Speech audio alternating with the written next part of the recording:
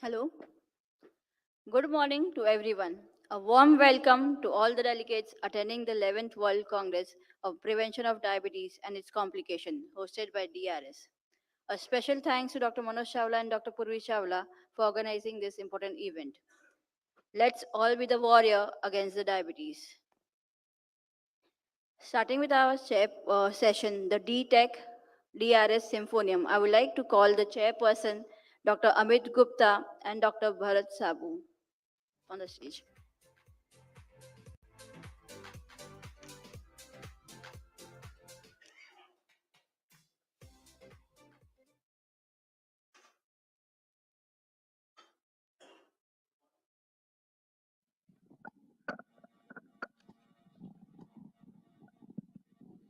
Good morning, everyone, and we welcome you to the day two of DRS WCPD World Congress of Diabetes Prevention and Complication.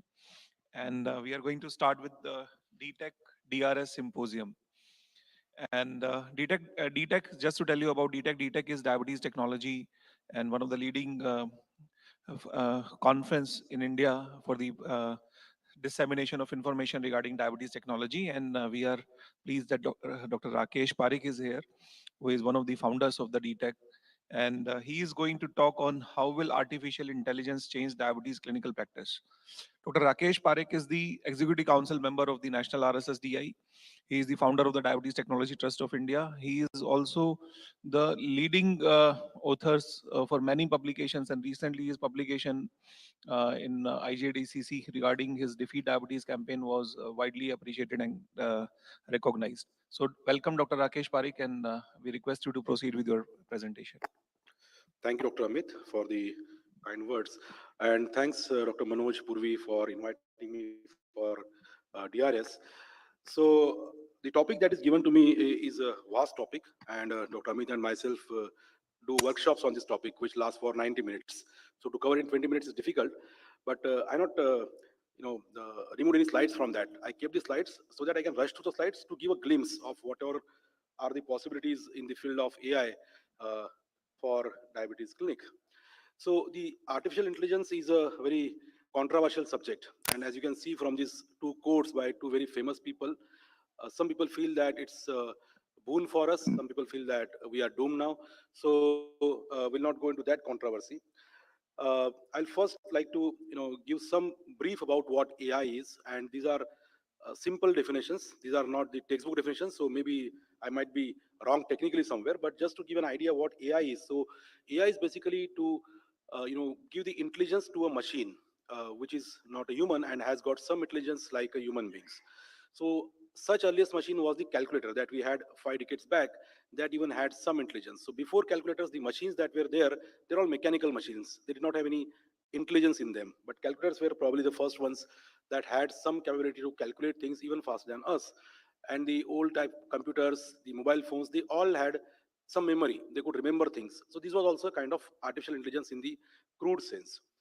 Now, the subset of artificial intelligence where the machines learn from the data and improve by doing some calculation statistics, they learn from us and they improve. So that is a subset of AI.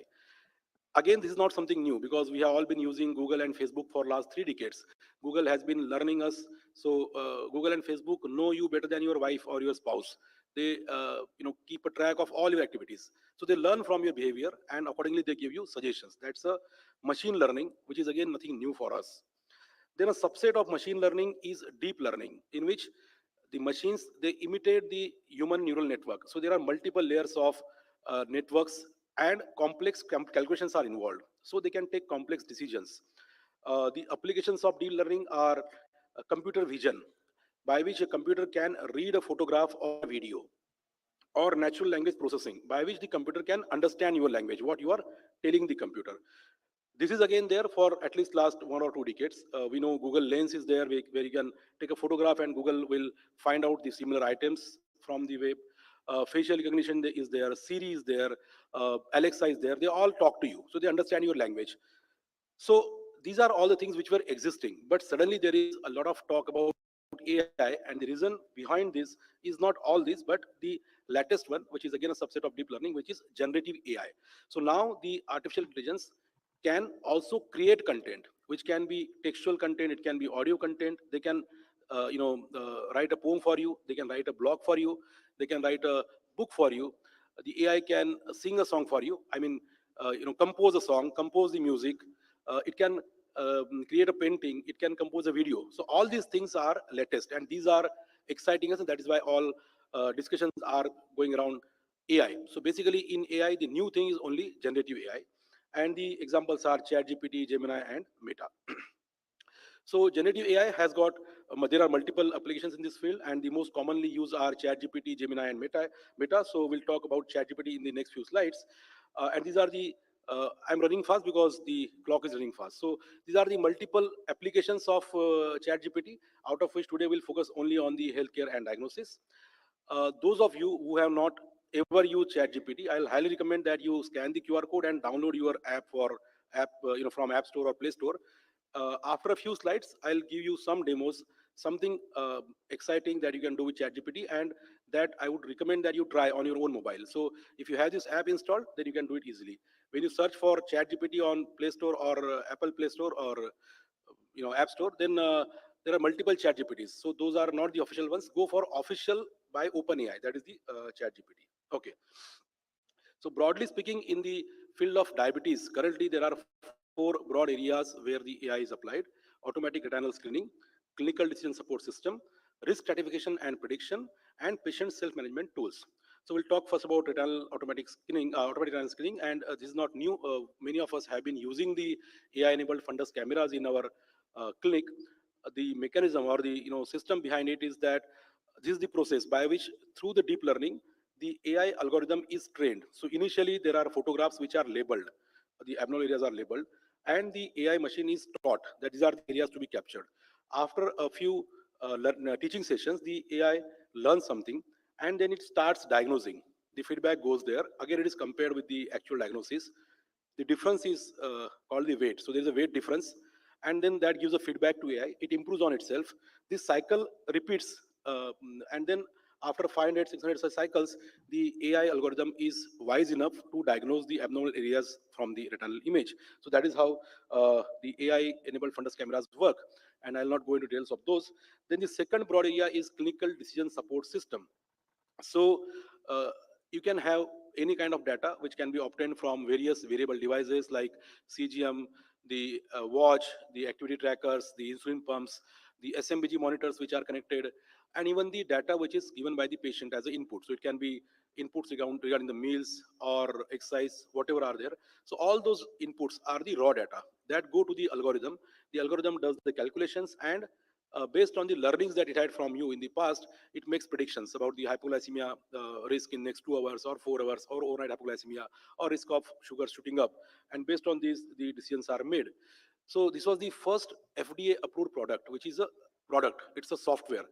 This software can be is licensed to be used in the patients who are on insulin pumps, and it gives the patient advice regarding the adjustments in the basal doses or bolus doses or carb calculations. Those things are done by this product, and this was approved by FDA only after doing some trials. So in the trials, it was shown that it was actually superior to the endocrinologist or the doctors. All the closed loop systems that we use now, they all have some or other kind of AI algorithm. They can predict the glucose levels, they have the alarms, they can give you insights regarding the pattern of your sugar levels. It gives you personalized feedback, it also does the predictive analysis. So these are all the things which are done by using artificial intelligence. This is a new one which is approved by FDA in 2023. This is bionic pancreas. So this pump basically doesn't need much of inputs from the users. They just need to give the body weight as a first input. Based on that, it starts calculating the doses of basal insulin. For bolus calculations, you just need to announce that I'm going to have a meal now. You don't need to give any other inputs like the carb count or something. It does all the calculations by the use of AI algorithms. So the third area, that is risk stratification and prediction.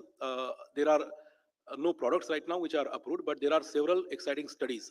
I'll just go through some of these, and which are little difficult to believe the way people are looking at AI. So this was a study in which they looked at the facial features of a human being from a photograph, and use the algorithm to predict the person is having diabetes or not. And this was found to be accurate to the tune of 99%.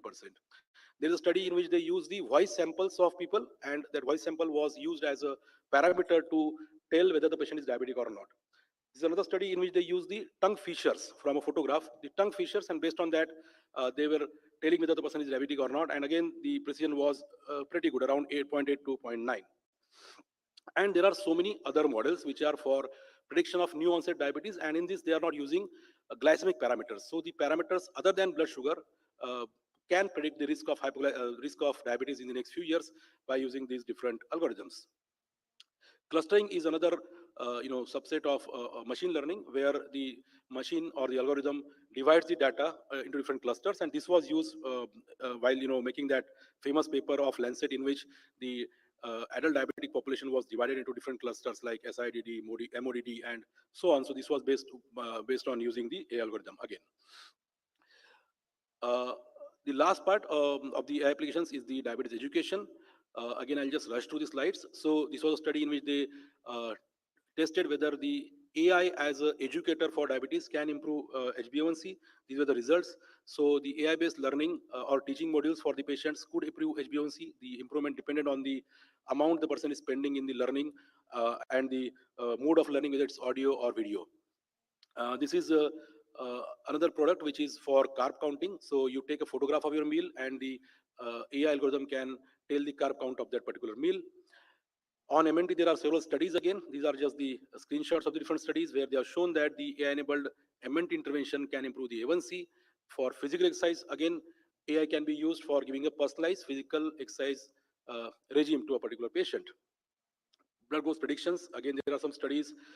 It can also be used for optimal insulin dosing. So the app can tell the patient the doses to be taken for a particular meal, the doses adjustment in the bolus doses, the correction factors, and so on.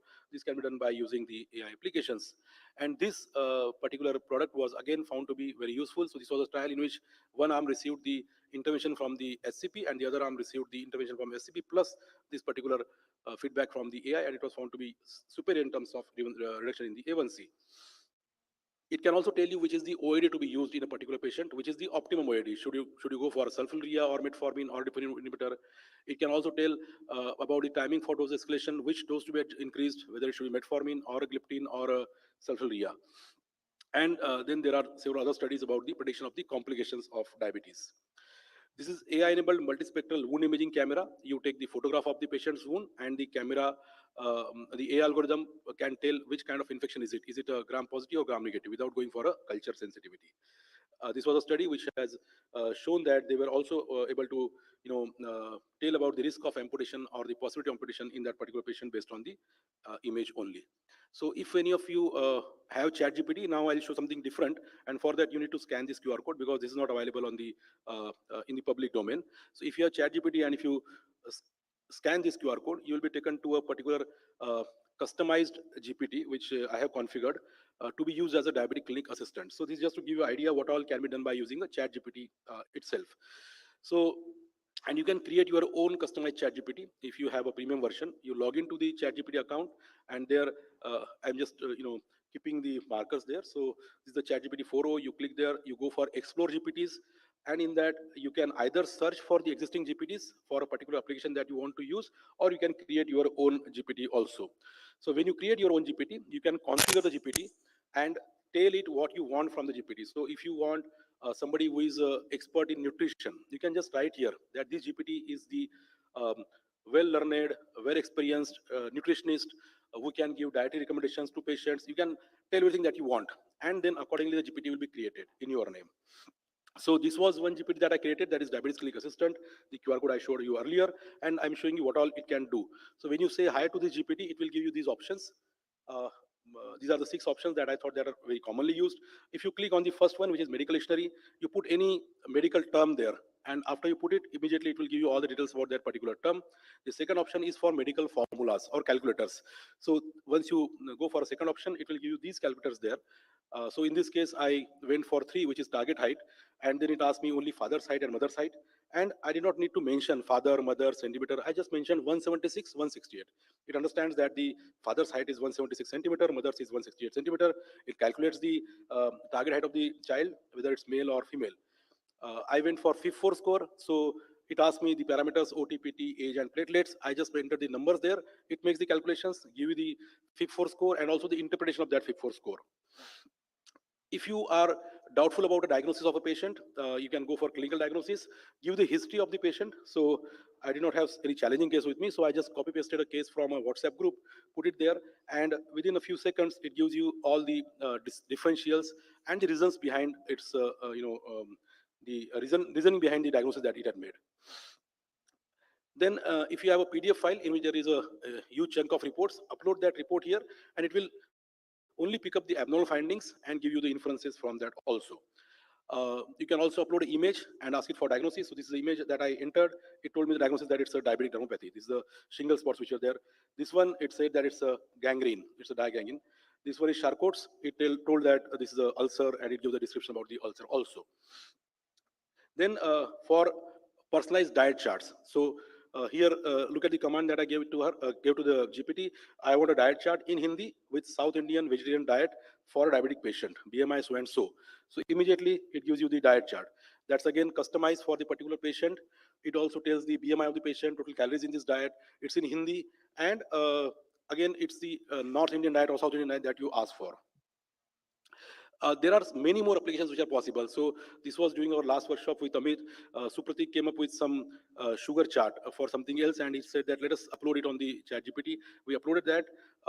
This customized GPT converted chart into a table based on the readings, but that was not very useful. So we asked it, give us some visualization to us. So it gives the visualization. These are the fasting sugar, these are the pre-meal sugar, these are the post-lunch sugar, and so on. And again, this was not very useful. So I told, make it in the form of AGP, something like a AGP graph. So that was difficult because there were limited readings, but it still tried it. So the possibilities are limitless with the custom chat GPT. This is again a QR code if you want to go for it. And the custom chat GPT can be used in your clinic for multiple reasons. You can have a chat GPT on your own website, which is specific to your clinic, which can work like a front desk manager for you. So patient can just ask your timings, appointments, so and so. You can schedule your appointments by using chat GPT if you integrate with the Google Calendar by using the APIs. You can use it with the WhatsApp if you integrate it. You can put it on your website also. It can work as a diabetic educator bot, nutritionist bot, or even for improving your digital presence in the social media by blogs, videos, and so on. For academic work, there are again, my time is up, so I'll just rush up. Again, for academic work, there are so many other options. And last two slides. So these are the features which are not yet released by ChatGPT. This is a person from the ChatGPT office itself. He is having two mobile phones, and both of them are AI. So both of them, the ChatGPT is active, and he asked them both to talk to each other, and they were talking, they were discussing. So even in the ChatGPT right now, there's option for audio. So you talk to the ChatGPT, it will respond in audio. Here, it told one of the mobiles that I am connecting you to another AI bot. You both of you talk to each other. Okay. One of them was having a access to the camera also. So they were just having conversation, both the AIs. So these are the possibilities which are there. Uh, how many of you know this person? Who is this? Yeah. So just that he's not Shashi Tharoor.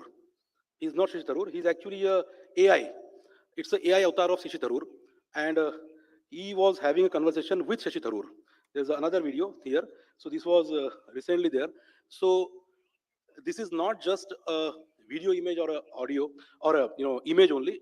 It's actually avatar. So this AI has been given all the you know uh, information about Shashi Tharoor. It can talk like him. It also has the vocabulary like Shashi Tharoor, and then it can converse with it. So imagine with this what all is possibility. So in future we can have a AI avatar of Dr. Ashok Das sitting in Mumbai and Jaipur and Delhi and running multiple clinics. That's a possibility in future. And we might have many of you might have heard about the first AI hospital which was launched in China recently, where again the AI agents are being used. So this is my last slide. This was by Stephen Hawkins. His quote. I respect him a lot. He's probably the best scientist that we had in our generation, and he said that the development of full potential artificial intelligence could spell the end of human race. So that's what he was suspicious about. Let's make the best use of AI, and thank you. Thank you very much. Thank you, Dr.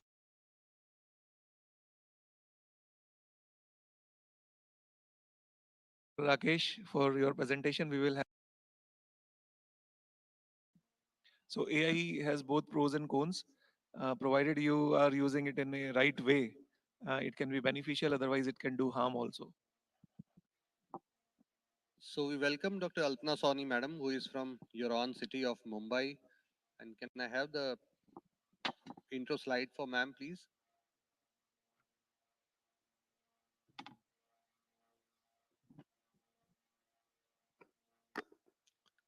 She will be talking on a really interesting thing. She's a metabolic physician and founder director of Diabetes Specialty Center at Vileparle, Mumbai. She focuses on using latest technology and appropriate counseling for diabetes management, and that is why she is here delivering this talk today on CGM during pregnancy. What can be the utilities and learnings outcomes of CGM when we apply during pregnancy period? Over to you, ma'am. Thank you so much for this kind words, and thank you, Manoj and Purvi, for this opportunity. I'm going to be talking about CGM during pregnancy, the clinical utility and learning. We always see there is a lot of hang-ups of people wanting to use CGM during pregnancy. So before I actually start the talk, I would first like to present certain papers and certain proof that it is actually safe, and then we'll go into the actual CGM readings. So we know that diabetes in pregnancy, nearly 60% of babies who are born to women with diabetes have either some kind of metabolic problems like large for gestational age, or they could have some or the other obstetric or neonatal complications. Even women with diabetes, with type 2 diabetes or just gestational diabetes, there is a chance of 3 to 10% of all pregnancies. And in India, it's even higher, the percentage of patients who land up with diabetes. And the risk of fetal microsomia, shoulder dystocia, birth trauma, and cesarean section is high in such patients.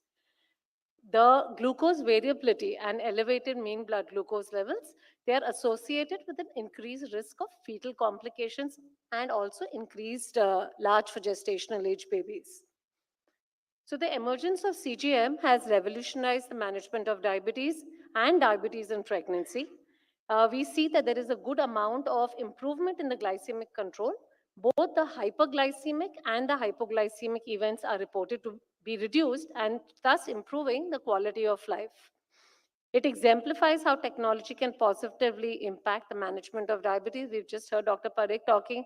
I truly agree with what he's ended his talk with, where what Dr. Stephen Hawking said, that if AI takes over, it's probably going to be the end. But till such time where we have good technology, we should use it and make its applications viable. So I don't think we need to go into this. They are waterproof, they're self-administered, they measure the interstitial fluid, glucose fluid levels, and it can be most common site is the upper arm of, or sometimes the abdomen. They have to be changed once in a fortnight. So there are two categories, as we know. There's flash glucose monitoring and real-time glucose monitoring. The real-time glucose monitoring has high frequency every 5 minutes. They display data without the need to scan. They are linked up with apps which we can have access to. Not only the patient, but even the near and dear ones of the patient can access this data. There are some pitfalls. There could be allergic reactions to the adhesives. There's a reduced accuracy when the blood glucose are in the hypoglycemic range. And this can be taken over by just simply, managing it with SMBG and CGMS together. So as I was talking about, I wanted to talk a little about what is the data available in the studies. So studies go back to as back as 2004, where there was a suggestion that the CGM sensor readings are safe, they are accurate. And I'm going to be talking about certain studies. Now, this is a BMJ study. It's from 2008, where Murphy and all randomized women with diabetes. There were 46 women who were looked into, 46 with type 1 and 25 with type 2. They were randomized to CGM or standard care, and it was offered intermittently every 4 to 6 weeks for 7 days between weeks 8 and 32. It was a blinded study. Women using CGM showed an improved glycemic control in the third trimester and a reduced risk of macrosomia. They saw that lower HbA1c levels were achieved, and there was definitely a reduction in the amount of overall hypoglycemia. Coming next to the concept study, which was the continuous blood glucose monitoring in pregnant women with type 1. It was a multinational, internationally randomized control trial. This is one of the largest studies which has happened with pregnancy and diabetes. 325 women were randomly assigned 215 were pregnant women and 110 women were those planning pregnancy. They were given CGM in addition to the capillary blood glucose monitoring, or they were given only capillary blood glucose monitoring. The findings suggested that significant improvements in neonatal health outcomes were seen, and there were fewer cases of large for gestational age babies.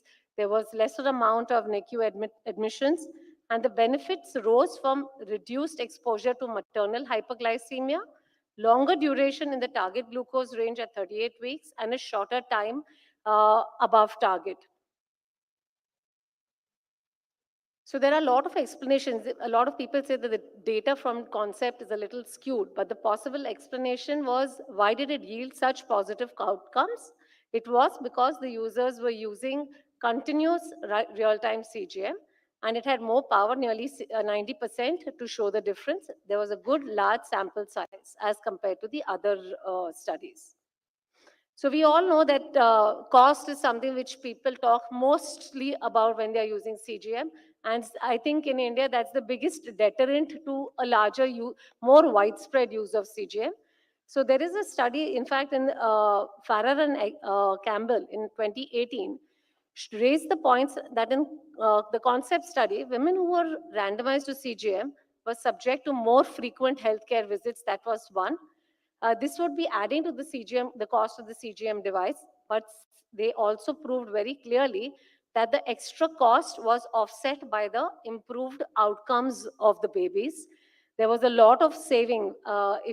Without going into the numbers, we can see definitely that the cost of savings from the reduced NICU admissions and the treatment for the hypoglycemia, and the reduction in the length of stay for the hospital, all three proved that is actually reducing the cost of therapy rather than increasing the cost of therapy. The NHS England outlined the criteria for funding of flash glucose monitoring in people with type 1 diabetes, and pregnancy is now one of the criteria for where they get free CGM usage. Following the publication of concept, the importance of diabetes in pregnancy has led to the offering of CGM to all pregnant women with type 1 diabetes. So we can see that this study was really, really useful and the outcomes of it were really good. These are the NICE guidelines. It says the same thing. All type 1s with pregnancy are provided with free CGMS, and intermittent CGM can be given to patients. Flash glucose monitoring can be given to those who do not wish to use real time. It also allows for patients with type 2 diabetes for the use of real-time CGMS, especially in patients who have severe hypoglycemia or they have unstable blood glucose levels and are taking insulin. The ADA standard of care talks about the same thing more or less. In fact, the Asia Pacific consensus recommendations are slightly different, where they say that the use of CGM should be considered for women with type 1 on intensive insulin therapy. However, the use of CGM in pregnant women with type 2 diabetes with insulin or without or only on drugs is still questionable, where they say that better studies or longer long-term studies are required. So now coming to the real CGM, we know that the graphs on the left talk about what is the situation and goals for type 1 and type 2 patients. But I'd like you to put your, look at the right end of the screen where you'll see the goals for pregnancy and diabetes in type 1 and type 2 patients is different.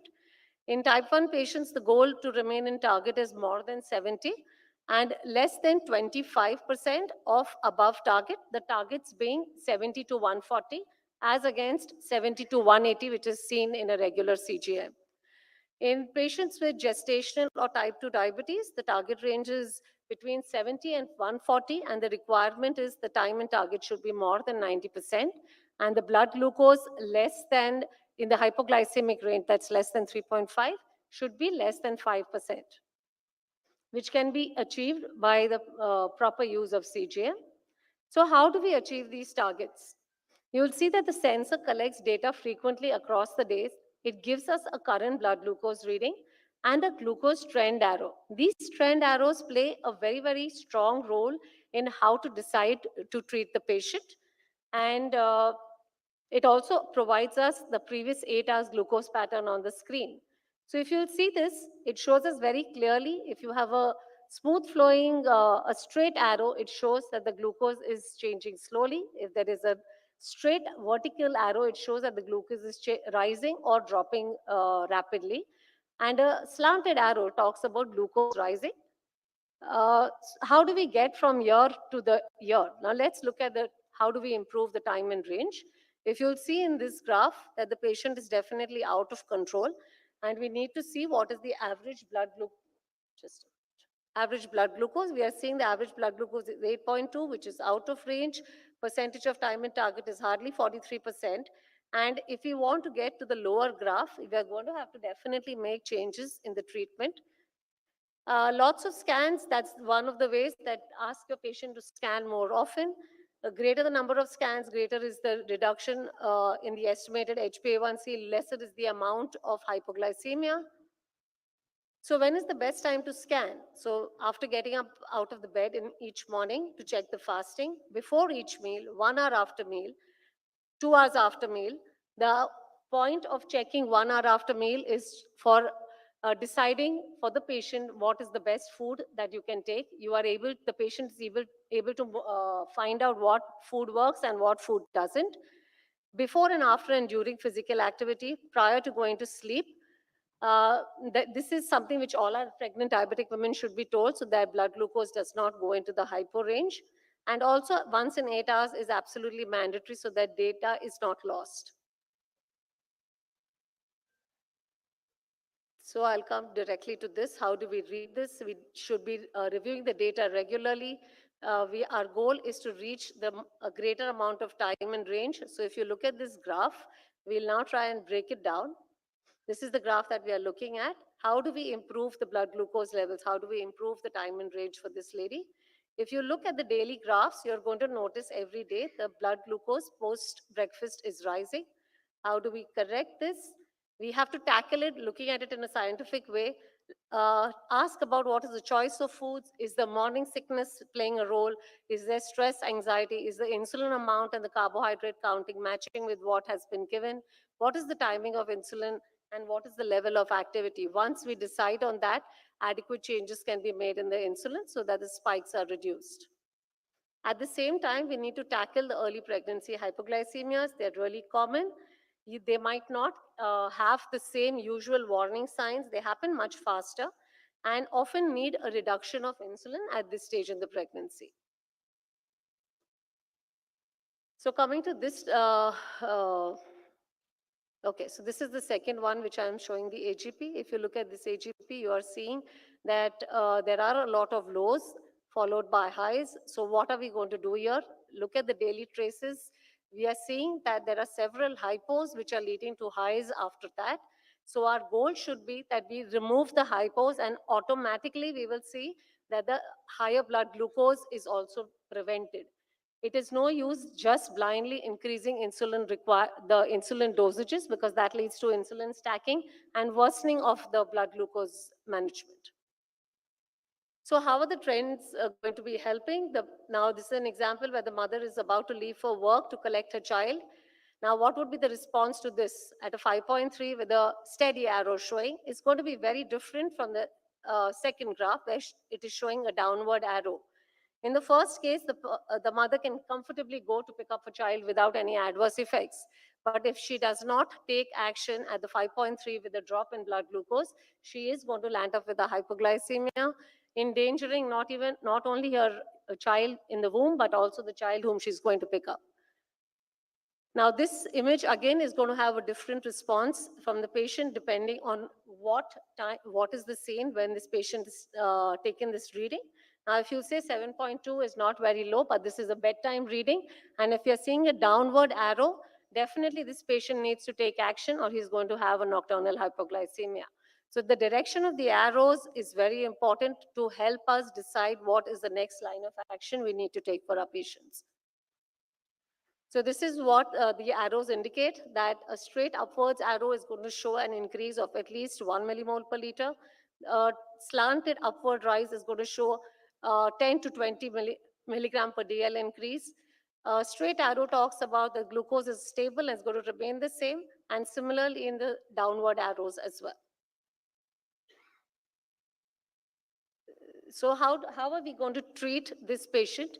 We can see now with this AGP, would anyone like to suggest, or what would your suggestions be for this? How are you going to manage this patient? So if you'll see the first part, the early morning, you're seeing lows, but you're also seeing prandial spikes. So in this particular patient, it would make sense to reduce the basal insulin and give prandial glucose, prandial insulin that needs to be stepped up a little so that the entire graph moves towards the 3.9 to 7, the target range that is. So insulin stacking, I've mentioned that every time we see a peak in the CGM, it is not necessary that we increase the dose. We need to make sure that we are not causing insulin stacking, which is the most common causes of hypoglycemia, even on patients on the CGM. So don't overcorrect a post-meal spike, try and find out the cause. So these are the self-management. For the lack of time, I think my take-home points would be CGM has been revolutionary in the management of diabetes. The evidence supports its use for pregnant women. Its role has demonstrated absolutely positive neonatal outcomes with very, very few adverse effects. There is an increased detection of maternal hyperglycemia and hypoglycemia, which helps us facilitate optimization of the insulin dose as well as dietary management. CGM is only going to help women, empower women to manage their diabetes better and get much better outcomes in the children as well. So thanking you. Thank you so much. Thank you, Dr. Alpna, for the wonderful presentation. And certainly, CGM has a great clinical value and utility when it comes to management of diabetes during pregnancy. And I'm sure all the participants here, they must be having some questions in their mind. So I will be asking the questions at the end of all the three presentations. Now it's time to listen Dr. Arun Raghavan from Chennai. And he is a very dear friend of mine, and he is going to talk on My Laptop, My Clinic. So it is not just CGM, it is now era of the connected CGM. And who better can Dr. Arun can tell us about this. So Dr. Arun, stage is yours. Please proceed with your talk. Thank you, Dr. Amit. Thank you so much. Always a pleasure to be sharing the platform with you. Thank you, the organizers of DRS, for having me here. It's a pleasure to be in the lovely city of Mumbai. So before I dive to my presentation, I think my slide deck is all right. So my talk is about my laptop being my clinic. Right? Aren't we kind of living this reality at this point in time? Now, last 2-3 years, wherever I've been traveling, I've been able to connect with my patients than ever before. Right? That wasn't the case 5-6 years ago. Right? Right.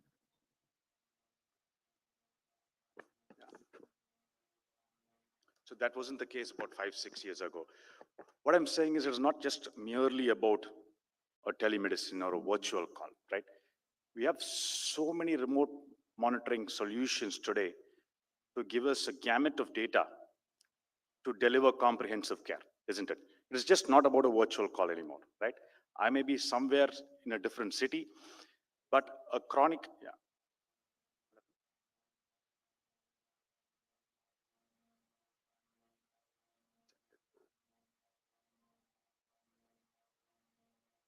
That's the one, that's the one.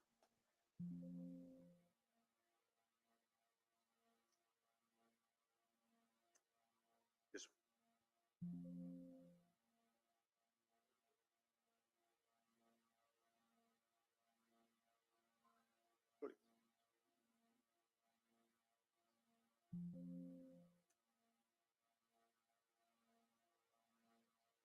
Let me share it.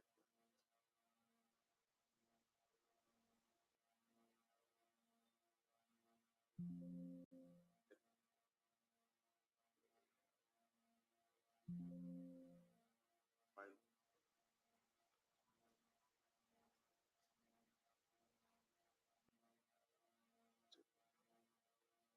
That one. Yeah. The number.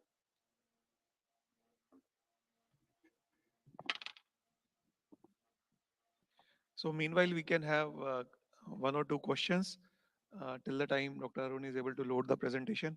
So Dr. Rakesh is here, Dr. Alpna is here. I can ask them to join me here on the stage.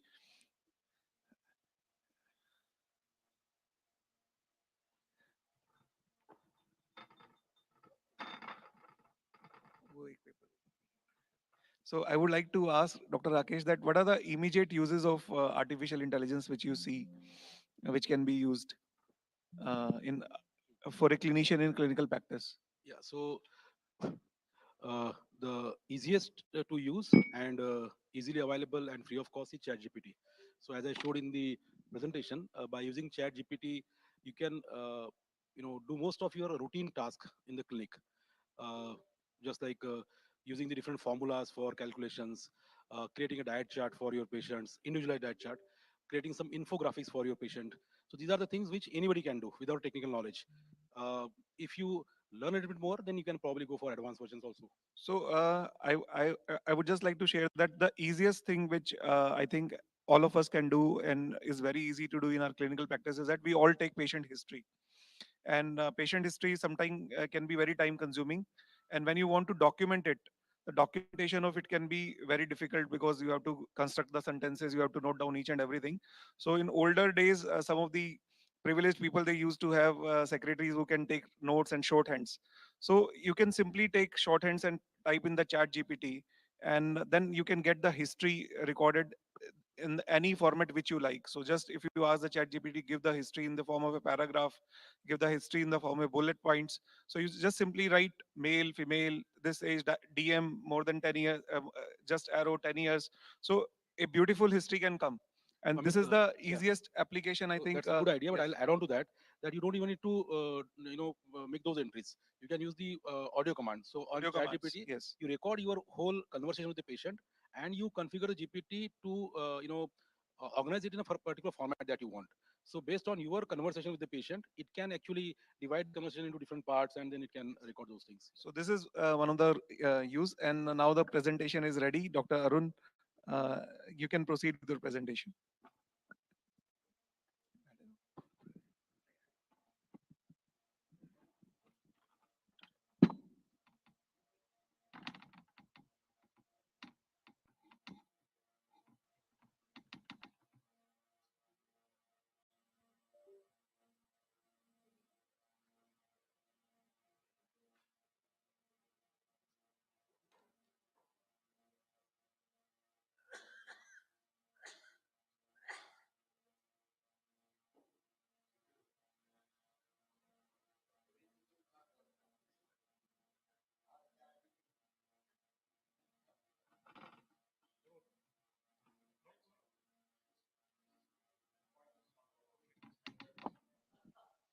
So till the time the I'll- presentation moves, I can ask one of the So questions what to. I'll Yes, always, yeah, yes, finally, it's there. got it. All right. So sorry for the technical glitch.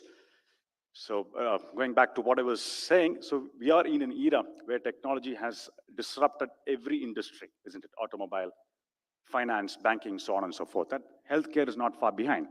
We've been talking about artificial intelligence, machine learning, so on and so forth. We know what the future beholds. I think there'll be a point in time where AI can crunch so much of data and deliver care so quickly and so precisely. But until then, what does technology mean now? How is leveraging technology help deliver better healthcare? Chronic care, such as diabetes, one of the challenges that we see is a patient who gets diagnosed as early as 30s. One of the challenges that I see is this patient to be consistently motivated to seek medical advice every 3 months once is a huge challenge, isn't it? Considering the asymptomatic nature of the disorder, many a time, I think patients kind of neglect because it's the productive time of their life and they continue taking the same medicine and they may seek help once in 2 years or once a year, right? And this could, create window periods potentially culminating in complications. I think this is where technology can definitely bridge the gap. You have applications where you can nudge, you can send notifications to patients, you can ask them to come back, so on and so forth, right? As well, you can probably bridge the gap, saving patients time as well as money, isn't it? So that's perhaps where I think we can make a huge difference. This is the current conventional care model, and it's quite complex. This is what we've been all practicing, where patient comes to the clinic or hospital, couple of samples of blood, patient has to wait through and again wait for the doctor. The considerable amount of time, right? This could be staggered on 2, 3 days, but nevertheless, still that much of time is wasted. right? So what we did at our hospital is we tried to conceptualize how can we make our clinic a little smart, how can we save patients time, and how can we get patient to adhere to medicines better. So we kind of built a diabetes virtual platform called DiaHome. So this entailed two components. One was the home component. Our phlebotomist was trained not only for the blood sample, of course, but also to check blood pressure, weight, height, also do ECG, fundoscopy, so on and so forth. All was done in patient's home, at the convenience of patient's home itself, right? So now we have the entire data available. I mean, this may not be adequate for a patient who's got, macrovascular, microvascular complications, of course. But think about a patient with very early stage diabetes, somebody starting his or her journey with diabetes, right? I think this should be enough for screening. So what we did, the digital component entailed, delivering education, nutrition advice, as well as consultation. All this was done digitally. So patients were able to save a lot of time. We kind of avoided the actual physical visit, right? Technically, our laptop became our clinic. So what we did is we compared the conventional model to the digital ecosystem that we created, right?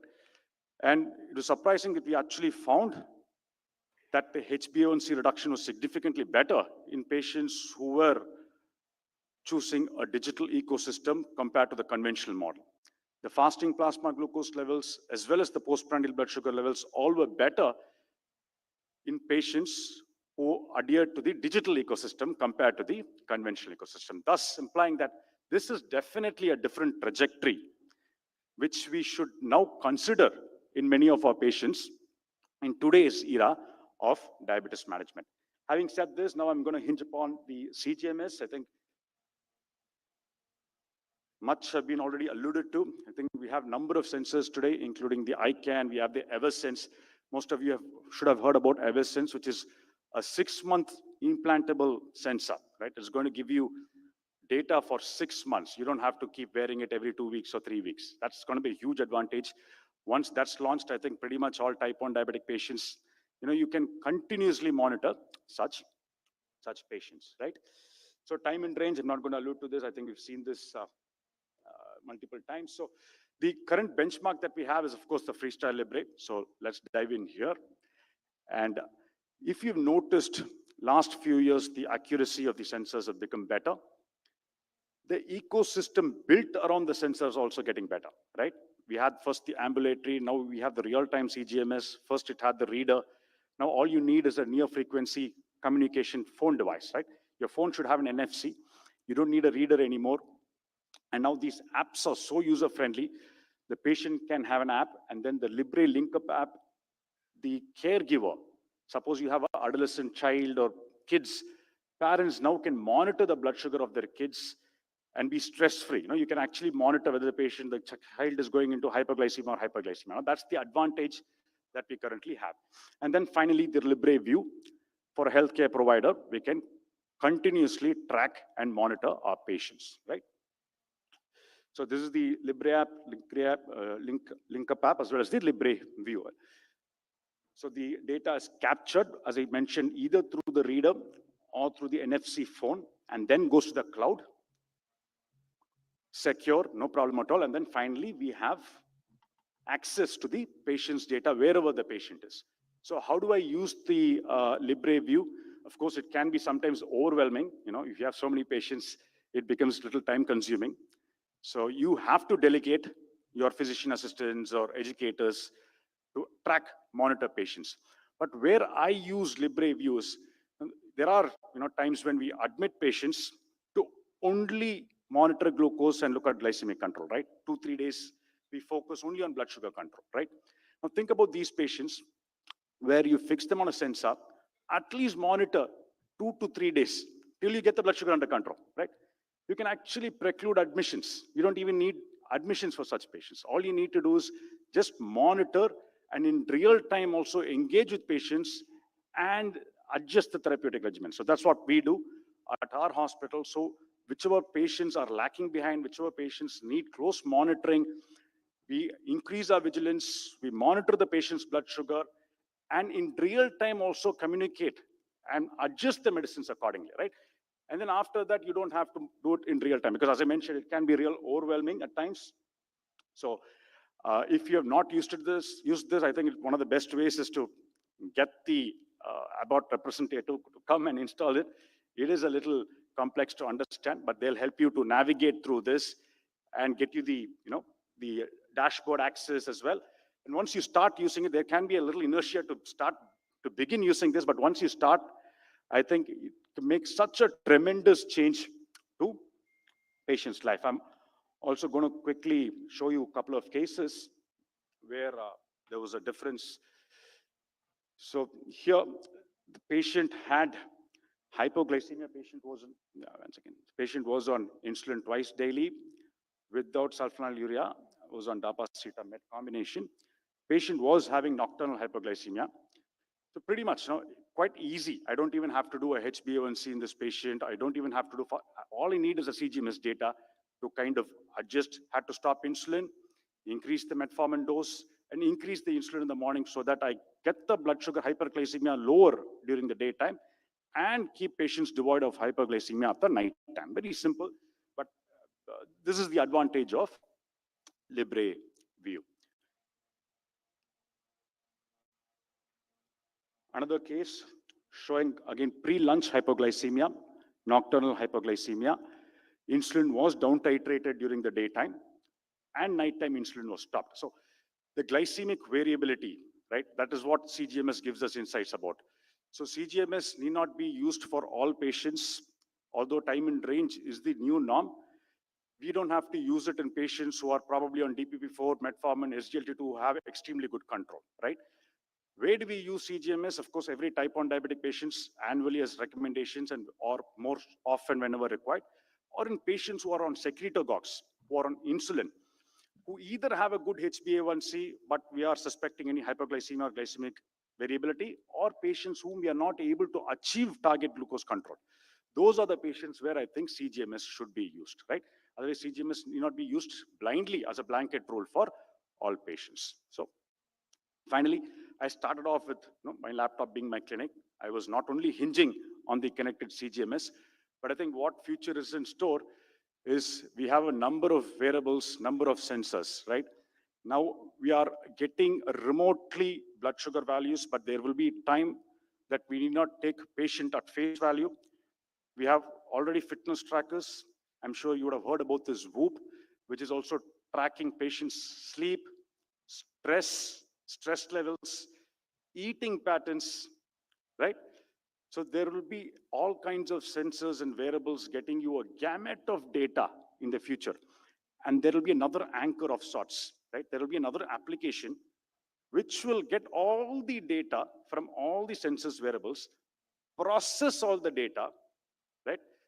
The API will be integrated to everything, and then it will process all the data, and it will actually give you a solution how to guide this patient further, right? That perhaps is going to be the future, and future indeed is exciting. With this, I'd like to conclude my talk. Thank you very much. Thank you, Dr. Arun. And I think we have 5 minutes for discussion. So yes, there is a question there. Bharat, So, as you mentioned, can I have a LibreView, standing question and answer session, please? as you mentioned, LibreView during the ICU monitoring. But do you think the one which we monitor through the instrument and this Libra are coinciding, same? LibreView, like Libra, when we just check the sugar with the LibreView and versus the conventional method, like is there any difference? Glucometer. Yeah. Yeah, there will be some difference because the interstitial fluid is about 15 minutes lag. So it is after about 15 minutes. So there will be some subtle differences, but however, it is still valuable. So my question is to you now. That why would you like to check the blood glucose with the glucometers when you have already put a CGM? So what are the chances that, what are the indications of doing a SMBG when you are putting a CGM in a patient? Sir, the problem is that when the patients we admit, and we tell them to put a LibraView, they keep on doing the with glucometer. They say So there are a lot that is of a differences. challenge from the patient because the patient may Yeah. be doing themselves. So here education plays a very important role, and you can tell the patient that this is how it behaves. And what are the genuine reasons? Would you like to do SMBG with the CGM? No, actually, as you said, if you're going to look at only one angle, I think that is good enough. Only Yes. CGMS. But there may be some reasons when your patient is experiencing some symptoms of hypoglycemia, but Yeah. CGM is not showing Yeah. anything. Yeah. Sometimes the glucose readings may be very high on the CGM, and you would like to reconfirm it. There are certain CGMs where it is mandatory to do a calibration with the SMBG. For example, if you are using a Medtronic CGM or the implantable CGM, though Eversense is not available in India, but Yeah. Eversense requires calibration with a finger stick prick. So these are the two Correct. indications at least where you are doing it. And in acute conditions, right, in ICUs or in emergency wards, patients who are dehydrated, I think their CGMS has no role. Even in ICUs, it is not recommended. The ICU CGMS actually, a couple of glucose scout and opti scanner, only those are recommended. They are not freely available. But otherwise, we don't generally use CGMS in ICU, we use glucometers. And one last question, sir. AI, how do the family physician incorporate in their practice? AI. Because it is mainly hospital based or something. So Family physician, how they can incorporate? So AI, I think is evolving. I'm sure at one point in time it is going to come to the grassroots level of every industry, right? It is an evolving space. So you may be using AI in different sphere. I may be using AI in different sphere, but definitely it is going to kind of involve every physician, every practitioner throughout. So, I think what is the you missed the difference? first talk. You came late because first talk was only that, how to use AI in the What clinic. is the So that was difference of Libre versus that Twin Health people? They are putting also CGMS for 14 days because they claim There are a they. number of sensors, as I said. There is this Guardian Connect, then you have the ICANN. There's a new sensor which is not FDA approved, but that's also there. Libre is also there. But I think the most convenient or the most data that we have currently is the Abbott's Freestyle Libre. No, but they claim their CGMS, detects the everything from, in the that sensor is attached with their watch. AI is I connected, think and there are many CGM devices. Yeah. They vary in their capabilities and their configurations. So you have real-time CGMs, you have intermittently scanned CGMs, you have connected devices where you get readings on your watch, you get readings on your phone. You can connect your family members, you can connect your physicians also. So these are the variations in their applications and the features. So you can say these are the features. But the basic principle of CGM recording remains same in all the sensors. So coming to your AI question, so I believe the term artificial intelligence, I believe it is not artificial intelligence, it is assisted intelligence. So it is assisted intelligence. Why? Because it is going to assist a human. And only a human who is intelligent can use AI or the assisted intelligence. For example, we are all physicians. We don't know how to drive we don't know how to fly a plane. Even using AI, you cannot do that. But somebody who is already a pilot may be using that artificial intelligence to improve his knowledge, awareness, or maybe other aspects of his skills. So it is always going to assist the humans, and human intelligence is always going to be the supreme. And Rakesh has already shown one of the famous quote by the famous scientist, the Stephen Hawking: the day AI takes over, it will be the end of the human."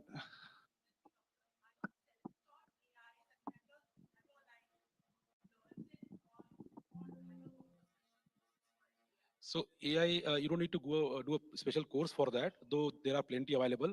But you go on YouTube and you'll find some basic things. And it's a thing that you can self learn. So just like Google, you never nobody taught you how to do a Google search. Similarly, just install the ChatGPT app and start interacting with the app. It will tell you all the things, and it's better than the Google. So I would like to put it in a more simple way. For example, we are all using different applications on Play Stores or the Apple Store. we don't know how to develop those applications. So similarly, it is not necessary for each one of us to know that how to develop an AI-based application. So I think more focus is on people are trying to burden themselves by knowing that how to develop, how to develop. It is not necessary at all.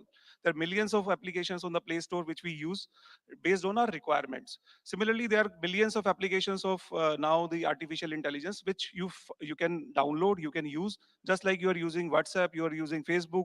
So we need to understand whether you are a developer or whether you are a user. So for a user, there are hundreds of options. For a developer, you may require to learn that how to develop it. So please don't bother yourself and burden yourself by knowing that how to develop it. The development is totally a different field. But in that, the custom GPTs that I showed, if you're in the talk, that you can do yourself. It doesn't require coding. So just go on ChatGPT, have a premium account, go on website, not on the app, and there you tell in your own language to the GPT what kind of features you want. Coding part is done by the GPT, so you don't require to code there. So that is easy to do. That's a multispectral wound imaging camera. Okay, so I don't know, is it available in market or not? Dr. Vijay Vishwanath had shown it somewhere, so probably he has used it. That camera has a feature that by the image of the wound, it can analyze the wound, its severity, its kind of infection, it's gram positive or negative, to a good accuracy of 95%. Yeah, of course, it's a instrument, it's a sellable instrument. It just uses the technology that is AI, which is AI algorithm. Yes, sir. Last question. Sir, you mentioned that new device for 6 months for type 1 diabetes. Which type of type 1 patient should we install that? No, ever since is going to give you 6 months data. I think not just type 1, even type 2 patients also you can choose to. I think every type 1, right? Every type 1, more the data, better it is, isn't it? And, and also therapeutic, right? It is not just diagnostic, it is also going to be of therapeutic value. You may be able to dynamically adjust insulin doses. So as much as data, more the merrier. So thank you, everyone. Special thanks to our speakers for making this so interactive. And a momento.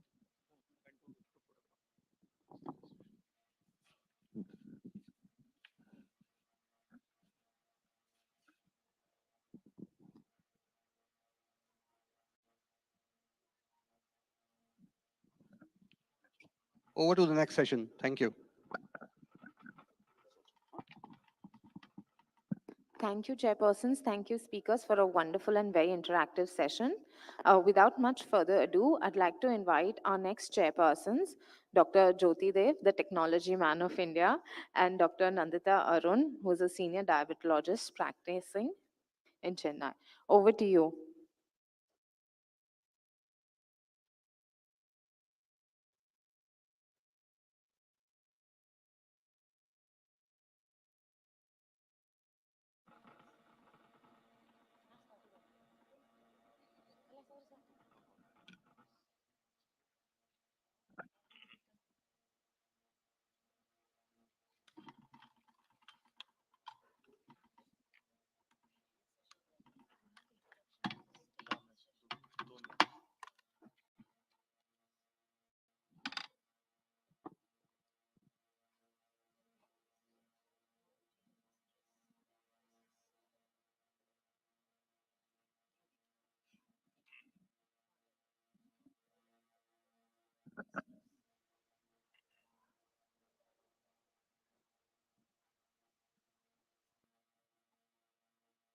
Hello. So we will start the next session, and the next is a very, very interesting debate, and all of you can participate in the debate as well.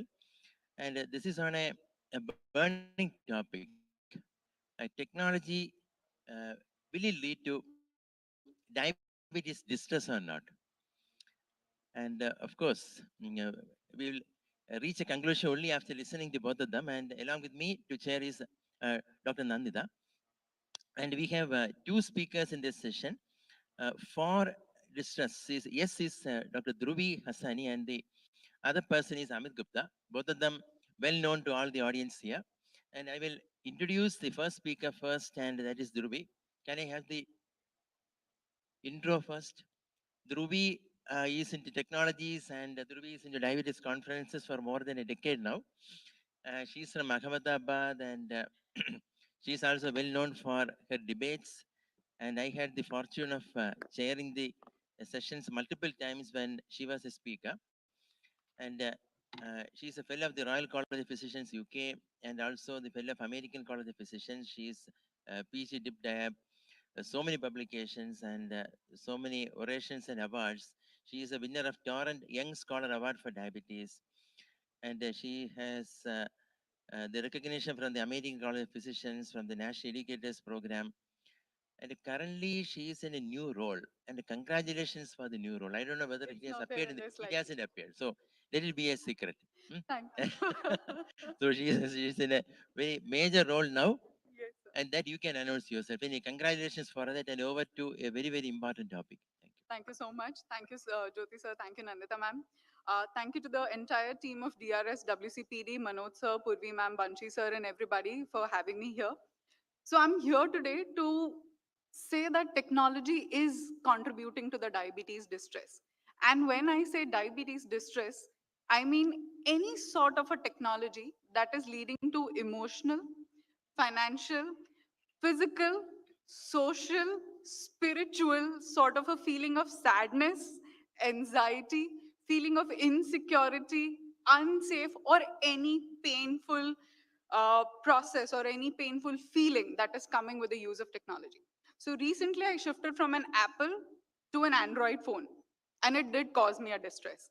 So imagine a person living with a chronic disorder, and he or she has to change the entire regimen of how one has to live with their lives.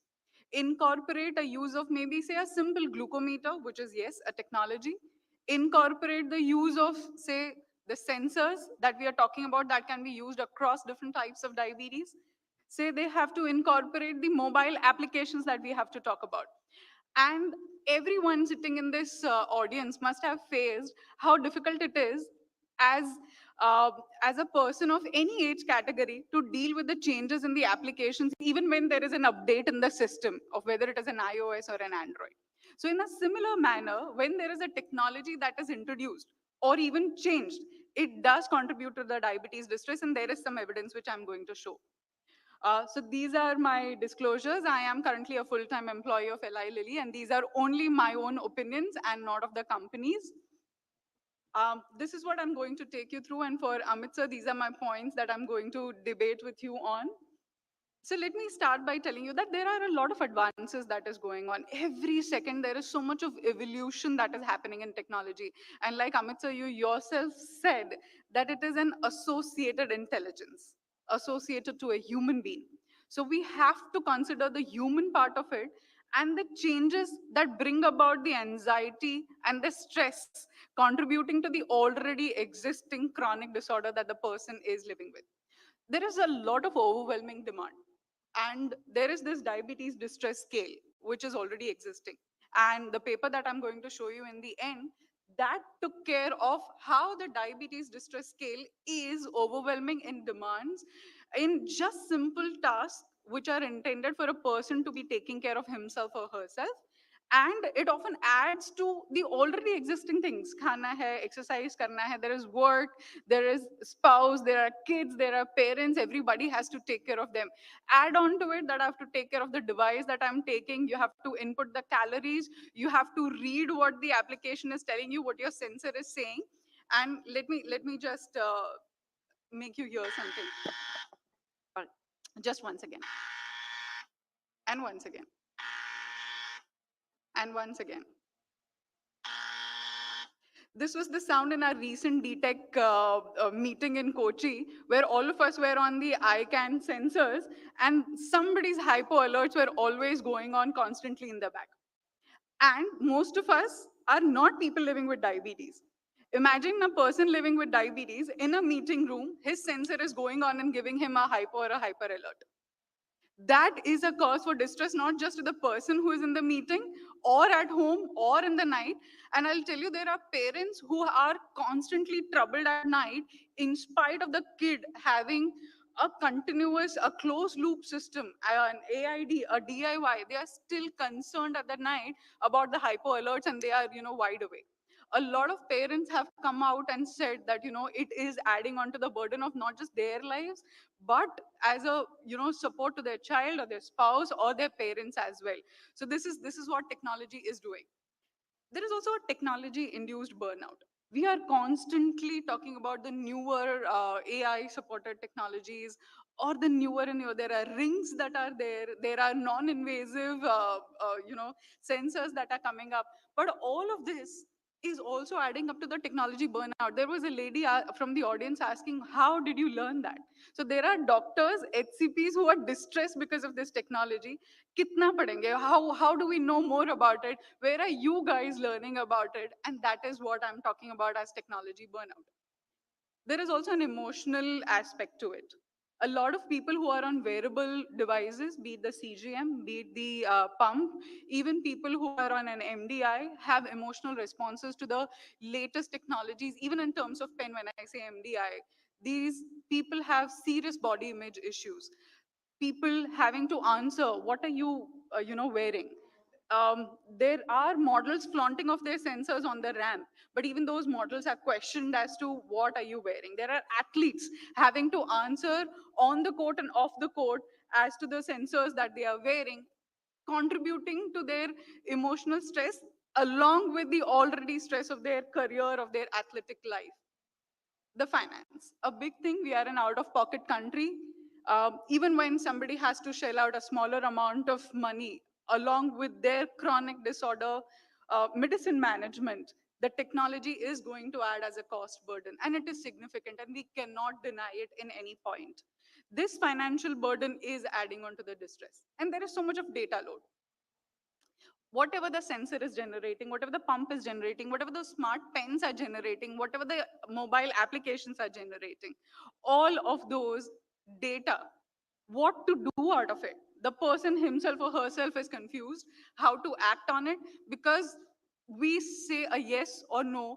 Everybody will have to accept that we are somewhere lacking into the training and the knowledge as to how to do, what to do, when to do, and how much to do with the information overload that is actually existing. These are the specific technologies that I'm constantly talking about. The CGMS, the insulin pump, the mobile health applications that are there, some smart monitoring systems, the smart glucometers, the smart pen, and even the DIY system that has so many components of technology which have to be put together so that there is a DIY closed loop system. This is the paper that I'm talking to you about. It came out in 2016 in the Diabetes Technology Society, wherein all of these authors, they said that, in spite of the technology, there is so much of addition of the technology to the distress that is existing, and there are less positive attitudes. Look at the second last line. There are less positive attitudes about technology, and a lot of this implication needs to be further studied. And this was, I understand, in 2016. I'll show you a newer paper. This is a guy with type 1 diabetes. He's an adult guy. He came up with a statement, and it is there on the UK type 1 diabetes website, wherein he's saying that, I was in an MDI. I shifted myself to the pump thinking, my life will be easy. But it hasn't been easy. It is still adding on to the distress that I'm having. It is still, my control is not as improved than it was in the childhood. So what I mean to say is, we need not think that technology is a magic wand. It is not going to solve the troubles unless and all we understand how to use it, so that there is no added distress to the already existing chronic disorder that we are talking about, in this particular case diabetes, which is going to be there with the person, not just in terms of diabetes but also in terms of the associated complications as well as the comorbidities. So let's not think that, technology is a do it all thing and it is for everybody. I recently, like sir said, I've shifted to a newer role. And the three things that my family members and Vipul and Banshi sir and always saying, are you safe? Is it reliable? Is it secure wherever you're doing and whatever you're doing? So the same applies to the technology. Is it reliable? How much is it reliable? Will it fail?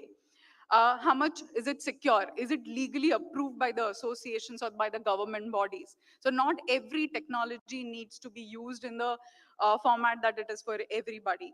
And that technology, which is existing and we don't know about, is an addition of stress, not just to the person living with diabetes, but also to the HCPs, which is who are taking care of that person with diabetes. So yes, this is the other paper which was done, on a cohort of type 1 diabetes. And they said that these devices are taking up a lot of their energy. Although it is useful, it is not contributing to the emotional well-being in the manner that the authors had hypothesized upon, and it is adding to the emotional burden of the wearable device. Socially, it is perceived as a negative point. And of course, there are practical challenges of wearing a device. Kahin atak gaya, kahin bhatak gaya, you are banging yourself on the door. The wire of the insulin pump gets kinched somewhere. So those are the points. So let me conclude in the last 20 seconds that I have, that yes, technology is going to revolutionize only and only when we are using it properly. If it is not safe, if it is not secure, if it is not reliable, like you yourself said in the previous talk, it is going to add to the distress of that person in the financial, social, physical manner. A holistic approach is what is required. And my take home message is technology is not a quick fix. A lot of data is existing, and there is something known as technology burnout, which we cannot negate, and it can feel like a burden. How many of you agree? Let's just raise a hand after I'm speaking. Yes, thank you. Thank you, sir. Yes. Over to you, sir. Thank you Good, so good, much. good, good, good. Dr. Nandita, don't you think that she was able to convince all of us that Yeah. there is a distress associated with technology, and Amit will have a difficult job, but, but I think there are solutions, and he will come up with solutions. What is your opinion? Absolutely. I think I'm going to be slightly biased here because both of them are my dear friends. So, but yes, you've convinced the audience with your talk. Thank you, Dr. Dhruvi. Over to Dr. Amit, who does not require an introduction, I think, to the audience, not just here, but I think in most diabetic forums. Of course, like I said, he's a dear friend. He's the director of Center of Diabetes Care in Greater Noida, vice chair of ADA, International Advisory Committee. I think his CV can go on for a couple of pages, but over to you, Amit. And what I would probably summarize by saying is Amit is the unstoppable force of diabetes in India. Thank you, Over Nandita, to you. for the Yeah. nice comment. So can we do a small social experiment? Can we switch off our mobile phones for next 20 minutes? I will request each of you to switch off, not to keep it in the pocket. Just turn it off. Just cut yourself for next 20 minutes from the world. Sir, please. So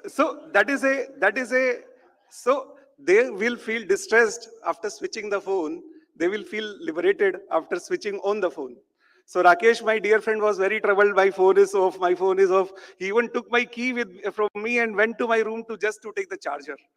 So I can say that technology leads to diabetes distress. I will say no, it's a big no, because I have the editor-in-chief of diabetes, uh, founder of Diabetes Technology Trust of India. I have the editor-in-chief of International Journal of Diabetes and Technology sitting here, promoting technology everywhere, and I don't know how it can lead to distress, maybe some individual cases. But this is important to understand what exactly is the diabetes distress. The term here is the diabetes distress. So diabetes distress itself is a big topic, and the diagnosis of diabetes brings a lot of distress to the patient, and these have different dimensions. There is a dimension which is related to the therapy, treatment. There are emotional challenges. These may be different. For example, Dhruvi just highlighted the distress of a parent who is using a advanced insulin pump, maybe a CGM, which is giving continuous alarm. Just try to understand distress of a person whose child is going to a school after taking a regular dose of insulin in the morning, and he doesn't know what is going to happen to the child in the school. When this child is going to develop hypoglycemia, at any point of time, this child may suffer an attack of hypoglycemia. How this child is going to respond without monitoring? How one is going to decide? Think of a connected system where the parent is getting an alarm and the child is in the school. So he will thank you for putting that CGM on that child, because the parent is getting an alarm that my child is going to, or just in the last, one of the last talk, one of the doctors showed that how the trends in the CGM can actually predict that what is going to happen, hypoglycemia or something like that. So if you are able to see the trend, see. So these are the emotional challenges, and they are interpersonal challenges. And then there is a burden related to the management of diabetes, which itself brings a lot of distress. So this is called diabetes distress. And can technology adds on to diabetes distress? This is something which I am going to think of and tell you. So is there a mental load? And then there is an imbalance. resilience, coping mechanisms, health literacy, external support. When a person is burdened with the diagnosis of diabetes, there are so many things he is challenged with, and all this brings a kind of stress. And there is a term called diabetes distress, and there is a diabetes depression. So depression is different, and distress is different. So distress is something which is associated with managing diabetes from day to day. And I believe anything which is going to help you in managing your diabetes from day to day is going to ease the distress part of it. So just look what causes diabetes distress. So there is a relentless of diabetes management, having to constantly monitor blood sugar levels, take insulin, watch diet. This adds to the distress. Patient has to worry about the complications all the time. When he comes to you, tell, if you don't take your medicines on time, you don't eat, eat on time, you don't exercise, you will lose your legs, you will lose your sight, you will this will happen to this, you will suffer a heart attack, you can suffer a paralysis attack. So are we adding, are we not adding to the distress of the patient? So any worry about the complication is the cause of diabetes distress. Also, there is overwhelmed by the diabetes demands. For example, daily requirements for managing diabetes can be burdening and frustrating. Lack of motivation. Sometimes patient doesn't feel motivated at all. You are telling him to exercise all the time, but the patient is not motivated. So can we do something? We are not with our patients all the time. There are many studies which shows that we spend almost 2 hours in a year with our patient. For most of the year, the patient is on their own. So who is going to help these patients? The technology is going to help these patients. Isolation. Sometimes these patients may feel isolated. They may feel frustrated over the poor glycemic control. People, they want to keep a very good glycemic control, but they are frustrated since they are not able to maintain it. A feeling of guilt may also come. Anxiety with management when goes off track. Sometimes when there is poor glycemic control, it can can increase the burden and the burden of the self-care. Also, there is a psychological and the emotional toll. So the emotional burden of living with a chronic condition. There are social factors also, lack of the support from the family, friends, or difficulties, healthcare related stress, frustration with healthcare providers or the healthcare system. Imagine a person has to travel 4 hours in a car to see Dr. Jyoti Dev or Dr. Nandita. That is why Dr. Arun has invented Dia Home, and Dr. Jyoti Dev is one of the, has recently presented at the ADA his 25 years of experience with the telemedicine. So telemedicine is nothing, it is just the technology. So with the use of technology, we were able to handle the pandemic of the COVID-19. Imagine if we did not have that technology with us, how could we have seen so many patients and visited rounds? Patients were inside the ICU, inside the wards, and the doctors were doing the teleconsultation even within the hospital. So this is how the technology has come to the rescue and again decrease the distress. So this is one of the chapter which I authored in the fifth edition of the RSSDA textbook, and it talks more about diabetes distress. And my co-author was Dr. Saurabh Srivastava. So diabetes technologies, they have the potential to improve diabetes self-management.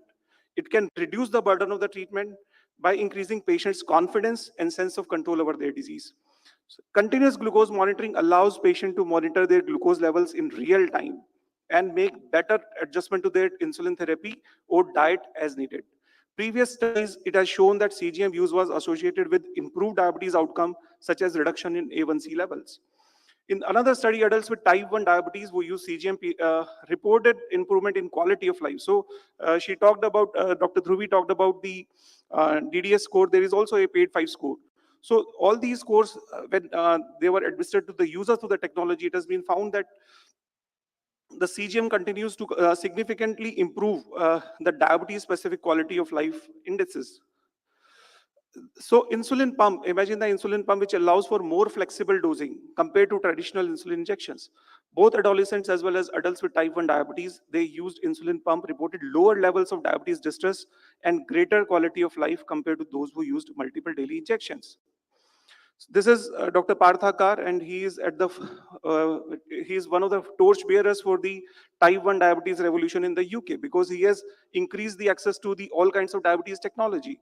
Now the CGM is available, the insulin pumps are available to all the children living with type 1 diabetes. So, and the NHS believes that artificial pancreas, which is the futuristic tech or a closed loop pump, is going to benefit people with type 1 diabetes and the patients. So when the CGM and the insulin pump combines, it makes a closed loop insulin delivery systems, which is also known as artificial pancreas. It can automatically adjust insulin delivery. So imagine you are able to control your hypoglycemia, hyperglycemia with the use of a tool. So how the technology is adding to the burden? Technology actually easing your burden, because if you are experiencing too much hypoglycemia, hyperglycemia throughout the day, what are you going to do? Telemedicine is another important aspect, which I just mentioned that Dr. Jyoti Dev, I don't know, I need to tell it again and again, but he has recently presented a beautiful paper at the ADA where he talked about the 25 years of his experience with telemedicine. He started using telemedicine when even the computers were a luxury. It was not available easily. He was using Yahoo Messenger to talk about, to reach out to his patients, to do the do the counseling. So it has been seen that it can reduce the burden of the frequent visits to the clinic. It can improve access to the care. The biggest challenge globally is the access. You are not able to reach to the people. Through the technology, you can reach to the people.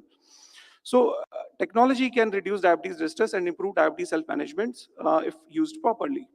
Mobile applications, I just asked all of you to switch off your mobile phone, but I could see that only a few of you switched off, because mobile applications are the way of the life. Now you have so many applications. You use UPI, you use Amazon for shopping, you use any different applications for booking your flight tickets, to see your hotel, to book your cab. It has become the part of the life. If you don't have, suppose your phone is switched off and you want to go to some other parts of the Mumbai, how are you going to book an Ola or the Uber without it? Similarly, if the technology has crept into the life of people living with diabetes also, and it is going to help them in multiple ways. And this is the mobile applications which I am talking about can help patient track. Why? Because they can track their glucose levels, monitor their food intake, and provide education and support, and has already been shown to be associated with higher self-efficacy in adults with type 2 diabetes and reduced A1C level. So I would just like to summarize by saying there is a burden of diabetes self-management, which can be addressed by diabetes technology. You can reduce the risk of hypoglycemia by using the diabetes technology. You can improve glucose control by using diabetes technology, which is in turn going to give benefit to the patient in reducing the distress. You can reduce mental load by using technologies like CGM alerts or closed loop systems. And you can reduce the fear of complications by providing better glycemic control. This is just an ecosystem which Dr. Arun also showed about the technology, and we are using all types of technology in our clinics. So just to conclude, I would like to say that diabetes distress, it is not all about the numbers. It is about how you approach a disease. And it is your choice whether you want to feel distressed or you want to de-stress yourself. So thank you. Thank you very much. Thank you, Dr. Amit.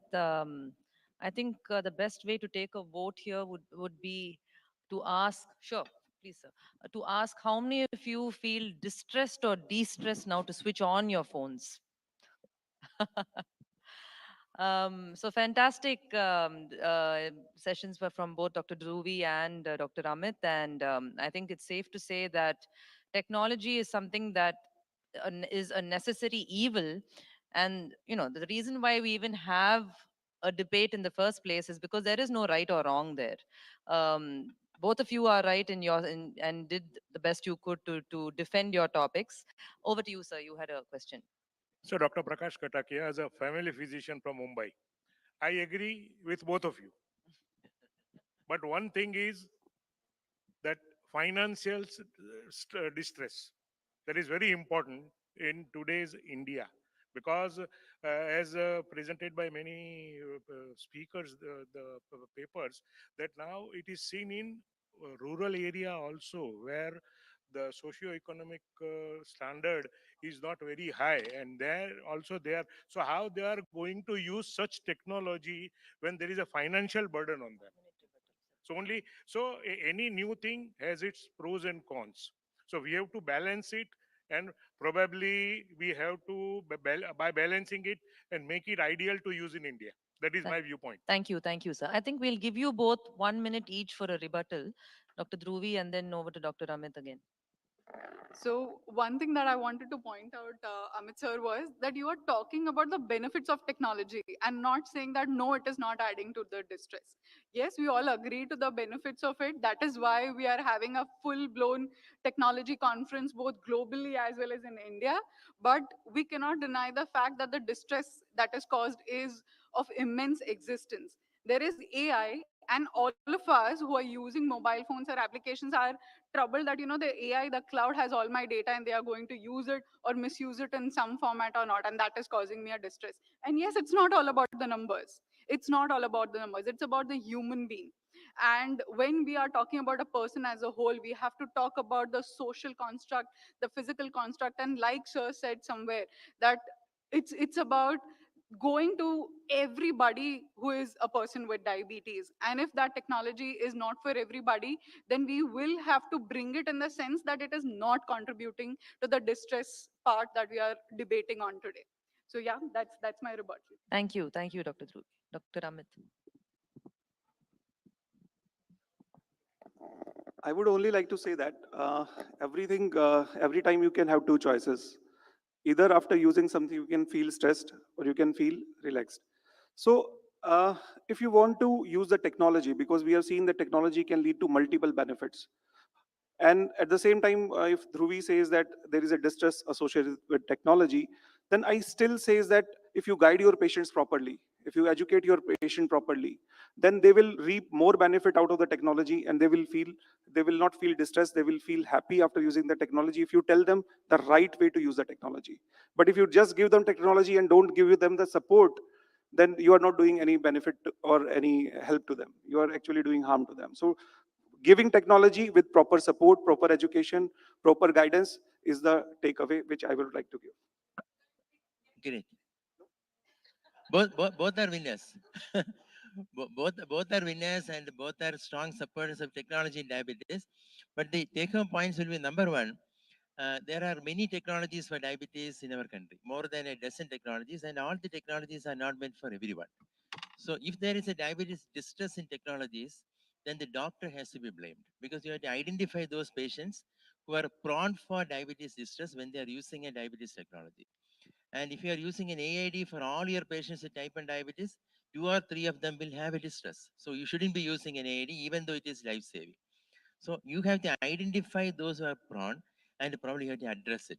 And the technology overall is actually going to bring down the diabetes distress. But I support both of you, and I support both of you. And there are reasons that distress is very common because it is common in more common in type 1 diabetes, and on an average, the prevalence is 25 to 30%. So identify and customize. But remember, when you're using technologies, there is more than 1% reduction in the A1C.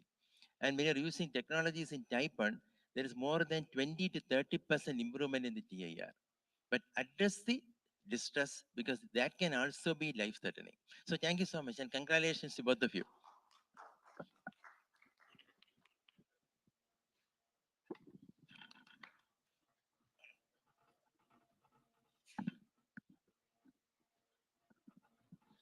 Thank you, speakers and the chairperson. I would like to call you for the group photo.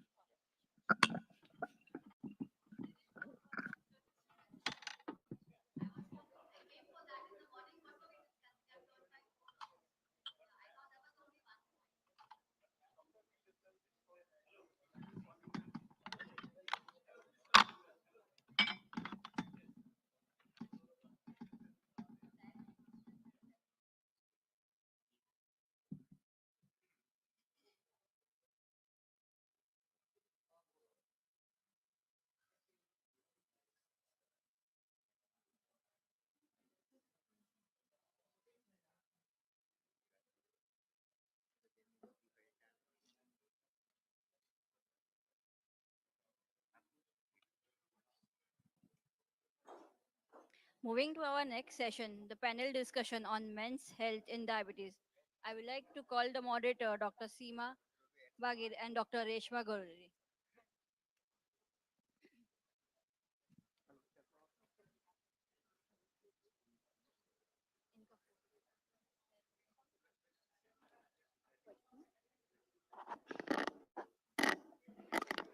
Good morning, all.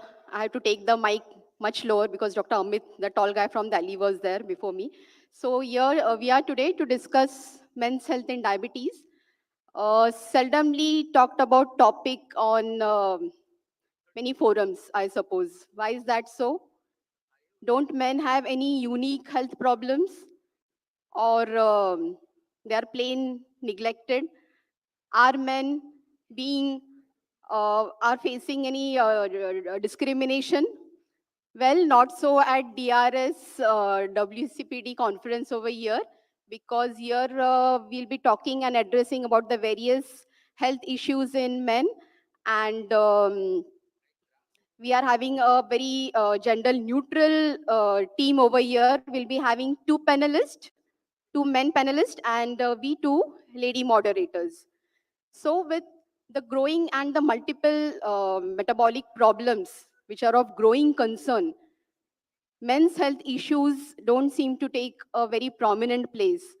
But the chronic metabolic disorders and the various financial, emotional, physical, and the mental burden associated with them do weigh heavily on men being the breadwinners of the family. Well, most men, or almost all of them, don't like to be a liability on their families. So it's necessary that healthcare providers address the various issues related to men's health in an optimum way. So we are going to discuss the issues, and to talk upon it, we have two panelists with us today. Diabetologist Dr. Manish Sachdev from Mumbai and Dr. Amit Naghate from Aurangabad. Dr. Malay Parekh, due to some reason, he couldn't be with us, but nevertheless, we'll be having a very balanced kind of discussion, I suppose, over here. And as far as men's health issues are concerned, I think we need to consider 2 points. First, are there any unique health issues pertaining or peculiar to men? And secondly, the diabetes related health components, are there any differences vis-a-vis the female population? So let's get going. Shouldn't we, Seema? Yeah.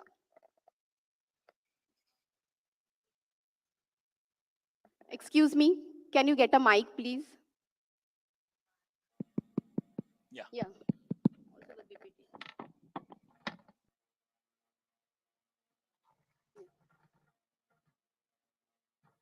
PPT is not displayed here. PPT is not displayed here.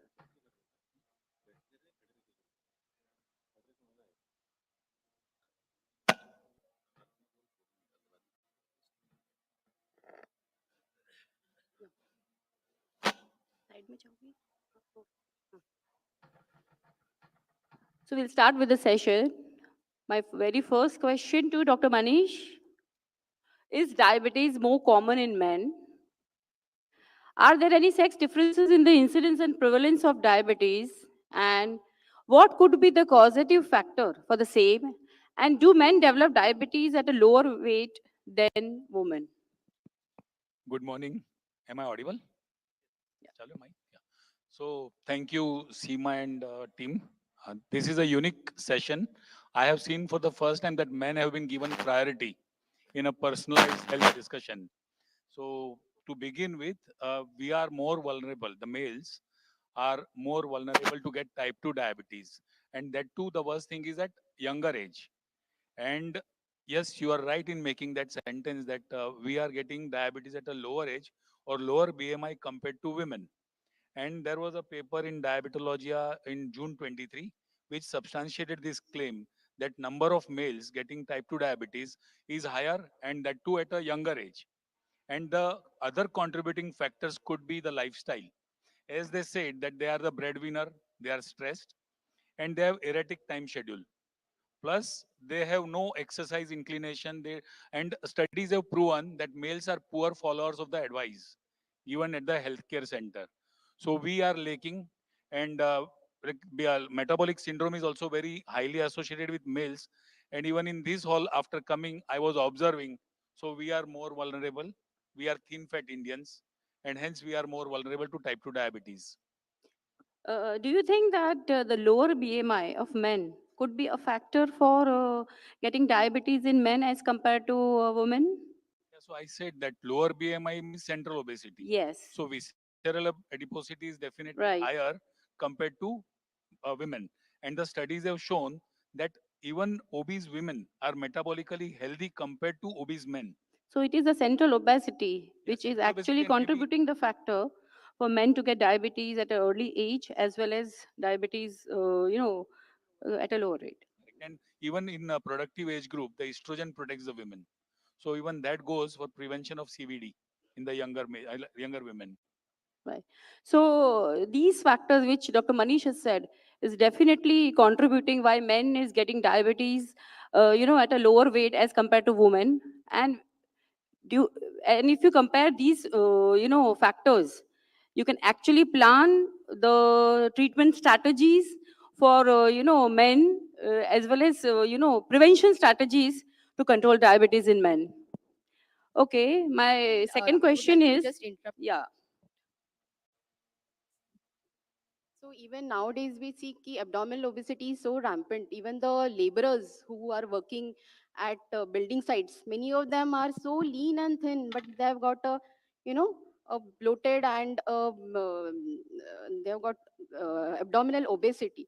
So this thing is not only, it's become universal basically. But No additionally, class is, escapes this abdominal obesity and the repercussions of it. so additionally, the males have more tendency for alcohol consumption and smoking too.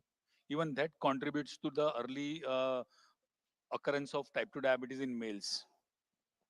True. From you?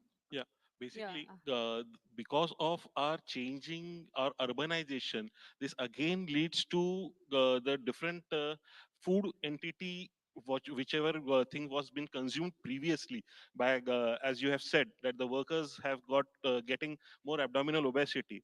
Previously, they were staying in villages; their lifestyle was different. Coming down to urbanization or urban cities, the lifestyle got changed, and because of that, the food consumption, the food habit got changed, and that leads to again had got attributory factors, contributory factors to your obesity and rest of the things. Okay. So my next question to Dr. Amit,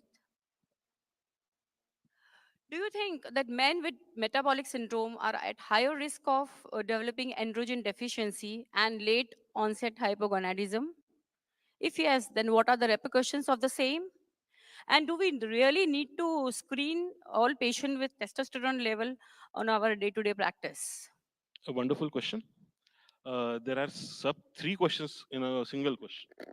Okay, so let me put it in this way: that metabolic syndrome carries a significant impact on man's health.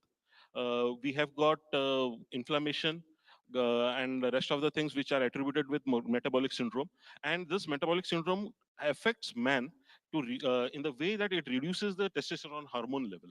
And once the testosterone hormone levels is reduced, and the late onset of hypogonadism is also present and are contributory factors because of metabolic syndrome in males. This leads to the rest of the things, which you a part of your second question, repercussions. It affects on men's physical health. Their muscle strength is being reduced. His performance is reduced, leading to stress. The mental imbalance is there, and atherosclerotic things increases. His sexual life is also impaired in this. You want to In add? fact, Dr. Manish, the sarcopenia or the loss of muscle mass can also be one of the peculiar presenting symptoms as far as presentation of type 2 Yes, diabetes is agreed, concerned. agreed. Sarcopenia is insulin resistance related thing and metabolic syndrome. But the explanation to the metabolic syndrome causing the low androgen is that insulin hyperinsulinemia suppresses the androgen production. And also in obese people, aromatase is higher in the obese cells, like fat cells. And that leads to conversion of testosterone to estrogen. And hence this hypogonadism is the result. And it's very difficult to say what came first. Yeah, basically it's a Whether it was bidirectional it's a relationship between the egg or two. the hen situation, which came first is difficult, but they are feeder to each other. So both have to be addressed at the same time. So what do you feel? Should we routinely check Basically, for testosterone level in it, our day-to-day practice? it has to be individualized, which I Right. feel actually, Exactly. depending upon the signs and symptoms of the individual, like fatigue, distress, not able to concentrate, on the things, getting lean more, not sexually not performing well. So these are the symptoms which, if the individual tells you, then the testosterone level is to be checked in. But Yes. mind you, after checking testosterone level, there are two things which we should look for: loss of libido and erectile dysfunction. But when you supplement testosterone after perfectly diagnosing, the ED does not improve. The libido improves. So yeah, Agreed. Yeah. basically testosterone is not related. Meaning you cannot equate the equation. Yeah. Agreed. And in Agreed. fact, studies have shown that testosterone replacement therapy does mitigate many of the metabolic problems, including abdominal circumference and weight and obesity related parameters. But then again, many more studies are required, I think, to routinely advise testosterone testing as well as There replacement. is no So guidelines definitely as it will such. be a case-to-case Agreed. scenario, Agreed. Agreed. and we have to see the risk and benefit ratio. But we must rule Whenever out we prescribe prostatic any carcinoma before testosterone therapy. substituting the Yeah, that's testosterone. PSA levels have to be checked and interpreted very prudently, because at times we just see a testosterone level coming to around 8, 9, 10. 4 is the normal. So we should not panic at that point. We should be patient and we should rule out the prostatitis before subjecting the patient to biopsy of prostate. If done otherwise, patient may end up with chronic UTI. Many cases happen that way. And it so happens that after giving a good course of antibiotic, PSA settles down. So we should be prudent in evaluating this reading as well. Yes, talking about prostatitis, Dr. Manish. I think the erectile dysfunction and the sexual health issues overshadow the urological problems in men, which can be numerous, right from UTI to complicated UTIs to bladder dysfunction related to neuropathy or microangiopathy and prostate related problems. So, what are the management strategies recommended to address the urological issues? A good question here, but in Dr. Amit? practice, we see that patients are neither aware about their urological problem nor are they volunteering to inform you about their erectile dysfunction or loss of libido. It's only proactive role played by us physicians or diabetologists which will make them bring out their problem. So we have to ask for frequency, burning, that lower urinary tract symptoms, and then night awakening for the passing urine. All these things have to be inquired for, and incontinence. That is the one ailment that patients at elderly age suffer very badly, and they are ignored, and they have real social stigma developing in this condition, and they even are left alone to fend for themselves. So this kind of inquiries have to be made and Yeah, so treated I think we accordingly. should have a questionnaire, to really address the men's health We issues, have to especially inquire. related to urogenital, so that Right. they open up at least So by urgency giving and in urgency and writing. incontinence are the part associated with aging as well as autonomic neuropathy. Yeah, Dr. Amit, you want to add anything? That's okay. So with I that, think you have we covered the have point. to deal with these symptoms accordingly. So for example, if it is urgency and incontinence, there is either bladder training, timed voiding. So bladder training is that allowing them to learn how to hold on to the urine so that they can like stretch their bladder wall. At the same time, timed voiding is done first to prevent the overstretching of the bladder, and then that become insensitive towards the urge. So both of these being done with proper counseling after proper glycemic control, then we have to treat the symptom. So treating symptoms, we can use muscarinic agent, solifenacin like drug. But in elderly people, we must be very watchful while giving solifenacin, because I have seen many urinary retention with this molecule. But beta 3 agonists are very good. Mira background molecule is very good for incontinence and urgency because it doesn't give urinary retention. So this molecule helps in long term and it's very safe for long term.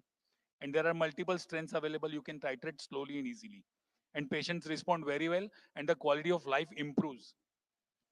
Okay, very well answered, Dr. Manish. In the same line, we go on to the next question, which is how does diabetes impact the overall sexual health of individuals? And focus would obviously be on the effective management of erectile dysfunction. Yes, Dr. Amit. As we have already discussed, that the sexual health is down, there is decreased libido, there is erectile dysfunction, there is lack of muscle mass, there is lack of urge. The person is not, the cognitive functions of the individuals also hampers once the testosterone levels are low. So this is, yes, this affects on your the mental health, And as far as the ED is concerned, we have got basically three ED hypothesis of EDs. Like there is a vascular problem, there is a neurological problem, and there is a psychological problem, which are basically present in ED. So according to the problem which is there, then we can treat it across it. If there is a psychological problem, then we need to have a counseling of the individual. First, we go on with the counseling of the individual. We try and analyze what the mental stress is there, mental condition is there. And then if there is no relief with that, then we try and give the medications, and then the further things are taken care of. Here I will add that you have to differentiate between psychological erectile dysfunction and organic. So we have to ask for nocturnal erections. So NPT is nocturnal penile timosis test. So if a person says that I get good erections in the morning, so practically organic causes are ruled out. So you have to inquire about psychological stressors, or the interpersonal relationships have to be inquired, and it is best to refer them to a counselor who can give dedicated services to them. And even when we have to prescribe the PD5 inhibitors, which is the mainstay of the erectile dysfunction, we have to make sure that the person is physically fit to perform the sex, because some people are taking PD5 inhibitors for enjoyment purpose, to have enhanced performance, but at the same time their cardiovascular health may not support them. So at this point patients are at disadvantage of using this molecule. So as a physician you must make sure that patient is fit enough to perform after this molecule. So this is what we have to do. Agreed. Yeah, so they say that sex is the best exercise, but uh, terms and conditions definitely Yeah, apply to definitely. it. And I think ED needs to be addressed at multiple levels, and psychological aspect is an important Yeah, one. it's an important rule. And also, we have to be watchful about nitrates being in the same prescription. But I have read many papers which say that nitrates have practically no role in IHD these days. So you can consult the cardiologist who has prescribed and request him to rule it out before prescribing PD5 inhibitors.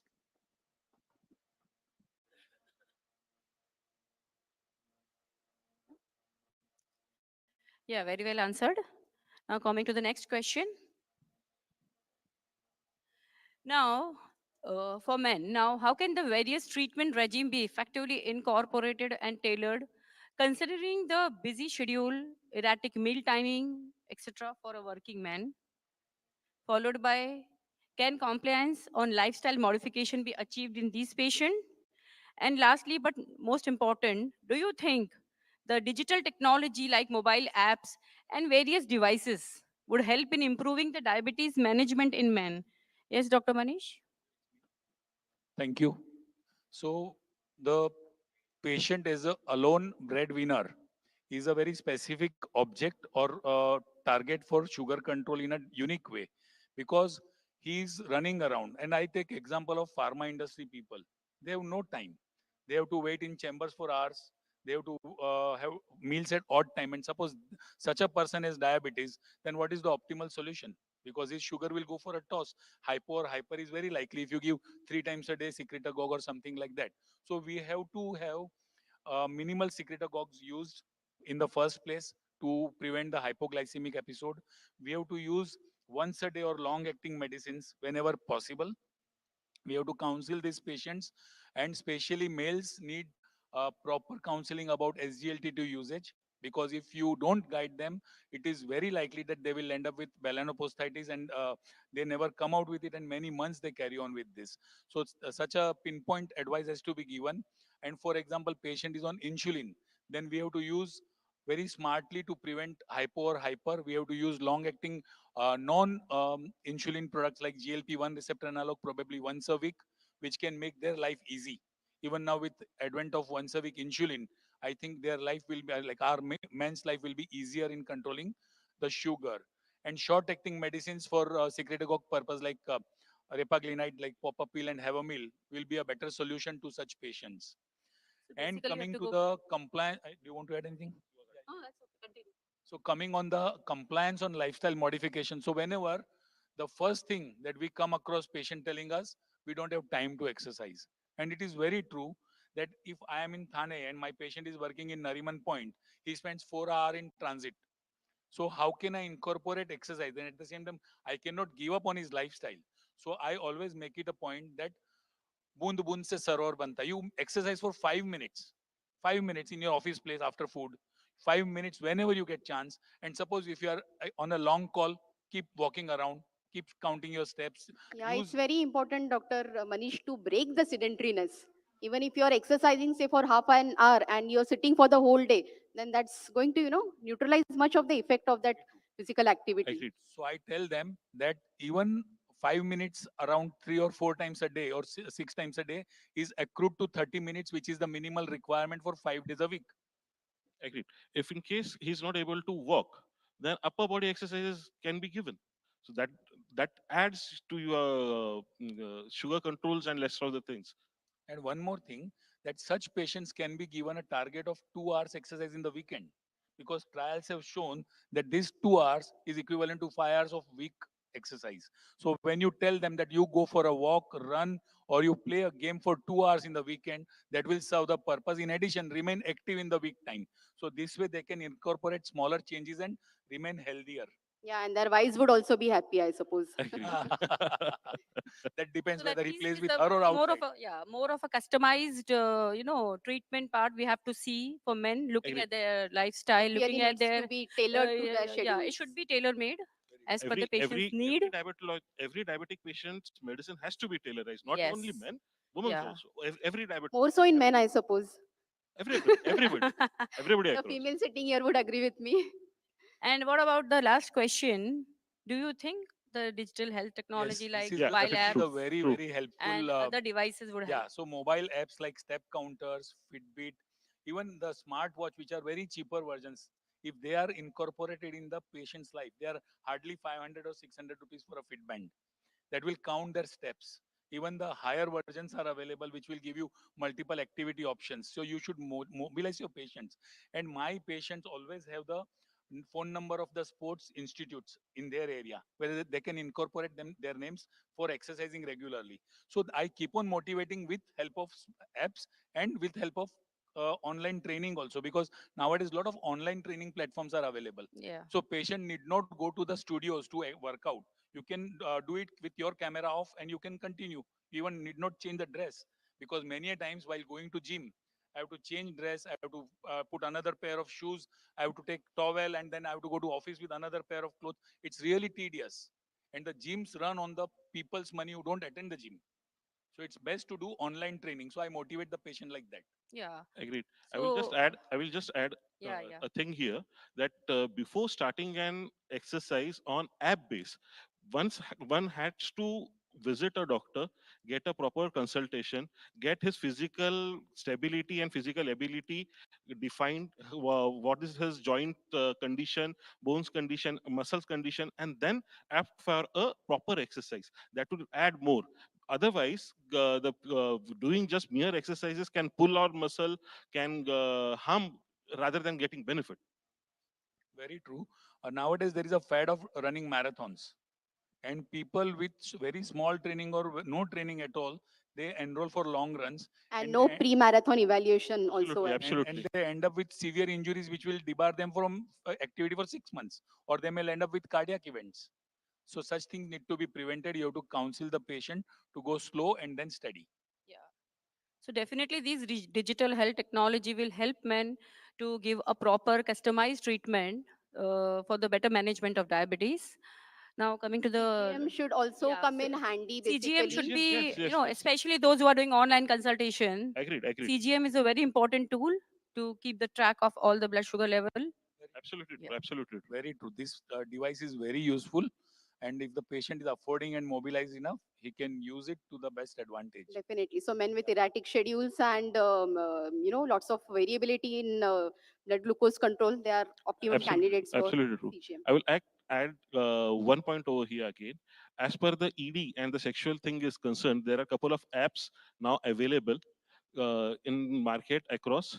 The Kinger is one of it, and that leads to or that gives you provides you a different types of exercises which can helps and enhance your sexual thing, right? Yeah, that So is this is another added advantage or the technology which we can or the individual can adopt for. That's great. So technology is now taking care of all aspects of our health and lifestyle. So I Coming to think, the last question. yeah, we move to the last question. So, how can the healthcare providers take care of the emotional well being of men and adequately manage the mental health issues in men with diabetes? What with diabetes and metabolic disorders hitting us at a much earlier age nowadays, and the propensity to stay with the disease with all the complications and the financial, physical, and the mental burden associated with it. So, we really need to tackle the psychosocial health issues. The question is for both of you. So, do give your inputs. I will start with one just small thing which I adopt or I practice in my own setup.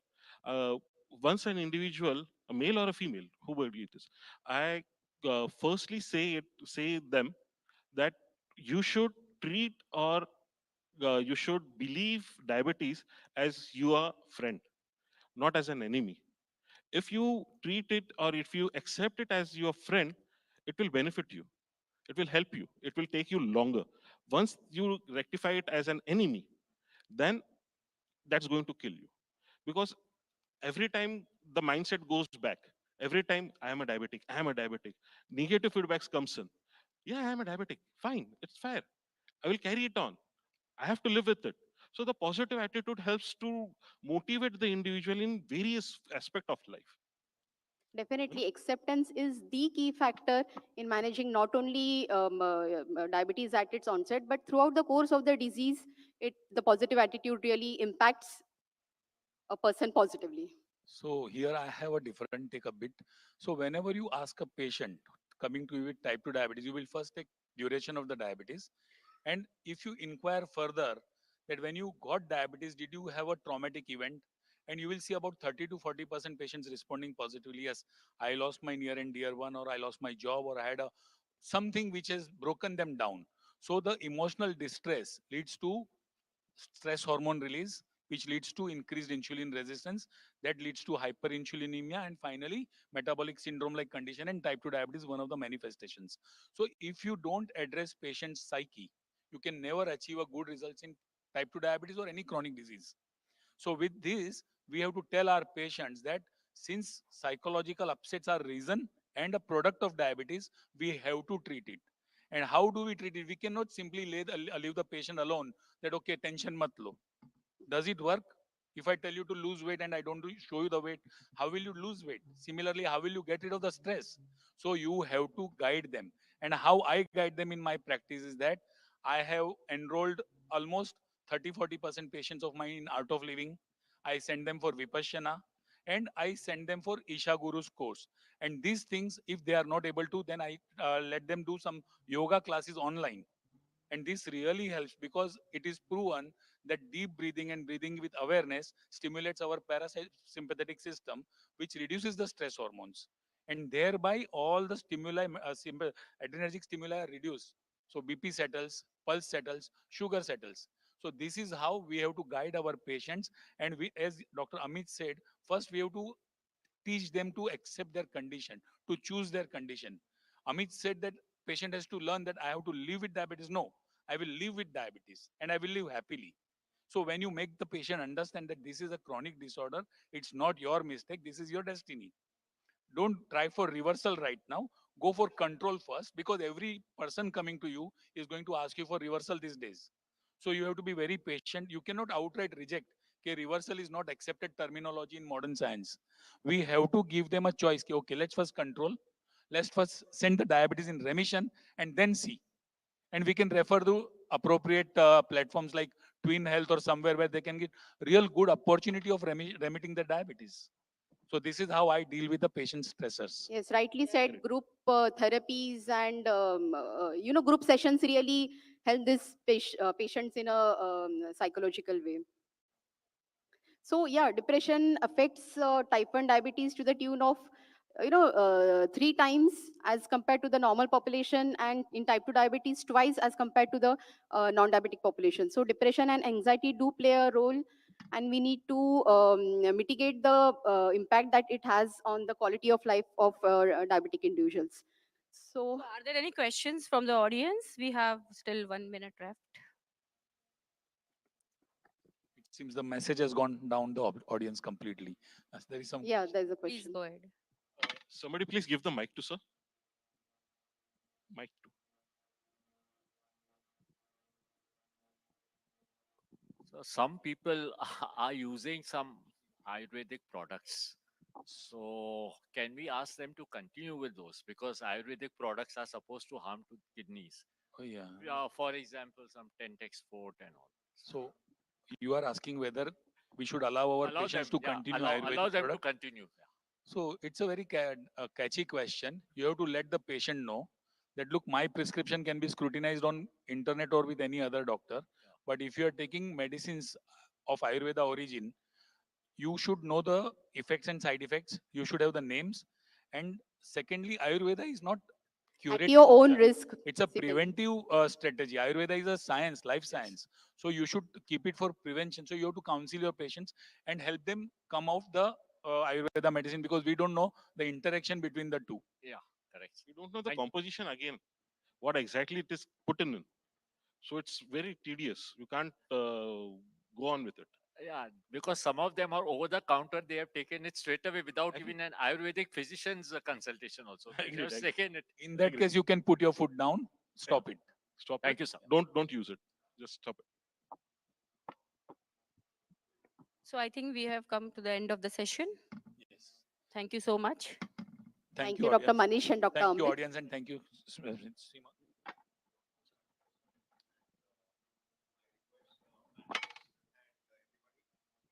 For a group picture.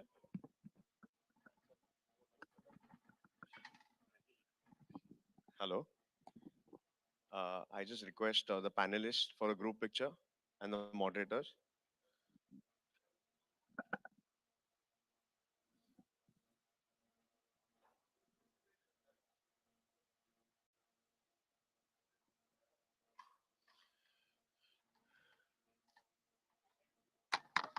Thank you, thank you. Dr. Manish, Dr. Amit. Thank you, ma'am.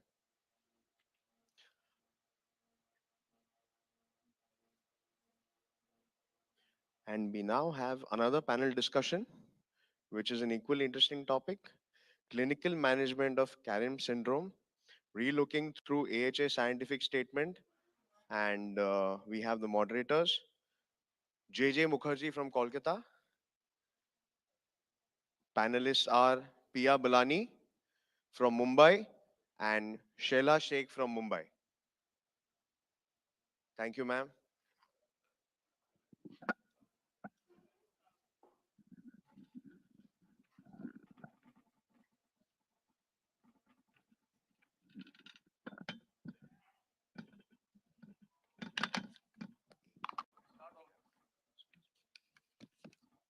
Can we start, organizers? Yes, sir. Good afternoon. This is Karam. Kahan se aa gaya? It scared me. Cardiac, renal, and metabolic management. This is a sponsored session, AstraZeneca, but I think all three of us probably will be sharing our views rather than the company's views. And I will be the moderator. Most of the hard work will be done by these two lovely ladies from Mumbai. My job is just to trouble them a little bit here and there. So poor cardiovascular, renal, metabolic health is a major determinant of premature morbidity and mortality. Before we go on to the cardiac and the renal, please don't forget that diabetes management is not only cardiac and renal. Don't forget the other microvascular complications. Don't forget the eye. Don't forget the peripheral nerves. Don't forget depression. Don't forget obesity. Those things you have to take care of. But the things which ultimately cause increased morbidity and mortality. I mean, you see various studies, anywhere between 40 to 60% of the people with type 2 diabetes die of cardiovascular death. So that's why more focus is on cardiovascular and renal protection. There are major gaps and conflicts, and some of you in this room, not many of you, would probably have some questions. And we are going to discuss this scientific paper, which was published just about in December 2023, so just about 8 months ago. And most of the discussion will be from there. Now, a systemic disorder like type 2 diabetes is characterized by various pathological interactions between metabolic risk factors, CKD, and cardiovascular disease, which leads to multi-organ dysfunction. So Kerme syndrome most commonly originates from excess or dysfunctional adipose tissue. Gentlemen in this room with a waist size more than 35 inch and ladies in this room with a waist size of more than 30 inches. You're all in trouble. You all have increased waist size. I am 35, so I'm just at the cusp. So obesity is at the core of Kermi syndrome. Dysfunctional adipose tissue secretes predominantly inflammatory and pro-oxidative products, which cause cardiovascular and renal dysfunction. So with that, I would like to come to our first panelist, Dr. Pia Balani. What are the current gaps in screening for cardiac, what should I say? Care me, Karam? He said Karam, I said care me. I think it should be scare me syndrome. Scare me, yes. Scare So, me, yeah. so yes. So what are the current gaps in the scare me syndrome? Okay, so firstly, none of us are going to reveal our waist sizes over here, Dr. Mukherjee. Not Sheila, not me, not you. But I think everybody needs to go home once and check their waist sizes because, like you're saying, we're not using this tool enough to recognize the risks that are involved with that. But anyway, as far as the gaps in this scare me syndrome go, well, there is a growing appreciation of the pathological interrelatedness between metabolic risk, diabetes, obesity, alongside with CKD, CVD, that whole Kermi confluence, as we would call it. However, a lot of gaps still. For example, the mechanisms of disease development. Number two is as far as the difference in the heterogeneity in the clinical phenotypes. You might have a person who's underweight who might have metabolic disease. You might have a person who has excess weight with no metabolic disease. So why is there so much difference? Then in terms of today, if I have an overweight child coming to my clinic, how, when, what should I screen with? How, when, where, what should I treat this kid with? There is so much unclear data about what we should do with this kind of presentation. Finally, in terms of metabolic syndrome, well, all of us in our clinics are seeing patients day in and day out. High TG, low HDL, increased waist circumference, high glucoses, little high BP. Well, we have metabolic syndrome staring us in the face, but still we are not addressing it at that early Can I stage. stop you here? How many of you do the waist circumference measurement in your clinic? I don't. How many in this room do it? One, one, one, two, two, two. Metabolic syndrome definition starts with waist circumference. Metabolic syndrome definition is not insulin resistance, not BMI. WHO says insulin resistance, but other than that, all metabolic syndrome definition starts first with waist circumference. I think that's the biggest problem. And I am guilty too. I also do not check that. I mean, it's true. So these are just simple practices that I think all of us need to develop. And then, of course, taking into account what we call the social determinants of health. Today, in my personal life, what are my psychological stressors? What is my microbiome? What are my hormones? My genetics? What is my behavior in terms of diet, exercise, lifestyle? What is my community? My neighbors, my peers? What is my economic situation? My education? So many social determinants of health that are going to impact biological risk as well, which we are not charting, we're not recognizing. So those are all the different gaps that we have in terms of these things. In terms of subclinical CVD, again, this is something which is already at, as we'll understand later, stage 3 Kermi, but even at that point, how to diagnose, what markers to use, how to interpret that, when to treat, what next, why is CKD not included in the HF classification. All of these are the significant gaps that we're looking at. Coming to subclinical CVD, what all do you do for your type 2 diabetic patients? Just do a resting ECG? All of us? Now, please raise hands. How many of you do calcium scoring? CX in your type 2 diabetic patient with high risk? One, two, two. So there you go. Lots of confusion and lots of, And the others who don't do, you're not wrong. Because no guideline says to do a calcium scoring in a type 2 diabetic patient who's asymptomatic. The only tool to screen for cardiovascular disease is still a resting 12 lead ECG. That's all. You can do case by case basis, calcium scoring, etc. So next question goes to Shala. You're being quiet. So let I mean, even educate me also. What are the different stages of the KME syndrome? Educating you is going to be a dream. Okay, coming to the different stages of, I like the way we made it care me syndrome. Stage 0, I think, as we all know, is something which is the ideal situation, Dr. Mukherjee. I mean, is what we all try to do all the time, where we are saying that we want a patient, I mean, absolute ideal, which actually doesn't happen too much in the real world. Yes, but this is with no risk factors whatsoever. Stage 1 is an area where I think we should wake up. I mean, I'm sure we'll discuss it further, but a patient with obesity, which could be abdominal, you've just spoken about the waist circumference, abdominal obesity, dysfunctional adipose tissue. We talk about the ectopic fat all the time when we talk about pathophysiology, without any other metabolic risk factor, or of course, this is specifically where they've mentioned CKD. Metabolic risk factors and CKD would include your dyslipidemia, hypertension, it could be metabolic syndrome, or CKD, which is stage 2, which I think we look at much more carefully. Stage 3 is what Priya was just alluding to when she said subclinical CVD in the stage 3, where this is again where we just spoke about whether how do we really evaluate these patients in detail. And stage 4 is something much more clear. No real, really, you don't need to think too much about it when you see these patients, because you know now you're talking in terms of Can I prevention. stop you here and let's see, take a poll? Huh? So who is in which stage? You have it there. Please take care of your health first. Huh? So look at those stages and raise your hands. I will raise my hand. I'm stage 2. Luckily not stage 3 yet. And certainly not stage 4 yet. Stage 4 I will be in a hospital. So how many of you are in stage, I mean, all of you are in stage 0? Stage 1, कौन है भाई stage 1 में? BMI ज़्यादा है, waist circumference ज़्यादा है, हाथ खड़ा करो.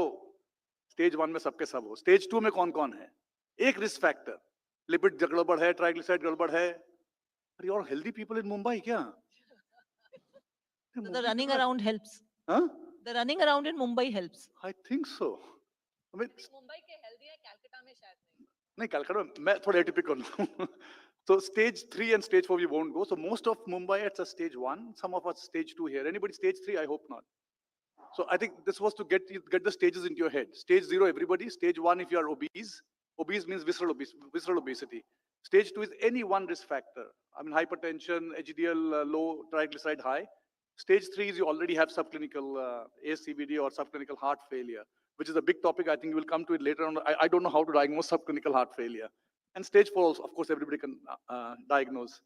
So Pia, what are the recommendations for prevention and management of the initial stages? Let's go back to the stages. So I think you're going to speak from stage 0 to stage 3. Right. So how do I prevent all that? So I'm going to go, sorry, one back.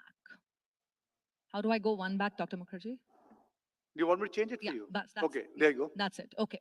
So stage 0, like we spoke about earlier, is basically there are no risk factors. This is a person with ideal cardiovascular health. We're talking about primordial prevention over here. So basically, the whole idea is start early with children, school-based programs, use the staff, use the kids, use the families, get good, habits, or rather a healthy environment right at that school level. Amongst adults like us, for example, using that life's essential 8 framework. And I think all of us probably in our practices need to allude to all of, this I thought is a very good circle. Take care of sleep, right food, right exercise. Maintain right BP, right sugar, right cholesterol, right weight, and avoidance of smoking. Let me stop here. How many of you have kids in this room? And how many of them follow what all she said? Exercise, 8 hours sleep, no, ma'am, you're lucky. Your child follows all this. You are lucky. So this is primordial, stage 0. Get your kids to sleep well, eat well, don't get obese, exercise. So there's one person here who's got a kid. I think we need the 9th one is keep the cell phones away. That's another one, I think, also as well. But that spoils all of these things possibly. Okay. So the whole idea over here is decrease the likelihood of developing that first risk factor. So that is your primordial stage 0 prevention.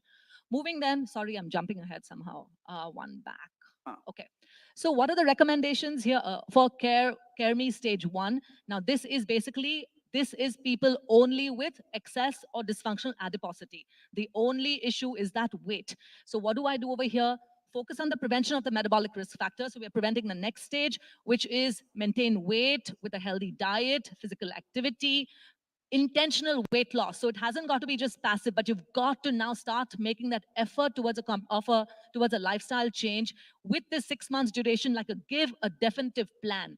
And of course, nowadays we have additional tools like pharmacotherapy and bariatric surgery on our side also as well.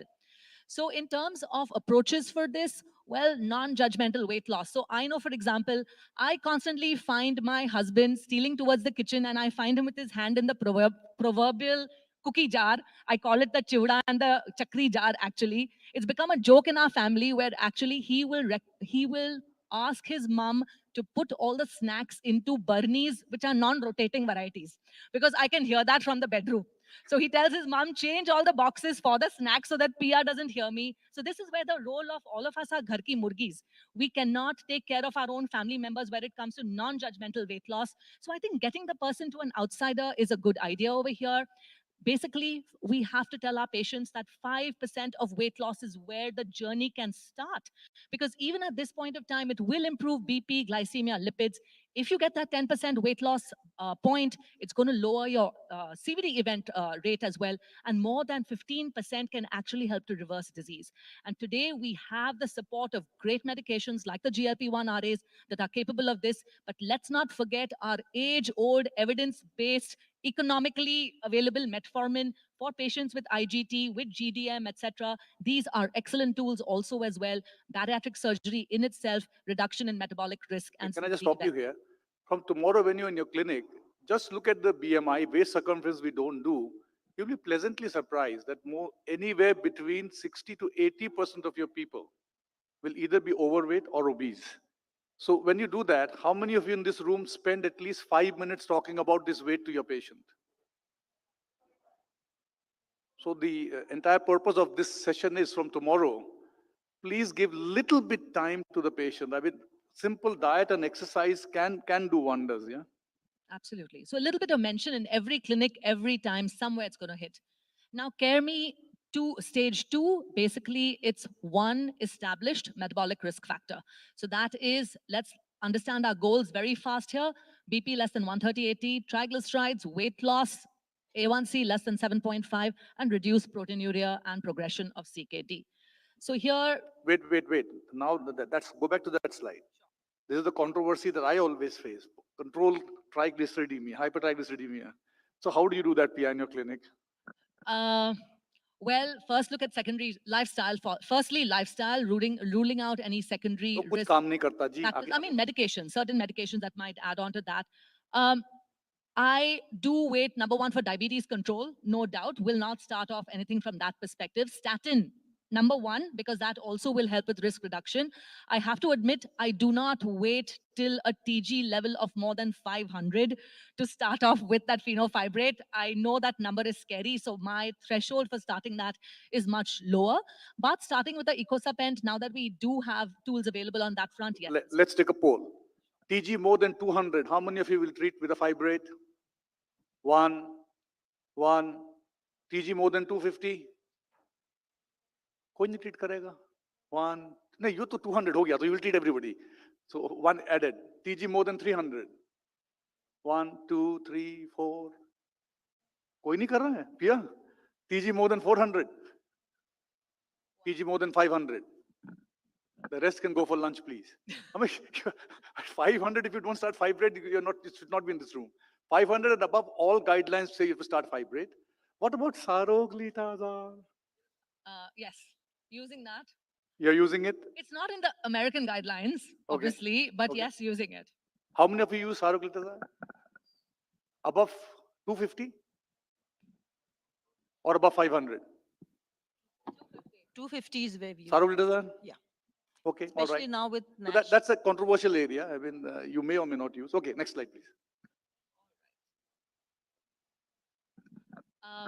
So BP goals, well, goals for all less than 130/80. For those with diabetes, CKD, age 165, more than 10% CVD risk, well, we need to start pharmacotherapy, ACE, ARB. If CKD, diabetes with albuminuria, that is a must. For triglycerides, we've just discussed that, so I'm not going to dwell further there. Metabolic syndrome, of course, lifestyle modification and weight loss. Diabetes, well, I guess many of our doctors... For obesity, let us, what do you use? I mean, apart from Orlistat, do you use anything else? Yeah, we use a lot of semaglutide. Semaglutide? We use a lot of semaglutide. Because you're in Bombay, yeah, I agree. Because we're in Mumbai, it is available to us in Mumbai, but we do use a lot of semaglutide because though it is an expensive drug, I totally agree with you. But you would be surprised, Dr. Mukherjee, at the number of patients willing to take semaglutide, actually coming to you and saying, okay, ma'am, this is available and why haven't I been prescribed that? On the contrary, it works that well. So how many of you use Orlistat in your obese patients? Just share your, make it an interactive discussion. Otherwise, bada boring ho jayega. We can show you slides and walk off. It's very easy for us. So get interactive. How many of you use Orlistat? One? No, based. with diabetes, with diabetes. So semaglutide, how many if you have more than 5 patients on semaglutide? So majority of the obese patients in India are unfortunately untreated. So Care Me stage 2 is probably neglected in India, partly because drugs are limited and whatever drugs we have are very expensive. So if you have a diabetic who is obese, try to tell them once semaglutide is available, if they can afford, well and good. What about, do you try SGLT2 inhibitors for weight loss in type 2 diabetes? Yes, definitely. Definitely. I mean, weight loss is a very, very good effect of SGLT inhibitors, actually. So definitely. So stage 2 treatment, I think, is a little bit unsettled in our country. Yeah. Okay, stage 3. Yeah. All right. So over here with diabetes, of course, you have your statin, SGLT2, GLP-1 RAs, metformin, of course, and CKD, well, ACE-ARB becomes standard of care. SGLT2, no doubt, in CKD with a GFR more than 20 has to be remembered, and Finrenone, of course, if you have a GFR more than 25 to reduce adverse kidney and CKD events. Moving on then to Care Me stage 3, which is subclinical heart failure. Well, ACE beta and beta blockers become recommended for subclinical systolic dysfunction. And for those with diabetes, SGLT2 inhibitors become the drug of choice as well. Very good indication for subclinical heart failure. With subclinical ASCVD, like we alluded to here earlier, the coronary artery calcium scoring is a very powerful discriminator of ASCVD risk and should be used to differentiate intermediate high risk of ASCVD events. If you have a score more than 100, well, these are your patients who could benefit from a mix of aspirin, PCSK9 inhibitors, GLP-1s, icosapent, a correction of TG and antihypertensive. Dr. Mukherjee, can I ask you a question now? Please. We have set CAC score to guide decisions. Do you really use it in clinical practice to guide your I don't do You don't. CACC because what you see is we are already treating patients with type 2 diabetes with these drugs. You already, they should all be, every type 2 diabetic patient, unless and until there's a contraindication, should be on an SGLT2 inhibitor. Anybody wants to fight that statement, stand up. I'm saying every type 2 diabetic patient, unless and until there's a contraindication, should be on an SGLT2 inhibitor. Anybody wants to contest that statement? It's not highly evidence-based. You can fight with me, actually. Nobody wants to fight? You also don't want to fight. So they're all on SGLT2, and they're all probably on a statin. Every type 2 diabetic patient above the age of 40 should be on a statin. Anybody wants to fight that statement? Stand up. Nobody wants to fight. So they're already on a statin. They're already on an SGLT2 on metformin. So probably we are taking care of both subclinical heart failure and subclinical ASCVD. Most of this is probably for research because we still don't know an asymptomatic type 2 diabetic patient who's hypertensive, who's hyperlipidemic, how far should we investigate him or her for underlying ASCVD?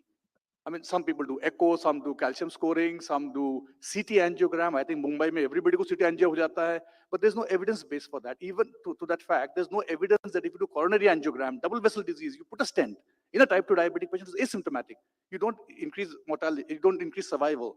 So that's why most of the time when we do calcium scoring, CT angio, it's more of an individual kind of an approach. You know somebody who's got money who wants. Anecdotally, yes, it might help somebody. When we talk about studies, they are population-based studies. So individually, some patient might benefit. So my practice, I don't do CAC scoring. Let's see what the other people do because this is open. This is it's the gray area. So interestingly, Dr. Mukherjee, these are the AHA guidelines, and they're not even talking about a resting ECG. They're directly going to a CAC scoring over here. So that becomes, I mean, an eye-opener, actually. थोड़ा ज़्यादा हो Yeah, गया I है. mean, I think the recommendation is type 2 diabetic asymptomatic 12-lead ECG. If the 12-lead ECG shows any abnormality, T-wave inversion in the lateral leads, T-wave inversion in the inferior leads, some amount of strain pattern ischemia, then the whole Pandora's box is open to you. You can do whichever one you want to do. So how many of you do CAC scoring kind of inverted commas routinely? No, none of them. So, okay. and Dr. Mukherjee, aspirin use for you. ये थोड़ा गड़बड़ हो गया है ये तो लोगों से पूछो aspirin use what I do is above the age of 45 one risk factor diabetes I give aspirin one risk factor and if you see most of your patients if you see in a clinic will qualify for an aspirin yeah I mean how many times you see a diabetic who does not have a hypertension dyslipidemia or obesity 90% of your patients will have diabetes plus any one of these so automatically they qualify for an aspirin, a statin, and a SGLT2. Okay, now we come to the more difficult part. So see, the important part is our role is to prevent care me. Me, we are already treating metabolic disease. Our role is to prevent cardiac and CKD developing in a type 2 diabetic patient. Don't forget glycemic control. Huh? We are talking too much about other things. First and foremost is glycemic control, blood pressure control, lipid control, get them off smoking. These are the four things will give you the maximum benefit. Then comes all this discussion. So now let's go to stage 4. Jab kidney gaya, heart gaya. So now they come to you. You manage. By the time they've come to me, there are two things which I would like to put into perspective, Dr. Mukherjee, over here. One is a complete evaluation, because what often happens that you evaluating the kidney, you're looking at very carefully, and you're just not evaluating the eyes. And you would be surprised at the number of times actually the patient may have a non-diabetic related kidney disease also. So I think it's very important to put that into perspective, that we need a retinopathy to be done. Prevention at this point of time, it's going to be putting a break to further complications, and of course preventing and reducing the mortality associated with morbidity as well as mortality associated with all those complications and all events connected to the kidney as well as the heart. And in this, as Pia has already said, we all know the four pillars of management, be it beta blockers, angiotensin receptor blockers, neprilysin inhibitors. MRSA, again, is something we are talking about in increasingly, SGLT2 inhibitors. Aspirin, we've already spoken about. The other thing which I want to know from you, Dr. Mukherjee, is when you talk about statins, we always talk about high intensity statins, but invariably our patients will be initiated maybe on a high intensity statin, and then somewhere along the way they come down to moderate intensity statins. Has that been your observation in I mean, Calcutta? not only that, they've stopped their statins. I mean, I have patients who have done that. We were just discussing this in the other room. So compliance is always an issue. Yeah, WhatsApp University does not help with regards to statins and those messages that keep going around. We've already spoken about obesity, so in the interest of time, I won't go into that. Priya spoke about it. We spoke about hypertriglyceridemia, and we spoke about hypertension. What is our aim? I think one very important thing again, which I would like to put across over here, is that when you're talking about SGLT2 inhibitors and GLP-1 receptor agonists, would your ideal treatment be a combination of this? Certainly, yes. Right? I mean, that was what Before I go there, I just want to put the thing in perspective. If you see the ICMR INDIAB data, I mean, all of us in this room should be ashamed of ourselves. The number of people who get glycemic control less than 7% is 29% in India. People who get their blood pressure control is less than 50% in India. People who get their LDL cholesterol below 100 is less than 50%. And people who get their glycemic control, blood pressure control, and lipid control is less than 7%. So please, what we are discussing here is serious business. If you can just get glycemic control, blood pressure control, and lipid control, no matter whatever drug you use, you will reduce the CKD and CVD, burden that we have today. But now, once we have done that, then we want to go further, right? We have built the cake. Now, you want the icing. So SGLT2 and GLP-1, certainly, I mean, it's a very good combination. Anybody who can afford a GLP-1 can afford an SGLT2. Dr. Mukherjee, do you have hard randomized control trial data on this? Answer is no. Do you have a lot of real world data? Answer is yes. And whatever real world data, there's no conflict when you use both of them. Maybe there's benefit. There is a lot of emerging data as to whether they are, they add together or they, just give a little bit extra benefit. Some say glycemia control is better, lipid control, etc. But those are questions. But you can certainly combine SGLT2 and GLP-1. Yes. So regarding diabetes part, you were saying. And and I think also one very important thing is individualized HbA1c targets. I mean, you need to individualize, keep in mind side effect profiles, keep in mind the issue of risk of hypoglycemia, because sometimes we can get a little over enthusiastic and not realize that this patient could actually be having side effects. And most importantly, any prescription, please be aware of the side effect profile. You often, Dr. Mukherjee, another problem which we face is our cardiologist friends all write a lot of SGLT2 inhibitors and GLP-1 receptor agonists at this point. Come again, sorry? Our cardiologist friends are writing a lot of SGLT2 inhibitors and GLP-1 receptor agonists. You pointed out right at the beginning, if there's no contraindication. I think it's very important to also keep in mind that there are certain patients where there are side effects as a result of these medications, and that any urologist in this room? My urology consultant is very, very happy. He says since SGLT2 came, Dr. Mukherjee, our phimosis surgery has gone up the roof. This is not only in India. This is all over the world. And you will be surprised. I am pleasantly surprised. I'm probably one of the highest SGLT2 inhibitors. मेरे clinic में घुसो SGLT2 मिलने वाला आपको. And even I am pleasantly surprised. I spend time asking hygiene. If you get any problem, come. I have had patients on my follow-up who come back with phimosis. So, as you rightly said, cardiologists, nephrologists are using SGLT2 inhibitors without informing them that GTI should have. I've had a patient who's come back with a circumcision after a complication with that. So please, when you start SGLT2, please spend 30 seconds of your time about telling them hygiene, asking them for ladies to wash, gents to retract the papers and wash the area. And if they get first sign of GTI, to stop the SGLT2 for a couple of days, get that treated. Now, I don't know what is the definition of recurrent GTI.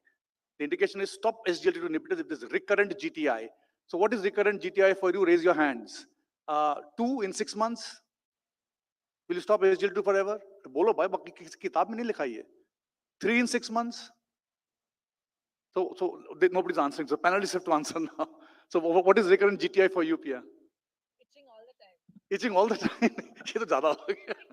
And they're just saying, we are so uncomfortable. It is embarrassing. It is hard. Quality of life is hard. And then generally when I start an SGLT2 inhibitor, I will have them come back in 4 to 6 weeks. So they will, and they're aware by then because I'm reiterating that side effect all the time. Okay. The good part now is that we can use it up to an EGFR of almost 20, of up to 20. So that becomes a very big advantage. Even when patients are lost to follow-up, you're not that worried because that does happen again in our country. We've discussed, I think Finerenone is another drug which is very, very interesting, which we'll discuss in some other meeting, I guess. Fair enough. So this is Astra session. So there are 4 SGLT2 inhibitors in the world. I mean, there are others in investigation. You have DAPA, you have EMPA, you have CANA, and you have ertugliflozin. Ertu is not available to us. So we in India are using CANA, DAPA, and EMPA. CANA most likely has. How many people still using canagliflozin? Raise your hands, please. 1, 2. So CANA wale nahi hai na yahan pe bechare. So now we have EMPA and dapagliflozin. So now between these two, there will be a little bit of discussion. Later on, if you have questions, I've just been told I have 5 more minutes extra, so we can have some more fun. So yeah, role of DAPA in managing HbA1c and impact across Kermi syndrome. Okay, so why is this not working? Not moving? Shall I move for you? Okay, here we are. So basically, of course, when people are coming to my clinic, their first thing is their sugars. So as an endocrinologist, diabetologist, basically, to them, my work is done if I bring the sugars down. That is how they judge. They're not talking about the future cardiac, future renal. So I need to have an agent on board that helps me with that. So DAPA, basically across all baseline A1Cs, like you're looking at the data here, starting 7.9 down to 9.4 over a 6-month period of time, capable of a 0.8 to a 1.3% reduction. So that is a good effect. Of course, the important part over here, the effect is basically glucose dependent. Also, the higher the glucose, the greater the improvement, and therefore it is hypo-free, which is very important for our population as well, associated with weight loss at the same time. In terms of, we also want an agent that gives sustained effect too. We don't want something that's going to fail. So this is a comparison, DAPA MET versus a GLP MET. So you're seeing over here the sustained therapy action over a 4-year period of time as well, which is also important because our patients are famous for not following up. And finally, in terms of its potential, in terms of right from a preventive point to the therapeutic point, right from, stage 0, stage 1, let's say, right up to stage 4 of Kermi, it can be used across the board. And as a result of which, like Shella said earlier, our cardio friends, our nephro friends, we ourselves across the board, it has actually unified us in a way, I would say. And I also agree with the final statement over here that you said that I have to look for reasons not to put this on. Rather than reasons to put it on, I have to find reasons not to put it on because everybody, again, should go out with this drug. So she mentioned about the metabolic aspects, glycemic control, and across the Kermi syndrome. So, check for you, role of DAPA in managing, you spoke about stage 4, right? So a patient comes with heart failure or already has CKD. I mean, definition of CKD is if you have EGFR below 60 or if you have ACR more than 30 for more than 3 months. Your EGFR can be 90, but if you have ACR of 32 for more than 3 months, that is chronic kidney disease. The definition has changed. Okay, so now heart failure and CKD. How does SGLT2 inhibitors, inverted commas, dapagliflozin help? I think we're all very well aware of this data. I would say this is the data which sort of changed guidelines, made a difference as far as our practices are concerned. Cardiorenal mortality, and I think this data also, Dr. Mukherjee changed got up this entire care-me syndrome into the picture. Because before this, we were aware, but because we didn't have molecules to offer, we didn't have much to do actually for our patients. To be fair, canagliflozin did come before DAPA-CKD, Yeah, but they agree. were within diabetic patients. Yes, totally agree. So this, I think, data did change the way we looked at our patients to a significant extent. When you look at the primary composite outcome, this is the DAPA-CKD data. Again, to 39% RRR reduction. Most importantly, I think all-cause mortality and composite or CV death or HHF, also there was a 31% and 29% relative risk reduction respectively, which is what is really significant. So the first time I think we saw the data, which also gave mortality benefit as far as your patients are concerned. I agree. And that makes a very big difference. Anybody in this room has not heard about DAPA-CKD study? Raise your hand. Nobody will. How many of you heard this study more than 5 times? 50 times. 5 times में आधे हाथ उठ रहे हैं. बाकी लोगों को भूख लगी है क्या? You must have heard DAPA-CKD by now because DAPA-CKD changed the entire management, isn't it? 5 में ही नहीं हाथ उठ रहा, 50 कहाँ से पूछ? अच्छा, oh, she's saying मैं कुछ undersell कर रहा हूँ. How many of you have heard this more than 50 times? Okay, अब ज़्यादा हाथ उठ रहे हैं. You are right, man. Okay, next, heart failure. Okay, and across the range of LVF, if we again see the entire data, what do you have? Again, as I said, very impressive data. Most importantly, full range of LVF, it shows benefit. That's first thing, very, very important. The other thing, a question I'll have for you after this, Dr. Mukherjee, when you look at the CV death, all cause death, very obvious over here, 14% and 10% reduction. HHF data, I think, again, is something which changed the way we practice, the way we looked at our patients. I think, actually, to be honest, once we had this data, that's when we started going back and looking at diastolic dysfunction a little more carefully. Till then, I never really paid attention to that type 1 and type 2 diastolic dysfunction. And over here, you find a 29% and 26% respective risk reduction. Again, MACE data, 10% relative risk reduction and significant reduction across each endpoint. So I think by now you have heard about metabolic control, which is number 1. I'll just sum up the next 2 slides. So please, from tomorrow, get glycemic goal. Please get your HbA1c below. I mean, set your glycemic goal, 6.5, 7, 7.5. Try to get that first and foremost. Please go and audit your clinic. I am ashamed to say that I don't get systolic below 140 in quite a fair number of my patients. And I've got no shame in saying that because managing hypertension and type 2 diabetes is quite difficult. Many a times you need 3, 4, 5 drugs, especially when they have CKD. It's very hard to get systolic below 140. Please make sure every visit they come, is there a statin in the prescription or not? Please make sure is there ACE-ARB or not? And please make sure if there's an SGLT2 inhibitor or not, unless and until there are contraindications, which we discussed. So just two summary slides. This paper, I think you should download. This is Naveen Satta, just put Naveen Satta dapagliflozin. It's a very nice paper. I can't take you through all the circles here. On the top is heart failure, on the left is diabetes, on the right is chronic kidney disease.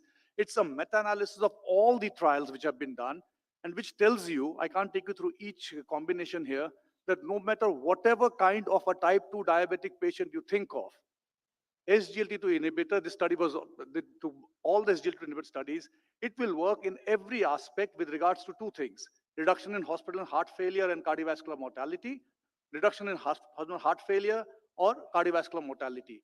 So if in 2024, August, you're not using an SGLT2 inhibitor in your type 2 diabetic patient, please ask yourself why. And this being an Astra symposium, the summary slide comes with dapagliflozin, and all this has been discussed. On the left-hand side, type 2 diabetes, CKD, heart failure are interrelated. We all know that. People with CKD have more heart failure. People with heart failure have more CKD. People with CKD don't die a dialysis death. They don't die a renal death. They die a cardiovascular death. So in the end, it all comes to cardiovascular disease. It is important to think beyond glucose control, of course, beyond, but first glucose control and act early. We heard about stage 0, stage 1 guidelines. Dapagliflozin or SGLT2 inhibitor is recommended as one of the cornerstone therapies. One. You heard about heart failure, there are 4 therapies. CKD, there are 7 therapies. Now we come to the middle part, declare DAPA CKD, DAPA heart failure and deliver. If you're practicing today and you want to practice evidence-based medicine, these are the 4 trials which you should know. Declare for dapagliflozin. On the empagliflozin, you have the EMPA-REG. DAPA CKD, you have EMPA kidney. You have DAPA heart failure and deliver, you have the other studies. And on the right-hand side, dapagliflozin shows more evidence in reducing all-cause death compared to empagliflozin. This is meta-analysis, real-world data all put in together.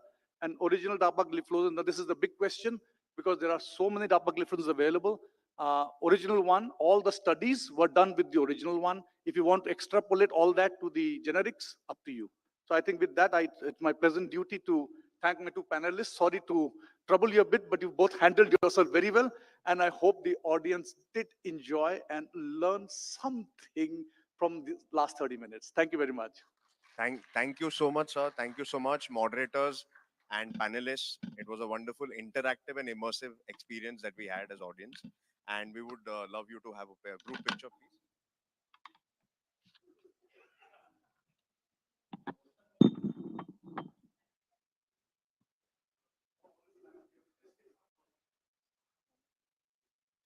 Sir, question. Sir, any quick questions? Yes, please. So excellent presentation by the panel. And I feel as a family physician, this was all diabetologist oriented. As a family physician, what I do, whether I'm doing it right or wrong, you please guide me for the family physician community.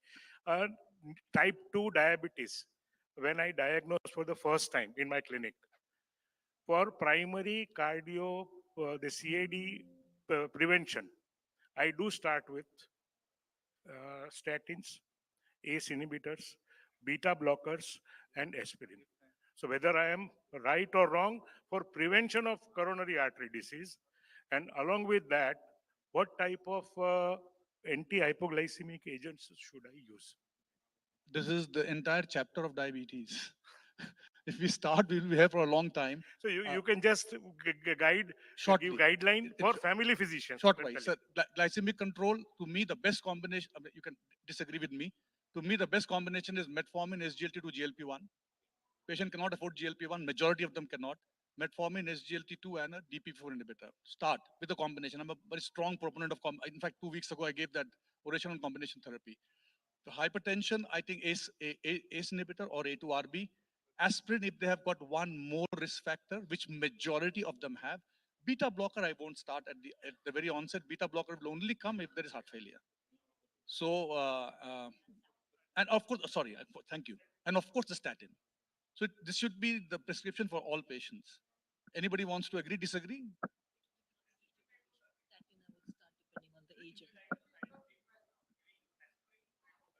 Aspirin is more than one risk factor. 45 plus 1 risk factor. You start along.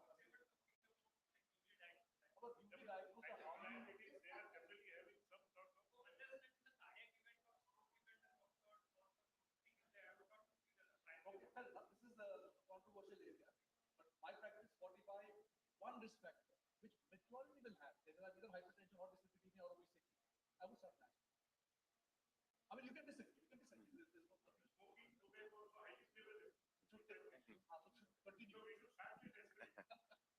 Yes, I think it was a wonderful doubt-solving session as well. And thank you so much, sir, again.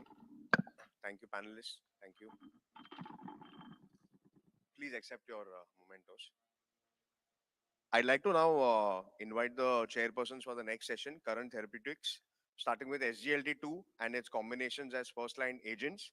Mr. Rajesh Rajput, Dr. Rajesh Rajput and Binayak Sinha.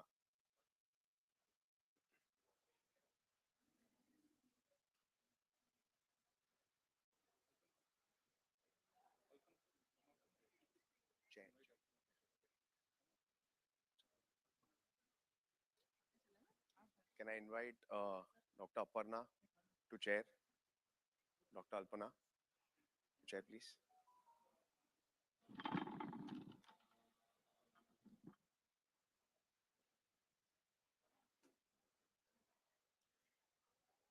I now invite Manoj Chawla, sir, for your post talk. Thank you. Well, Binayak unfortunately has fallen ill, not been able to travel from Kolkata. Dr. Rajesh, I believe, is in the other room. So thank you. Well, my job's made easier with the entire conversation on what drugs to use and dapagliflozin data being presented. I'm going to be speaking about SGLT2 and its combinations as first-line agents. So, we had that conversation, newly detected risk factors, what to do. So the first-line therapy for treatment has traditionally been metformin, and many would still agree with this. Alternative initial treatment approaches to metformin are acceptable depending on the comorbidities, patient-centered treatment factors, and glycemic management needs. This is what the ADA says now. So the question often asked is, should metformin still be the first-line drug treatment in patients with diabetes with high cardiovascular risk? And let's hear the argument from both the sides. So for metformin, well, uh, as first line, no evidence in head-to-head trial that suggests that metformin is inferior. None of the CVOTs were conducted in the absence of metformin. All of them will have patients, almost 80% as baseline metformin. No clear evidence exists that metformin mitigates any cardiovascular benefit. UKPDS always showed significant reduction in MI and all-cause death where metformin was used, and it's inexpensive, minimal side effects, affordable by all. Argument against using metformin is interesting that available evidence of CV benefit with metformin is less robust than the GLP-1s and SGLT2s, which we have seen in the CV outcome trials. Possible mitigation of CV benefit if used with SGLT2. There have been recent sub-analysis reports which have suggested that. UKPDS showed benefit in MI and all-cause death with metformin, but had minimal patients with established ASCVD. This was more early detected patients.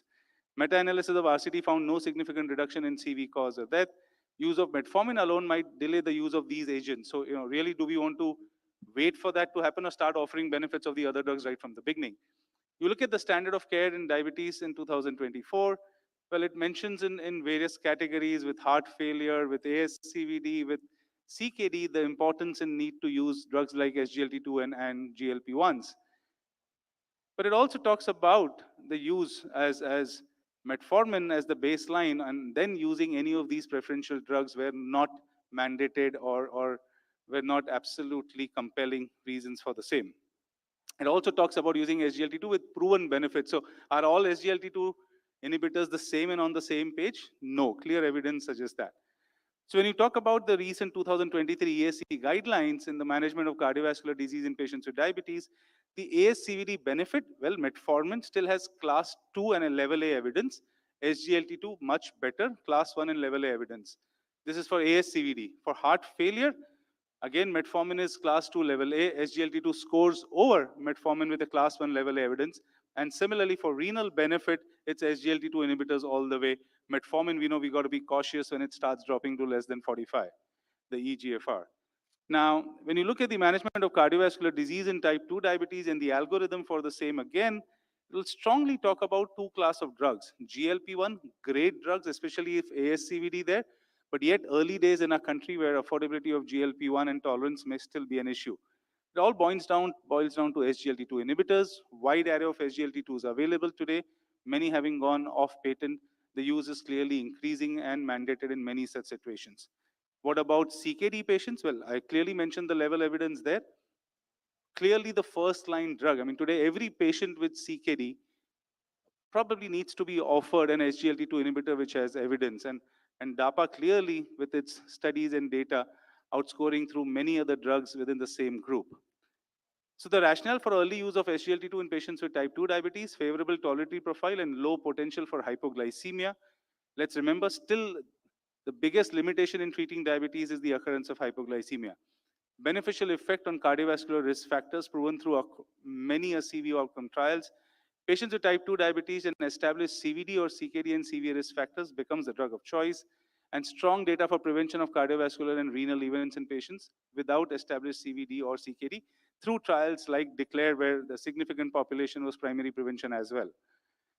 Now you look at Avdesh and group's paper, and this is the who's who from the country who's contributed to this question. And the reason for this paper was that no evidence currently available in India on suitability of SGLT2 as first-line agents in patients newly diagnosed with type 2 diabetes.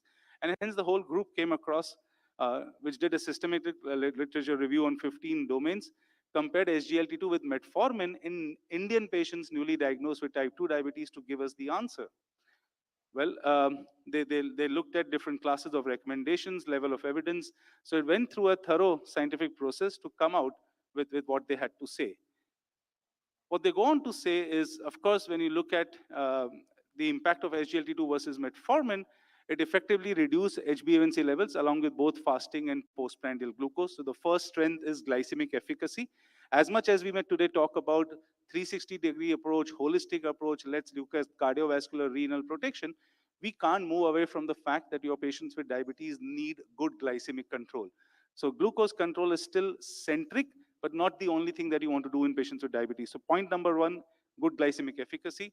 Today, data for reduction in glycemic variability. I'm always thrilled when AK is involved in a paper we're talking about glycemic variability, because I've been banging my head on the concept of GV and TIR with my these colleagues. So it's good that all accepting GV as a metric that we need to look at. So reduction in glycemic variability. Well, there is evidence now for indirect reduction in insulin resistance. Any drug which is reducing glucotoxicity, indirectly reducing hyperglycemia, is having an impact in reduction of insulin resistance. Strong evidence there. Well, we've heard some wonderful conversations on gut microbiome, and I invite all of you again for a path-breaking research lecture tomorrow by Dr. Talukdar from Hyderabad, who's going to be speaking on the gut microbiome in Delhi Hall tomorrow morning. But here again, showing favorable effect of SGLT2 inhibitors, reshaping the gut bacteria and reducing harmful bacteria. Impact on weight, it's not a weight loss medication, but you're getting some weight reduction, variable in different patients, but that's a benefit that we are happy to take. There is some improvement in blood pressure. Impact on lipids for this drug is good, significantly reducing LDL cholesterol and elevates to some extent HDL as well. What's important that this drug is safe for combination with other oral hypoglycemic agents. And you go through the list, whether it's in dual or triple therapy, whether it's being used with sulfonylurea, it's being used with metformin, different combinations. You have data and studies across where it's been used, both the phase 3 trials and real world data. And all of you can think of it, where do I fit in an SGLT2? Can I use it as first line treatment? Well, yes. Patients who can't tolerate metformin, can I use it? Yes. Can I use it with metformin? Yes. Can I use it with 2 other drugs? Can I use it with patients on 5 drugs and on insulin and yet you're itching control? Yes, it fits into place at every spectrum. It's just that you as a clinician need to decide today, am I going to offer it as a 4th drug? Am I going to offer it as a 3rd drug, a first drug? Or I want to use it in a combination right from the beginning when it demands it. Also, evidence that it's reducing the risk of hypoglycemia. In terms of adverse drug and side effects, a lot has been spoken about that. But again, it reported presence of genital mycotic and urinary tract infections possibility. We need to be smart about it. We need to pre-warn our patients. And in some patients where it's too bothersome, whether it is GU infection or occurrence of UTI, you may want to withdraw this drug. Fortunately, that percentage of patients is 10 and lesser, but as I said, we need to be vigilant there. Cardiovascular protection, well, the more we speak about it, there is going to be more and more data being generated. So SGLT2 effectively reduces cardiovascular disorder and risk factors. Look at the data there. Deliver, Soloist, Emperor, DAPA-HF, Vertus, Declare. All these have been with SGLT2 inhibitors with that huge strength of data for its cardiovascular superiority. Again, renal protection, good data. So this all comes from AK's paper published in JAPI, where they have emphasized and shown evidence for SGLT2 inhibitors. And also today, largely cost effective. In fact, many may not realize today that your dapagliflozin is actually cheaper than many of the other combinations available. The traditional combination drugs, dapagliflozin and its combination may actually be cheaper for most of the brands available. So it continues to be cost effective. So they concluded that it's recommended the first line treatment option for managing newly diagnosed type 2 diabetes in India. And it's a strong recommendation by the group. DAPA, for its strength, is the preferred SGLT2 for early inhibition on the basis of many trials like DELIVER and DAPA-HF, which gives dapagliflozin specifically the strength.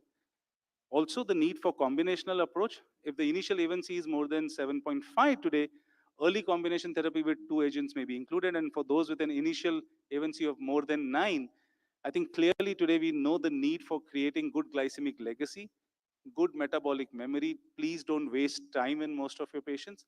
You may very well be safe in using 2 or 3 drug agents. If it's more than 9, you're safe. In the past, why didn't we do that? Because we didn't have drugs that were safe. We were worried that from the beginning we wanted to do metformin and then sulfonylurea and then drugs because we were worried about the possibility of side effects. Today, you have drugs which don't cause hypoglycemia in its combination. You have drugs with huge data on cardiovascular protection, renal protection. So why not offer this benefit from the beginning? What's the point in waiting for 10 years of diabetes and then start offering when the damage is done? The ACE algorithm very clearly recommends the same thing. A1C more than 7.5 today, start with 2 agents, more than 9, consider 3 agents. So SGLT and DPP-4 together have synergistic benefits, beneficial effects on the time and range, influencing both fasting and postprandial hyperglycemia, helpful in reducing glycemic variability and targeting different pathologies, and hence, as I said, a symbiotic combination. DAPA-CETA has had rationale for early initiation, rapid and sustained glycemic control, improvement in insulin resistance, some data on reduction in adiposity, decrease in metabolic and vascular risk, safe as a combination, simplicity for better adherence. And we very often said that for a combination of, in the past we said that for a DPP-4 and metformin combination. Today, very often we say that for an SGLT and DPP-4 or an SGLT DPP-4 metformin, that kind of shut it, forget it principle that in most cases you're safe when you're giving this drug, you'll not be troubled by the patient soon. So an FDC of DAPA and CETA improves various glycemic parameters. Once daily administration in Indian type 2 patients, this is by Bhattacharya and all, again published in JAPI, they've shown reduction in average daily glucose, improvement in time in target, and reduction in the time above target, which is, again, to remind, the target where we talk about is 70 to 180 in most populations. Patient profiling and outcome assessment. So here we're looking at not just CETA, what about vildagliptin? Does it have evidence? So there has been some evidence for Vilda 100 milligram along with DAPA as an FDC in patients with type 2 diabetes, again showing the reduction in A1C. What it also showed that higher the baseline A1C, higher the drop. And that's what I would urge all of you today. When you attend meetings like these and you see data of A1C reduction, always try and look at the baseline HbA1c. Somebody may stand up here and say that you're talking about 9% and use 3 drugs, but the data shows that each drug is causing only 0.7% reduction. So how do I get my patient to 6.5? Well, that 0.7%, 0.6, 0.8% is when the baseline A1C in most of the trials has been 7.8 to 8. The moment you see a sub-analysis of that group where the baseline A1C is 9% or above, you'll see a completely different reduction in A1C. So when you're starting at 9%, your each drug is going to do extremely well. So why do we still need the combination? Because of the multiple benefits and protection it offers without causing hypoglycemia. So there's been data for weight drop. Again, let me remind you, this is not a weight loss medication, but does offer the benefit of some weight reduction. Let me quote Dr. Sharma's ADMIRE study. First-line treatment with DAPA and metformin FDC is effective and safe in patients with uncontrolled hyperglycemia. Well, they looked at what was happening in real-world scenario. 68% patients in their cohort had obesity, 50 had hypertension, a baseline A1C of 9.34, plus minus 1.42. 78% were already on other additional hypoglycemic agents. What did they still see? 2.19% A1C reduction with a 4.2 kg average weight reduction. Again, not a weight loss drug, but causes some appreciable weight loss in a lot of patients there. So early intensive therapeutic control with a FDC of SGLT2, DPP-4 metformin has proven benefits and improvement of glycemia, reducing adiposity, reduction of metabolic and vascular risk, simplicity for sustainable compliance, and safety. This is the regulatory approval trial done for this FDC, which is now available in India and already widely used.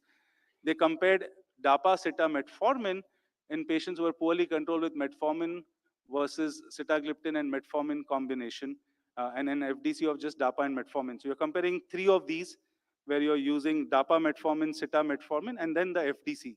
And what you see in the first graph on the left is where the triple drug combination was used. It's significantly more mean reduction in A1C, up to 1.73, significant reduction in fasting plasma glucose, postprandial glucose, significant greater reduction in body weight, and patients achieving less than 7% was significantly higher at 38.5% as compared to the 2 other comparable groups. So the key message in today's conversation that I wanted to have was early initiation of SGLT2 inhibitors offers significant advantages in achieving and maintaining glycemic control in patients with diabetes. Dapagliflozin demonstrates substantial cardiovascular and renal benefits beyond glycemic control. When I say this, I'm always very, very clear in saying we are not moving away from glycemic control. It still is central to what we want to do, but we want to offer the added protection of vascular and renal protection. Majority of patients with type 2 diabetes along with comorbidities have demonstrated notable benefits from the use of dapagliflozin and its in combination therapies. And I think we in India are blessed to have these combinations at an affordable price that our patients can get. You wouldn't believe this, but today we have 25 international faculty from all over the world. They actually tell us that how lucky we are that we can offer the benefit of these drugs to our patients. Each of these drugs is mighty expensive in their country, and it will take a long, long time for them to be able to offer these drugs. So I think knowing that what these triple drug combinations can do at an affordable price for our patients, I see no reason why we should be not offering the benefit to patients right from the word go. Thank you so much for having me here. Thanks, Alpana. Thank you for that talk, Manoj. I think we'll go into the discussion once Dr. Abhichandani finishes his talk. I'd like to invite Dr. Vinoda Abhichandani onto stage. His topic is glycemic durability in a type 2 diabetic patient, learnings from the Verify India trial. Are my slides on? I am honorable chairperson and all esteemed colleagues. Can I have my slides on, please? Thank you.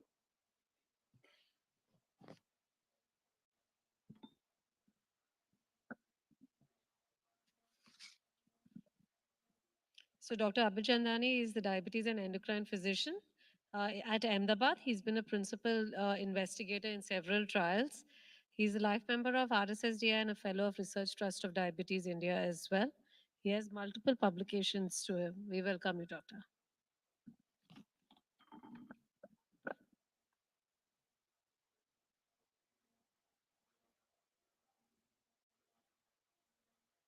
Any issue?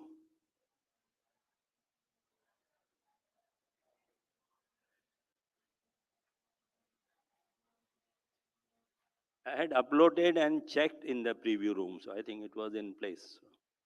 Done. Thank you. So again, a very good afternoon to all of you.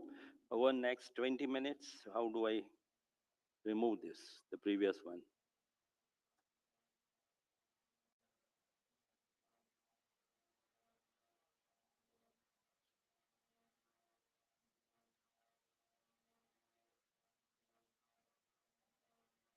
Can one of the IT guys come and help me? Because this previous PowerPoint has to be undone.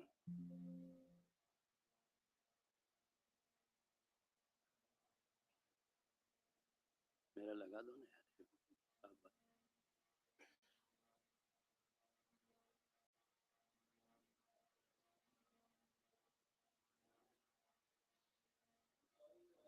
Technology hinders at the wrong time, but then let's hope it gets rectified very fast. Still, So I guess, sir, while Madam, we have the time, let's have a discussion about what happened. What is your take on the FDCs, sir? The triple combination. yeah, FDCs are here to stay in brief. Most of them are PKPD matched, and I believe they are having options with sub-maximal dose of individual components, and that augurs well in terms of at least safety. And 1+1+1 probably gives a better potency than three of a single agent, 3 times that of a So single I agent. guess the cost as well as the compliance also play a role in using it. I think in India, just Dr. Manoj explained to us that we hardly have any issue. We are giving most cost-effective.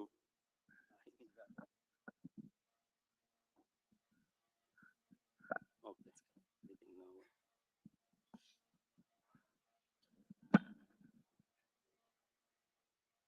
No, no, it's absolute final. Can you have the? It should be labeled absolute final. The same one. Okay. And please run it on the slideshow.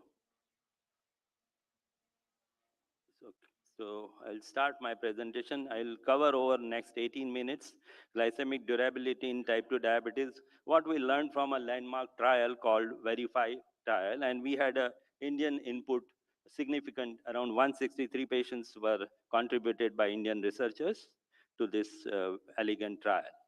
So this is a disclaimer. This set of slides are issued as a scientific service to medical professionals.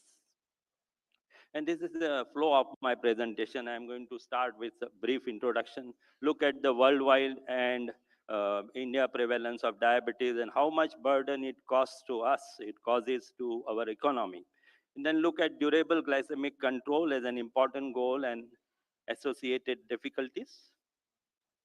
Okay, okay, that's good. And the benefits of glycemic durability. And then look at global verified trial coming next to the Indian subset analysis, some guidelines, a single slide attributed to guidelines, and then I'll summarize my presentation. So type 2 diabetes is a metabolic disorder characterized by insulin resistance and progressive deterioration of beta cell function. Glycemic control is a crucial component of diabetes management, as hyperglycemia is a significant risk factor for disease progression and vascular complications. I think all of us would agree to this statement.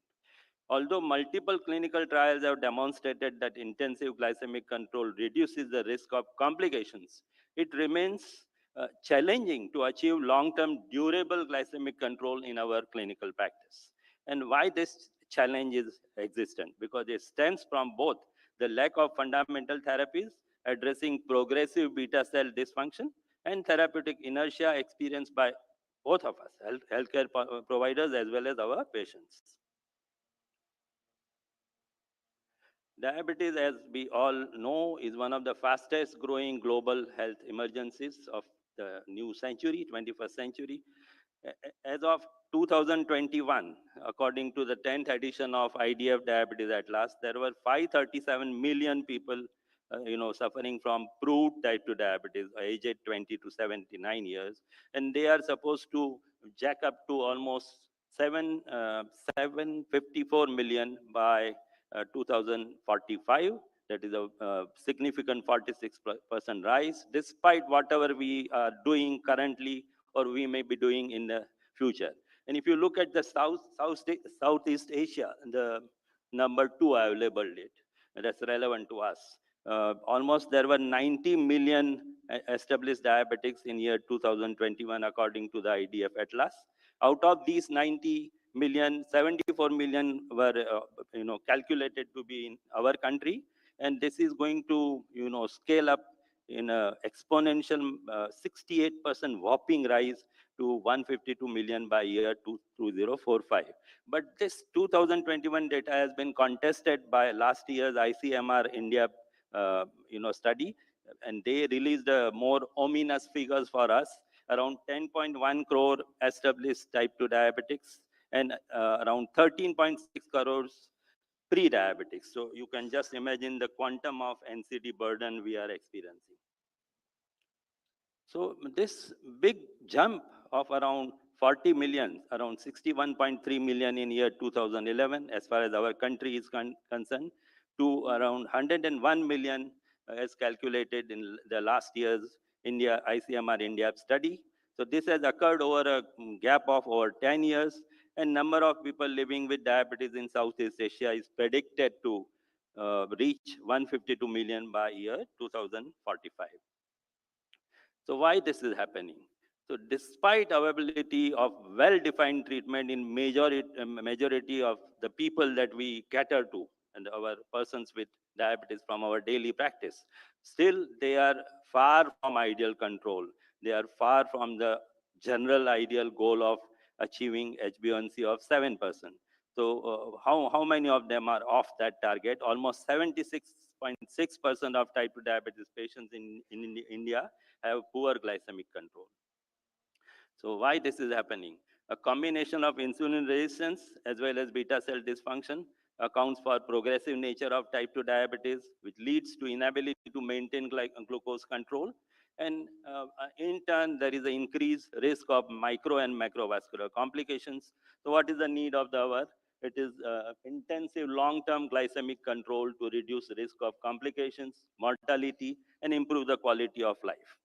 And I already mentioned most of the journals, advise our patients to remain below 7%. And if they can tolerate ideal HbA1c of 6.5 without gaining weight or without experiencing hypoglycemia, nothing better than that. So long-term durable glycemic control is remaining a challenge forever. And that is mainly due to a decline in beta cell function and clinical inertia. So if we are able to pick up our persons with diabetes early and ensure that they come to a target HbA1c goal as quickly as possible without experiencing any side effects, and then they would be the people who would probably have, experience long-term glycemic durability, especially when they are new onset in terms of detection of type 2 diabetes. So this is a meta-analysis from a randomized controlled trials of around 5 years prior to year 2017. It was published in year 2017. And it just emphasized the fact that stringent glycemic control using therapies with high glycemic durability remains the crucial requirement for the prevention of long-term complications. So what were their findings? Intensive versus less intensive glucose control led to around 20% reduced risk of diabetic kidney disease, 13% reduced risk of eye events, and appreciable numerical reduction in blood pressure, cholesterol, and other atherogenic subtractions. So how do we achieve the ideal goal of glycemic durability? For testing this hope, a very elegant study was conducted, goes by the name VERIFY, which stands for Vildagliptin efficacy in combination with metformin for early treatment of type 2 diabetes. It was a multinational, multi-ethnic study where 254 centers from 34 countries contributed around 2001 patients. India also contributed 163 of these, and several continents were involved. And this was the study design. It was basically a randomized double-blind 2-arm parallel group study consisting of a screening visit. If you look at the bottom, a 2-week screening period, and then a 3-week metformin run-in period where the metformin dose was escalated from 500 milligram per day to around 1500 milligram on an average per day. Then the patients were randomized into 2 groups. Period 1, where the top group had from day 1 a combination of metformin 1000 milligram twice daily plus vildagliptin 50 milligram twice daily. And at the bottom you are seeing metformin monotherapy patients who had placebo as a company. So what was perceived as time to initial treatment failure? Between a gap of 13 weeks, if there was a HbA1c persisting above 7%, this was taken as a time to initial treatment failure. It could be 6 months, it could be 8 months, it could be earlier. So once this failure was registered, the metformin vildagliptin cohort was untouched. They were probably emphasized in terms of lifestyle and diet, but the placebo users were converted to metformin and vildagliptin. So by the period 2, everybody was on metformin 1000 milligram twice daily plus vildagliptin 50 milligram twice daily. And then time to second treatment failure was considered when these patients required, when they escaped control, when their HbA1c is again scaled above 7%, and when they required insulin therapy in form of basal insulin initiation. So what was the difference? So those who were in initial cohort on double therapy, dual therapy of vildagliptin plus metformin had a 49% significant reduction in risk for time to initial treatment failure with combination treatment with vildagliptin plus metformin over almost the complete 5-year period. And I'll show that data very shortly. And patients on metformin monotherapy tend to fail early. So this is the global data. So interquartile range, time to failure was around 156 weeks in metformin monotherapy users that came to around 3 years compared to 269 weeks that came to around close to 5 years in initial combination therapy cohort. So 50% patients failed metformin at 3 years versus 5 years for early combination therapy. And the risk for time to second treatment failure. That means the need to initiate a basal insulin, offer them a basal insulin. There was a 26% significant reduction in risk for time to second treatment failure with combination treatment with vildagliptin plus metformin over 5 years compared to metformin monotherapy users in the initial phase. So all these statistics that I have shared, the percentage, all of them are having very strong p-value. That is why they have statistical significance. So we'll now look at the India subset analysis. 163 out of the 344 participating patients from Southeast Asia were from our country. That came to around 47% of this cohort. And the risk for time to initial and second treatment failure in Indian patients, early combination therapy versus initial monotherapy. That is what is being compared within the Indian subset. So there was a 53% reduction in risk of time to initial treatment failure with early combination therapy compared to initial monotherapy. That means they remain under control much longer than metformin monotherapy users. And how many of them needed basal insulin therapy? So monotherapy component, almost 59% needed addition of a basal insulin compared to just 43% of early combination therapy cohort. And Indian patients on metformin monotherapy tend to fail very early. I mean, within 1.5 years compared to the global remaining cohort who took almost 3 years to need a second or to get converted into metformin plus vildagliptin user. So you have 50% Indian patients failing initial monotherapy with metformin at 1.5 years versus 3 years for global cohort. And median time to initial treatment failure, early combination therapy versus initial monotherapy. So this is now comparing the Indian component only, 163 patients. So those who were on monotherapy, they failed very early, almost within 1.5 years versus 4.75 years, means almost close to 5 years of sustained durable glycemic control in the group which was put on initial fixed dose combination of vildagliptin 50 milligram and 1000 milligram of metformin twice a day. So, and again, look at the Indian subset. So how many of Indian patients who were on monotherapy initially or who were from day one on combination therapy needed basal insulin initiation? So 58% reduction in risk of time to second treatment failure. Again, emphasizing that initial combination therapy for our population is very, very effective. We as ethnic Indians respond very well to dual therapy rather than metformin monotherapy. And all of us to try to, employ this strategy in our day-to-day practice. So if you look at the percentage-wise, 37.2%, again, this is India versus Indian substrate, means monotherapy versus Indian initial early combination therapy.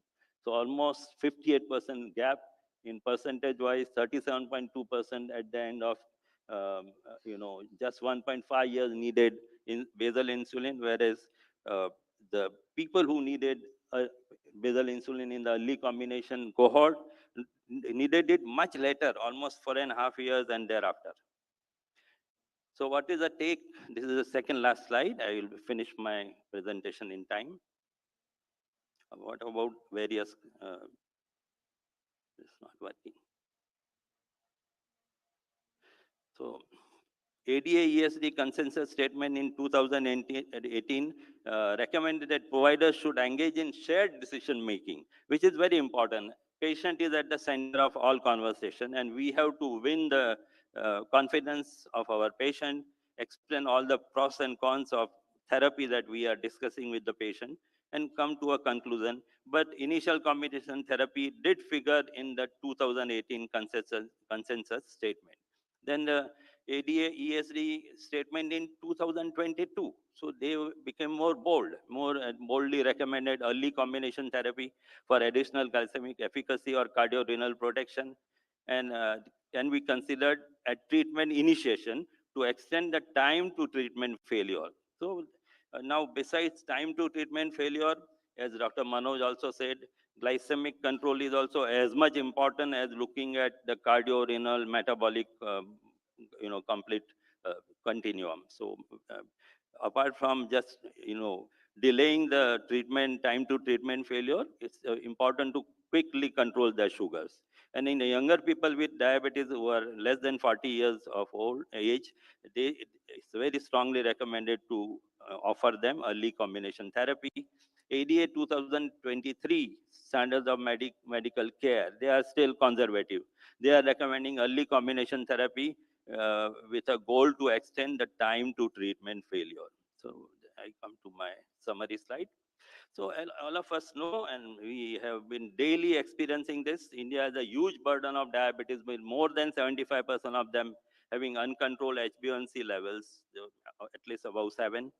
Indian type 2 diabetes patients tend to fail earlier on metformin monotherapy compared to the global type 2 diabetes population, which indicates a more malignant and faster progression of the disease. So all pathophysiologies come into play in a very strong and rapid manner in our population. Early combination treatment approach with vildagliptin and metformin uh, in newly diagnosed type 2 diabetes patients significantly and consistently improves glycemic durability compared with metformin monotherapy.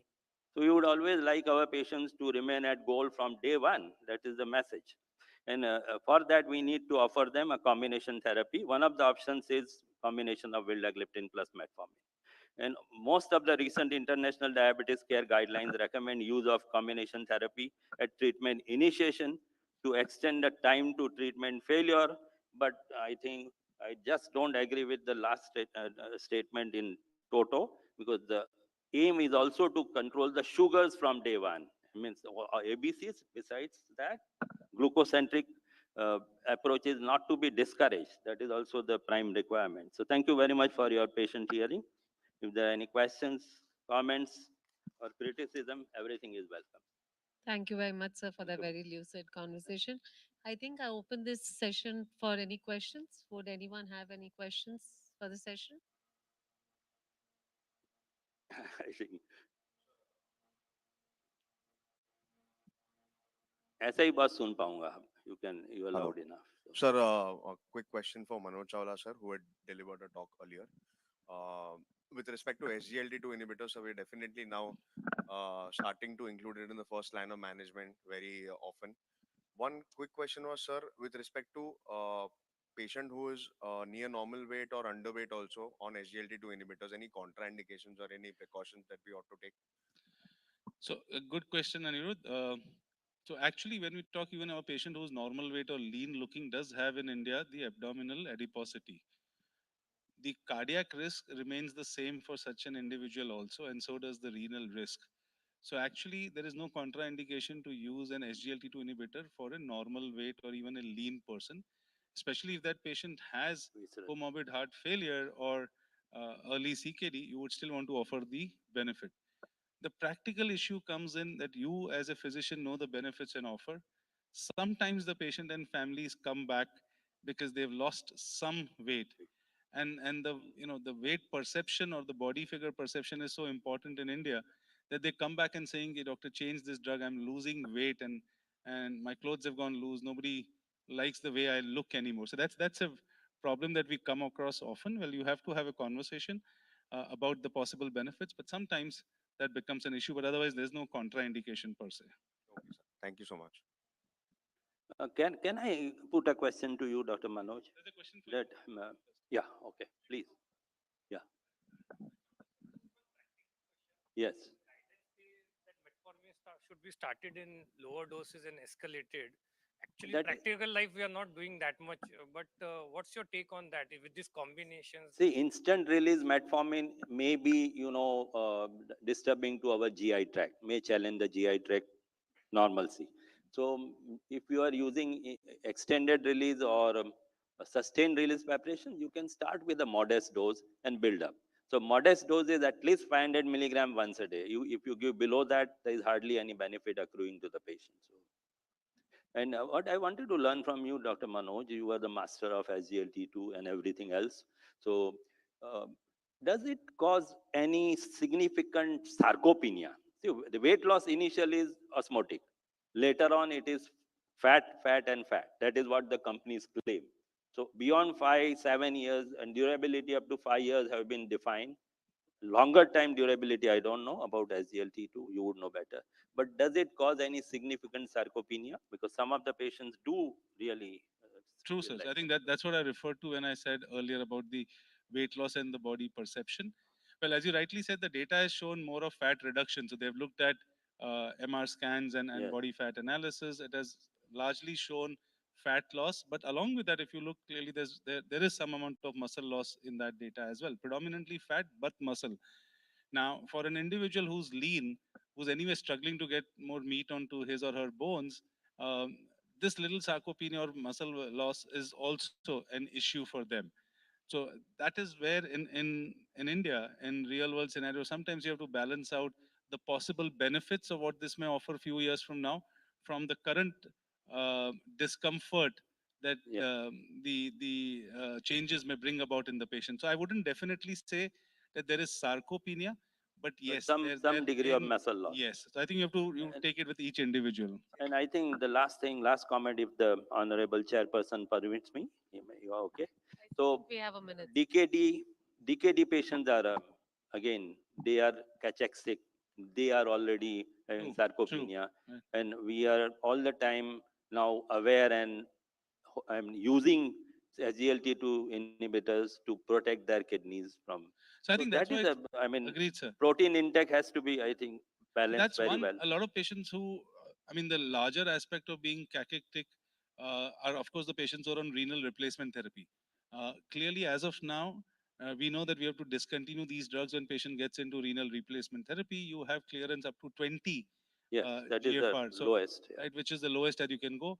Very often, you may not use it, rising creatinine and other aspects there. But when we say about what the drug has shown clearance, the idea is not that you start offering it to patients when the GFR drops to 30. The idea is the benefit seen much earlier. So you start offering it When patients when below they're 45, yeah, at, that's at a, yes, 60 and there for the potential I agree. benefits, right? So hyperfiltrators are the best people to To benefit benefit from from this. this drug, yes. So thank you very much. I think now the time is getting 0-0. Thank you. Thank you. Thank you. Thank you Thank so you all. much. Thank you, chair Uh, persons. Thank you so much. And please accept the memento, sir. And group photo also, sir, please. Abhichandani, sir, group photo.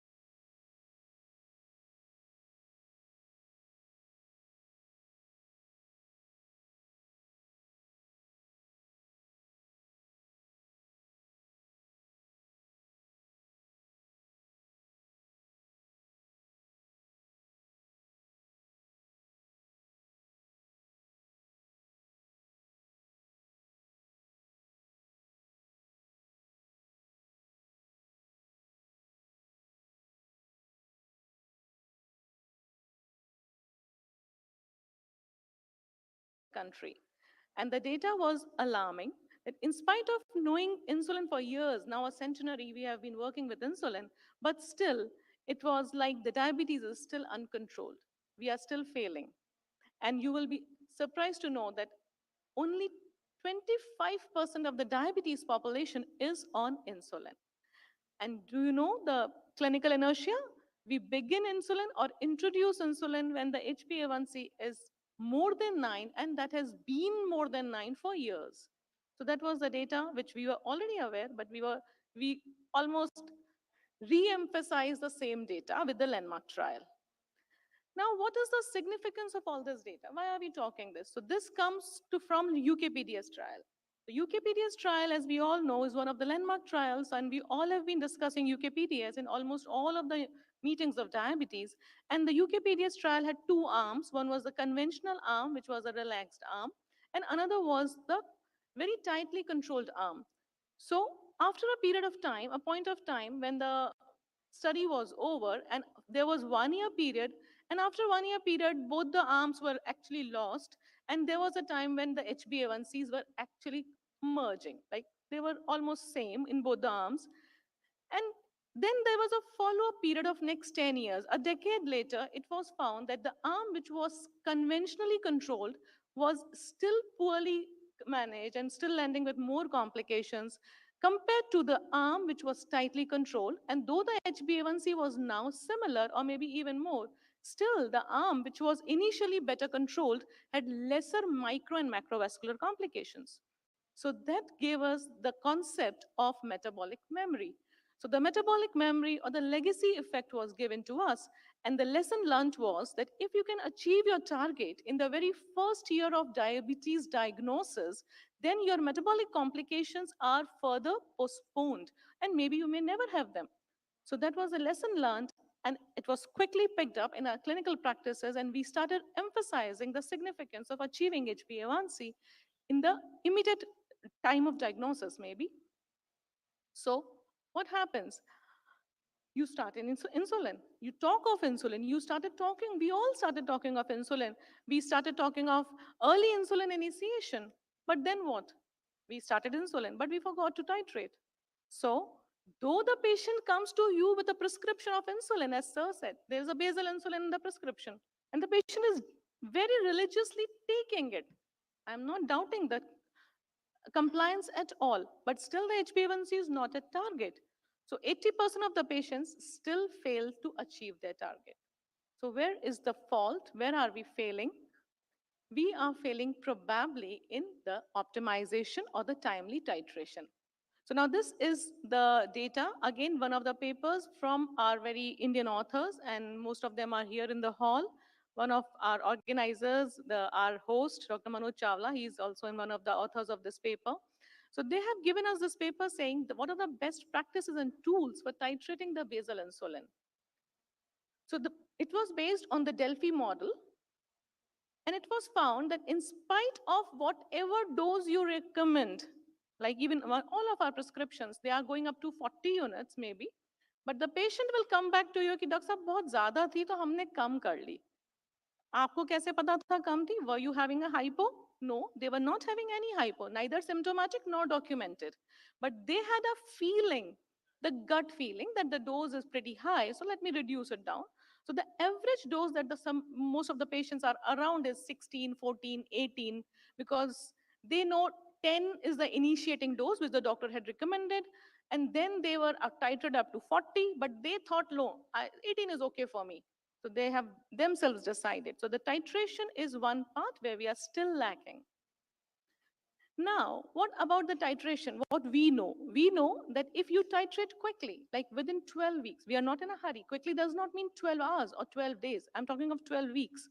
So if you titrate within 12 weeks, you will find that most of the patients will be having achieved HbA1c control. 80% of the population will be controlled within 12 weeks. And this early response will also predict your long-term control and also predict your prevention from long-term complications. At the same time, if you have a hypo in the early 12 weeks, that will also predict your long-term likelihood of developing a hypoglycemia. Another important fact to remember that if a patient has a hypo in the early phase or the early periods of titration, maybe you lose the patient forever. Maybe the patient may never come back to you, they may switch the doctors, and definitely they will give up on insulin. So that part we as clinicians need to remember that hypo is one of the biggest fear factor for most of the patients.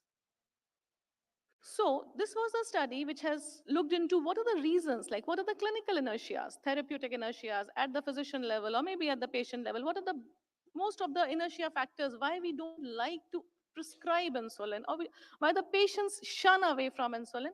And you will find that the biggest fear is of fear of hypoglycemia. Of course, it's not mentioned here, but the second biggest factor is weight gain. But weight gain is quite less with the basal insulins, and we're talking about the generation 2.0. So weight gain is not one of the biggest fear factors into insulin. So the biggest fear factor in insulin titration is hypoglycemia. And the biggest reason for our failures is lack of titration. So this is about the basal insulin introduction. Coming to the second point, like what is the glycemia control versus hypo risk? How much is the risk? So you will find that whenever we talk of any insulin initiation, titration, optimization, the first question that props from the patient's side is, Doctor Sahab, sugar नीचे चले गई तो या कम हो गई तो? So hypoglycemia is the biggest fear. So we have to adjust our dosing accordingly, as Sir said. We are in no hurry. Begin with the minimum dose, say 10 units, or you can pick up the another schedule of body weight. You can begin with 0.2, zero point 0.1 unit of per kg, and then up titrate. Up titration again has many formula. You can go 1 unit every day, or you can go 2 units twice a week, or maybe 3 units twice a week. So it has to be slow up titration, and accordingly you can down titrate also. So that is the biggest rule you have to remember. Then coming to our 2.0. So the 2.0 generation basal insulins, they're safe, safety, efficacy, no weight gain, as I already told you. Dosing flexibility is always there with us. We can slowly up titrate and we can always down titrate. They are stable and the action is prolonged. So 2.0, why 2.0? Why 300 IU? The benefit is they are long acting basal insulins, effective for 24 hours. So the timing of dosing, you can have a plus minus flexibility of 1 hour, but for the point of view of compliance, I think we always tell our patient to take the insulin on the same time every day. That time can be adjusted as per the life schedule or the lifestyle of the patient. This gives us less glycemic variability. So glycemic variability is another important factor that we look into. So this gives us a very smooth control that is effective, sustained, and durable control. Hypoglycemias have not been reported, especially nocturnal hypoglycemias, because as they are peakless insulins, as we talk of, so there are no nocturnal hypoglycemias. Well, look into the various studies that we have. So looking into the PKPD, the pharmacokinetics and the pharmacodynamics of the insulin versus the molecule itself, that is glargine 100 IU versus glargine 300 IU. Another is the addition program. It was a randomized control trial. Then we have the real world data from the DELIVER and the ATOS trial. We also have data from type 1 diabetes patients who are specifically at higher risk of hypoglycemias. We have data, the real world data and the randomized control trials with patient experiences. We have compared the molecule with PKPD, the pharmacokinetics and the pharmacodynamic studies, comparing the molecule with degludec. Patients with a high risk of hypoglycemia, specifically the brittle diabetes variants. Then the BRIGHT study, where the randomized control trials with type 2 diabetes patients. Again, one SCARE study with type 1 diabetes and the randomized control trials in range studies with type 1 population. So huge data to back up the molecule, that is glargine 300 IU. Now, if we look at it, this is Indian data, most of it, and the ATOS trial gives us the Indian data. There were almost 1,200 Indian patients in the study, and the HbA1c reduction was almost around 2%. Fasting plasma glucose came down by 65 milligram per dl, with almost nil documented hypoglycemia. So 25% of the patients could achieve the target HbA1c by the end of 6 months, and almost 45% of the patients were in the range of controlled HbA1c by the end of 1 year, and all that without reported or documented hypoglycemia is the biggest gain. Again, coming about the insulin dosing in the ATOS study, the dosing in the, if you look at the basal data, and by the end of 3 months, or by the end of 6 months, or by the end of 1 year, you will find that the dose titration was from 14 units to say a max of 20 or 21 or 22. So the dose titration, we began with a baseline of 14 units around plus minus 6, and it was titrated within a period of 1 year up to 23 units. So dose titration was there, and with this dose titration, the target achievement was good by the end of 1 year. So the key take-home message was that glargine 300 IU is effective in type 2 diabetes population in controlling HbA1c, as well as in controlling your fasting plasma glucose, and the postprandial plasma glucose was also controlled. And by the end of 1 year, almost our patients were within the control range. Coming to the BRIGHT study. Now, this BRIGHT study was a study which was comparing the glargine 300 IU with degludec. And you will look at the baseline values. Over a period of 24 weeks, the HbA1c achievement was almost similar in the two arms, one arm with glargine 300 IU and another arm with degludec. So, BRIGHT study data, you will find that as of hypoglycemia, if you talk of, then anytime confirmed hypos were comparatively less in the 300 IU arm. Confirmed hypos, if you talk of severe hypos, that is less than 54, again, they were significantly less. The rate of hypos were also less, and the nocturnal hypos were also significantly less as compared to the degludec arm. So now this was a time for change. The data was changing, the reporting parameters were changing, and this was the time for a new concept, that is time in range.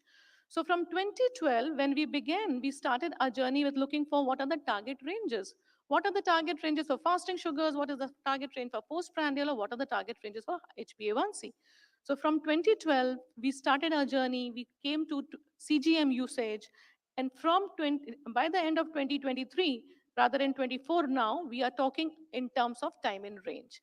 So we are more interested in knowing that whether our patient is spending their time, 70% of their time in range.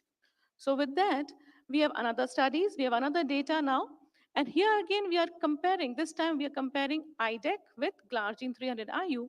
And the dosing of insulin, you will look at the graph and you will find that the dose of IDEC was more, whereas the dose of glargine used, that is 300 IU, was lesser as compared to the IDEC dosing. But at the same time, the smooth variant, the glucose control was much smoother with our glargine 300 IU as compared to the degludec arm. Then we have the flash glucose monitoring studies, which were giving us the TIR, the time in range. And again, we were comparing IDEC with glargine 300 IU. And you will find that the incidences, the dosing of glargine was less as compared to IDEC. And you will find that the number of hypos reported with the IDEC arm were more as compared to the dark blue is the glargine arm.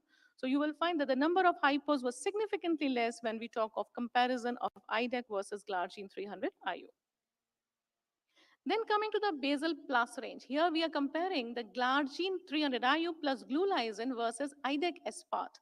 So BD dosing of IDEC aspart compared to the glargine 300 IU with glulysin, time in range was much better with the glargine 300 IU plus glulysin twice dosing as compared to the IDEC aspart twice dosing. And the p-values were significant if you talk of TIR, that is time in range, or you talk of hypoglycemic episodes, clinically significant, that is severe hypos, less than 54, or the nocturnal hypos.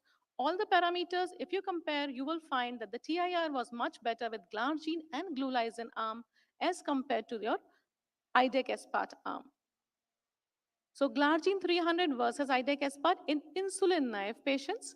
Again, you will find that the HbA1c control was almost comparable in both the arms. Glargine 300 IU was associated with less weight gain as compared to IDEC aspart, and it was associated with less risk of hypoglycemias. So coming to the practical considerations in the last 2 minutes of my talk, where I will take you through the practical considerations, though we have already discussed them. Up titration is important. Start with the small dose. Start with 10 units as one of the standard practice plans. Up titrate 1 unit every day, or maybe 2 units twice a week or thrice a week. Standard practices, what we recommend is up titrate twice a week, Monday, Thursday, or whatever suits you, and target your fasting, check your fasting every day. And this fasting is always individualized. There are no standards, like we always individualize our diabetes practice. Then what are the standard questions? What is the initiation dose? You can go by body weight or you can go by 10 units. That is the standard. Timing of injection any day, flexibility, it's upon your lifestyles, because nowadays it's a corporate era. Most of the people are working overnight at times, late night shifts, online people are working. So timing is their choice, but it has to be fixed. OHs, all OHs can be continued with glargine 300 IU.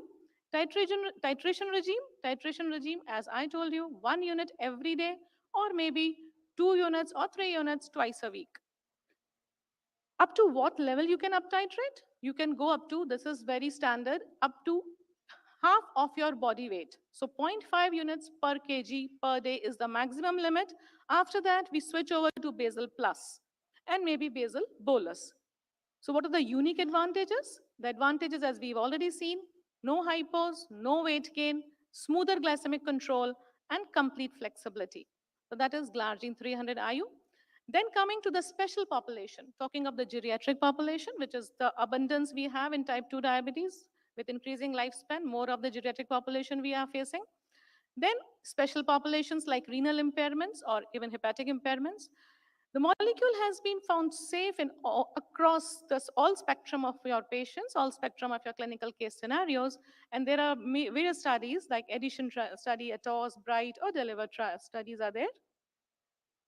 Pregnancy, it's safe to use, but we have already got the recommendation for glargine basal. So there are not approval on papers, but we have seen data that patients have received glargine 300 IU off-label, and there have been no adverse reports, no teratogenic effects, no adverse hypoglycemias, or no other anything negative we have not been come across. So device, if we talk of, device is it's a wonderful device, and the cartridge, because it's a 300 IU, so no calibration is needed. Remember that no calibration is needed. The cartridge chamber is very much aligned with the cartridge itself.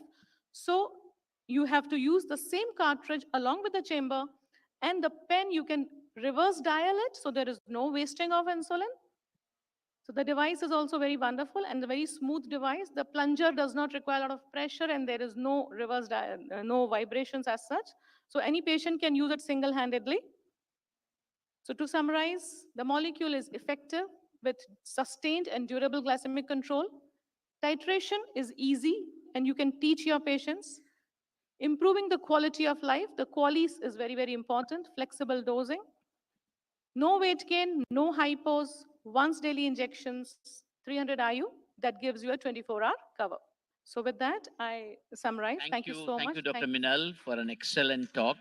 Thank you. And I congratulate the audience who have a very large number in this room. We understand where we had other choices also, but really shows that how you are committed for this masterclass insulin session. Thank you, Minal. We'll take up questions at the end of the sessions. May I now invite Thank you, everyone. my close friend and very eminent speaker, outstanding endocrinologist from the city of Calcutta, Dr. Kalyan Kumar Gangopadhyay, to kindly come to the dais. Dr. Kalyan had his MD early 90s, MRCP in early 2000, and CCST in endocrinology in 2007. He has worked as a consultant in endocrinology, diabetes at the University Hospital, Birmingham, UK. Been investigated in several clinical trials. He has won many prizes. I'll just mention about Stephen Whitaker Prize, Endocrine Society Prize, and the Owen Wade Prize. And he has quite a number of publications in the international and national journals. International journal, he has about 27 publications, which is a great achievement. He had many abstracts. He has 4 book chapters. And currently, he is the consultant endocrinologist at the Sikhi Birla Hospital's Peerless Hospital in Calcutta. But beyond all this, Dr. Kalyan, fondly called as Kalyanda, is a great friend, a great helper, great scientist, and a great organizer. We saw his organization skill in the last IdeaCon. You'll be doing the IdeaCon this year also, along with of this and others. And I welcome Kalyanda for this, giving this talk on a very, very important practical topic. It's about intensify the premix insulin. When to intensify premix insulin? One line suffices to mention that premix insulin still is the maximum used insulin in our country. And over to Kalyanda to teach us about that. Thank you. Thank you, Professor Das, for your kind words. Now, while we wait for the slide to come up, so this talk was originally planned for Dr. Binayak Sinha to be given, but he's unwell. So I'm the Stepney. You know what is Stepney? The spare car, a tire. So does anybody in this room know why it is called Stepney? No, no, no. Stepney tire. Why it is called Stepney? Yes, it's okay. So you see, even I didn't know. Just coming from the airport, I just Googled it. So Stepney means, why is it called Stepney? Because the inventors, Thomas Davis, they invented the Stepney car, a tire, in a street called Stepney Street in Wales. And that's why it's called Stepney. So anyway, we learn every day. So my talk is when to intensify. I think the topic is a bit misleading and perhaps incorrect. So when we know, when you're not control, you increase it. It should be rather be how, and I'll wade into some controversial areas about sulfonylureas when you're giving premix insulin. So it'll help if I have a pointer, please. So this is my disclosure, and this is the disclaimer. Now, the Indian data at the time of insulin initiation is in front of you. So you can look at north, south, east, and west. It's important to realize that we start insulin when the HbA1c is more than 9%. At that time, look at the fasting is around 170, 180-ish. And look at the PP, it is touching almost 300. So that's the scenario, and this is PP breakfast, and same with PP lunch, even crossing 300 at times. Now, the initiation of insulin therapy does not guarantee good glycemic control. Whatever you initiate, that is not, we started it and we forget. No, we initiate, and then we have to keep on intensifying it. So initiating just the insulin, only for 30 to 60% of your patients will be on target. The rest will not be on target. So you need to intensify. So worldwide, about 60% of patients do not progress in their insulin treatment over a 2-year period. This is not just data for India, and you can see here, even in the United States, more than 60% of patients after insulin is initiation, there is no progress. And this is over 2 years' time. Can I have a pointer, please? Oh, there. Thank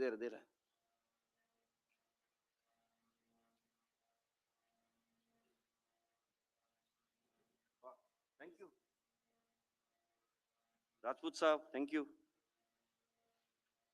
So now, so therefore, this particular slide makes sense in our setup, where PP seems to be the predominant problem. So here you can see, this is actually a study done 15 years, more than 15 years ago. So if you're targeting fasting blood sugar, you would achieve the target in about 2/3 of the patients, 64%. But if you are targeting PP sugars, then you achieve more than 90% of the patients. This is perhaps more relevant in our setup rather than in the Western world. And that's why in the Western guidelines, they lay a lot of emphasis on the basal insulin. Now, I put a hypothetical case, and I'll ask you just to raise your hands. So this is a hypothetical case. 58-year-old male, type 2 diabetic for 10 years. He's on glimepiride 4 milligrams in the morning, metformin 2 grams, DPP 4 SGLT2. So you've got 4 drugs. So you need 3 drugs for OHA failure. You've got 4 drugs. And yet the HbA1c is 9.3. First of all, ensure compliance. Yes, compliance is done. Lifestyle, done.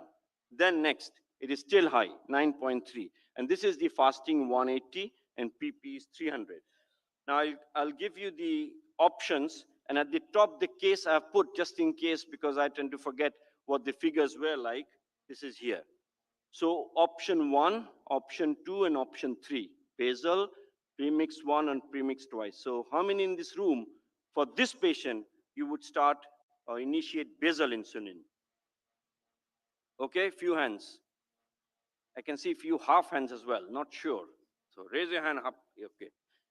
Premix once a day. Okay. And premix twice a day. Okay, so a lot more for premix twice a day. Now, if you start premix for basal, I think all of us will keep the sulfonylurea, right? For premix once, would you keep the sulfonylurea? How many will you keep the sulfonylurea? Raise your hands. Okay. If you're using premix twice, would you keep the sulfonylurea? Okay, still, okay, some people will still keep the sulfonylurea. Okay. So Professor Das and Dr. Negalur, so we have got divergence of opinion. So that's important, that's interesting. Now, this is one of the guidelines you will see in multiple journals coming up. When to start basal, when to start premix. So one of the guidelines given is, if your blood sugar difference between fasting and PP is more than 54, that is the postprandial increment, you should consider premix. Where is this data about 54?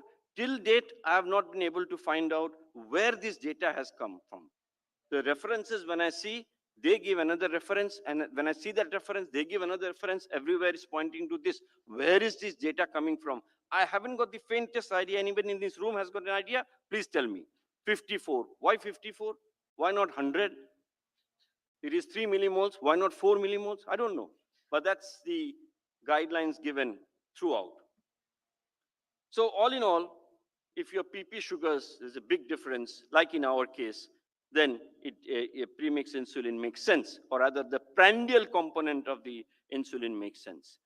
Now, there was one interesting study called 4T study. What they did, OHA failure, they divided into 3 groups. Gave basal insulin, gave prandial insulin 3 times a day, and premix insulin twice a day. Okay, so basal, prandial 3 times, and premix twice a day. And you can see here, the red is the basal, blue is the prandial, rapid acting 3 times a day, and twice a day premix.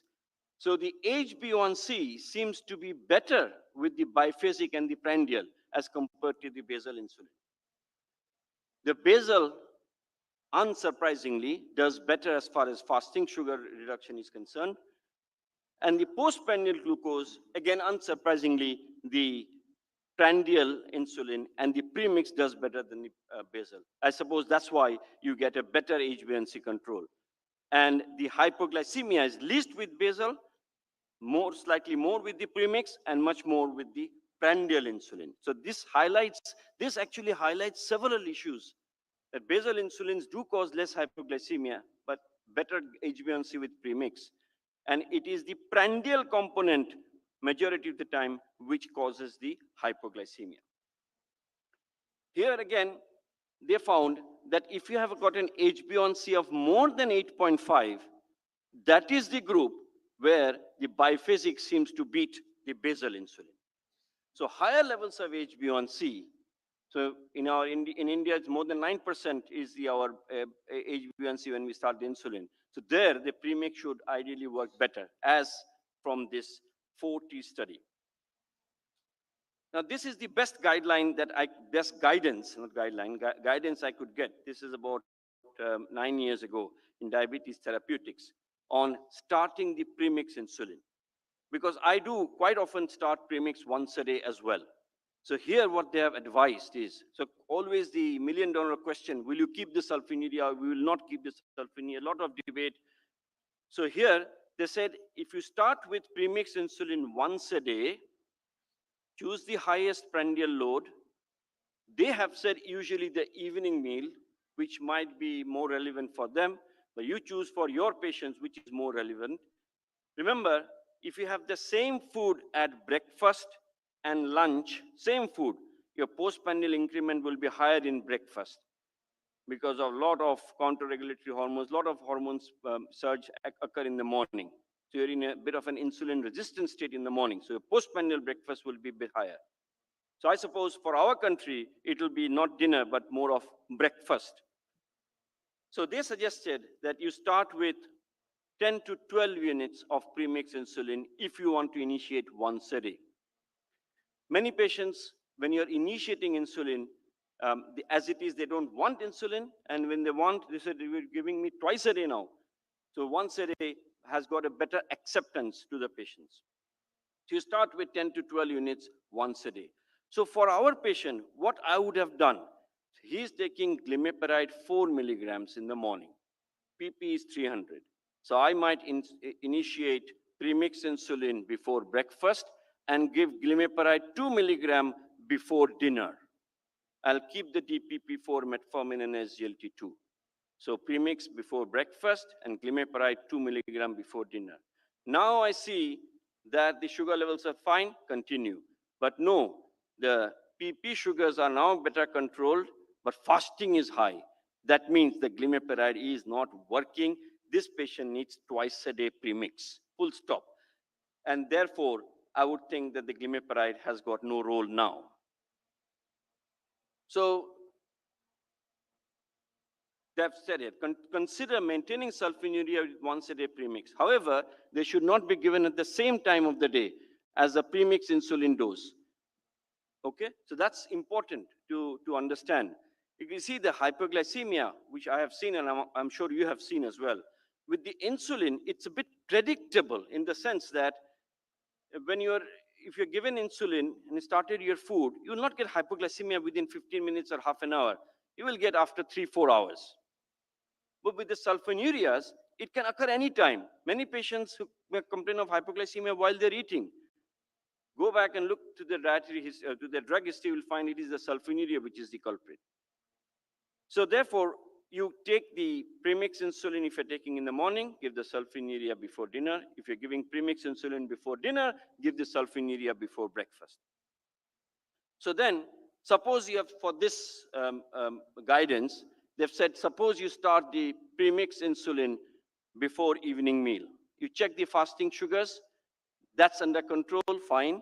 It's not under control, you increase it to get your fasting sugar down. Not under control, now you think about premix twice a day. This is now you intensify to twice a day. And then you stop the sulfonylurea. So once daily premix can go to twice daily premix. It can go to basal bolus. From twice daily, it can go to 3 times a day premix. I'm not a great fan of 3 times a day premix, but that's an option which you have.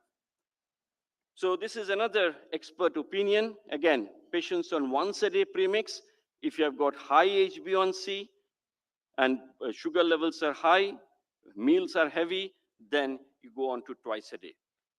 Now, when you want to go to twice a day, how to split the dose then? So here is the guidance again. So if you're taking premix once a day and you now decide that the patients will need twice a day, so you split the dose half-half between breakfast and dinner.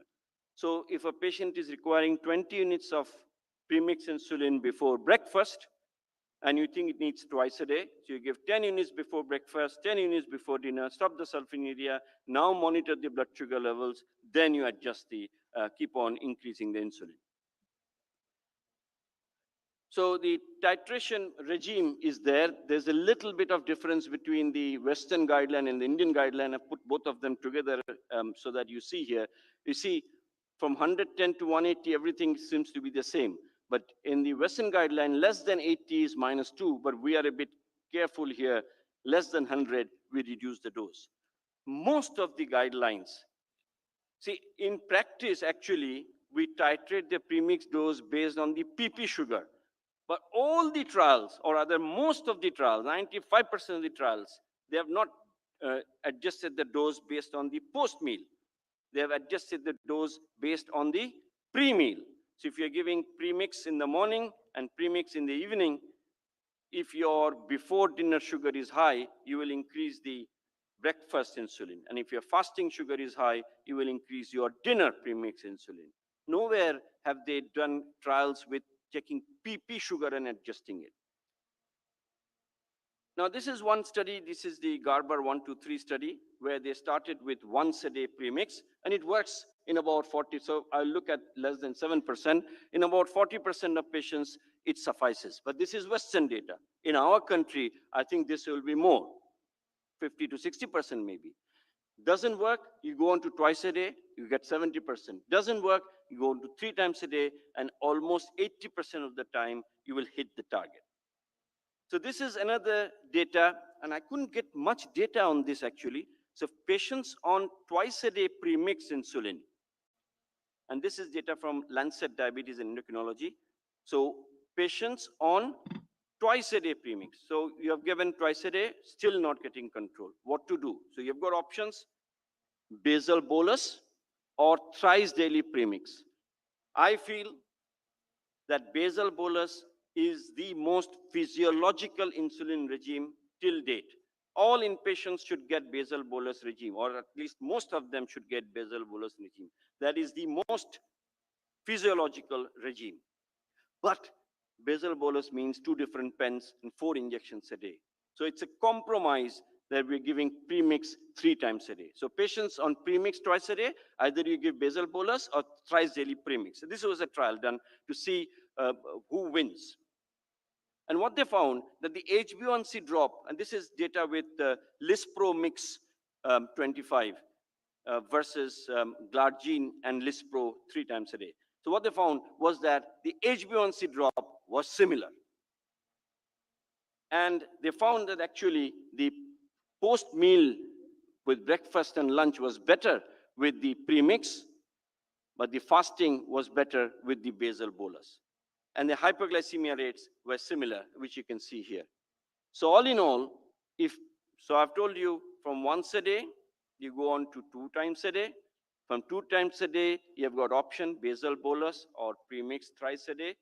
So with premix thrice a day and basal bolus, do we have any data? Yes, there is data to suggest equivalent glycemic control with no difference in hyperglycemia.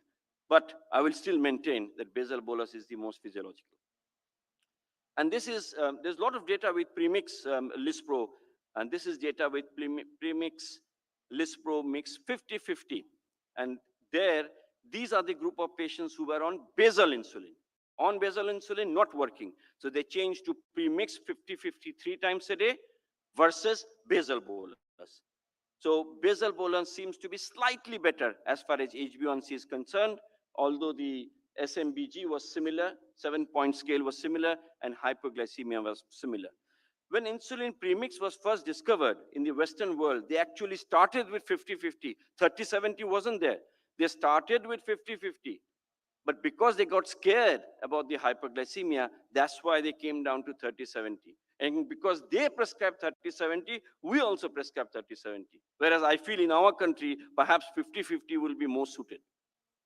So this is the data you have got with Lispro mix 50-50 as opposed to basal bolus, showing almost similar HbA1c control with similar hypoglycemia. And of course, the Lispro 50-50, it has got 50%, just compared to the other non-analog premix, it would have a greater postprandial drop. So I think this is my last slide. So when twice daily premix provides comparable glycemic control to basal plus. When intensifying premix analog from once daily to twice daily, split the once daily dose in 50-50, 1 in breakfast, 1 at dinner. When you want to intensify from twice daily premix to thrice daily, when would you add the third? Obviously at lunchtime. How much dose will you add? It is round about 10% of the total premix dose, or 2 to 6 units. So suppose somebody is getting 20 units before breakfast and 20 units before dinner. So that's 40 units, 10% of that is 4 units. So you start with 4 units at lunchtime. Then you increase slowly. And you have got data with premix insulin thrice daily, which was comparable to basal bolus regime in the outpatient setting which offers more convenience as an option for intensifying insulin therapy. So I think with that end, thank you very much. Thank you, Dr. Kalyanda, for a wonderful talk. I think we stay back for the questions at the end of the session. Now I request Dr. Rajesh Rajput to come on the stage to talk on the subject of ultra-rapid Lispro insulin. And to introduce Dr. Rajput, I came to know today that he has been Director, Department of Endocrinology at Gurugram. He was earlier at Rohtak. He has more than 180 publications in various international and national journals. Editor for books of ITS textbooks, thyroid disorder, endocrine disorders of pregnancy, contributed chapters in many well-known textbooks in diabetes endocrinology, delivered numerous lectures at the various national conferences and fora, inspiring diabetologist endocrinologist award from the Economic Times 2020, Sanofi Aventis Lectureship Oration Award in the Epicon 2018 at Bengaluru, Sadicode Oration in UP Decon. Stop it. I need to complete this because of. Anyway, thank you very much for accepting invitation. Please go ahead with ultra rapid.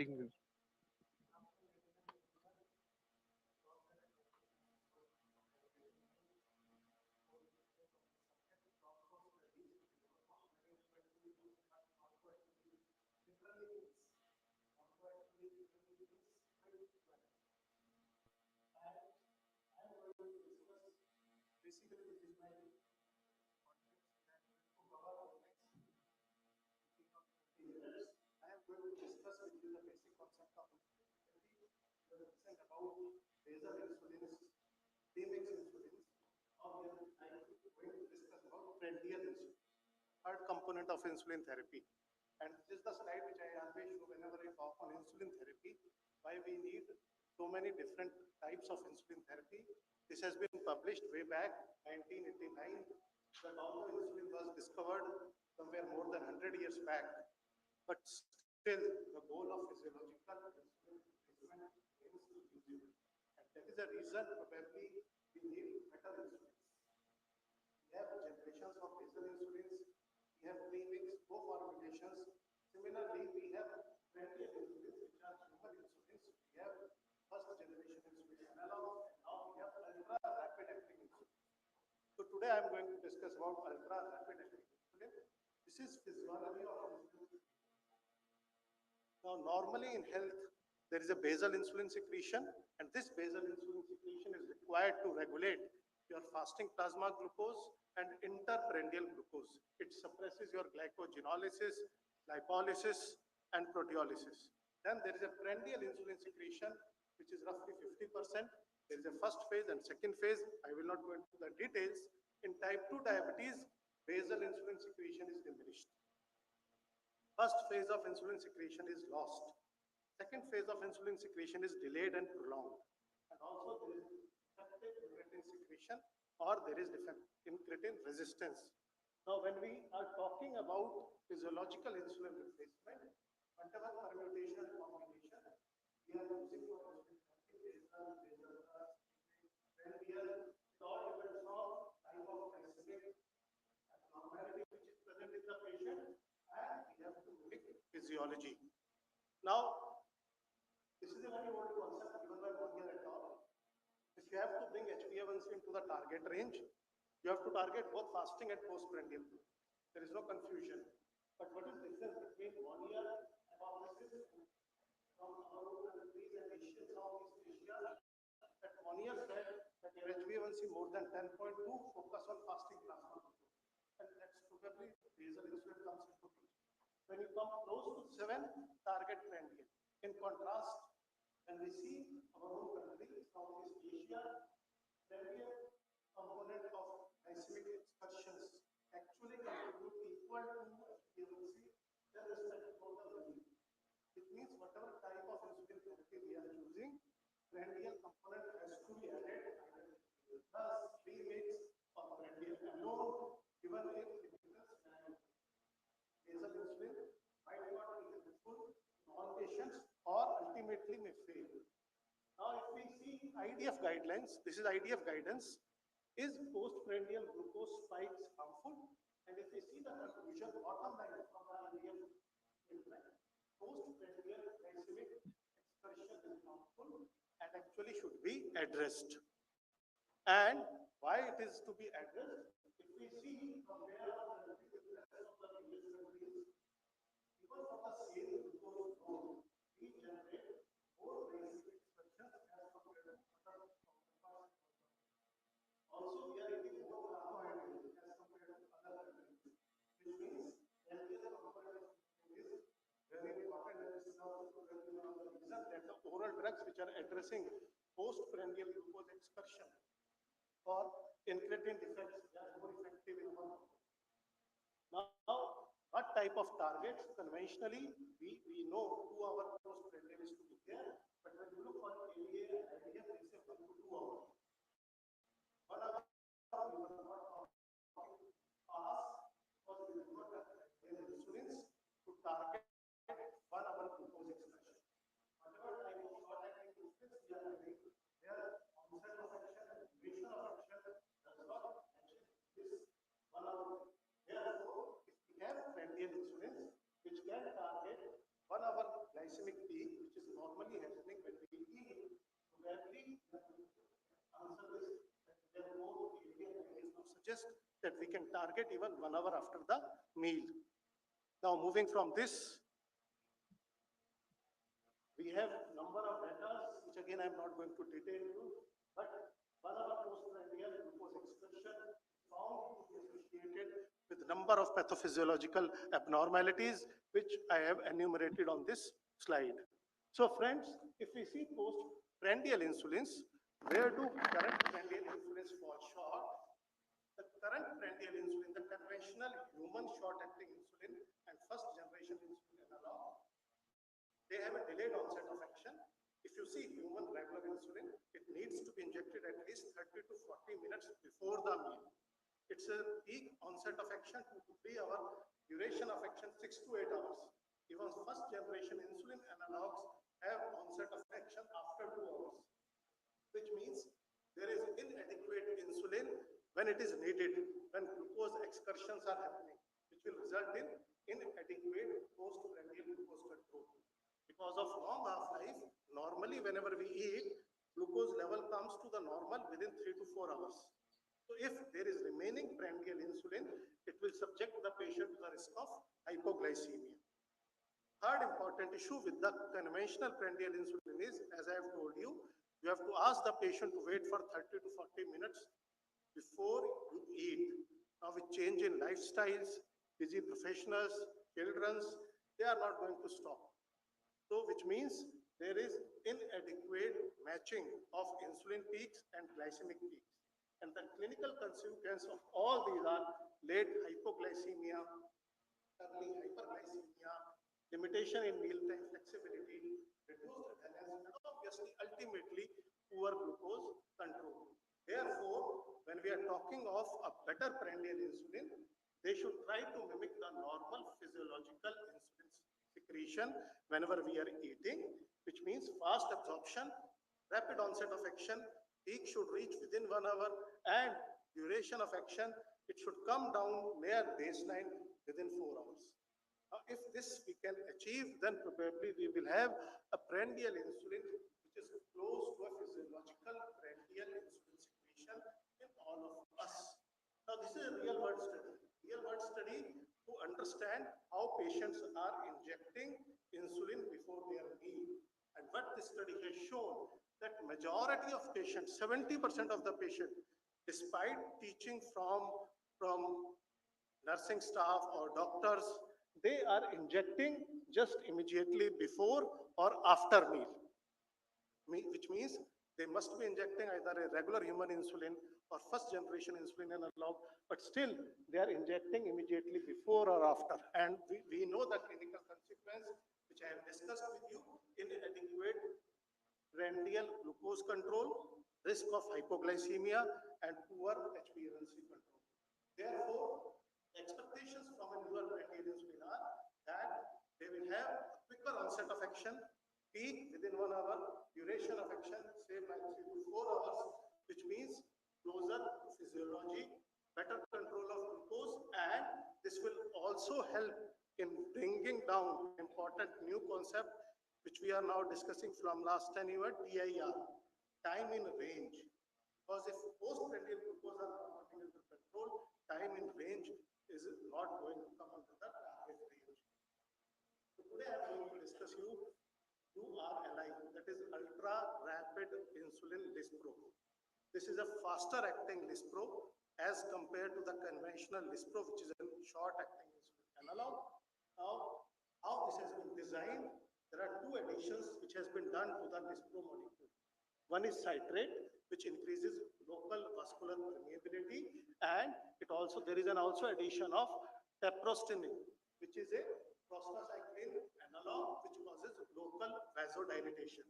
Now, by addition of these two components, and there is no change in the molecule, that is, lispro remains same, but has happened that the onset of ultra rapid acting insulin is 11 minutes faster as compared to lispro. During first 30 minutes, with ultra rapid acting insulin, there is threefold greater glucose lowering as compared to conventional lispro. The maximum glucose lowering is observed between 1 to 3 hours, and the total glucose infused during clamp studies between lispro and ultra rapid acting lispro is not different, which means the risk of hypoglycemia is not increased, despite the fact that the area under the curve for exposure of insulin is high during first 2 hours of the insulin injections. Now we have number of prandial insulins. We have regular human insulin. We have ultra fast acting aspart, which is Fias, and now we are also having ultra rapid acting lispro. So how they compare with each other? This is PK study, and in this PK study, they have observed all the 4 insulins.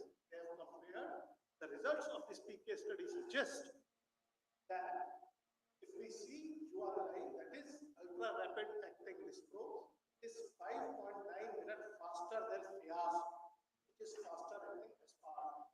It is 12.5 minutes faster than Humalog, which is lispro, and it is 13.9 minutes faster than Novorapid, which is aspart.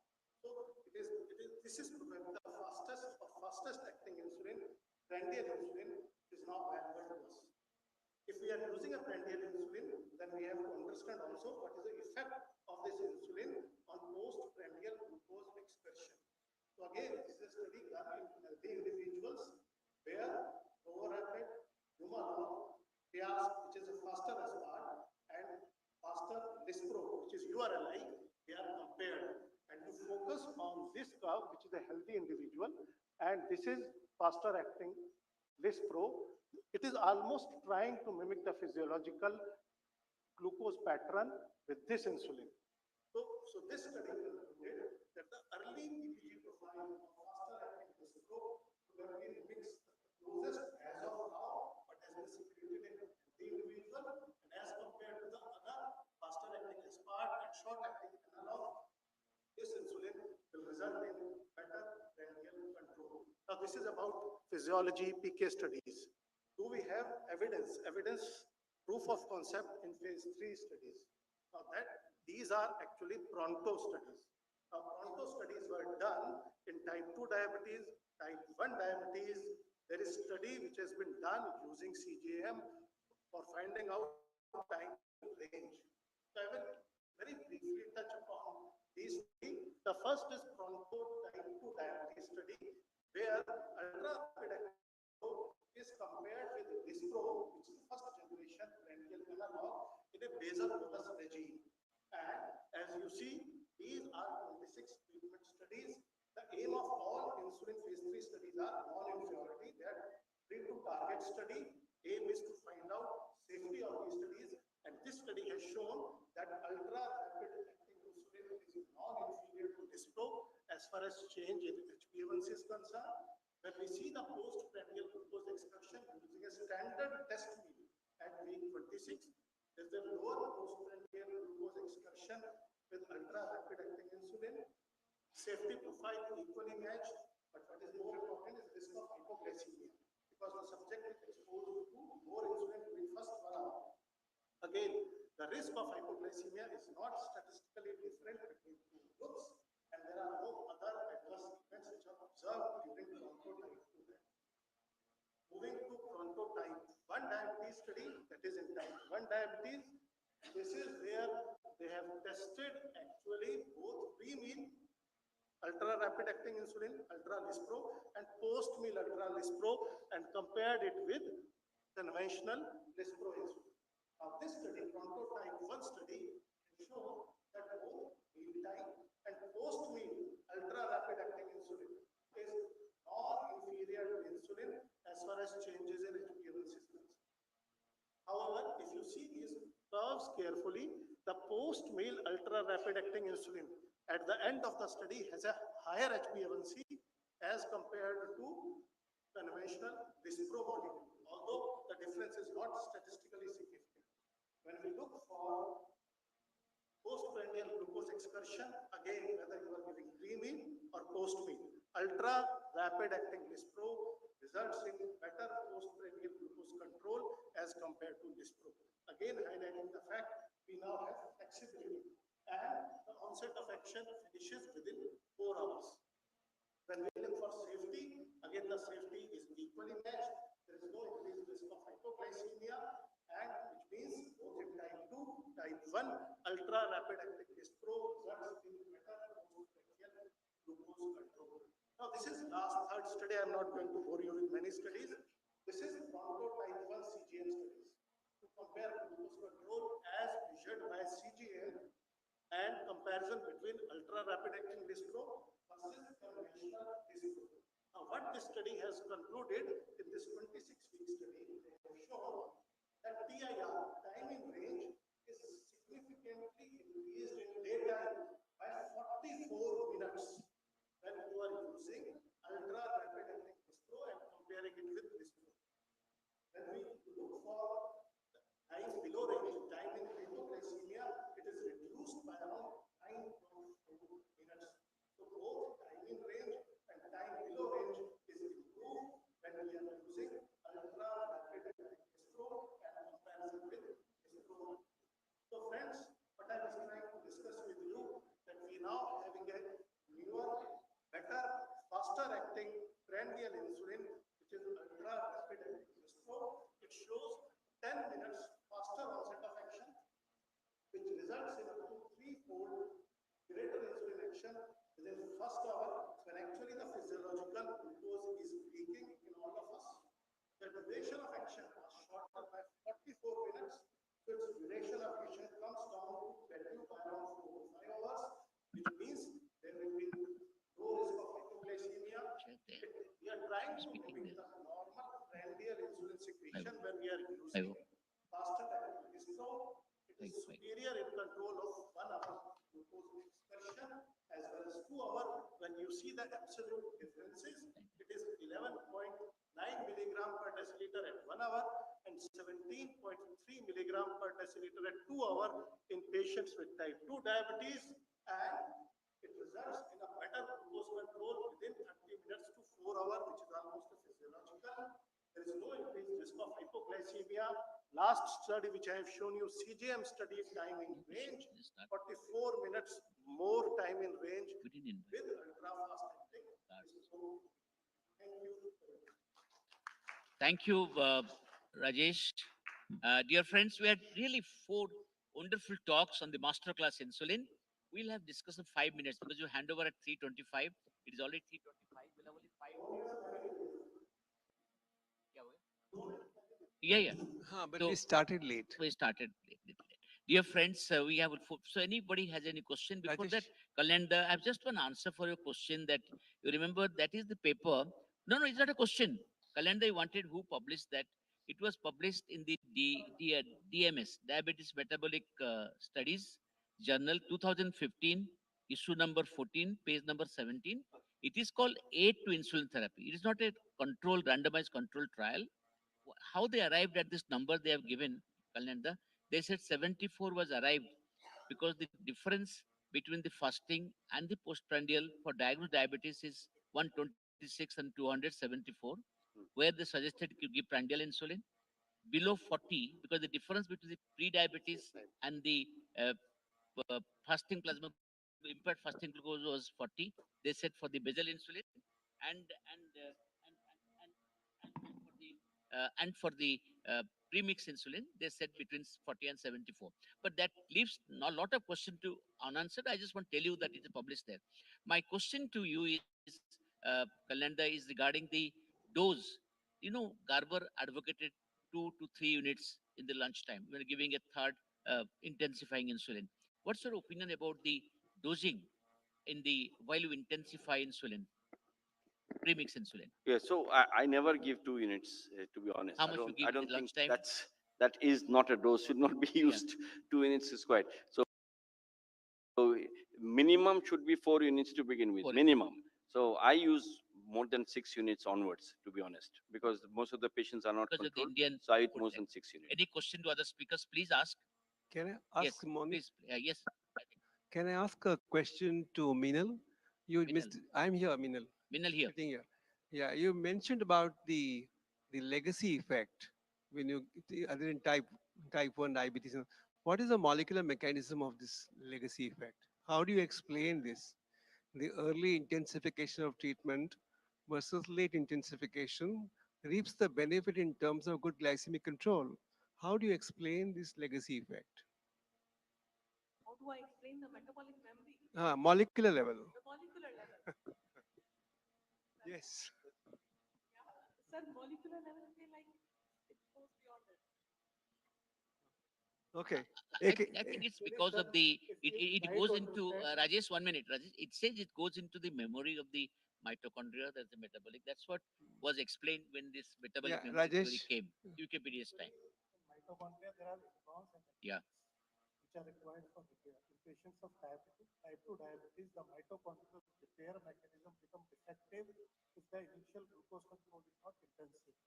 Now, whenever this becomes irreparable damage, when later in the life, when we try to bring glucose into control, and even at this time, mitochondria remains effective. It keeps on producing more free oxygen radical. And now, free oxygen radical actually is driving all the pathophysiological pathways.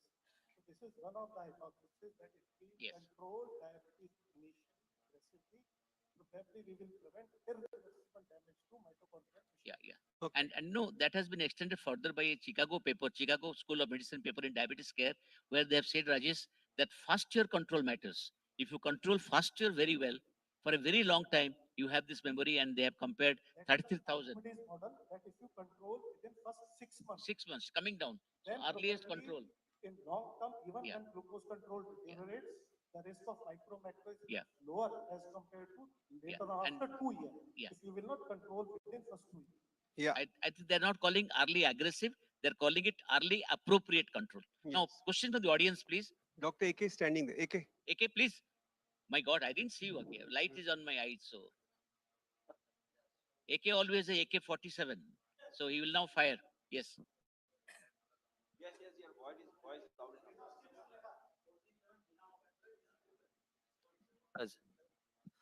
So my question to Dr. Rajput, you have shown Pronto 1, Pronto 2. Pronto 1 was conducted in adult type 1 diabetes. Where is the data for pediatric type 1 diabetes?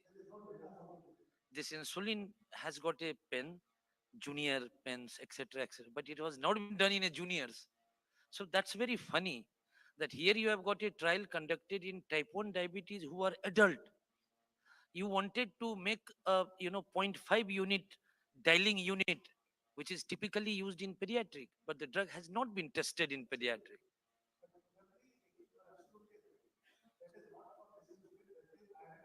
In our country, even the laser insulin that 2 GB, it has not been studied in any population. Still, we are using in all populations. Now we are going to have concept insulin, which is not still approved in type 1 diabetes in US, but now it is approved in our country. So we are probably You are the people who are giving approval. वो अलग issue है. We are probably वो अलग issue है. अरे. Second point was, why don't you conduct a head-to-head trial? If you have developed a faster acting Lispro, You should have conducted a head-to-head trial with the faster acting as part. Why there is no head-to-head study to know that A is better than B or A is non-inferior to B? PK study is conducted with faster No, acting PK, no, part. I'm saying clinical trial. Phase 3 trial is not done. You're absolutely right. See, these are not in our hands. These are pharmaceutical companies who develop molecules. No, but how to promote the drug if you don't have data, not on the Definitely, best on we have to PK-PD run study? real world such type of study. You are right. Any more Okay, questions? I think we were Yeah. ready. Yes, please, Yes. madam. Please ask. Short question and short answer. Thank you of this. Sorry, it's a very basic question. Is Actrapid obsolete now? As doctor had No. said that two insulins pre-mixed you're giving morning and evening. Instead of that, in the afternoon, you can give an Actrapid shot, which works very well and has got a tail end effect, as Dr. Chadda had pointed out in his talk. So would you not choose an Actrapid in the afternoon with two premixed rather than three premixed? What's the rationale of that? Thank you. So Maruti will never be obsolete. So similar to that, Actrapid will never be obsolete. Absolutely. It is the commonest insulin used in the hospital setting. Yeah, so it will never be obsolete. You have got n number of options. If you want to intensify, you're absolutely right. If you feel you can add a rapid acting insulin at lunchtime in addition to premix twice a day, you're free to do that. The only caveat to this is that you're using two types of pen. And that's where the convenience and all these issues come out. When premix 3 times a day was first introduced, I thought it was really unphysiological. But the data is there to support. Uh, so obvious is saying about data. Now, there is data to support that there is a, Not only premix, there is data with even conventional premix 3070, that is mixed out. correct. So there is, although the numbers are small, but there is data with thrice a day mixed out as well. I think the question, I think, Kalyan, True. the question is, the Actrapid is of equal potency, even with FASP and what Dr. It's only flexibility and convenience and hyperglycemia. So Actrapid will stay, I don't know about Maruti, but for eternity. Now, the last question to Professor Manoj Chadha. Manoj, I want to ask you a question. We have so many basal insulins available today. Given the choice, would you prefer? Which basal would you prefer and why? We also have the analogs insulin, we have the biological insulins, which are basal No, available. you're talking of different types of basal insulin. Basal, what is your opinion? Which one would you pick up and why? So I've always maintained that you need to use insulin first. Once you have agreed to use insulin, then the next question comes, which one will you give? I think if my patient can afford it, I'll go for the second generation basal insulins for multiple reasons. If my patient can't afford it, then generation 1 insulin basal is very good. A little flexibility here and there, little jugaad, as we say in Mumbai or in India, that works out equally well. Friends, big round of applause for this four phenomenal, fortunate four with phenomenal speakers. Thank you all for attending in large numbers. Thank you. Bye-bye. Thank you so much. Thank you so much, speakers and chairpersons. For the next session on the old and the new, we have chairpersons Dr. Sanjeev Shah sir, Dr. Sandeep Rai sir, and Dr. Vasanti Chavan ma'am. Over to you, chairpersons.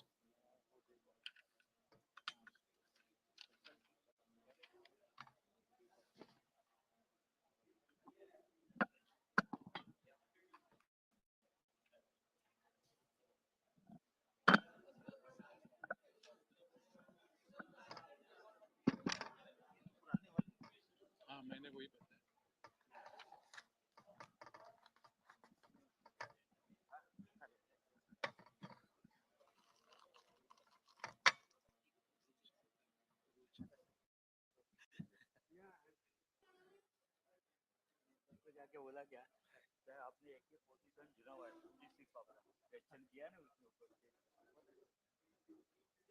तीन marks का है world में वही दिवसकर का है मैं उसको इसलिए तो मिला दिवसकर को मैं बोला तेरा लेक्चर के लिए दोस्त है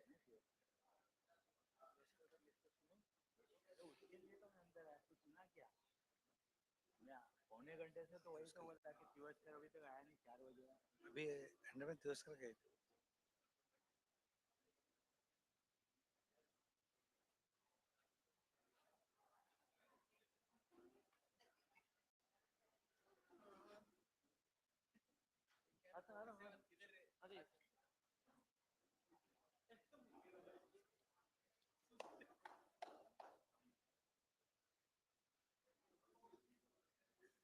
question if there is a time. Yeah. So after exciting insulin discussion on all old and new and latest with dynamic speakers, we move on to this another symposium with another four therapy-based talks by national level experts and KOL. So I invite for the first Dr. Rucha Mehta, who has been an board certified, American board certified endocrinologist, had been practicing and in Ahmedabad city at Apollo Hospital as well as in private clinic. Over last 5-7 years, we have seen Rucha Mehta talking at on obesity at many platforms. Has probably had been uh, have become an expert in India. Over to you, and we would look forward to new therapy from you. Great. Thank you so much. And congratulations to Purvi and Manoj for such an excellent conference and also for hosting the World Congress for Prevention of Diabetes. So, therefore, I think the obesity symposium falls right in place when the theory is we are trying to prevent diabetes. As we all know, this is one of the main drivers for type 2 diabetes. And as we were just talking about metabolic memory and muscle memory, I wanted to remind the audience that remember the concept came from type 1 diabetes, from the DCCT trials wherein they had the intensive and the regular control arms. Therefore, it did not come from obesity. So when we start talking about mitochondria, mitochondrial damage, it is with a grain of salt that we have to remember that in type 1 diabetes, they are born with an insulin defect, and therefore that would be the true model to understand metabolic memory. With that in mind, we'll move on to redefining obesity management, and I will walk you through the pathophysiology of obesity, and then my colleagues will take you forward with several other newer molecules. So, for the purpose of this talk, I am contracted with Novo Nordisk. So, certainly, what is obesity? I mean, this is an interesting thing. I think this is the octopus in the room. It is fortunate that we can now call it a disease, therefore, allowing us to do something about this. I think what is also allowing us to do more and more about this is now we know that there are medications for it. So far, obesity, something you cannot feel, is something that your patient doesn't want to do about. They cannot feel diabetes, therefore, very often we diagnose it only when it's too late. It's 300, 400. There are existing complications, and we have lost the goal where we can work on metabolic memory. So I think this is where we should be actually working at the level of obesity, trying to prevent bad metabolism, correcting metabolic damage, reversing those mitochondrial changes that we are talking about. This can cause several complications. It's the driver of multiple metabolic conditions and is linked to increased mortality and reduced quality of life. Surprisingly, India is the third largest population with obesity. And as you know from the latest Lancet results, these numbers are increasing highest in children and in the pediatric and adolescent group as well. Therefore, the epidemic is still looming. What we are going to see by 2030, 2045 is going to be exponential. As per the ICMR India DIAP study, which you have been seeing all day probably, if we started looking not just at generalized obesity, which means by BMI criteria, if all of you as clinicians could at least do waist hip ratios, waist circumference, you will see that this number goes immediately 100 million more people will have obesity if you start looking at abdominal obesity. And therefore, these numbers are staggering. Now, let's change gears, and I'm going to change the way you look at hormones. We learned about our traditional hormones of we just know the pituitary makes 6 hormones, and that is what they trained me in endocrinology. And trust me, there are 600 more hormones that are being made at the level of the fat cell, which is the largest endocrine organ in the body. Therefore, when I train my endocrine students now, I tell them, please don't just read the textbooks. We need to rethink and relearn the most common endocrine disease is now obesity. Therefore, with this in mind, let's understand that there is a biological factor, a genetic factor. So the brain controls our eating behavior, as you well know. If you are born with into a family that has a genetic makeup for being obese, you have a higher chance of becoming obese. Now, of course, environmental or epigenetic factors which plays into metabolic memory, the mitochondria we are talking about, what happens is there are changes, methylation changes of the DNA, RNA based changes. That is what is actually mitochondrial changes. Medications that can cause weight gain, and last but not the least, the social changes in our societal culture, Zomato, Swiggy, having applications, watching television, sedentary lifestyle. So all of this plays into what causes obesity. It's not a single thing, it's an interplay of several factors. So I am going to just make this slide the focus of my talk, because it's not possible to talk about everything or for you to remember everything. So if we were simply to talk about, I saw several of people eating lunch as I was rushing to the symposium in the next block, the International Speaker Symposium. Happily, everybody had walked in about 30-45 minutes late. So I want to just ask, everybody filled their plate up once, which was probably eating for hunger because it was time to eat based on your circadian clock. Please raise your hands if you went back for a second round of anything you liked, whether it was dessert or food. Nobody went for a second round? This room is excellent. Okay, so that is what we call eating for pleasure or hedonic eating. We don't need to eat that, but it's tasty, it's there. There's a dessert counter, so let's go check it out. And that check it out results in eating. And last but not the least is the more important is you decide when you want to eat. So people who do time restricted eating, I will decide when they want to eat and therefore not indulge in overeating. So there are several things that are coming from your brain, and it is this hedonic eating that if you could control it, you will win. It's as simple as that. If you decide to eat, please indulge in portion control. The brain plays a huge role. So these are all the hormones I was talking to you about.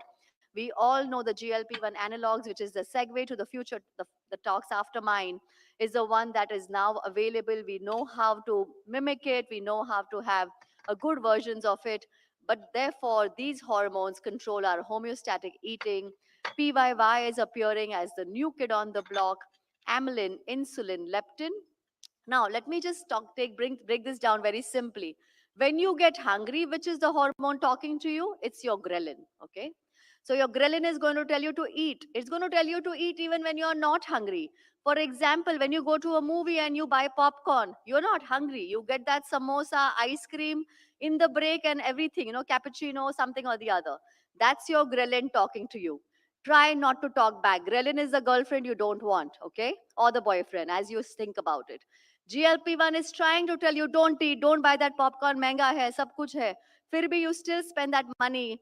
GLP-1 is your friend. It's not the one night stand. It's the person you want to marry. So GLP-1 is the person you want to listen to. If you could master this art, trust me, you will never have a problem putting on weight, eating too much. Now, say you put on the weight and you have a hard time losing weight. Why is that? That's the problem, because your leptin went out of the window because you kept on ignoring GLP-1. Now you have a leptin resistance or a deficiency of leptin, and you have a hard time losing weight. The bad news is we do not have leptin yet to give back to you. Therefore, the only way to go is listen to ghrelin, or you will have to end up taking GLP-1. So this is what happens. We have all of these other pleasure hormones, as I call them. Dopamine wants that you want to keep on eating. We have opioid receptors which control liking. So all of this goes in, and therefore medications, lifestyle interventions fail, because what we need truly at the end of the day, what we are trying to induce with all of them is a behavior change.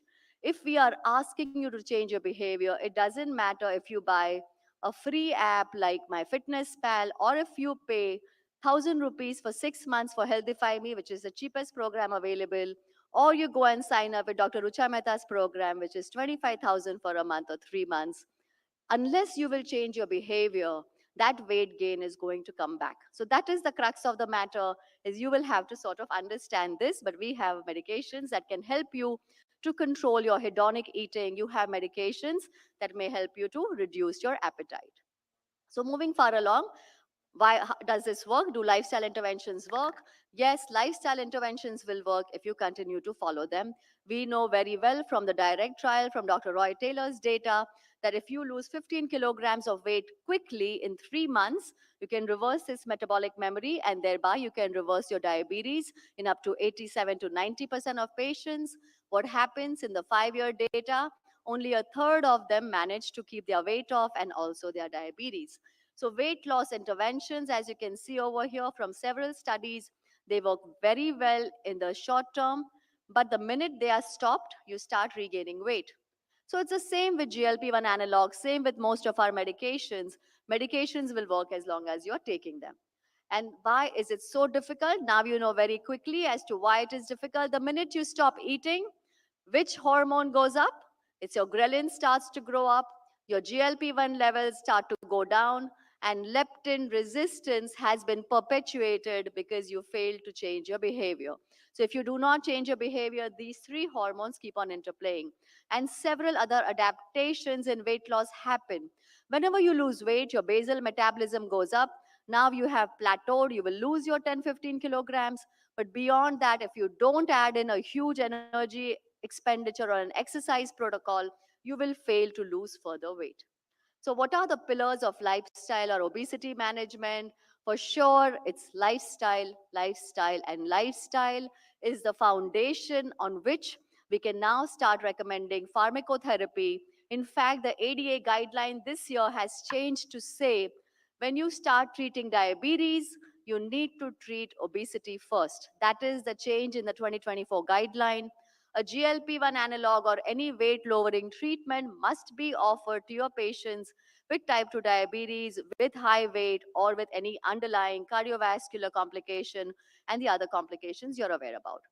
Behavioral interventions can also help you to lose 5% weight loss. We know adding digital technology on top of that can lead to a reduction in HbA1c up to 1 to 2%. And last but not the least, of course, we have metabolic surgery, bariatric surgery. This is where it all started. Therefore, keeping all of this in mind, let's bear in mind that we must incorporate pharmacotherapy now as a standard of care for obesity management. It is my job to deliver the guidelines to you. I'm not saying whether it's affordable or not. We are just talking about what should be our standard of care if we could easily give this to all our patients. As you can see over here, this is the placebo group. That's great. They had a 2.6% weight loss versus the pharmacotherapy group, which had a very significant, to the tune of 15% weight loss with the addition of pharmacotherapy. And what are the pharmacological options for weight management? So, of course, you can see we have mainly orlistat so far. We don't have any of the molecules that are approved for weight loss available in India as yet. We have oral semaglutide, which, as you know, is for diabetes. Hopefully, in the coming years, we'll have them. Let me just walk you through this whole pathway just so you know what is available. So, as I mentioned to you, and I'll repeat the three hormones, the one that is talking to you that you need to eat, eat, and eat is ghrelin. The one that tells you please stop eating is your GLP-1. And if you have a leptin resistance because of your failed behavior change, that is going to perpetuate things. So, in order to offset all of these, investigators have come up with several things. We have several molecules in the pipeline. Namely, you're familiar with liraglutide, dulaglutide, which are the GLP-1 analogs. Semaglutide in higher doses is available to you for weight loss. Orlistat, which is available in India, works at the level of the intestine and inhibits pancreatic lipase and therefore works as a fat blocker. You can have side effects of steatorrhea and those kind of foul, smelly stools. Now, we also have something known as phentermine and topiramate, naltrexone, bupropion, which work at the level of controlling cravings at the level of these receptors. Something that's in the pipeline which will work at the level of the MC4 receptor is something known as setmelanotide. MC4 receptor is also again involved in the appetite controlling pathway. In fact, an MC4 receptor mutation is probably the most common underlying genetic etiology for garden variety obesity that we say that people cannot control their appetites.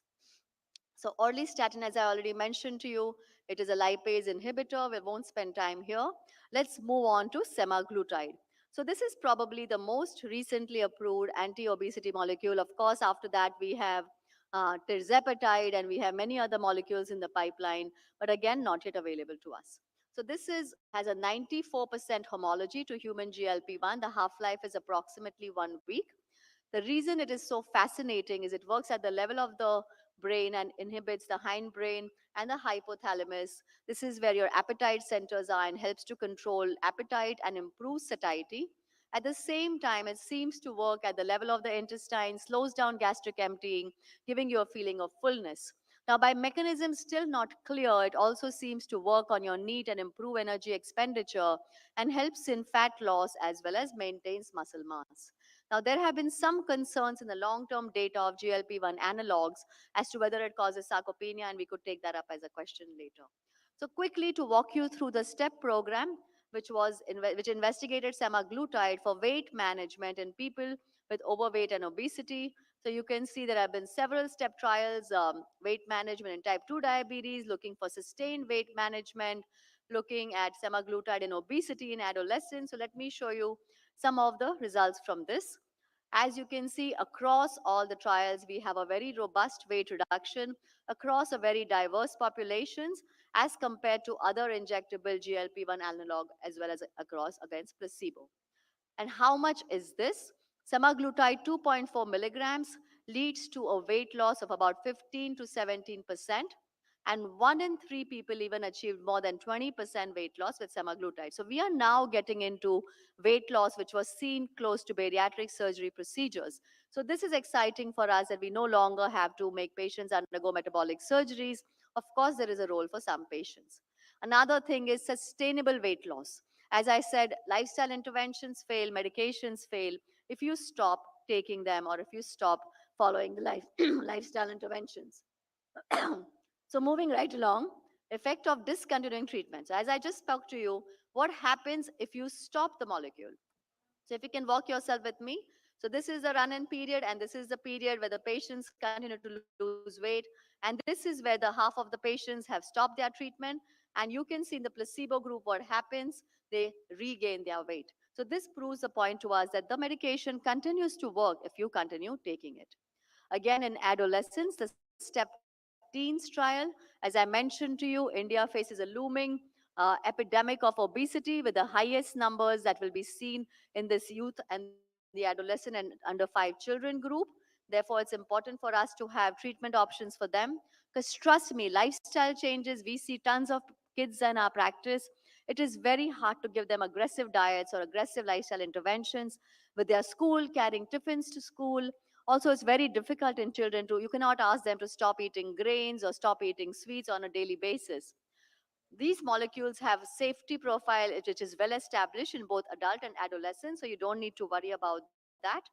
And lastly, let me talk to you about SELECT, because beyond obesity and weight management, we also need to be sure that this has other pleiotropic benefits.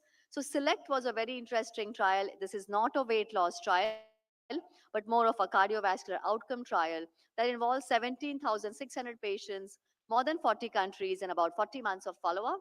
And from India, we had about close to 500 subjects. So I think we should focus on that. Individuals with overweight or obesity and a high CV risk, but without diabetes, are candidates for heart disease prevention. And it was an attempt to see what happens when you give it by weight loss versus GLP-1 analogs, and we looked at the MACE events.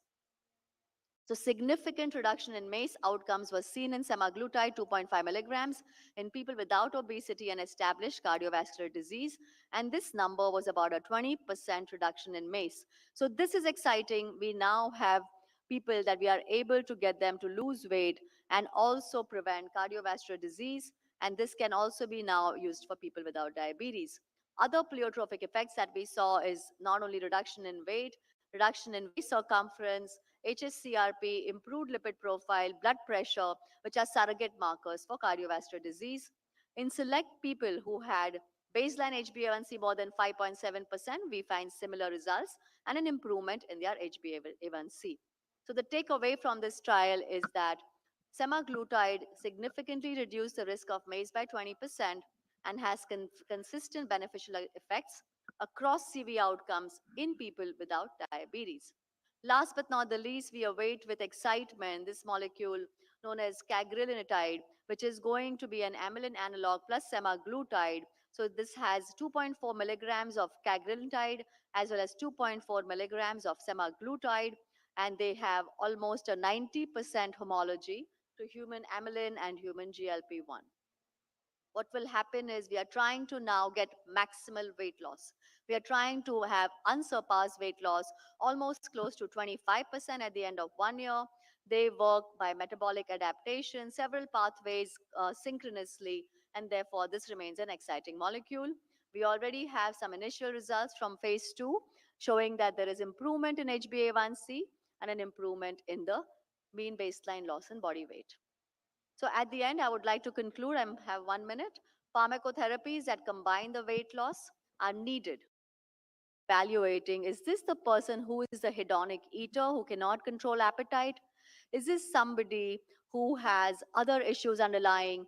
What is the stage of obesity they are in? What is the reason and the goal setting needs to be done? And thereby we will be more successful in selecting the right molecules. Hopefully we'll have more and more of these available to us in India. And I'll stop right here so that I have 40 seconds for questions. Only one question is, when you discontinue GLP-1 RS, semaglutide 2.4, as you said with lifestyle weight reverses, what percentage of patients will regain the weight on discontinuation of GLP-1 RS? So I showed that slide. So yeah, majority of those, as soon as you stop the question is, if you stop the GLP-1 molecule, what percentage of patients will regain the weight? And sadly enough, it's almost 67 to 70%. Majority of them will continue. Now we are also have to look at the subgroup analysis. Is the ones who are stopped from the GLP-1, and if they continue lifestyle changes, then there is hope for them. So we have our own clinic data, which is, we have looked at it ourselves, is when we stop the GLP-1 analog. But if they continue to follow on the diet plan and some sort of lifestyle changes, they are able to maintain large amount of that weight loss. Yeah. And the last disclosure, 2.4 weekly semaglutide is not available in India currently. It's not available, yes. Yeah, it's not available. It's not, yes, I said that. One question. You said that whenever the people stop this, they will revert the weight, right? Majority of them, Yes, yes. majority. The same thing with the lifestyle. Correct. Then why use the medicine? The Magnitude of... Sir, 1 minute. Counseling, you do it better, they will continue the lifestyle. Then that will be better than without the treatment.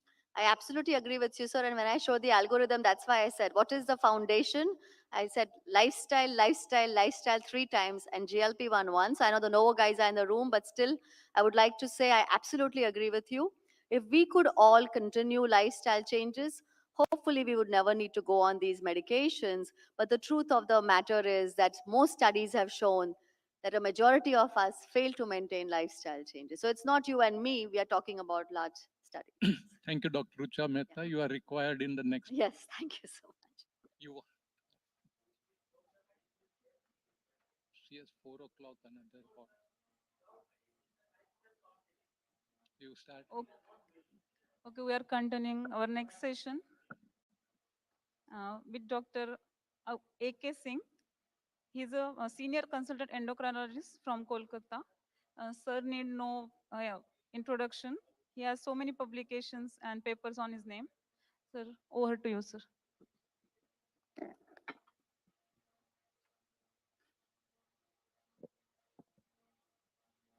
Yeah, please go. Thank you, Chairman, for the kind words. So I am going to take you through a new molecule, which is less talked about. The reason being that this is not a FDA-approved drug. But I will show you the data that this is a new kid in the block, which has got one of the best HbA1c lowering ability when you compare with any oral drugs currently available. Why it is not talked too much? That it because it's a Japanese product and it is available primarily in the Asian countries and not FDA and EMA recommended drug. Now, what is this imiglimine is all about? Let's look at the promise and potential of imiglimine in the treatment of type 2 diabetes. So let me start. This is a Japanese PMDA, which has got a 103-page dossier on imiglimine. In nutshell, 2 words liner, that imiglimine was approved in Japan in June 2021 and recently in India in September 2022. The current approved dose is 1 gram twice daily in patients with type 2 diabetes until you don't have, decreasing EGFR. And as you can see in India, actually this drug is not allowed in people with CKD, so EGFR cutoff is 45. But in Japan, you can reduce the dose of imiglimine to 500 milligram twice daily if you have got a, stage CKD 2 or 3A. Now, how this drug works? So recently we published this paper looking into the entire evidence of imiglimine. This cartoon tells you that this is a mitochondrial metabolic regulator. So it changes the mitochondrial bioenergetics. Please remember that mitochondria is the powerhouse of entire human cells. Mitochondria contains three complex 1, 2, and 3. Imiglamin works at the level of conversion of complex 2 to complex 1, and it inhibits the reverse electron transfer. So it basically increases the complex 2 and complex 3 in the mitochondria present in all cells in your body. The moment you increase the complex 2, basically you stimulate the TCA cycle. You know the Krebs cycle, TCA cycle. That means you promote glucose metabolism, right? And this is how imiglamin works. So when you are promoting glucose metabolism, you reduces blood sugar. Now, interesting point is that this is a drug, and perhaps the only drug, which has got both insulin secretagogue ability as well as insulin sensitizing ability. So this is a drug. If you look at the anti-diabetic drug, either they are secretagogues like sulfonylurea, ripaglinide, GLP-1, DPP-4, they all are insulin secretagogue. Metformin and pioglitazone, they are working on insulin resistance. So none of the drug is working on both insulin resistance and beta cell as a secretagogue. This is the only drug that works both on beta cell of pancreas to make insulin secretion in a glucose dependent manner. Means if you don't have diabetes, if you take imiglamin, nothing will happen. It do not causes hypoglycemia like DPP-4 or GLP-1. So it's a glucose dependent insulin secretagogue. At the same time, it works on liver like metformin, that it reduces hepatic gluconeogenesis. And it works on a skeletal muscle like pioglitazone, that it improves insulin resistance. Therefore, this is a drug which is not only insulin secretagogue, but insulin sensitizer as well. As of now, it has not been classified into any typical drug classes. This drug is still under the Z category, means unclassified anti-diabetes drug, but their mechanism of action is pretty similar to metformin, but it is not put under the bigonides. Neither it causes lactic acidosis, and I will come in a little while. If you further deep down looked into how it works on these organs, this is the mechanistic explanation as to how this drug actually improves insulin sensitivity and insulin secretion in the different organ. And ladies and gentlemen, what is interesting to note, when you talk about beta cell preservation, this is the actual drug that must be sought out to look whether this drug has a potential to preserve beta cell function, because this is the original, ATP providing drugs in people with type 2 diabetes. Now, as I said, it works like metformin, but it differs significantly, with metformin in terms of their mechanism of action. This is a little busy slide, but I thought to tell you through this, pathway. You can see this is a redox potential, and you can see there is a efflux of energy in the cell. If you compare how imiglamin and metformin are different from each other, you can see imiglamin and metformin, they have got a little different mechanism of action. Imiglamin is a competitive inhibitor of oxidative phosphorylation, whereas metformin is a non-competitive inhibitor of respiratory chain. Now, if you look how actually the imiglamin works both on insulin secretagogue as insulin secretagogue on insulin sensitivity is their unique mechanism of action. The net result is that because it is a competitive blocker and there is a simultaneous change in the efflux, it do not causes lactic acidosis. There is not a single case till date where imiglamin was found to produce lactic acidosis, unlike metformin. Even in the preclinical studies on rats and mice, there was zero incidence of lactic acidosis with imiglamin on a supratherapeutic dose, unlike metformin. So you have got basically a smart metformin without provoking lactic acidosis. You have got a smart metformin having insulin secretagogue ability. So therefore, it should be little more powerful in blood glucose lowering compared to metformin. And I will come to those evidence. So these were all theoretical data. Where is the evidence? See, I'm a man who talks about evidence. So let's look at the evidence categorically. Let's start with their mechanistic study. When I said that it is a secretagogue and insulin sensitizer both, where is the evidence? So let's look at the evidence. Now, this was the first paper published on imiglamin in diabetes, obesity, and metabolism. You can see when they did make a hyperglycemic clamp on your right, upper box, you can see that someone, a diabetic patient, this is in healthy individual. So they infused glucose and made hyperglycemia for a certain period of time, and then given imiglamin or placebo and try to look what happens to the insulin secretion when you add imiglamin against placebo. And in lower slide, as you can see, on a 7 days treatment of 15 milligram twice daily imiglamin, you can see there was a 110% increase in the first phase of insulin secretion. So that's the only drug at the moment that actually corrects or improves the first phase of insulin secretion. There was 29% increase in the second phase of insulin secretion, and you can see there was 36% increase in insulin sensitivity to beta cell. So this was the first proof of concept mechanistic study in a healthy human being and having type 2 diabetes.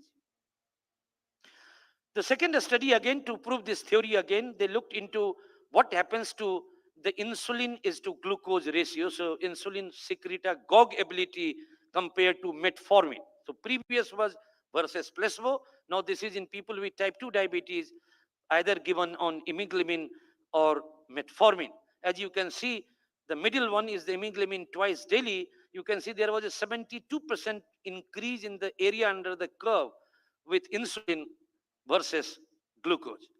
And you can see it is twice higher compared to metformin, nearly, in terms of stimulating beta cell to secrete insulin against the glucose. And if you look at the HbA1c difference, so there are two trials that compared head-to-head between imiglamin and metformin, although very small duration trial, 4 weeks in one study, the table you are seeing, and the 8 weeks in second study.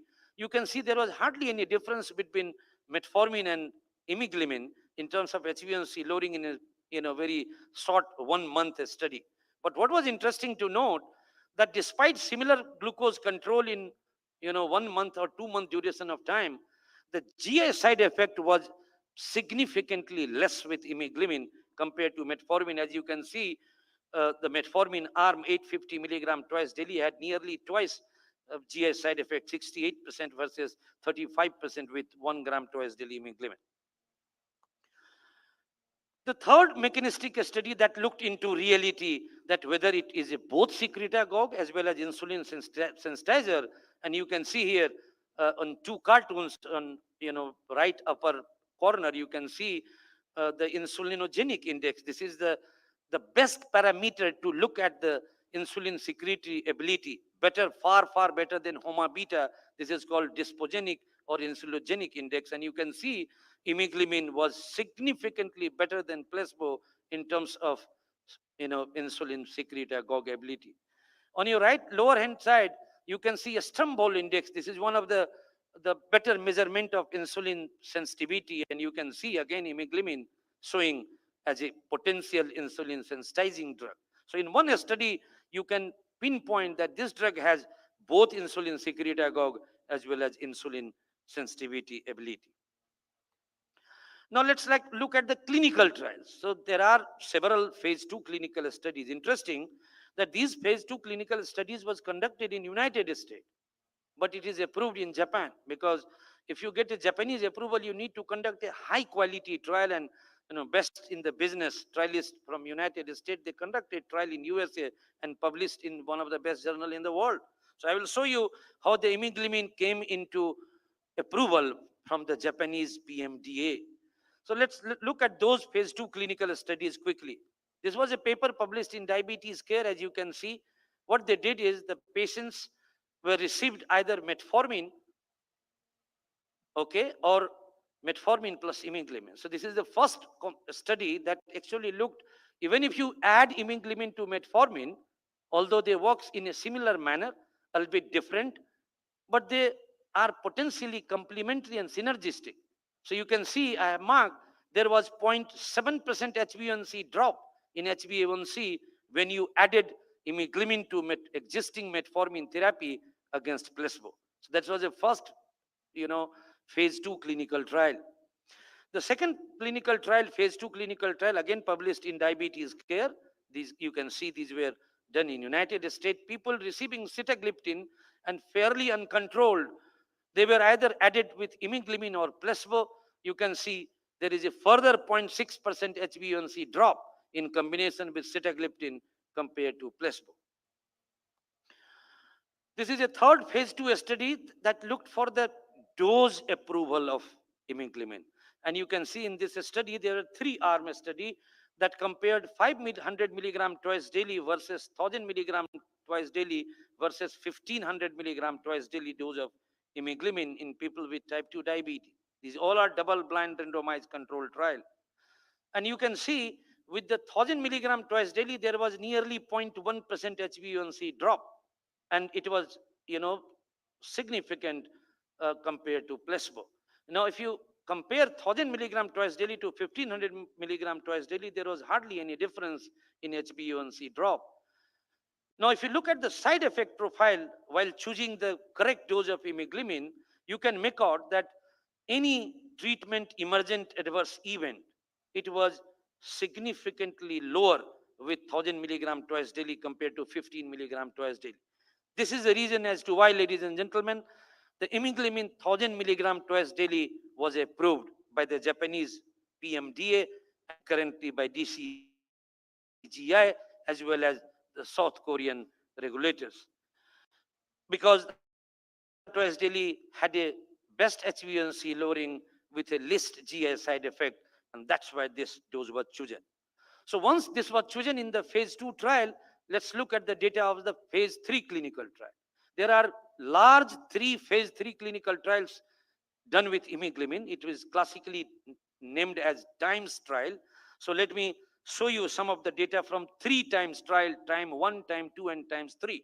So this is a times 1 trial, as you can see in people with type 2 diabetes were receiving background metformin therapy compared to placebo. And when you added imiglimine 1000 milligram twice daily, there was a 0.7% HbA1c reduction. And this is not a small. Look at any SGLT2 trial. Look at any DPP4 trial. Look at any sulfonylurea trial. It is as good as any other anti-diabetic drug in terms of HbA1c lowering in their phase 3 trial. So this was a monotherapy trial. Now, if you look at in a backdrop of insulin therapy, patients of type 2 diabetes receiving insulin, they were either randomized to receive imiglimine 1000 milligram twice daily or placebo. You can again make out 0.6% HbA1c drop in the imiglimine 1 milligram twice daily arm compared to placebo on a background insulin therapy. Regardless of insulin therapy, whether it is a basal or premix or basal bolus, there was a 0.6% HbA1c reduction. And the third trial, which was the largest trial, was called times 2 trial. These were the trials conducted in people with type 2 diabetes receiving any anti-diabetes drug. It can be metformin, it can be SGLT2, DPP4, sulfonylurea, repaglinide, GLP-1, insulin. And if you look the imiglimine data here, you can see here the HbA1c reduction with imiglimine was significant across the board, starting from monotherapy along in combination with alpha glucosidase inhibitor. Here you can see 0.85% with metformin, 0.67 with DPP4, 0.9% with glanides, 0.7 with SGLT2, 0.6 with sulfonylurea, 0.6 with TJD, pioglitazone, 0.9, and list with GLP-1. The reason why it was listed with GLP-1 is a completely different theory, but then you can see across the board, there was significant HbA1c reduction ranging from 0.6 to 0.9%, regardless of what anti-diabetes drug patients were receiving. So finally, when it comes to evidence, you need to look at the meta-analysis of all the randomized controlled trial, and that is the class 1 grade A evidence in the medical literature. There are several meta-analyses conducted with imiglimine till date. The first into the board was this paper, which came in British Journal of Pharmacology. They looked into all the phase 2 and phase 3 data of imiglamin trials, and they pulled together and come to a conclusion that if you use imiglamin, there is a 0.6% HbA1c drop compared to placebo. The caveat with this meta-analysis that they used all the studies conducted with 1500 milligram twice daily, which is not allowed, not licensed for clinical use.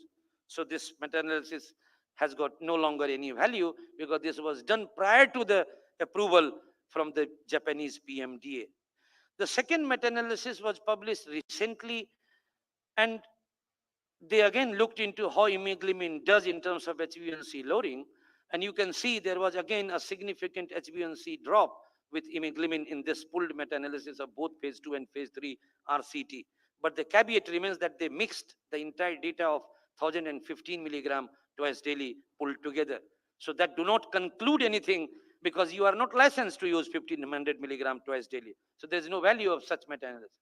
So this prompted us to really conduct the data on 1000 milligram twice daily, and we published this paper recently to look at what imiglamin does in terms of 1000 milligram twice daily. So you can see there are two pooled analysis here, and you can see this is imiglamin 1000 milligram twice daily exclusively against placebo, and you can find out there was a significant 0.9% reduction in HbA1c against placebo with imiglamin 1 gram twice daily. When you look at the data of imiglamin in terms of either monotherapy or combination therapy, the previous was only monotherapy, again you can see there was 0.8% HbA1c drop in the HbA1c. This is not a small drop. If you look back onto the DPP-4 data, when the sitagliptin was approved in 2006, the drop in HbA1c was only 0.4%. Here you have got a 0.8, 0.9% HbA1c drop. Unfortunately, this molecule, because this is only available in Asian country, is less talked about. But I do see a lot of potential with this anti-diabetic drug. The imiglamin has undergone a preliminary CB safety trial in terms of QT prolongation. There is no CB outcome trial like DPP-4, SGLT2, and GLP-1.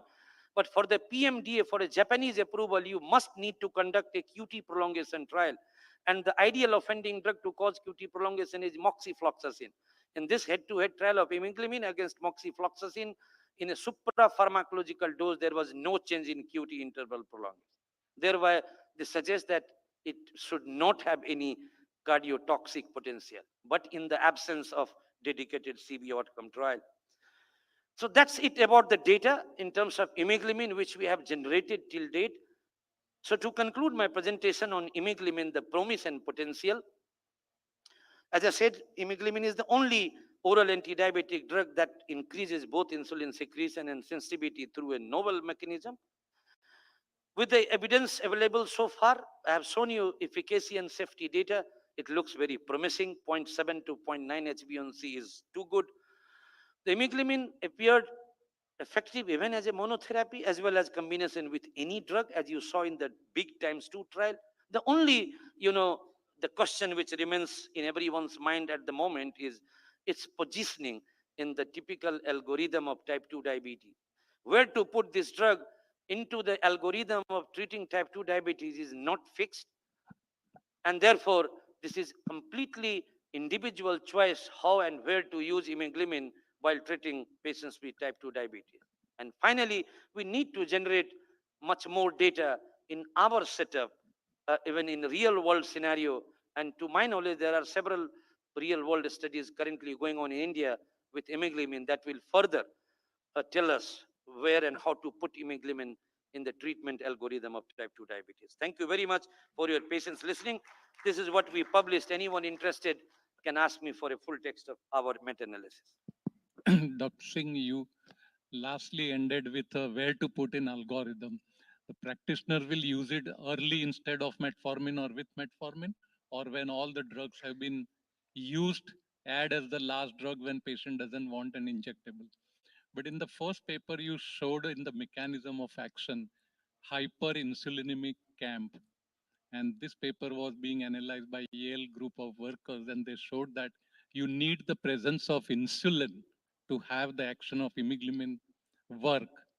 So do you think that that is relevant, that you need some amount of beta cell function and not all beta cells are exhausted when this drug is used? Right. So that's a good question. So whether it will work only in those people who are not yet insulin deficient, the answer is perhaps no. It works perhaps in every direction because it has got insulin sensitizing ability. So this drug has to work, but their effectiveness might be lowered in those people who are having a long-standing diabetes. However, if you look at the times 3 trial done in people receiving basal insulin therapy, insulin therapy, regardless of insulin therapy, assuming that in the times 3 trial patients receiving insulin, if you look at the mean duration of diabetes were 15 years, and still hemoglobin lowered HbA1c by 0.7% in people receiving insulin therapy. So I believe that even if you are a long-standing diabetes or you are beta cell depleted through like metformin, it never fails. It always works. Metformin should be given in every type 2 diabetes unless it is contraindicated by the EGFR. So hemoglobin perhaps will put their shoes into the same feet when it comes to their glucose lowering ability. Contribution of each mechanism of action, could you guess? We don't have that data to make out how much is the insulin secretion and how much is the insulin sensitivity. I do feel that, if you look at the evidence at the moment, perhaps this is 50-50, but we don't have any data to actually look at. If you look at those mechanistic studies, the insulin secretagogue ability is not at all less when we compare with sulfonylurea. And therefore, I believe that it would be a fair equal contribution, but we don't have any exact data to tell how much is the secretory and how much is the insulin sensitized. Sir, a nice presentation. As you have told, so many positive things for hemoglobin, and you have told that we really don't know how to, in the algorithm of treatment of type 2, where to put it. Do you feel its role? I mean, I'm just suggesting in metformin intolerant patient, it will have a good role. In patients of LADA, should have a good role if it is a beta cell preserving thing. And do you think it has a good role as a third, fourth agent before sulfonylurea to start? Before you put in sulfonylurea, you should start this. So these Well, so that's good question. So whether one should use in people who are metformin intolerant, absolutely proposition is good, but that doesn't mean that you cannot use it with metformin. As I have told you, there are several studies where if you add even hemoglobin to metformin, there is a further 0.6, 0.7% HbA1c loss reduction. So always alternative to metformin, because as I said, GI side effect is nearly 15%, 50% less with hemoglobin compared to metformin in those studies. So this is one of the alternative. Second one, this drug has a potential because it's a mitochondrial bioenergetic regulator. If you push mitochondria, if you make mitochondria live longer and more active, I think this is a drug which has a potential to protect beta cell. And therefore, early use maybe, but then it's too early to make any comment. We need to conduct the trial. But theoretically, at least, being a mitochondrial regulator, this drug may have a theoretical potential to preserve beta cell, even including people with late autoimmune diabetes in adult. But we don't have the data at the moment. Finally, whether we should put it before sulfonylurea or after sulfonylurea is entirely physician's choice. And I don't think there is any reason not to give before sulfonylurea or not to give after sulfonylurea. As I said, there is no fixity in the rule. You can use any drug. Even if you look at the current algorithm, where is the guideline algorithm? The guideline today says that if you have got a established cardiovascular disease, heart failure, and CKD, use SGLT2 or GLP-1. What after then? Any drug. So where is the algorithm now? So it's entirely the physician's choice where and how to put it. But because of the comfort, because of the experience we gathered over several years, we use all those conventional drugs, failing which we add this drug. That's a commonality in practice. Great presentation, Dr. AK, 47. And only the position of this hemoglobin in prevention of diabetic. This is too early to ask for. I mean, maybe the question is very good, because if a drug has a potential to, ignite mitochondria back, see why metformin becomes so popular drug. You said anti-aging, anti-cancer. because of this is because this is metformin is a mitochondrial regulator. But the this drug is also a mitochondrial regulator, but it works better than metformin in that way that this is a competitive inhibitor. It do not causes lactic acidosis. Their mechanism of action is slightly different, and add on, and that's why researcher developed this molecule, a drug which can be even better working than metformin without inducing any side effect, would be helpful. So theoretically, this drug has a good proposition to be tried in people with pre-diabetes. As you know, metformin has got some kind of license in people with the pre-diabetes. I'm sure future is waiting for the pre-diabetes trial. Thank you, sir. I think we will do that in the side corners. Thank you very much Thank for you that very much. excellent Thank you. presentation, sir. Our next speaker is doesn't need introduction in Mumbai, especially in Maharashtra. Is Dr. Mangesh Tiwaskar. We all know him as editor of JAPI, the gold medalist. He's a physician, diabetologist, numerous papers, numerous conferences, more than 1,000 lectures, personal friend and mentor, also guide for us, thorough academician. Sir, your presentation. Thank you. Wow. Thank you very much for those wonderful words, Dr. Roy. And of course, good afternoon, everybody. Avdesh spoke beautifully well about imeglimin, and probably what I draw from his session is this, that we have some new idea, which is maybe probably requiring little more attention, little more exploration than what probably we are thinking about. One thing that is really triggering me looking at imeglimin is that it could be one of those drugs which can be used in pre-diabetes. I'm going to talk to you about your friend, which intermittently becomes a foe. So it's a husband and wife relationship, or a boyfriend and a girlfriend relationship. I just wanted to have a show of hands from the crowd. How many of you feel confident of using pioglitazone in your day-to-day clinical practice as far as type 2 diabetes management is concerned? Of course, Pia, I expect that from you, definitely. But surely I could see few of the hands, and of course, Dr. Ajmera, that is absolutely. But currently, overall, whenever I talk about pioglitazone, and I dedicate this session to Dr. Panikar, who is primarily a very, very interesting guy and he has done a fantastic work in revival of this molecule, especially in our countries. I think the diabetes management with pioglitazone reminds me of this cartoon, that have we really adequately understood this? We were all bloody well convinced about the use of this drug until this happened. And what happened? This was a Chicago ADA. We were coming back from, we were all in the flight. And this was 18th of June, 2013. And the moment we landed on Bombay airport, we got a bombshell that suddenly pioglitazone was blocked, banned. All the monotherapies and the combination therapies of pioglitazone were banned. And the reason was bladder cancer. We'll come to that. But this has shaken up the entire medical fraternity in India.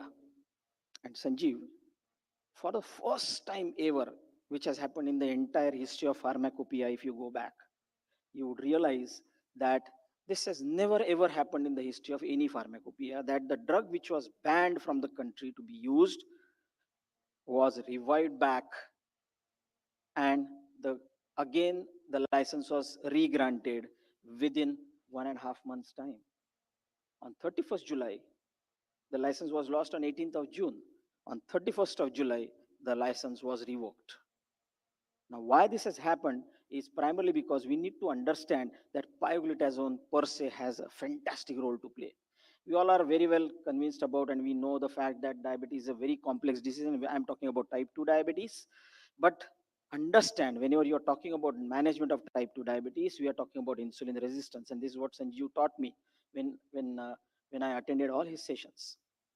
And Dr. Mohan said that, insulin resistance is primarily high in the Indian population. And we know the risk factors. The poison trees, fruits are diabetes, hypertension, atherosclerosis. And it is this atherosclerosis which we would like to stop at any cost, as early as possible.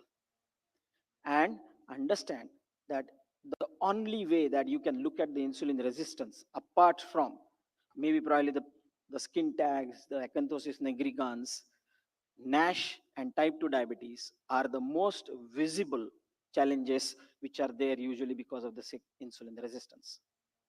Now, these slides I prepared before the audacious talk, so I did not put imiglamin there. But if you really ask me what drugs you have for treating this major challenge in type 2 diabetes management, and you have only two molecules. Let's talk about one of them, my favorites, pioglitazone. Works wonderfully well by activating the PPAR gamma. Thereby, what it does, it along with the RXR receptors in the mRNA, it increases the transcription protein, which improves not only the glucose management, but also the lipid handling at the cellular level, at the mitochondrial level. And that amplifies the insulin action not only in the liver, but also in the peripheral tissues, in the skeletal muscles, as well as in the adipose tissues. And that is the reason why, if you compare head on the glycemic, otherwise, and other properties of and the metabolic effects of pioglitazone with metformin, you will see that pioglitazone scores over metformin in many ways. That does not mean that metformin is bad, but understand that if you really compare the head-on or head-to-head insulin resistant treating and the associated challenges treating abilities of both these drugs, probably pioglitazone will score over insulin. Now, whenever I talk about this, people ask, and as Avdesh was saying, that do you prove it? Do we have any evidence? And I'm going to show you those evidences. The first of its kind. And Sanjeev, you will realize this, that had this study, the proactive that I am talking about, would have been powered for superiority for the positive cardiovascular outcome. Proactive would have been the first superiority study which would have come for the management of diabetes in the patients, those who already have had an infarct or a stroke or a vascular event.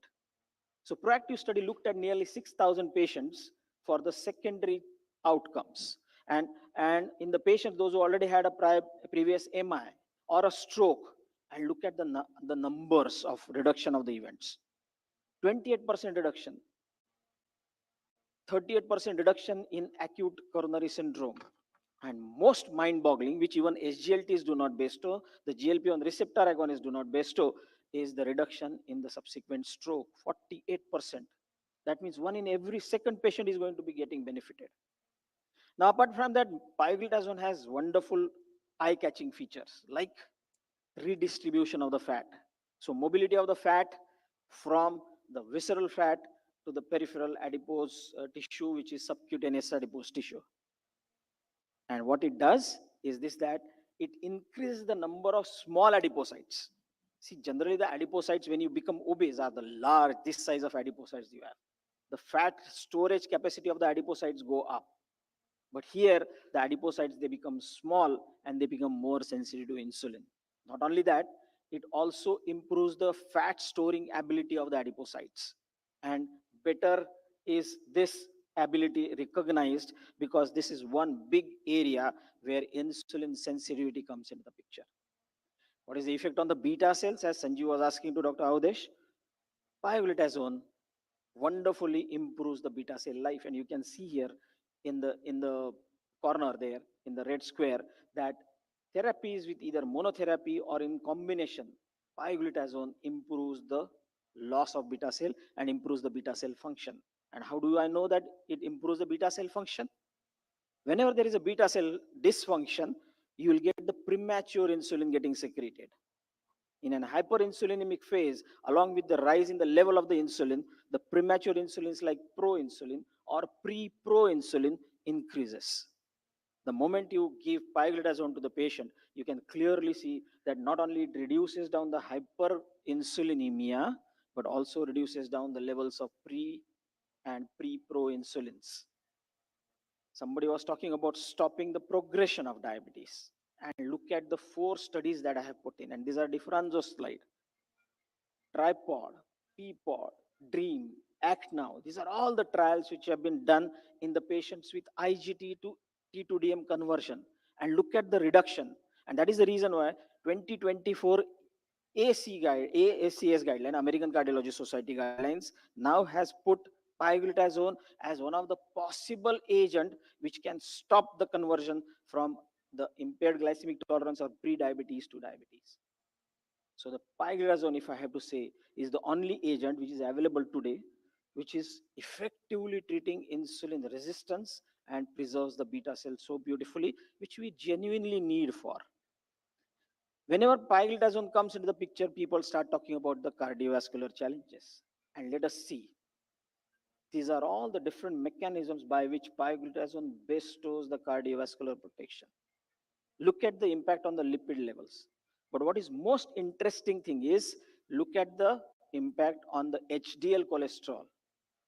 How many therapies you have in your kitty when you're practicing medicine or diabetes to treat the low levels or hypo levels of HDL cholesterol? Do you have any agents for that? We have got other, dyslipidemia, different I would say factors like triglycerides or LDL cholesterol reducing drugs. But what are the drugs which are available to increase the HDL cholesterol? You technically have none. Look at the effect of pioglitazone. Even though the HDL cholesterol is more than 35, it will still cause rise in the HDL cholesterol by nearly 18%.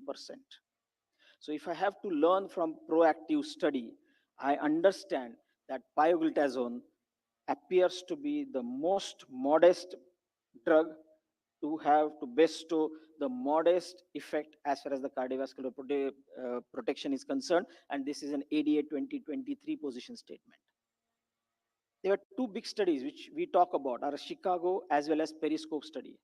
Chicago looked at the stroke events. Periscope study looked at the coronary atherosclerosis. And what did they show? And look at the people, those who have written this paper. DiFranzo, and look at the last name, Steve Nissen. Now, who was Steve Nissen? He was a guy who actually destroyed rosiglitazone. And look him joining DiFranzo in writing down this paper in 2019, talking about pioglitazone, a forgotten beauty. And which studies and trials he mentions? Periscope and Chicago, IRIS and Proactive. And what did they show? Look at the reduction in 3-point MACE, the recurrent myocardial infarction, the reduction in the stroke, whooping 47%. And the cardiovascular mortality going down by 25%. Everything favors pioglitazone use in whatever the combination. In fact, if you really compare SGLT2 to inhibitors and pioglitazone outcomes except heart failure, in all the rest other parameters like stroke, in recurrent MI, in even mortality, you will see that pioglitazone scores over SGLT2 inhibitors. Carotid intima thickness reduced down in the patient or in the rat or animal models who were induced to develop a intimal injury, and they were given pioglitazone in the mice model. And what it did, it improved the carotid intima thickness. IRIS study looked at use of pioglitazone in stroke as a primary prevention, and look at the reduction in the stroke events in the primary prevention arm. We initially talked about secondary prevention.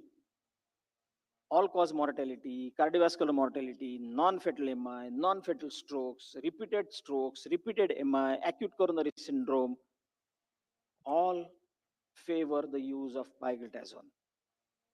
I thank Dr. DiFranzo for this slide when I was there with him 3 to 4 months back, and he shared this slide with me. And what he talked to me about is that not pioglitazone works at the peripheral skeletal muscles. It has got a myocardial protective ability by working at the myocardial level. And look at the myocardial glucose uptake going up almost double. Look at the myocardial blood flow almost triple by just use of pioglitazone. Not only that, it also improves the various diastolic and systolic cardiac dysfunctions they occur in type 2 diabetes. No matter, it could be ejection fraction, it could be E by E prime, what we know as a diastolic function. It also looked at the end diastolic volume And also it looked at the left ventricular feeling effect. Everywhere, the moment you initiate these patients on with pioglitazone, the functions improve significantly. This is always a villain in the box. And I had an opportunity to meet both of them, Sanjeev. I met DiFranzo 3 months back. I was with Rosenstock just a week ago. And DiFranzo told me that they are going to publish a trial where they are using pioglitazone, SGLT, GLP-1 combination therapy in the patients, those who have got NYHA class 2 and class 3 failures. The data is not yet out, but this is just the primitive data which they have released. And what they are talking about is this, the reduction in the heart failure hospitalization. It is almost as good as the placebo therapy. So we need to understand, look at the heart failure arm, just look at the heart failure arm. Even the hospitalization for heart failure was not significantly increased. There were numerical rises, but it was not clinically significant. So we need to rethink pioglitazone as one of the best, most cost-effective and cheap agent to manage patients with diabetes, especially with the cardiovascular challenge. For all these bloody reasons that I have, look at the myocardial protection that it offers. But apart from that, look at the peripheral vascular protection. So if at all SGLTs, they cause a vascular euphoria, pioglitazone causes more than vascular euphoria, because SGLTs hardly address the peripheral vessels. Pioglitazone PIA addresses even the peripheral vessels and the peripheral challenges. And this is what exactly is evident from this diagram. So again, you need to understand the importance of pioglitazone. Last 2 minutes, I'll be talking to you about its role as far as the NASH is concerned, or metabolically associated, or or what we call it as a fatty liver disease. Talk about inflammation, talk about ballooning, talk about necrosis, talk about steatosis, talk about fibrosis. Everything goes down by using pioglitazone. And do I have a proof? Look at the histopathological picture. On your left, on your right side, you have got high fat containing ballooning cells which are there. You can see on your screens. After the pioglitazone therapy, technically the fat globules have disappeared. These are liver biopsies. Look at the fibrosis, stage 3 NASH. Blue, what you are seeing is fibrosis. On the right side, you are seeing the patients with fibrosis.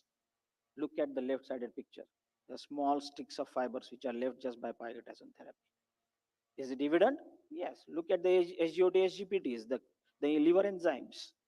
50% reduction in the liver enzymes. And there are so many publications. I don't have to enumerate all those things. Shall we talk about this? Genuinely? Is it necessary about bladder cancer? Sanju said no, so I am not going to talk about it. But understand that Indians are least likely to develop bladder cancers, because we that way also, in comparison to the Caucasians, we nearly need to talk about it. In fact, I'll tell you that pioglitazone has been shown to have reduction in the other cancers also, like breast cancers, colon cancers. They have been reduced. So the important thing that you need to understand, that there are so many favorable effects of pioglitazone that you have. Of course, there are some adverse events, especially when you cross that a dose of around 30 milligrams, like weight gain, congestive heart failure, maybe probably bone fracture. You're talking about macular edema. But this challenge is generally very well taken care by the low dose pioglitazone therapy. And why that is so? Because when you use a low dose pioglitazone therapy, it works in the receptor independent manner. That is very important. And this is what exactly Dr. Panikar has shown, that as far as the glucose control is concerned, you use 7.5, 15 or 22.5 or 30 milligrams, you will realize that you get almost identical A1C reduction. So how can we minimize the effects, the side effects? By reducing down the dosages. Avoid preferably using it with insulin. Avoid in high-risk fracture people. Reduced on the salt intake and calorie intake in these patients, those who are on with pioglitazone. And avoid with calcium channel blockers, because calcium channel blocker also can cause the fluid retention. Last couple of slides. Pioglitazone, metformin, SGLT, GLP-1, super duper hit combination that you would be anticipating in the recent coming times. And this is 2024, 2 months back publication which got published. And look at the outcomes. Everything favoring the combination of these two drugs. So if at all I have to talk about differences of omnious octet, 5 out of 8, I would say, are addressed by just pioglitazone. So whenever you talk about insulin resistance, all these challenges, I use pioglitazone, everything starts falling into the place, and you do get what we call it as a glitazone effect. So are we interpreting the whole data that is available in the right way? I think Rucha talked about an octopus in the room. I'll still continue with the elephant in the room with the blind people. I'll end up my talk with this wonderful quote by Steve Hawkins and APJ Abdul Kalam, that the greatest reason for failure is not ignorance. It is the illusion of knowledge. Thank you very much for your kind attention. I have still 36 seconds left. Thank you, Mangesh, for an excellent review of complete pioglitazone. In your last or second last slide, you showed 3 indications for which we do not have a drug available. One is a NASH and early fibrosis. Yes. Second is inflammation. Yes. Which is a driver of multiple CV Absolutely. and other complications. Absolutely. We still don't have any drug. And third is HDL, for which Yes. again we don't We do have not have a drug. Absolutely. Just for clarifying and putting in a different perspective, 3-point MACE reduction with empagliflozin was 14% risk reduction. In leader trial with liraglutide was 14% risk 14%. reduction. In proactive, it was 16%. Yes. Only thing the time was different. Yes. So it was not registered. And Otherwise, unfortunately, it's if you similarly. realize, Sanjeev, if you really go into the nitty-gritties of proactive, you will realize that the blood vessels that they studied were the leg vessels. And we all know that, the peripheral vessels or leg vessels cannot be compared with the cardiac blood vessels or central blood vessels. I'm sure the half the people who did not raise hand Yes. must have been No, I have half adequately or confused fully- everybody. I have fully. one small question or comment, Dr. Tivaskar. Excellent lecture, learnt a lot. I had also this topic to speak some time back, so many slides I could recognize have common. The problem when we are treating practically with the patient is he brings this leaflet from his the box of the package insert, and the patient brought to me and said, sir, इसमें bladder cancer लिखा है, इसमें heart failure लिखा है, इसमें macular edema लिखा है. Sir, मेरे chemist ने मुझको बोला, my chemist told me, don't take this dangerous drug. Then you had referred me to the cardiologist. I had gone to cardiologist for ECG and stress test, and I also asked him, and he said, he's a senior doctor, he's diabetologist, he has written, but we don't recommend. So this lady and few others were very perturbed and they came. So it is still in the leaf, in the package insert that it Yes, and that is the reason why, Dr. Rai, that I have said that, have we really understood this stuff correctly? And coming to these patients, those who come to you with all this information, I always tell them that, have you read ever the package insert of a paracetamol? Have you read ever a package insert of aspirin? And then you will realize that the drugs can kill you actually instantly. So what I try to convey them is this, that any medications that you use are like weapons. You need to use your brain, your expertise. And I always quote this example to them of using, now Sonali is here, using a kitchen cutting knife inside your kitchen. When you use that knife and you're cutting the vegetable, sometimes it injures your finger, it cuts your finger. Whom will you blame? You drive a vehicle. Risk of driving a car is death due to driving a No, car the is second far more. part of the thing is, now that Lobitron has come, See, lobeglitazone, so yes, it is a new, lobeglitazone, yeah. it's a So- new molecule, which is probably becoming So, but its package insert, I think, doesn't say about correct, cancer. because they don't and have this- adequate data to back up the whole, we do have got outcome trials with pioglitazone. Yeah, with We do not pioglitazone, you have have any outcome trials with lobiglitazone. So do you suggest to use it as an alternative in very anxious patients who come Sometimes you may try, but I would not use this forum to recommend that currently. Thank you, Dr. Tivaskar. That was an excellent lecture. Thank you. Thank you very much. So we move on to the Aapke paas hai? last session of the day. Earlier, first we started with young lady Rucha Mehta, who was trained in Ralph D. Fronzo's unit and board certified endocrinologist. We invite another young dynamic endocrinologist, Dr. Pia Balani, who is also an American board certified endocrinologist. She has a distinction of being a qualified gynecologist prior to internal medicine, which appeared more fascinating than gynecology and a fusion of both gynec and internal medicine into endocrinology. We only wonder that why you left established successful practice in Orange County of California, left and came to Mumbai city.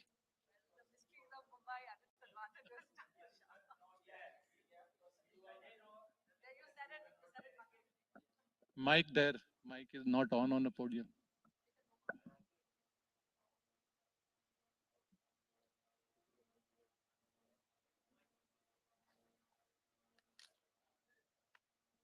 Oh, sorry.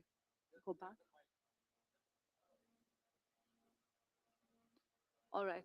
Um, it's indeed a pleasure to have this revision of these hidden gems, right? I mean, I just feel that all of us have gotten so overexposed to the usual molecules that just now revising all of these things becomes a reawakening about the number of great molecules we have in our armamentarium of managing diabetes. The sad part, however, is that in spite of all of these great drugs for diabetes, the education, the research, the solutions, all of that we have, well, at the end of the day, in spite of all of these glucose lowering therapies, diabetes is dismally controlled. Throughout the world, in India, only 29% of people have diabetes at control. Just 7% of people in India, basically of patients in India, basically have their composite outcomes in terms of diabetes, hypertension, dyslipidemia controlled. So somewhere we are missing the bus, I feel. So as a result of which, I think revising with all of these molecules, maybe we find a fit somewhere is always, an important thing to do.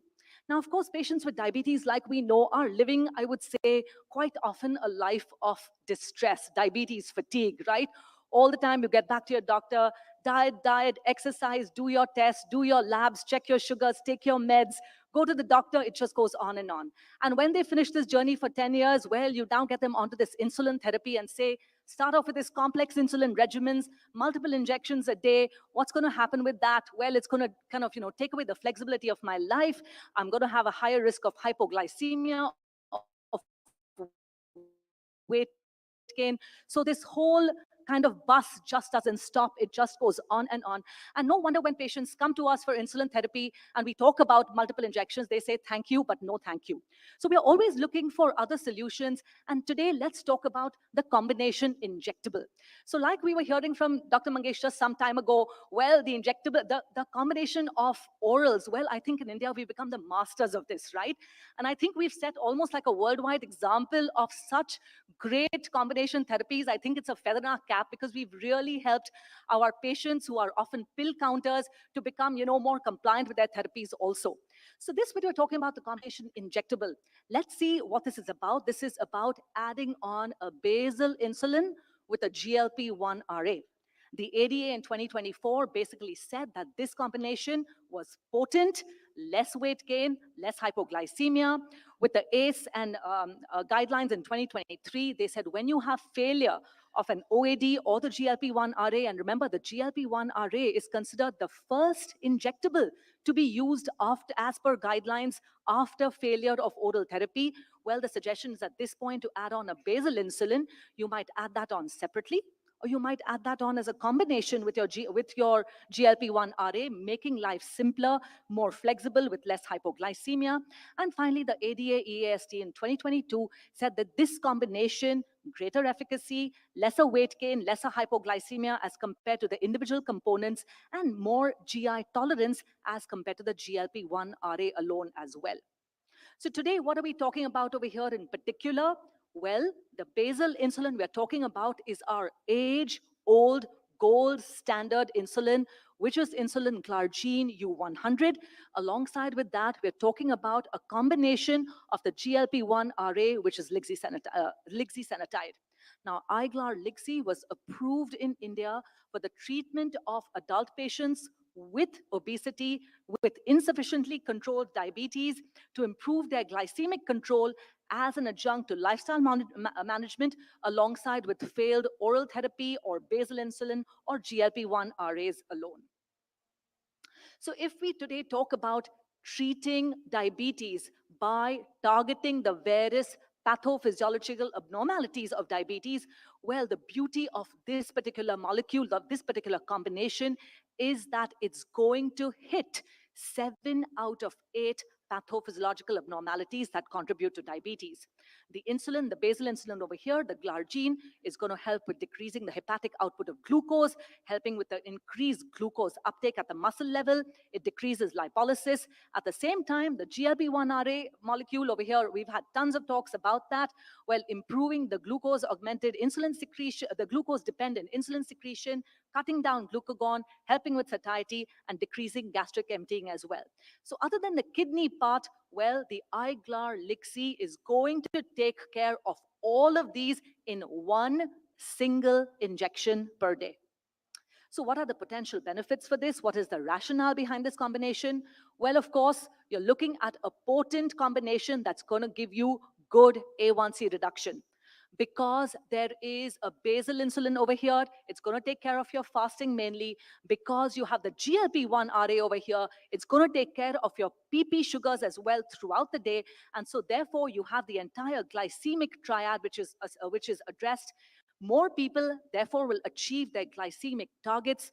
Of course, the mainstay is it's a once-a-day daily dosing, increasing compliance and adherence with weight benefit on neutrality, hypo-safe, and improved GI tolerance as compared to its mono components as well.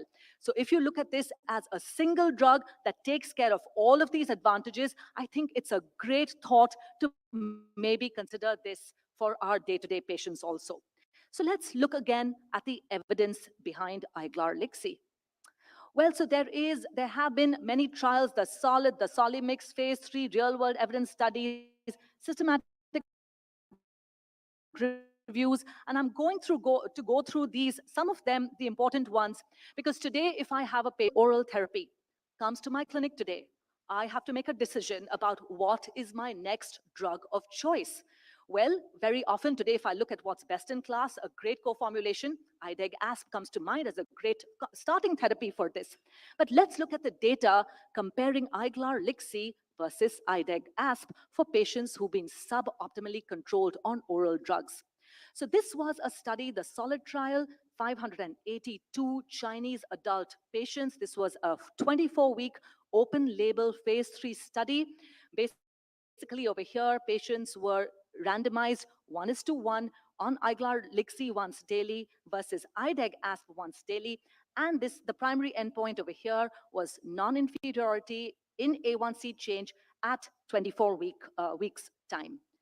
The secondary endpoint also was superiority in change in A1C from baseline to week 24, alongside with looking at body weight and, of course, the proportion of patients who met the composite endpoints as well.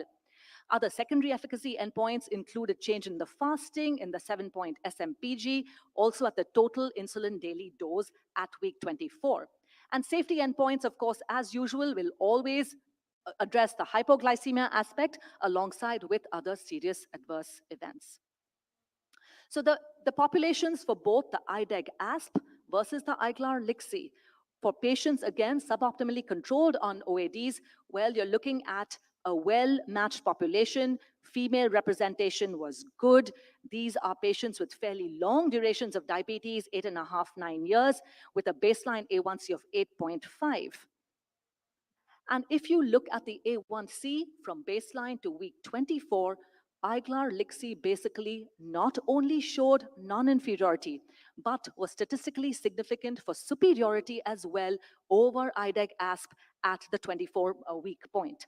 So if you're looking at the results over here on the right, a minus 1.88 fall in A1C with your IGLAR-LIXI versus a 1.68 fall in A1C with the use of IDEG-ASP.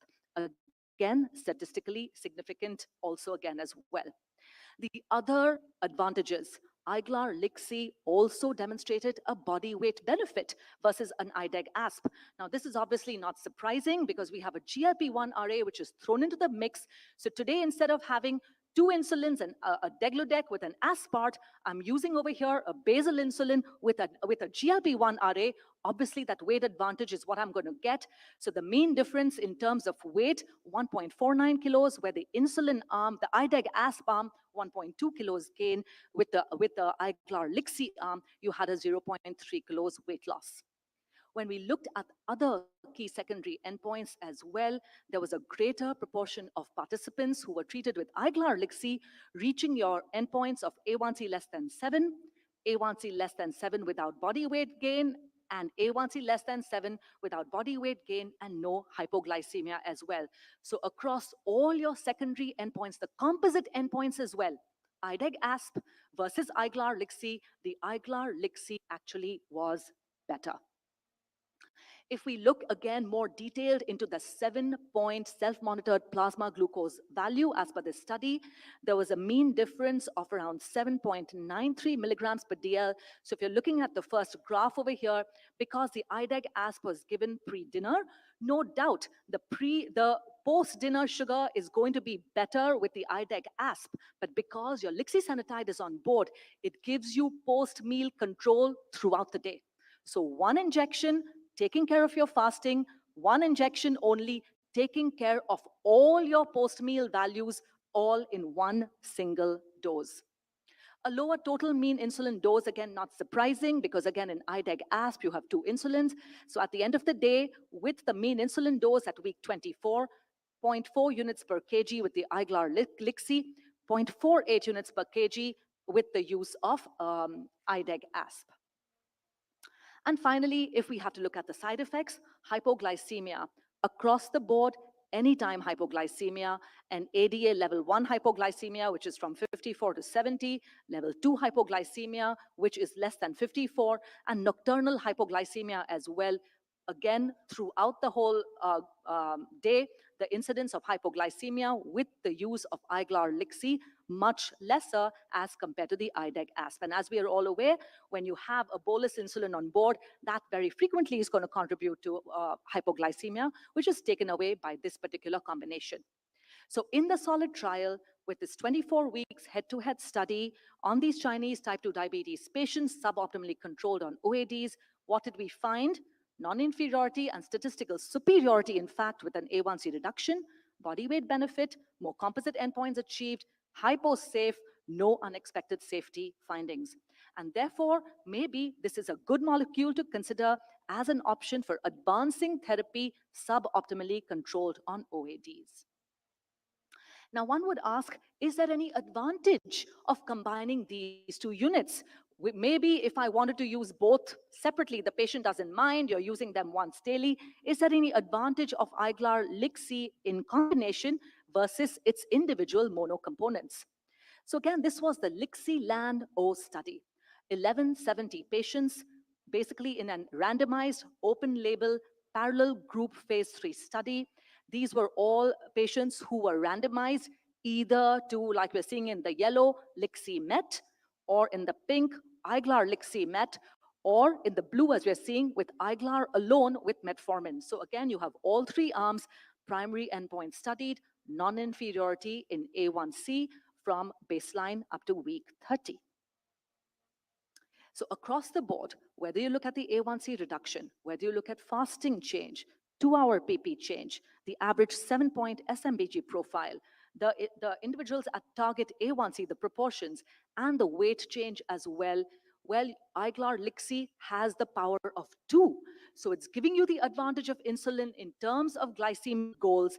It's giving you the advantage of the weight also as well, proportion of patients reaching all their composite targets, as a result of which this makes for a superior combination with less tummy-related side effects as well when compared to the LIXI alone. Now, finally, today, again, when I'm thinking of a patient coming into my clinic, patients with, let's say, very high A1Cs, high post meals also, one natural choice, and which is the most popular choice in India, is basically using a twice daily premix. The question again over here, Iglar Lixi, for patients suboptimally controlled on basal insulin, should I move over to a once a day Iglar Lixi? Or should I move over to a twice daily bias 30? So again, here is the data on that. This was a multi-center, open-label, randomized 26-week phase 3B study, looking at 887 patients. 182 of these were studied from India. So in this particular study, patients either randomized to Iglar Lixi once daily versus a bias 30 twice daily. And let's look at the results of that. Well, this was the Solimix study, and what was found again over here, that Iglar Lixi, in fact, with just a once daily dosing was in fact non-inferior to bias 30 in terms of change of HbA1c from baseline to week 26. And in fact, in subsequent hierarchical testing, A1c reductions were even superior as well. In terms of body weight, again, as would be expected as compared to an insulin, well, the Iglar Lixi, because of the Lixi component, showed superiority in terms of weight loss, a 1.9 kilo overall difference between the two molecules. In terms of secondary endpoints, again, composite target achievement, better with Iglar Lixi, whether it is A1C alone, A1C without weight gain, A1C without weight gain, and without hypoglycemia. Iglar Lixi was the better molecule as compared to bias 30.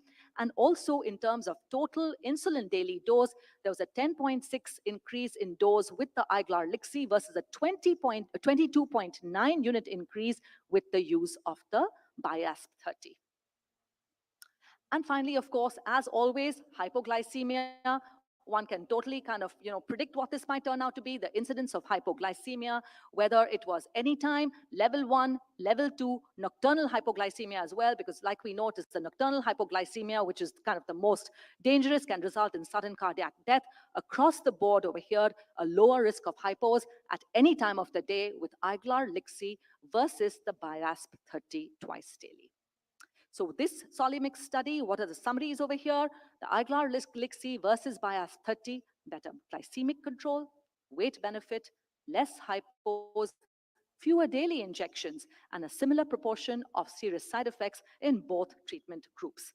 And thus, Iglar Lixi makes for an efficacious, simple, well-tolerated alternative to the premix bias 30 for patients with uncontrolled diabetes.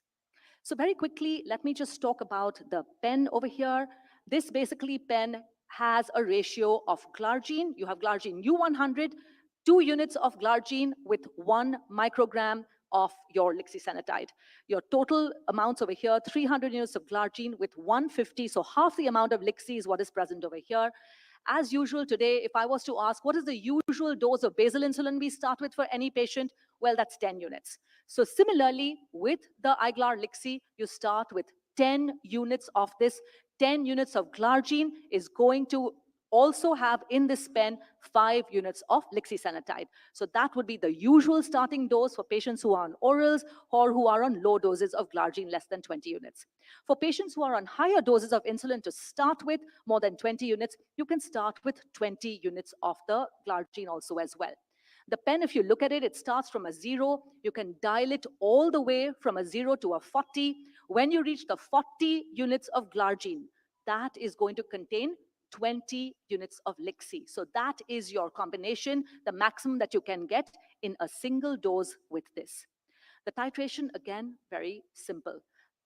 You basically have to adjust it once a week based on the last 3 days of the fasting self-monitored plasma glucose.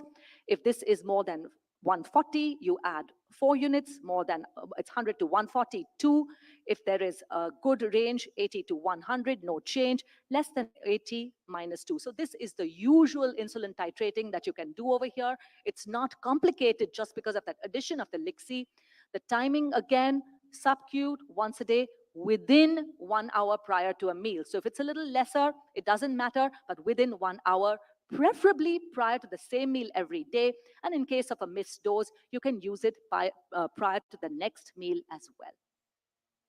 In terms of special populations, important over here for the elderly, more than 65, or for hepatic impairment, it can be comfortably used, no dose adjustment required due to the LIXI in both these populations. For renal impairment patients, well, you can use it with mild, moderate renal impairment, but not recommended if the creatinine clearance is less than 30 or in patients with ESRD. It is contraindicated in pregnancy. In fact, for couples who are planning pregnancy, this needs to be stopped for the woman also as well. So what do we have over here? We have over here a pen, a single once daily injection, basically given within 1 hour prior to a meal. So makes it something which is convenient, flexible. Overall, the two components make for a synergistic combination, giving fasting and PP control. So basically taking care of all your glycemic needs. Today, if I have to say, IDEG ASP versus my Iglar Lixi, well, Iglar Lixi, simple, well tolerated, better glycemic control, body weight benefit as compared to your insulin with a lower risk of hypoglycemia. And if today my starting choice is very often a twice daily bias 30, for example, this again, Iglar Lixi makes for an efficacious, simple, well tolerated, good glycemic control, weight benefit, hypo-safe, and overall, in general, an economical choice of therapy as well. Thank you very much. And I think I'm done with it. Thank you, Dr. Priya. We are not taking questions and answers for this session, as we are already late for this session. We can carry forward. Thank you very much.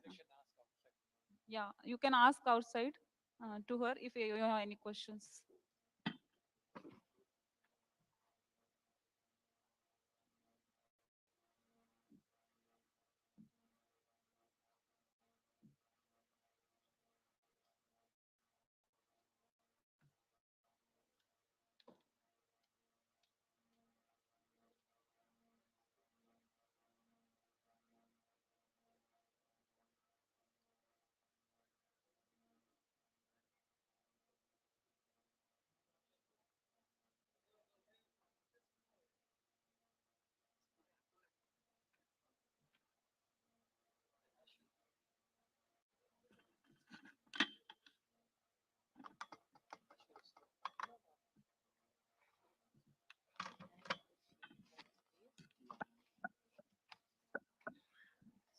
Moving on to next session, dilemmas in metabolics. I would like to introduce the chairpersons, Dr. Sanjay Gandhi from Pune and Dr. Nadia from Mumbai. Over to you, sir. Thank you. We would like to start the session soon. I would like to call upon Dr. Ashu Rastogi, MD DM Endocrine, MNAMS Phase FRCP, Associate Professor, Department of Endocrine, Chandigarh, published over 120 research papers. Best Research Paper PGI, RSSDI Award for Innovation in Challenging Scenario, Best Research Papers, multiple papers, Outstanding Paper Award, Honorable Secretary, RSSDI, Honorable Secretary, Diabetic Foot Society of India, Fellow of Royal College of Physicians, American College of Endocrine. Sir, over to you. Thank you. Thank you, Chairperson. So let me take you to a very different field, and that is very practical problem. Can I have a slide changer, please? Okay. So this is institute from where I come, northern part of India, PGI Chandigarh, where I work in the Department of Endocrinology. And I'll just take you to an interesting case. This is quite common actually. Unless we keep our eyes closed, it is common. So you can see, can anybody guess what is happening to this patient? So this patient came to our OPD on a wheelchair with a bucket, and his foot was inside the bucket actually. So this was in May. May is quite hot in Chandigarh also. So what happened is that this bucket was filled with ice. Unfortunately, the time his turn came, it all melted and it became water. So why it was? Because he was having severe pain and burning in the foot. That's why he put his foot inside the bucket. So this is the irony, and this is how the patient treat their diabetic neuropathy. And unfortunately, we cannot close our eyes to this. So this was a gentleman who was 36-year-old male. He had type 3C diabetes. I hope you know that what is type 3C. So he was alcoholic and he had pancreatitis. So chronic pancreatitis leading to diabetes is type 3C. It was for 4-year duration. So this is an irony in a typical presentation of painful diabetic neuropathy. So if we just dig further into his history, it was subacute in onset, and around 6 weeks, it was gradually progressive, but he also had motor symptoms. He had some difficulty in getting up from squatting positions, maybe related to the alcoholism. He had some flail type of weakness, though there was no diurnal variation or any abnormality in cognition, and his bowel and bladder habits were absolutely normal. So once we examined this patient, we found out that his monofilament sensations were absent. His vibration perceptions were 30, and we know that if somebody is having a VPT of 30, that suggests that he was having distal symmetric peripheral neuropathy. His ankle brachial index was normal. Now you can have severe pain in case of claudication also. So his ABI was normal, his vascularity was normal. Otherwise, his hemoglobin was fine, his thyroid functions were normal. But what is glaring was that he was having uncontrolled blood percent fastings and postprandial blood glucose. So this is a scenario that you very commonly see in day and day out, and we have to very carefully evaluate this patient. So before moving forward, I'll just take you to this slide, interesting slide that tells you how to diagnose and how to label a patient what he is having actually. So on the x-axis, you are having a stimulus intensity. On the y-axis, you are having a magnitude of pain. So this is a normal scenario. So if there is a painful stimulus to my leg, or a stimulus intensity is this much, you will have this much pain. Now, problem is, you can have many kind of scenario in a given patient of diabetes. Now, what is happening is, just a small amount of stimulus is there, and this gentleman is having quite significant pain. So what it is? So this is hyperalgesia. Hyperalgesia means even a small stimulus can lead to significant pain. On the other hand, another patient, you are giving so much of stimulus, which is much beyond than a normal person, and he's having only small amount of pain. So this is basically a hyperpathia. And last thing, what is this red line? Anybody for this red line? What does it mean? So this red line is basically, there is no stimulus given, but still the patient is perceiving pain. You can see on y-axis, the pain stimulus is quite high. So this is basically allodynia, and that's what our patient was having. So despite any stimulus was not given to this patient, he was perceiving pain, and this is painful diabetic neuropathy. So remember, in a lifetime, almost 30 to 50% of patients will have diabetic peripheral neuropathy. Half of these patients who have peripheral neuropathy will have pain as a symptom. And most likely, this is the common reason for them. That's why they entered into a clinic, which is a significant cause of morbidity. So this is the definition that is given by the Pain Society, that any pain which arises as a consequence of any abnormality of a somatosensory system in a given patient of diabetes is painful diabetic neuropathy. I'll not go into the details of this neuropathic pain, but just understand this just because of so much changes that happens because of hyperglycemia in a given patient of diabetes, abnormalities in the sodium channel, calcium channels, potassium channels, and damage to the small fibers right from the A delta and C fibers, then to DRG, that is dorsal root ganglion, and then to the cortex. So anywhere you can have abnormality in a given patient on diabetes, which leads to neuropathic pain. This slide is also again very important, that another aspect of neuropathic pain or neuropathy is nerve hypoxia. And we know that in a patient of diabetes, there are a lot of microvascular changes that are occurring, which causes hypoxia, and it causes nerve degeneration and diabetic neuropathy. So what actually is successful treatment? We know that this patient is having painful neuropathy. You will start treating a patient with XYZ drug, but what actually is the successful treatment? Do you think that patient symptoms will go completely? The answer is probably no. So therefore, American Association of Neurology says that even if you can achieve a 50% reduction in the pain of this gentleman, this is successful treatment, and whatever drug that can achieve 50% reduction, you can continue that drug. Definitely, it should be associated with some beneficial effects. If you can sleep well, because his pain is reduced, if his depression is reduced, quality of life is improved, that is successful treatment. So this is very important because most of the studies have these quantitative scales that is called pain symptom scales. We most likely use VAS, that is visual analog scales. Otherwise, McGill questionnaire is also frequently used and Heidelberg questionnaire. So in our studies in PGI, we use these kind of scales because it's very difficult to quantitate pain in a given individual. Somebody would say, yes, I have some improvement. Somebody would say, I have marked improvement. So what is some, what is marked, nobody knows. So it's better to rate the pain symptoms whenever your patient comes to you with pain. So this is the ADA recommendations. They say that any patient who have 30% reduction in VAS, it is clinically relevant response. So with this, you can continue the drug. Any drug that can lead to more than 50% improvement in pain, that is robust response. And any patient who has less than 30% reduction in pain, this is lack of efficacy. And now you should change the drug.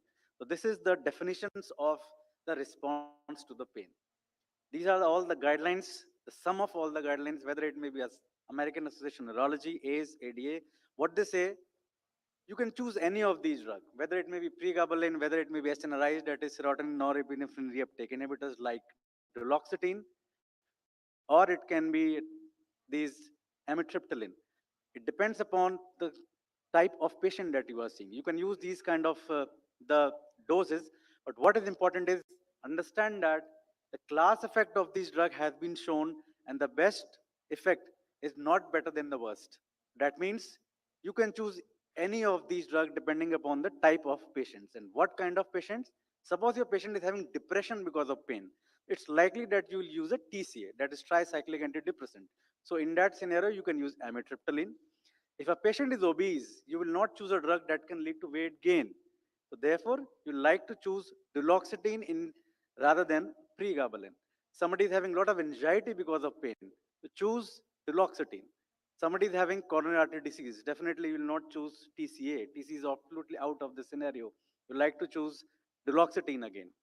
Somebody is having very high blood glucose, pregabalin is can be given, but TCS are not a right choice. Somebody is having renal failure, you have to choose between the drugs.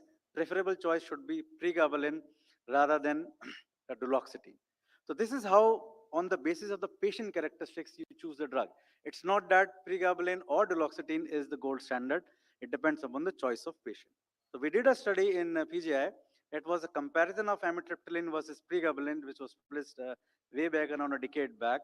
And we found that pregabalin of 150 milligram is preferred as compared to amitriptyline for painful diabetic neuropathy.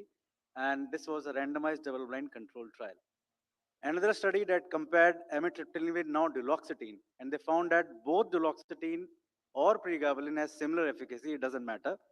Numerically, more patients were better with duloxetine rather than pregabalin.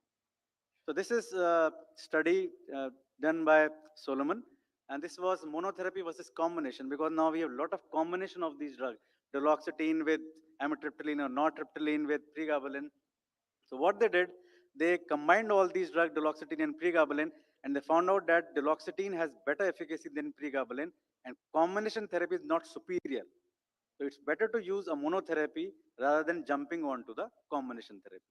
So finally, about the drugs, this is comparison another trial which was published in Lancet, again by Solomon's group.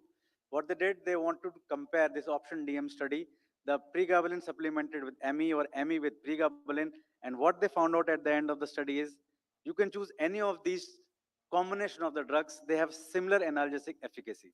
And this combination treatment is well tolerated if the patient is not improved on a single monotherapy. I'll shift the gears to another interesting aspect of diabetic peripheral neuropathy, that is about role of neurotrophic vitamins. And that is also very, very important because we know that any patient who's on chronic metformin therapy will have B12 deficiency. And now even ADA recommends to do B12 levels in a patient who's on chronic metformin therapy.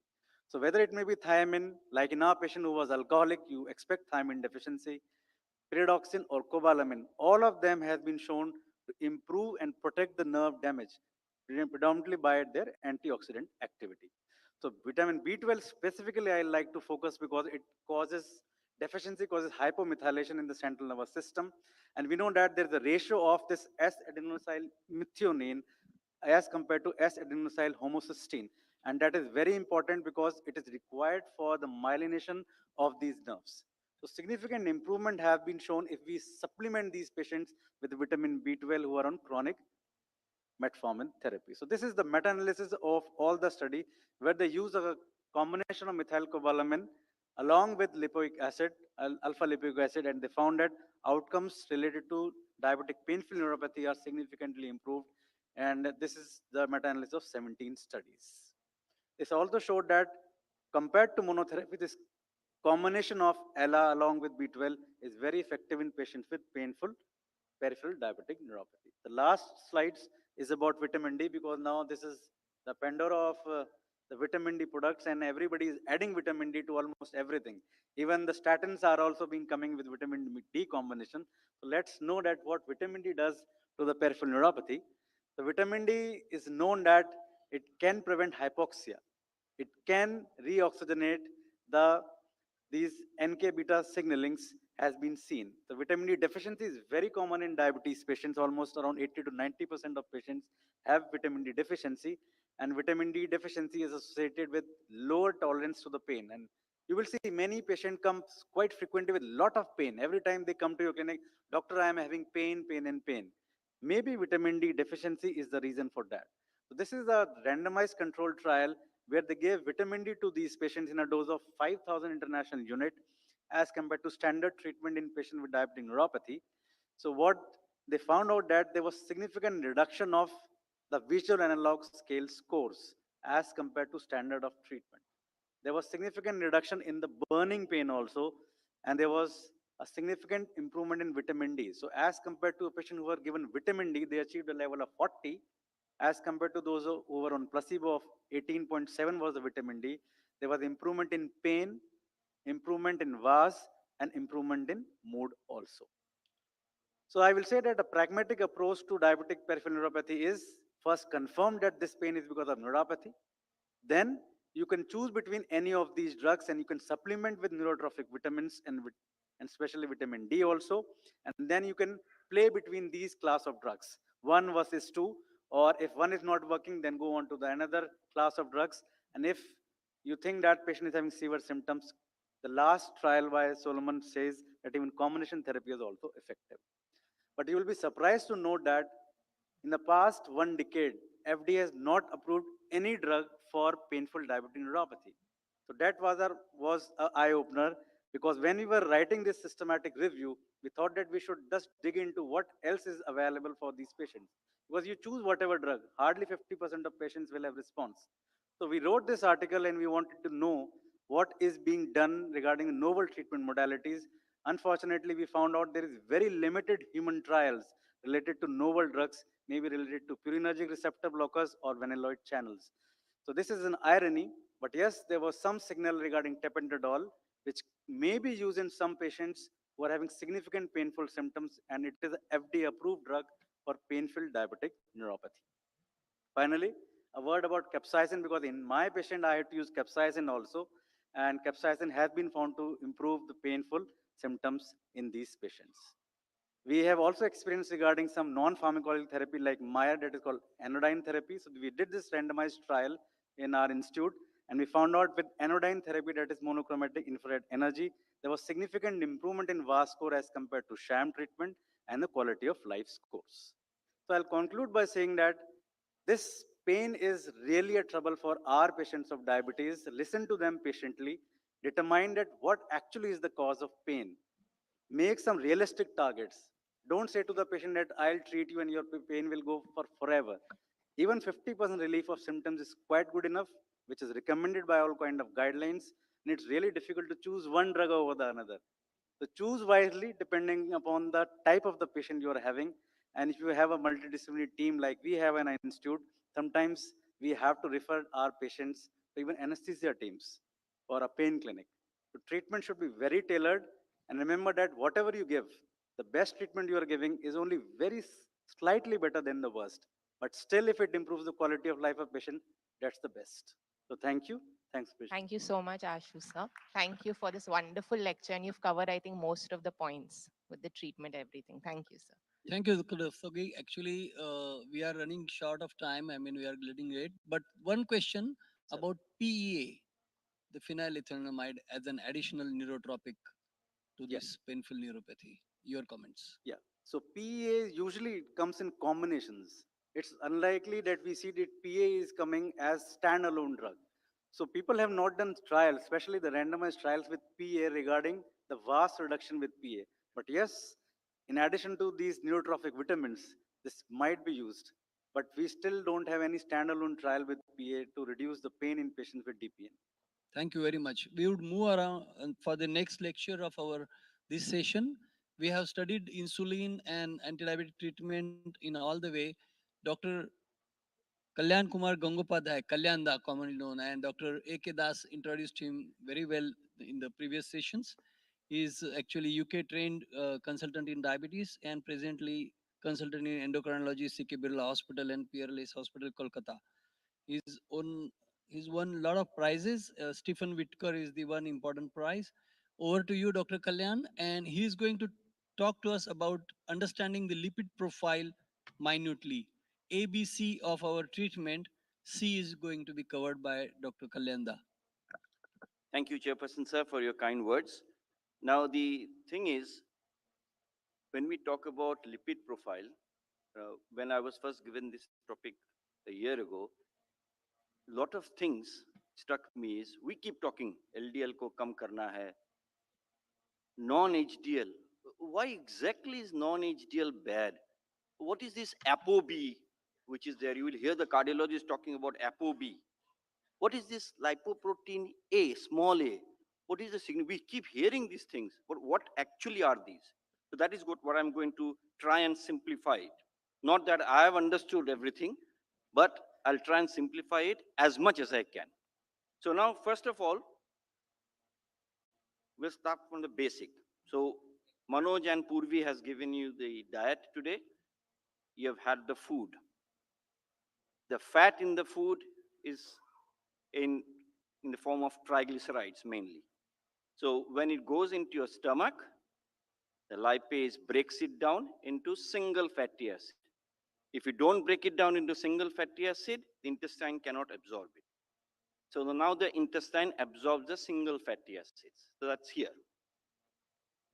When it absorbs the single fatty acids, again now it combines them into triglyceride, triacylglycerol, three fatty acids together, triglyceride.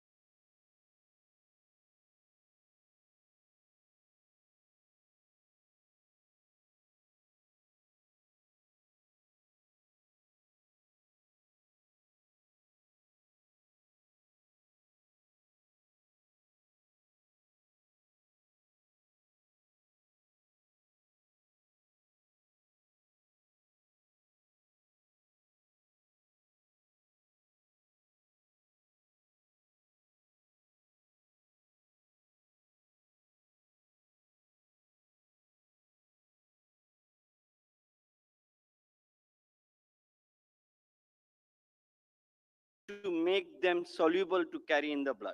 Okay? So it has got two things. One is the hydrophobic lipids that is inside. It is insoluble, but we have to dissolve it in the blood. So there is a hydrophilic core. So this bit is lipid and there is a core. In this core, which makes it soluble, there is something called apolipoprotein. Now, there are many apolipoproteins, ApoB100, ApoB48, ApoC2, lots of them. Each one is a key, chabi, tala kholne ke liye. Of this, the most important one is ApoB100. It is the only key which will open the tala of the blood vessels. So if you don't have ApoB, you cannot open the blood vessel. If you cannot open, the cholesterol which is inside cannot go into the blood vessel. So ApoB100 has to be there. So therefore it is bad. More the ApoB, that means it is able to go inside. Okay. So now again, so we have absorbed it. Lymphatics goes into the blood as chylomicron. So chylomicron, you can see composition, it's mainly triglyceride. Yellow is triglyceride. So all of it is almost everything is triglyceride. Now you can see here in the chylomicron, there is ApoB48, ApoE, ApoC2, all of this, and no ApoB100. Okay. So what does this do? The ApoC2, when it is going in the blood, it will then go into all the cells. The cells will catch on to the ApoC2. That is the key to open the doors of the cells so that you can now give the fatty acid to the cells. That is required. Adrenal glands, everywhere is required. So the C2 will open it. So the chylomicron goes into the blood. It is giving fatty acids to everybody. So it is shrinking in size. Okay. So when it shrinks its size, it becomes chylomicron remnant, and then it finally goes into the liver. Okay? So in between, it has already given fatty acids to all the organs. The liver takes up the chylomicron. Now, when the liver takes up the chylomicron, it takes up the fatty acid from the chylomicron. The liver takes the fatty acid from the chylomicron. It generates its own fatty acids from several pathways. And then it secretes it back into the blood as single fatty acids. How? Like this. So the liver has got all these fatty acids from here, generates its own fatty acid. Now it makes a molecule called VLDL. Now VLDL has got ApoB100. So it has the potential to open the tala of the blood vessel, arteries, to deliver the cholesterol and cause problems. Now the VLDL, however, is a transient molecule, has got short half-life. It then goes into the blood. It again gives fatty acid to all the blood, all the organs. While giving the fatty acid, now the triglyceride component is coming down, cholesterol component is going up. It forms IDL because it is given up a lot of the triglyceride. Now cholesterol is remaining now. So the IDL has got higher cholesterol than the VLDL. IDL is very transient. What it does, it meets HDL. It takes cholesterol from the HDL. So it is becoming even richer in cholesterol now. And this is then LDL. Okay? So the LDL is richest in cholesterol, very little triglyceride. So the cycle is VLDL breaks down into IDL. IDL then breaks down into LDL. Now, the IDL, VLDL, LDL, all of them have got ApoB100. All are potentially bad. The LDL, ApoB100, goes into the blood vessel, opens the door, delivers all the cholesterol here, and that causes the problem. Whereas the HDL is trying its best to take out the cholesterol and giving it back to the liver. So if I put it together then, you see here, chylomicron, no ApoB100, majority triglyceride. Chylomicron, majority triglyceride. Here is the problem, ApoB100, ApoB100, ApoB100. तो फिर हम लोग क्यों LDL के ऊपर ही पड़े हैं क्यों? Why are we not considering this? What is non-HDL? Non-HDL is VLDL, IDL and LDL. So we should always consider non-HDL. Why we consider only LDL? That's the question. So the answer is this, that for 1 chylomicron molecule, there are 10 VLD molecules. For 1 VLD molecules, there are 9 LDL molecules. So point is, the LDL has a much, much longer half-life. So therefore, in the blood, the majority will be LDL. This will be little because the half-life is less. That's why this is measured as a marker. And all the trials are done on LDL. Almost all of the trials are done on LDL. There is a but. Why? Now you see here, non-HDL is this, this, and this, I told you. But we measure only LDL because it is the predominant. These are small in amount, so this is predominant. But there are certain conditions wherein this proportion increases, where when the triglyceride levels are high, obesity, type 2 diabetes, so there, this proportion begins to increase. So then it attains significance. So therefore, non-HDL measurement, therefore, might be better than LDL alone because it takes into account all these ApoB100 containing molecules together. So although the LDL values are close to non-HDL, as I said here, because this is the predominant, so non-HDL is almost equal to LDL, but some patients may have higher non-HDL than LDL, which is particularly true when you have got the LDL treated to low levels. So if given treatment, LDL comes right down. Now the proportion of this becomes higher. So there is one very good observational study of more than 100,000 patients where they had come for angiogram and their LDL cholesterol was less than 70. So LDL achieved less than 70. But what they found is that higher the non-HDL, more is the MI, atherosclerotic cardiovascular disease, all-cause death. And the predictive value is quite high of this non-HDL. So the great excess of LDL over VLDL and IDL explains why LDL is such a strong risk factor, whereas triglycerides are not, even in patients who are hypertriglyceridemia, because these triglyceride-containing molecules don't have the ApoB100. You have to have the ApoB100 to cause problems. So as you can see here, the half-life of VLD is in 3 to 4 hours, half-life of LDL is 3 to 4 days. So in normal triglyceridic subjects, 5% of the whole is made up by the VLDL. But when the triglycerides increase, or you get the LDL down to very low levels, then this proportion increases to 15 to 20%. So you are happy the LDL is come down, but you have not taken into consideration the non-HDL.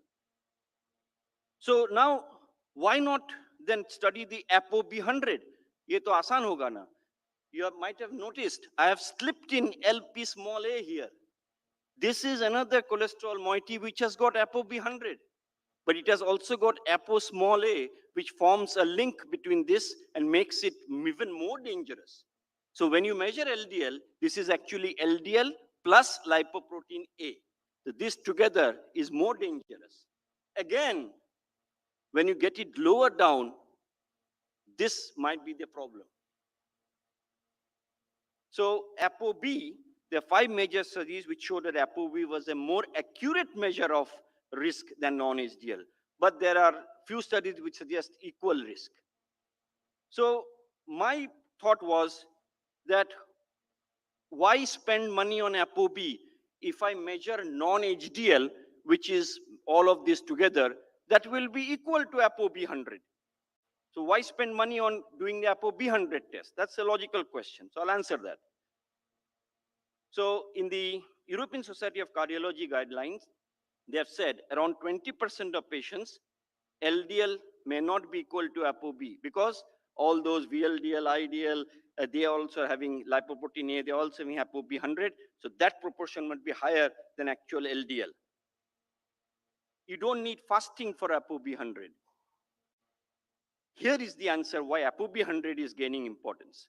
Because the analytical performance of ApoB measurements are superior to the measurement or calculation of LDL. I asked the biochemistry consultant, They said, why don't you guys measure ApoB100? I said, why should I measure? Well, that is more scientific, that is more accurate. It is a protein, we can measure it more accurately. The LDL, majority of the labs do it by calculation method, and whenever even if you do it directly, the ApoB stands out because it is more accurate, measurement-wise, measurement. So therefore, the European Society of Cardiology had clearly mentioned that ApoB is recommended for risk assessment, particularly in patients with high TG, diabetes, obesity, and very low LDL levels. Then, because I told you, LDL is low, the ApoB containing molecules might be still not low. So that's why they have put ApoB100 as a marker. And they have given various goals for it.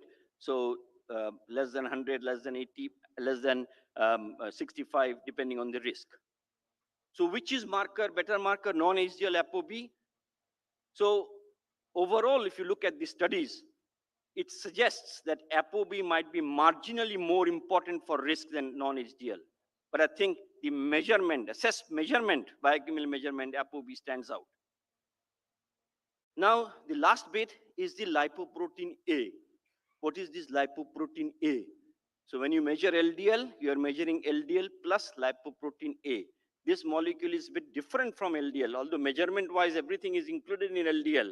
But this has got, apart from ApoB100, it has got another Apo small a, which forms a disulfuride bond between ApoB100. And that makes it a very dangerous molecule. It is evolutionarily similar to plasminogen. So it's a thrombotic agent. It is synthesized entirely in the liver. What is its actual role? Nobody knows. But it is clear that it has a role in CAD, ischemic stroke, and it has got a lot of pro-inflammatory properties. But the problem with lipoprotein small a is statins don't reduce it. If at all, it may increase it slightly.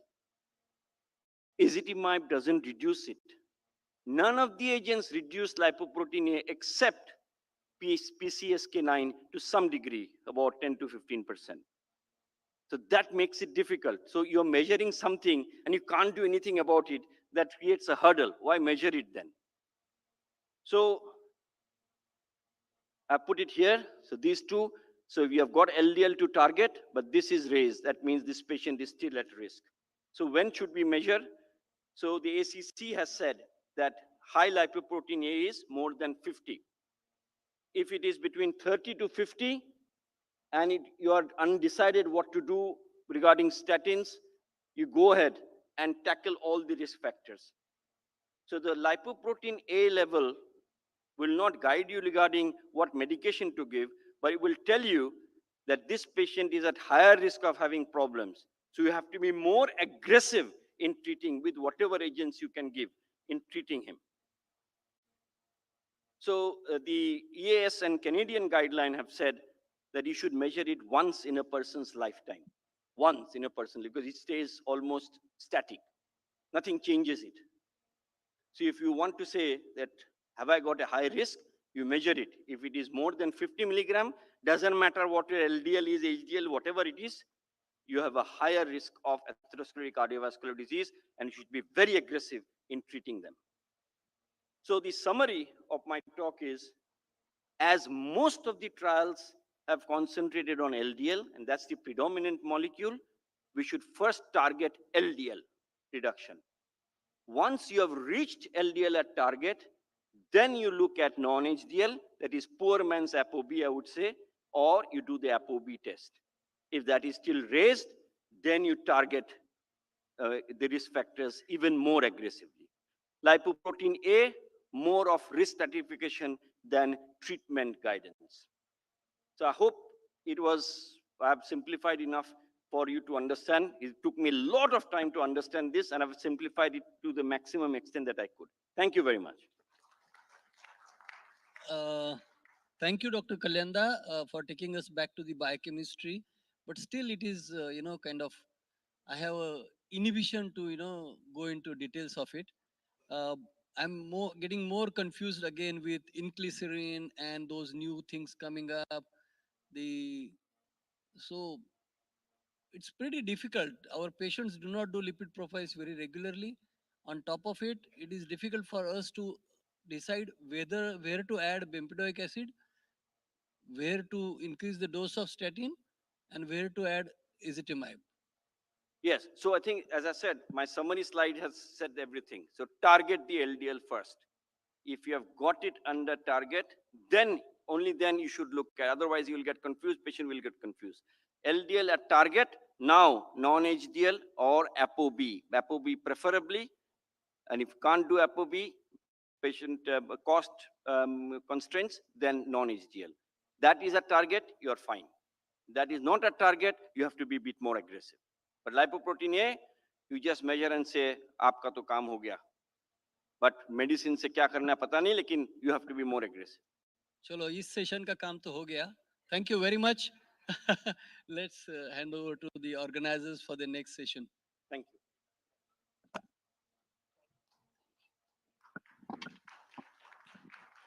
Thank you. I think if y'all can remain on stage for a group photograph. So, group photograph.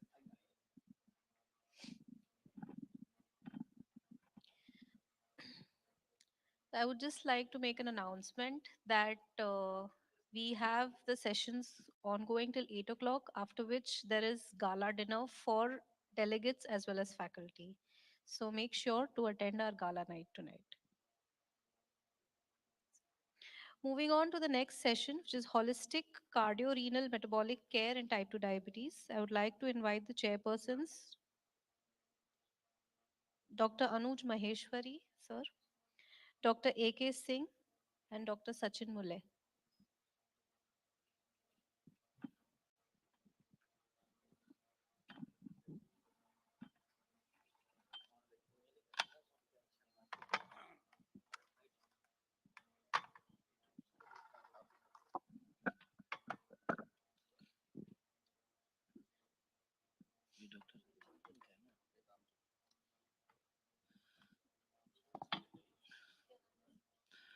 So good evening. It's my proud privilege to, on behalf of my co-chair, to introduce the next topic for the discussion. And for this talk, you don't need introduction for the speaker. Professor Ramchandran doesn't need introduction to this audience. He is the father of Indian DPP trial, as you all know.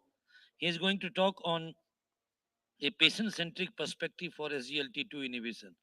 And I'm very interested, sir, who has worked in epidemiology, has to take on therapeutics now, which is actually my domain. So that would be very interesting to see what the sir's approach when it comes to a SGLT2 inhibitor in people with type 2 diabetes. Thank you. I think DRS, W, and CPD has got together. As you know that the WCPD is actually most an epidemiology foundation, and we in India invited WCPD here to be a part of this conference, and I happen to be the board member in WCPD, but WCPD does not have enough incentive from pharmaceutical companies, so to combine not only prevention of diabetes, but prevention of complications of diabetes in order to have enough sessions funded by people who can fund it. And that's why, so we are taking advantage of the presence of epidemiologist itself here in order to talk about therapeutics. So I'm going to talk on holistic cardio renal metabolic care. I'm sure you have heard a lot of talks on SGLT inhibitors, but I'm trying to add a little masala to this and tell you a little about epidemiology. As Dr. Singh said, how do an epidemiologist talk on only therapeutics, but there is going to be some epidemiology here. The first epidemiology question I'm going to ask, are the cardiovascular risk factors increasing in the Indian population along with increase in the prevalence of diabetes? We just now heard the talk on lipids and what do you do with that? So this is the population data. We have been doing consecutive surveys on diabetes and cardiovascular factors in different populations. Here I'm giving you the three populations two urban and one rural population. And this is a publication called the Stride Eye Trial, where we looked at the increase in the prevalence of diabetes. And what is interesting at that point of time is that in 10 years, there has been a significant increase of diabetes from 18.6 to 22% in the city, 16.4 to 20% in the town, and 9.2 to 13.4, which means that the towns and the villages are catching up with the prevalence of diabetes.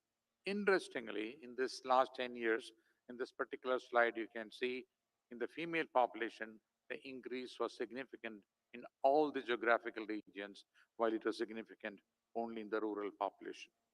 So if you look at the relative percentage increase, it's very interesting that explosion of diabetes is actually occurring in the villages. And you know that 70% of Indian population are living in the villages. So the second analysis was looking at the trends in the cardiovascular risk factors alone, along with diabetes. And what do you find here is this. If on one part is urban on the left-hand side, and the other one is rural, and you can see that the prevalence of hypertension increased from 21 to 26.3 in the urban population, which is again significant. Dysglycemia, which is a combination of pre-diabetes and diabetes, has substantially increased from 31% to 41%. And this lipidemia, about which just now you heard, 47.3 to 54.4. Now, that is in the urban population. The rural population, hypertension did not change much, but dysglycemia again changed from 17 to 28, and this lipidemia from 30% to 42.3%. So that look to the crude increase or the relative increase in the prevalence of diabetes and hypertension and dyslipidemia in the populations I just now described. Well, if you do a little more sophisticated analysis, we can model it and adjust it for many factors because there are many factors which can contribute to the increase. For example, the age of the population can change. There can be gender differences and also the change in the body mass index. So if you look at each of the adjustment, the model 2, the final one, gives you the actual unexplained increase of 18% of in the hypertension, 26% dysglycemia, 52% in rural population, 26% in the urban population, and then again you can see. So it's increasing all the way. So we are actually witnessing an explosion of not just diabetes, but all the cardiovascular factors. So more and more patients with cardiovascular disease are going to walk into your clinics today and in future. So conclusion of this study was that along with increase in the prevalence of diabetes, which we always talk about, there is a substantial increase in the prevalence of cardiovascular factors. So typically, a patient like this will walk into your clinic. He is type 2 diabetes for 6 months, 30 kilograms, which is the BMI, and the hemoglobin is little low because he seems to have early CKD. The liver enzymes are increased, NFLD, which you already know, and you also see that his albumin EGFR has come down, and recent ECG treadmill is positive for probably silent myocardial ischemia, LVEV of 58%. So current therapy is metformin, telmisartan, amlodipine, and atorvastatin. So now the next question is, what do you want to do with that? What is the next type of agent which will help him? And that's exactly what we're going to talk about. How to approach the clinical screening for heart failure, because this patient has got early CKD, hypertension, diabetes, anemia. So he is a patient. The first cardiovascular event which will hospitalize him or which will need hospitalization for him is heart failure. And as you can see that in stage A, heart failure is only at risk. So a patient has risk factors, diabetes, hypertension, and obesity. Stage B is a pre-heart failure where you have raised biomarkers, very important. You have raised BNP. Stage C is exactly heart failure, and stage D is severe symptoms and heart failure even at rest. So in such a patient, just now we have heard a very nice talk on dyslipidemia. In such patients with cardiovascular factors, screening with the natriuretic NP or peptides is useful because it's a biomarker which will help to allow that who is going to get heart failure and whether we can target him to prevent or reduce the risk of heart failure and hospitalization. So is it relevant to slow the rate of eGFR in this decline? Because now you've got 2, 3 problems here. You have anemia, you have decreased eGFR, you have raised biomarker for heart failure, and you have obesity, and you have diabetes. So what more you need? So what can you do with him? Is there any magical pill which can reduce? Of course. Now, what is showing in this particular slide is that slowing the rate of eGFR decline leads to improved CKD outcomes in everybody in a large population study. So what is the evidence-based clinical role of use of SGLT? Now, because I'm going to talk on SGLT inhibitors in this patient. Is there any use at all, and how much of help it can give? Now, we all know about Bernie study, and this is the EMBA study in which empagliflozin reduces the risk of cardiovascular death. In fact, that is only drugs has shown that, and I don't know how many of you were there when Bernie was actually presenting this during the ADA, where he had a standing ovation when he showed this particular slide, where we had a decreased 31% reduction, 38% reduction in the overall study population related risk, and 56% in the Asian population, which is remarkable. This was a very unexpected results of this particular study. It also showed that of course, you have the components of cardiovascular events.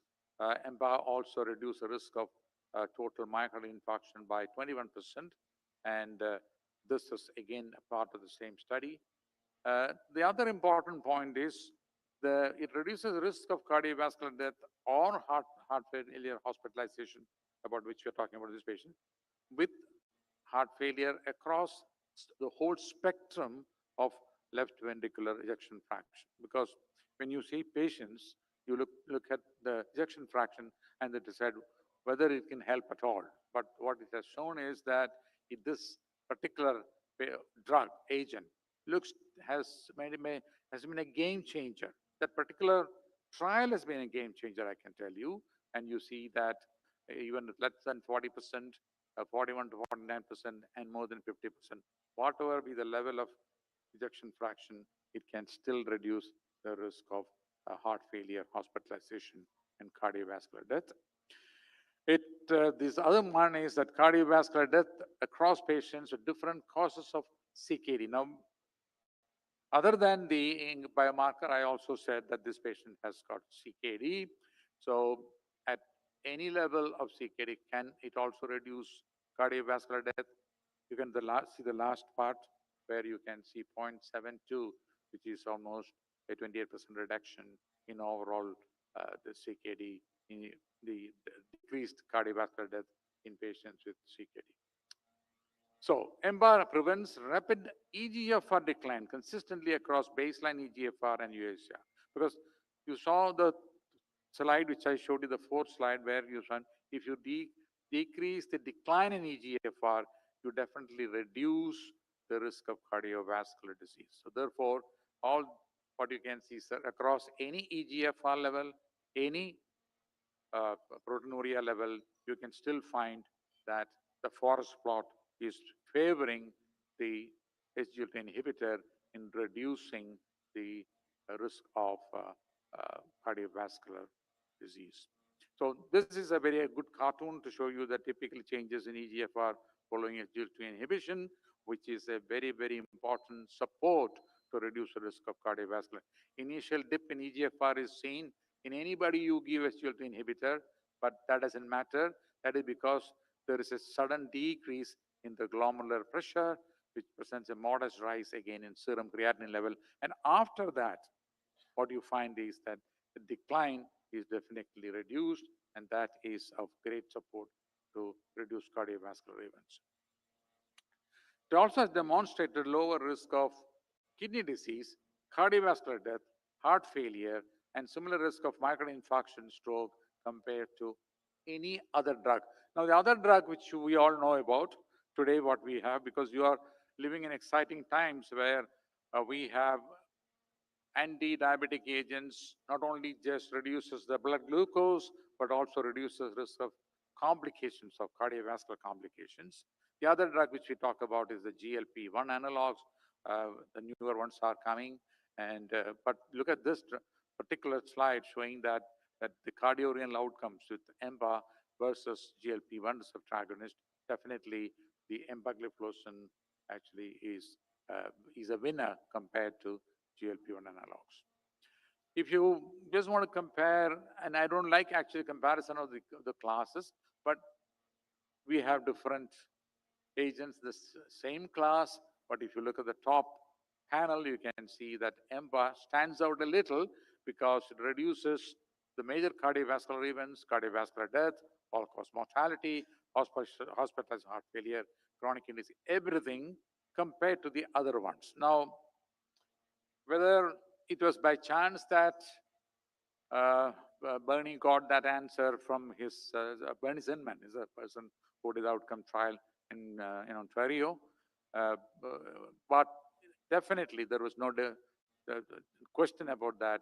All the outcomes were significantly reduced by EMPA, while it was not exactly identical with the other SGLT inhibitors, although they also reduce heart failure significantly as well as chronic kidney failure.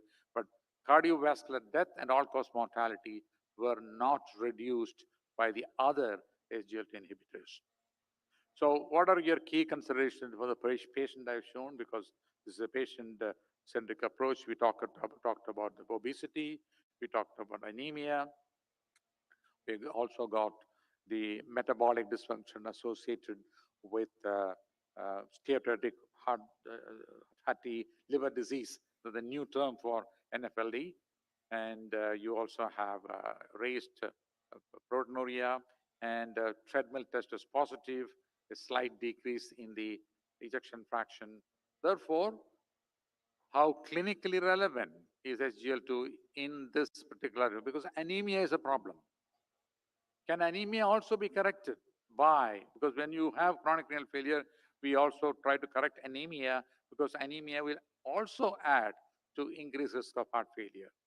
But there is data to show that SGLT inhibition has also favorable effect on cardiorenal anemia, because it can increase erythropoietin levels and therefore erythropoiesis, and therefore it increases not even the iron bioavailability and increases iron absorption, and that increases the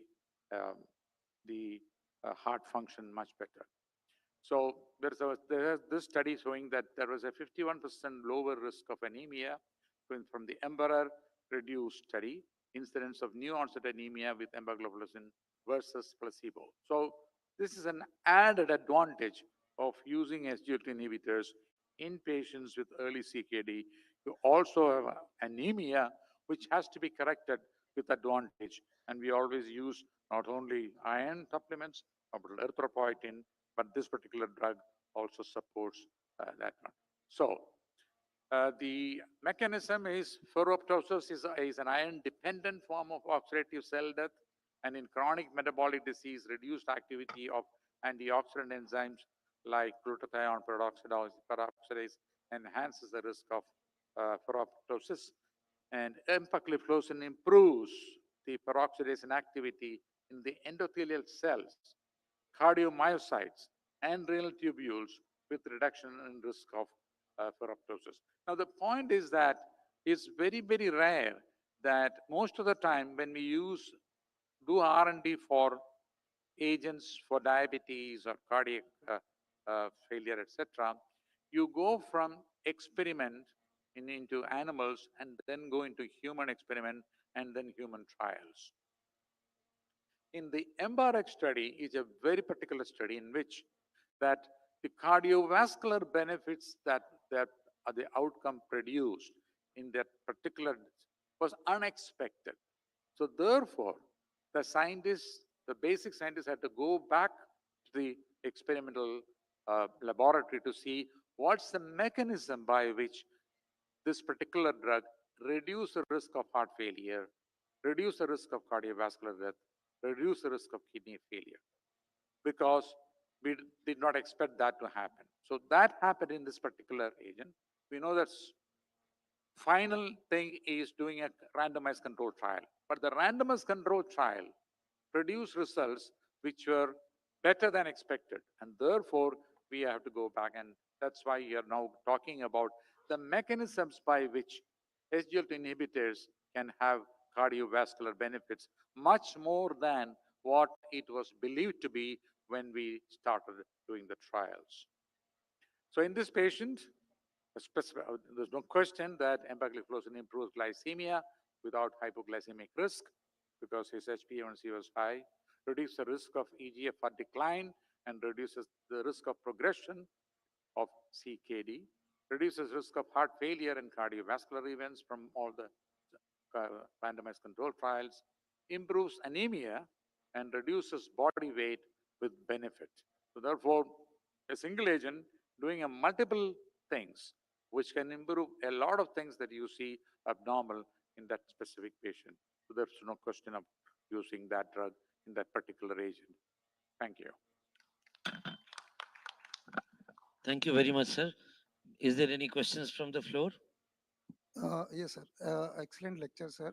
Just I wanted to ask, without a patient is having not diabetes and having heart failure stage 1, 2, so can we start it? Even if you do not have diabetes, whether you can use SGLT2 inhibitors to reduce the risk of heart failure? That is your question. And in which cardiac conditions we can use empagliflozin and in which dapagliflozin is better? So I saw your trials. So all the trials are showing empagliflozin is better. As far as the heart failure is concerned, there is no difference between any of the SGLT inhibitors. But it is by some chance or luck, because you see, I got born in randomized control trials, and Bernie is a very good friend of mine. Cardiovascular death and all-cause mortality also decreased in the EMBA study. But that was not been able to be repeated or reproduced by any other SGLT inhibitors. Is it by chance? We do not know. However, heart failure, exactly identical with all the SGLT inhibitors because the mechanism is very well known and explained. So when you want to if you want to reduce heart failure, it doesn't matter anything you use. Even it doesn't matter the patient does not have even diabetes, as you know that.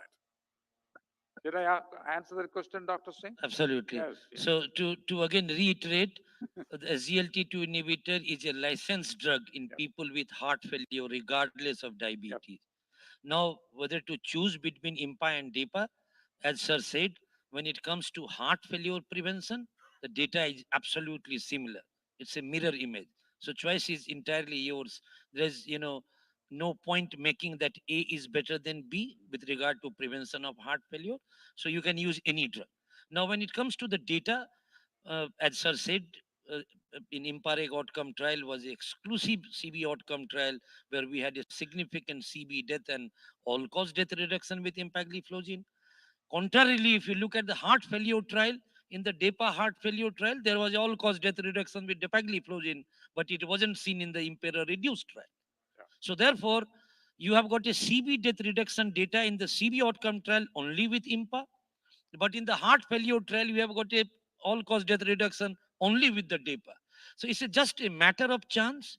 Perhaps there is a difference in the baseline characteristics of the patients amongst different trials. As you all know, IMPAREG outcome trial had 100% patients with established cardiovascular disease.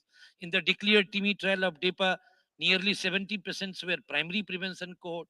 So the outcome is going to be different if you have got a different kind of patient recruited in two trials. But if you look at how SGLT2 work, there is no reason to believe that only one drug should have this data and other would not. But evidence-wise, still CB death, prevailing is with the empagliflozin. So in that case, my feeling or whatever I have read, I feel that if patient is having a classical atherosclerotic heart disease, then we should give empagliflozin first, preference to empagliflozin.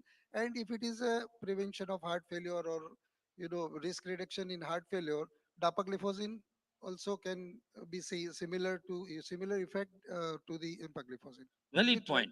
Because these the IMPAREG outcome trial and the case presented here had a TMT positive, suggestive atherosclerotic cardiovascular disease.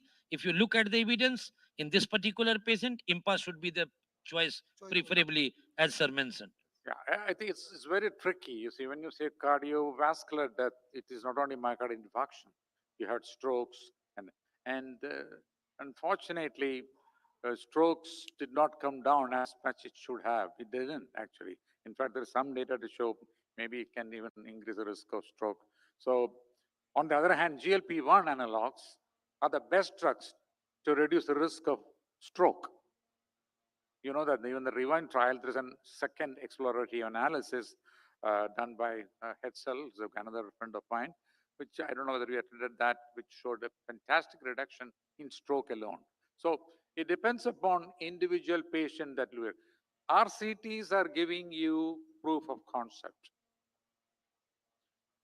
That is called randomized control trial, standard conditions. And they prove very effective. Real life, you use that wisdom to use and choose what you want to use. But as he rightly said, you know that I don't know how EMBA got cardiovascular death reduced and why the others did not. I don't know the answer to that question. Even if you ask Bernie Zinman or even Hetzel, they won't be able to tell you the answer. If a rabbit out of the hat, I can help you out. No, sir, actually, this is very difficult to answer why it was seen in the IMPAREG outcome trial. For example, Bharti CB trial done with artigliflozin was a copycat of IMPAREG outcome trial. It had 100 plus patients with established cardiovascular disease. But artigliflozin could not meet the primary objective of 3 PMS. Forget about cardiovascular death. The reason would be perhaps, we don't know the exact answer, that, these trials were conducted in a different era. For example, the IMPAREG was started in 2012 and Bertie CB was started nearly in 2019 or 2020. The standard of care over the time, we now giving statins to everyone, early to heart failure, a RAS blocker to everyone, beta blocker to nearly all patients with heart disease. So over the time, because the standard of care has profoundly increased better, you expect that outcome would be perhaps smaller. So this is the only explanation for difference between IMPAREG versus Vertis CB, but we don't know the exact answer. No, only confusion because empagliflozin is still very costly. Patent is not Yeah, gone. well, the cost. So No, that's a different part of the story. Cost is not in our hand. no, that's why we are always thinking whether to give EMPA will give definitely better result. Then we can afford the cost. Absolutely. If you want to take it, you take EMPA, Thank you. So if there is no further question, please give a big round of applause for Professor Ramchandran. And it's my pleasure to give him mic to my co-chair to introduce next speaker. Thank you, Dr. A.K. Singh. And now is time to have a combination of power of combination. And we are having a very prolific speaker, Dr. P.G. Talwalkar. Dr. P.G. Talwalkar is a postgraduate teacher in diabetology, Maharashtra University of Medical Science, and professor of diabetology at SL Raheja Hospital for Diabetes and All India Institute of Diabetes, Mumbai.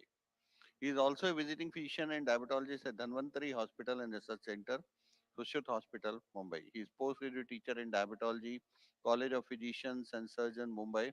Formerly, he was honorary professor of medicine at Grants Medical College, Mumbai. He has more than 50 publications. He also had been assistant editor of the Association of Physicians of India's Textbook of Medicine, 6th edition, 1999. Currently, member of the editorial board of Indian Journal of Clinical Medicine and Journal of Diabetes Association of India. He has authored 7 books or handbooks based on diabetes management.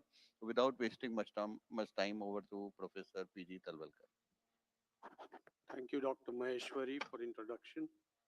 I think the PPT which I sent them is not put up, but anyway, I'll try to use this one.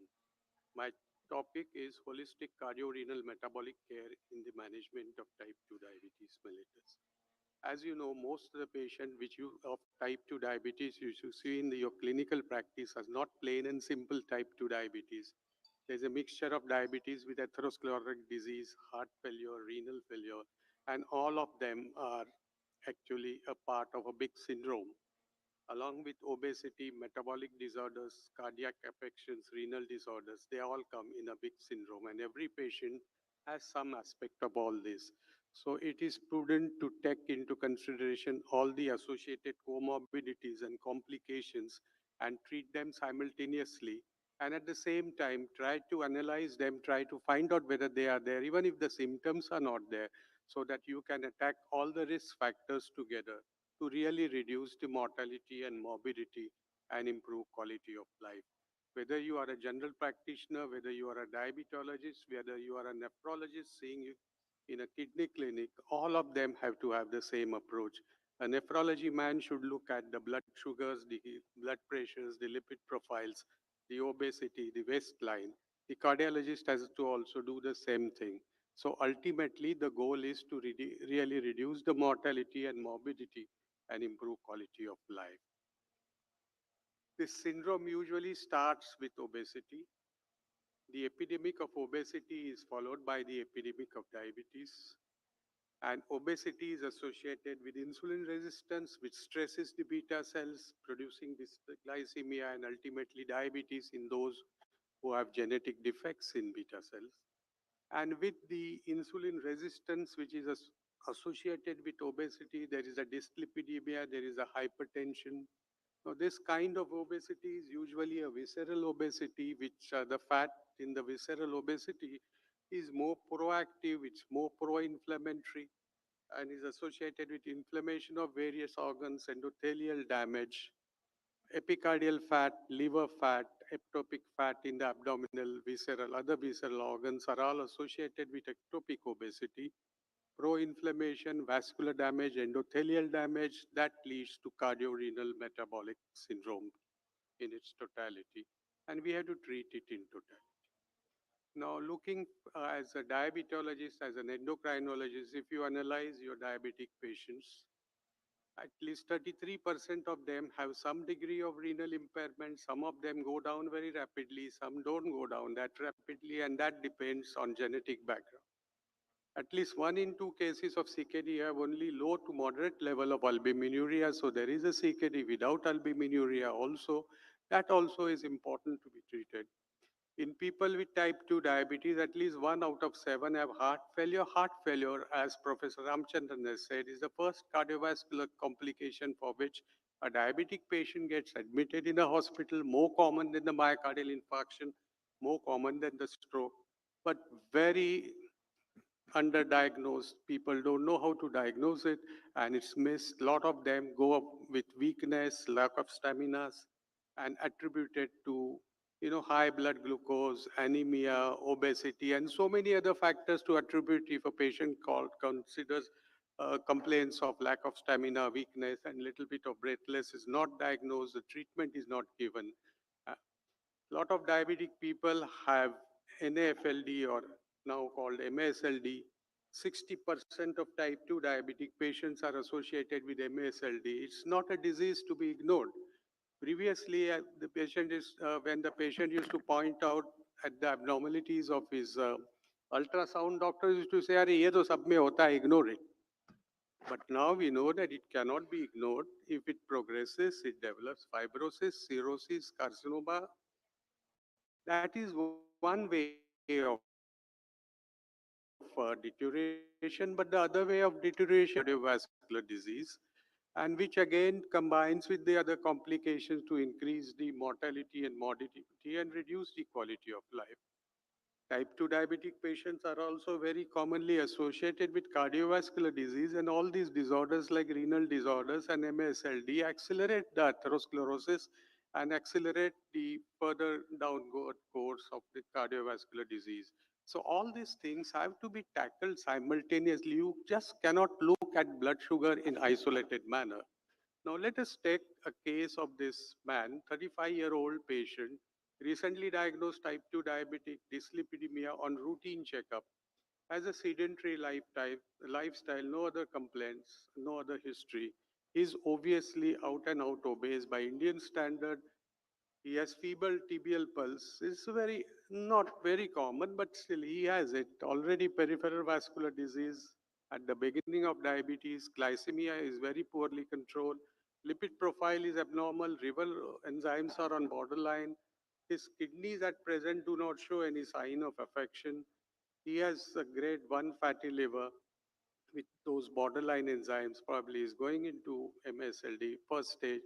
Exercise treadmill stress test is already positive, and current anti-diabetic therapy is only metformin. Now, what has happened is that it took for last 20 years, metformin is sitting as a pivotal drug in the management of type 2 diabetes. The guidelines stated then 20 years back, and everybody by this time knows about it. But now it's too late. 5 years have gone by after the metformin has been dethroned as the only number one drug. The other drugs like SGLT2 inhibitors, GLP-1 analogs have taken its place in some specific conditions like heart failure, cardiovascular disease, and renal impairment. But this has not gone down the line. The GPs know about it, and it is our duty to talk to them that metformin is no more the only first line drug. We have much better drugs, much better drug with much stronger evidence, which can replace metformin or at least can be given along with metformin in some conditions. Now let us look at the cardiovascular risk of Indian type 2 diabetic patients at the time of diagnosis of diabetes. This study was done by our own colleagues, 3,000 patients. They looked at recently diagnosed type 2 diabetes and analyzed their cardiovascular risk based on LPA guidelines and based on Q risk 3 surveys.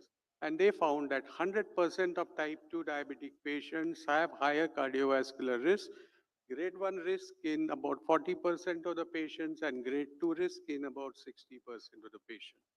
So in these situations, you cannot just rely on metformin. In 2024, we have to teach our primary care physicians what are the options available, why these options are better, and how to use them. Now, and that's the reason why when you diagnose type 2 diabetes on day one, at least you should ask for urinary albumin creatinine ratio, because if it is raised, it increases. It's a marker for high risk for cardiovascular disease and high risk for progression of renal disease. And if it is associated with hypertension, you should ask for ECG on day one. Of course, many other invasive and non-invasive tests are available, but depending upon individual patient and the other risk factors, you have to ask them, not all of them together, but in a cascading manner, depending upon how the investigation come out. Now we take another prototype of a patient, a long-standing diabetic, 52-year-old. Diagnosis of diabetes was done 2 years back. This patient has hypertension, dyslipidemia for 10 years. On probing, increasing breathlessness is there on exertion, out and out obese by Indian standard, anemic, lipid profile is grossly abnormal, rival enzymes are grossly raised, kidney functions are affected, EGFR is already reduced to 60, urinary albumin creatinine ratio is already high, resting ECG is left ventricular hypertrophy, 2D echocardiogram shows 58% ejection fraction, left ventricle, but grade 2 diastolic dysfunction. And as far as treatment is concerned, telmisartan, amlodipine for blood pressure, atorvastatin, doses are not stated, but for diabetes, again, metformin. See the risk. Obesity, renal impairment, she is already in heart failure. She is breathless. She has grade 2 diastolic dysfunction. She has structural damage, but no SGLT2 inhibitor or no GLP-1 analog. So this is where we have to use these drugs very carefully upfront in these type of patients and reduce the cardiovascular risk. Nearly 1 out of 2 patients, 50% of type 2 diabetic patients have a diastolic dysfunction. And if you add these structural abnormalities picked up, breathlessness, This patient obviously was in heart failure. It should have been picked up by doing NT-proBNP and then another drugs like SGLT2 inhibitors and many other drugs are available nowadays for management of type 2 diabetes in this situation, which should be used. Again, these drugs should be used along with metformin or before metformin in this situation. Now, our Indian studies show that about 50% or 40 to 50% of patients with type 2 diabetes will have CKD if you investigate, if you find out, quantify their albuminuria, or if you calculate a EGFR. Asymptomatic patients who are not known to have renal impairment, if you work on them, 40 to 50% of them have CKD. This is a study of Vishwanathan from South. We had done one study, pan-India study, 3,000 patients taken from all nooks and corners of our country, and by CKD was diagnosed by either measuring EGFR, calculating EGFR, or measuring albuminuria, and either one of them was sufficient for diagnosis, and we had 46% of our patients who were not known to have CKD having a CKD by these criteria, asymptomatic. So this is very common, and that's why when we are looking at type 2 diabetic patients, we must have holistic approach, prevention of all these complications of comorbidity as far as possible, pick them early in the initial stage, start attacking them when iron is still hot, use the right drugs, use the right lifestyle, diet control, weight reduction, stoppage of smoking, control of ABC and waistline, A1C, blood pressure, LDL cholesterol, add all the goals along with waistline and use anti-diabetic drug appropriately depending upon the risk factors, emphasize on weight reduction, blood pressure reduction, emphasize on safety from the point of view of hypoglycemia, emphasize on heart failure safety, emphasize on cardiovascular safety, if not at least protective effect, and choose the right drug. Metformin is not the only drug for all the patients. The guidelines also say that strike when the iron is hot. If you reduce the HbA1c very rapidly in the initial stages after the diagnosis of diabetes, you will really have a lot of benefits in terms of legacy effect and prevent complications later on. For this kind of therapy, you usually require two drugs together. The current guidelines state that if the target HbA1c and current HbA1c, if a gap is more than 1.5, you start straight away with two drugs. And if the HbA1c is above 9, many of the associations are now recommending 3 drugs. And while choosing the drug, if there is a risk factor for heart failure, renal failure, or these conditions existing, or atherosclerotic cardiovascular disease, you start with SGLT2 inhibitor or GLP-1 analog, and that should have a precedence over metformin. When you're thinking about 2 or 3 drugs, a combination of SGLT2 inhibitor and DPP4 analogs have a lot of synergistic action. DPP4 gives rise to improvement in beta cell function, very easily tolerated, cardiovascular safe, renal safe, though not very protective, and it has a broad clinical applicability. SGLT2 inhibitors bring on the table following properties: reduce adiposity, reduce insulin resistance, indirectly improve, reduce glucotoxicity and improve the beta cell function, reduce MATE, CV death, atherosclerotic cardiovascular disease, heart failure outcome, and improved kidney function. So both of them are treated, used together in a day-to-day practice many often. Previously, we used to only tackle insulin resistance and beta cell functions or both together.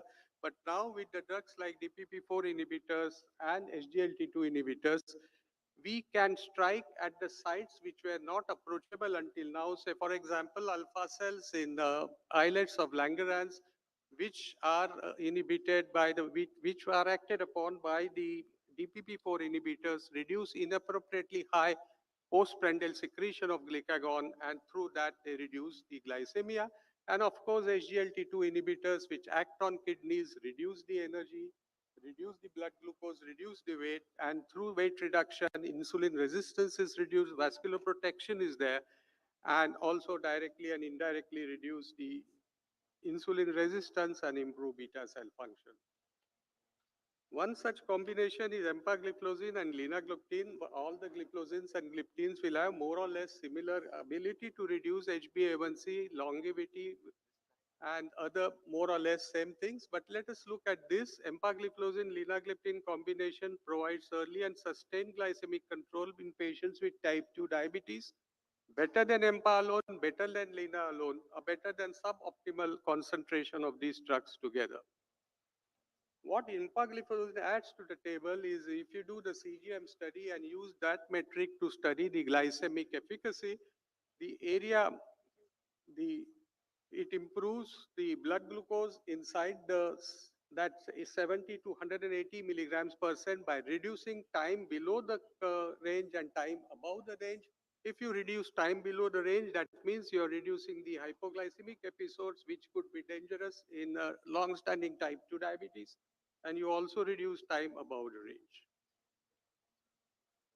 Empagliflozin along with metformin, if you compare with empagliflozin, metformin along with glimepiride, the traditional combination, at the end of 2 years, at the end of 4 years, the difference in weight between the two drugs, empa plus metformin versus metformin plus glimepiride is 5 kg. 5 kg weight reduction would definitely reduce blood glucose by reducing insulin resistance and significantly reduce the cardiovascular side effects.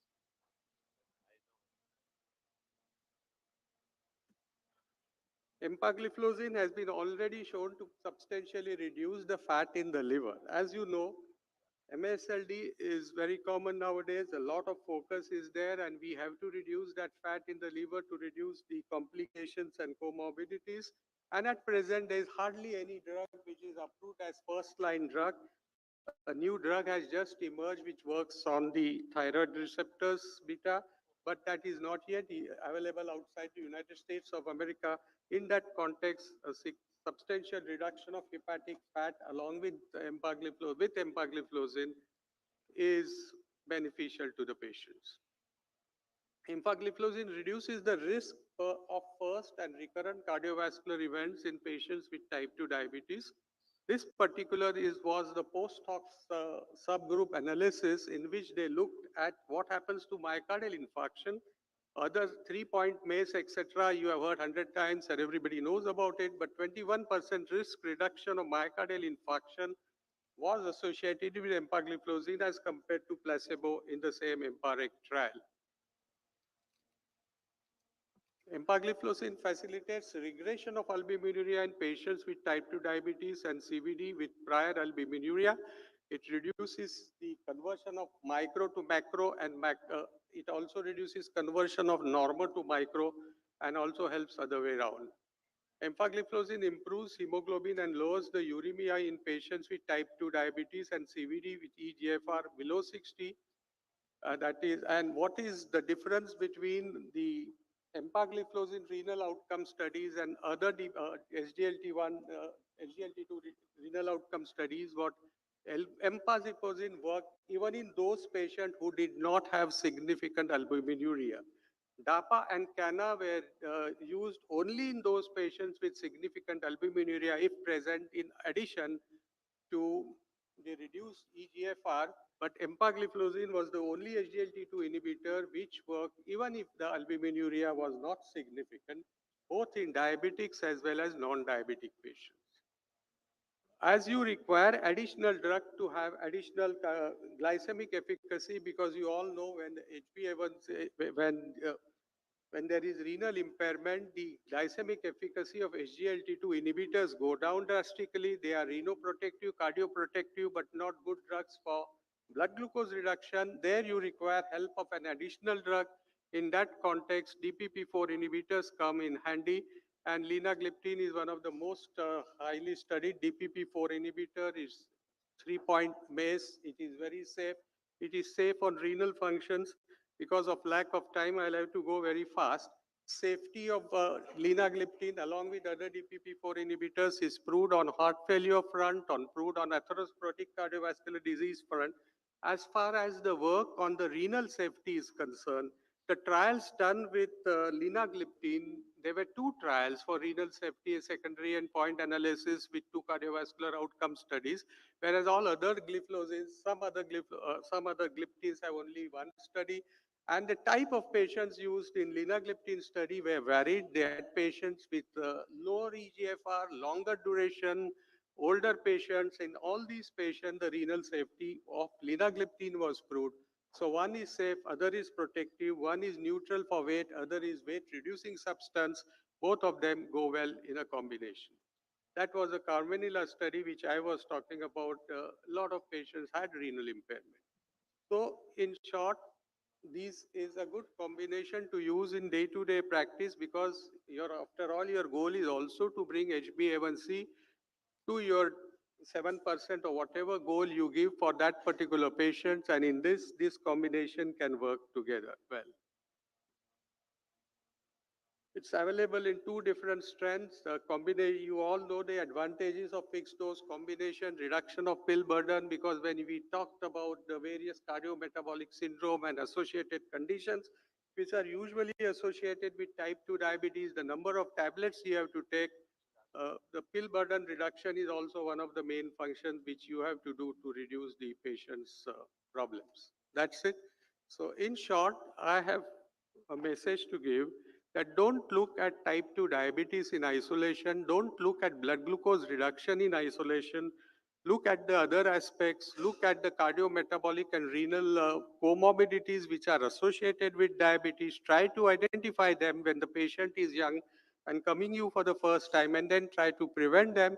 If they are already there, treat it simultaneously along with glycemic control and use the right drugs. There are a lot of new drugs which are available. Metformin is not the drug of first choice anymore. Use them along with metformin or in preference to metformin in specific conditions. Thank you. Thank you, Dr. Talwalkar, for a nice lecture. Any question from the audience? Anybody? Yes. You want to ask? Anybody wish to ask any question? So now again, which combination is better in your opinion? Sitagliptin, metformin, and dapagliflozin, or linagliptin, dapagliflozin, and metformin to use in Again, the all this? question is similar. All the well-studied drugs, whether they are DPP4 inhibitors or SGLT2 inhibitors, are more or less similar. Among the well-studied drugs, of course, saxagliptin goes out because of the heart failure thing. But the difference between linagliptin and sitagliptin, if you are using a fixed drugs combination, is as follows. As the renal functions go down and as they go down as the time passes, with sitagliptin, you will have to remember to reduce the dose of sitagliptin from 50% in moderate renal impairment to 25% in severe renal impairment, and you don't have those differential combinations along with. So it becomes easier for the linagliptin. Another slight difference is, more or less they are similar, but in addition to this, another slight difference is, as I said, you see, the evidence of renal protection with gliptin is from cardiovascular outcome studies where renal safety, not protection, was the secondary outcome. But two trials, different type of patients, patient with with low GAGFR was available with linagliptin. And the work on albuminuria also, there's a little bit more in linagliptin case as compared to sitagliptin. But more or less same, but these are some small subtle points. And this practical point that you don't have to change the combination just because you don't have to adjust the dose is an important thing. No, but which is better for cardiac patients, like cardiac profile improvement? Both of them are more or less same as regards the safety on 3-point MACE. I think we should weigh the individual drugs characteristics and accordingly we should try to use it. So for example, if we are having a patient who may have the renal impairment or some renal compromised situation, then linagliptin definitely would be a better choice. But the sitagliptin can also be a good choice in the reduced dose, whatever has been recommended. If you use the sitagliptin in reduced dose, for example, if somebody is having the 50% EGFR and you reduce the dose of the sitagliptin 50%, then it will be working in the same.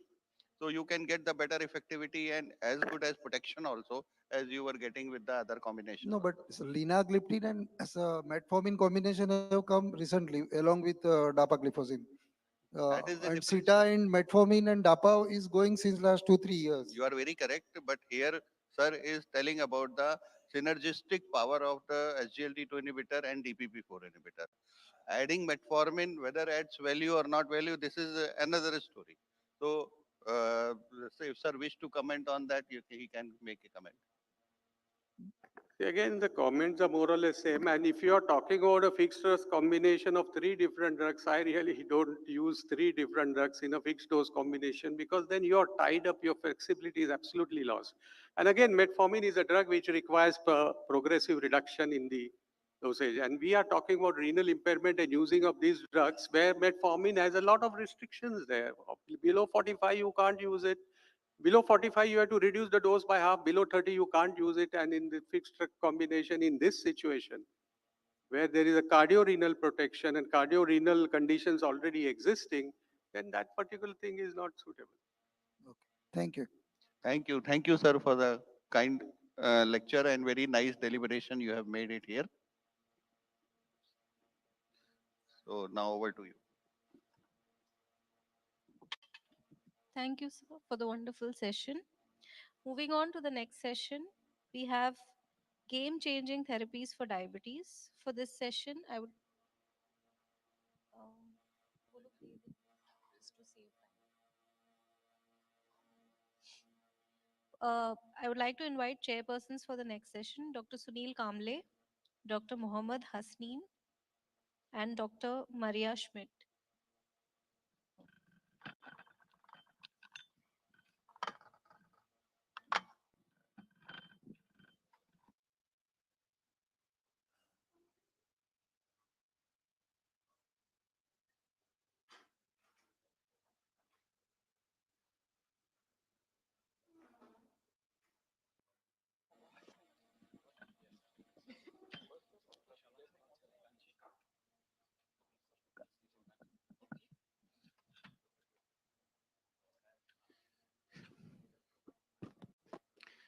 Good evening, everyone. So we now move on to the following session, an interesting session on game-changing therapies for diabetes. My name is Mohamed Hassanein. I'm a endocrinologist working in Dubai. A great pleasure to be among this eminent faculty of co-chairs. And the first speaker for this session needs no introduction. It's Dr. Banshi Sabu. I think everybody knows Banshi very well, and I don't really want to use time to go through the long CV of Banshi. I think the whole globe know who he is, and he's going to address unraveling the unholy trinity of high glucose, weight, and cardiovascular risk in type 2 diabetes. Thank you, Mohammed, for kind words. Thank you, Manoj, Purvi, DRS, WCPD Organizing and Scientific Committee for giving me an opportunity. And thank you, Novo Nordisk, for supporting the symposia and to the meeting also. What I'm going to talk in next 20 minutes, how this molecule is taking care of all 3 things which we are talking of the Trinity. The agenda will be, we'll be talking for the Trinity, decoding the Trinity, a comprehensive understanding. Then we will also understanding the influence, how shaping the healthcare dynamics. Then with the evidence, what we have with the established guideline, and then with the aligned with the recommended protocols. The obesity, diabetes, and CVD, this you can say is unholy trinity. That 88% people with type 2 diabetes living with either overweight or obesity. And 31% of the people with obesity, they are living with type 2 diabetes. The other side, if you see the diabetes and CVD, 32% people with type 2 diabetes had CVD. And 50% of deaths related to type 2 diabetes are due to CV cause. And 29% people with coronary artery disease or CVD have diabetes. If you see otherwise, obesity and CVD correlation, 2/3 of patients with obesity have death related to high BMI due to CV cause, and 80% people with coronary artery disease are living with overweight and obesity. So you can understand that how interlinked, closely interlinked all these 3 problems which we have in our people with diabetes, obesity, or with cardiovascular disease. Now, these are the overlapping risk factors for diabetes, obesity, and CVD. And I'm sure all of you know that these are the people with type 2 diabetes or with obesity, and they are having all these multiple risk factor, overlapping risk factor, which are responsible for them to have cardiovascular disease too. So this interlinking the pathophysiology. If you see the type 2 diabetes having multiple inflammatory markers which are responsible for systemic inflammation. Type 2 diabetes have the insulin resistance, hyperglycemia, which is responsible for the endothelial dysfunction, increasing oxidative stress, increasing plaque development, and increasing atherosclerosis. The systemic inflammation is also because of obesity, which also have a lot of inflammatory markers which are responsible. Obesity and diabetes both have dyslipidemia. Dyslipidemia is also responsible for further increasing the insulin resistance, and obesity is also responsible for increasing risk for hypertension because of increasing renin and angiotensin acute phase reactants. And hypertension, this dyslipidemia and hyperglycemia, all of them are responsible for increasing oxidative stress that increase the cardiovascular disease. So this overall, if you see the persons with obese also, they go directly with cardiovascular disease. Sometimes diabetic patient with obesity, they have CVD, and the persons with CVD underlying, they have first time maybe detected diabetes at the time of detection of coronary artery disease, or they have underlying CVD too. The other agenda is that what's the healthcare dynamics is there.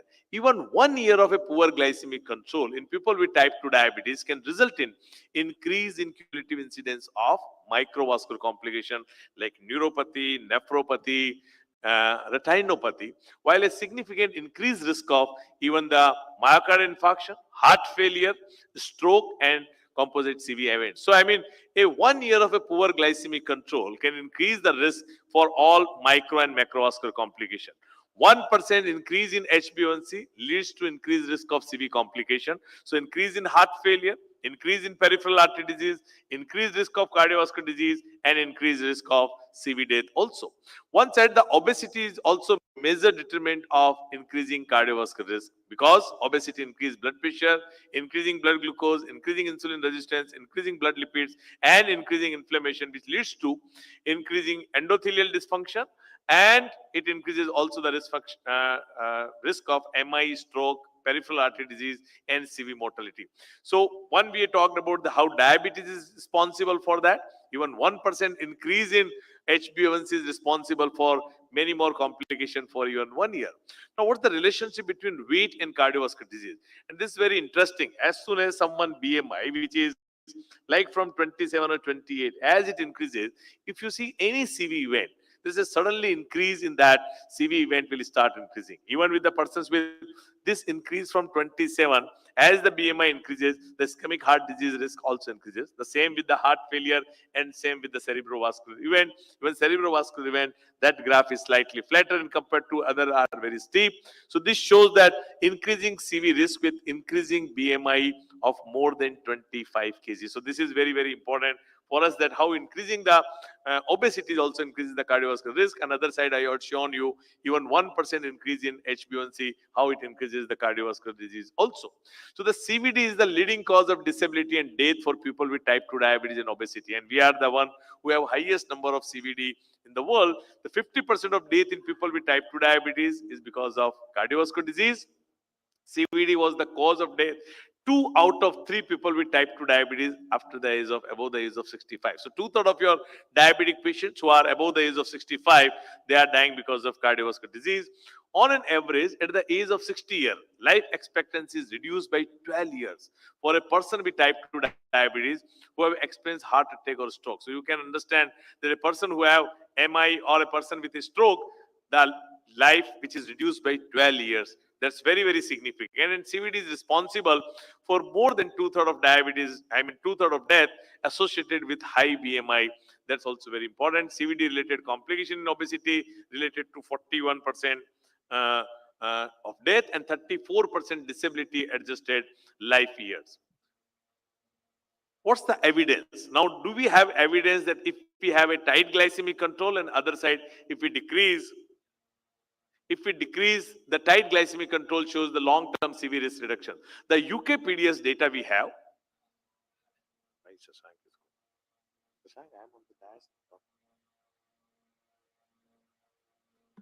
Early tight glycemic control shows long-term CV risk reduction. UKPDS 10 years post-trial follow-up from 1997, 1991, the randomization, and then intensive conventional treatment was given, and then there is a post-trial follow-up with a non-intervention, which was in 2007. The 30 years data had been shown. So any diabetes-related endpoint, microvascular disease and myocardial infarction, and we had shown that the people with early tight glycemic control, as soon as someone be detected, that was what the UKPDS trial was there, that with the early and tight glycemic control, even at the time of detection of diabetes, giving you a long-term CV risk reduction. So even after 30 years, they had shown the data which is showing that myocardial infarction or any macrovascular event was decreasing with the people with early and tight glycemic control. And the look ahead study with other side, which is talking about the more than 10% weight loss in a person with type 2 diabetes and obesity, is reducing 21% lower risk of composite outcome within 1 year. So you can see the primary and secondary outcome both are favoring the weight loss. So one side you are seeing that it tight glycemic control decreasing CVD, not only in the first 10 years of UKPDS data, but it had shown in the follow-up of 30 years also.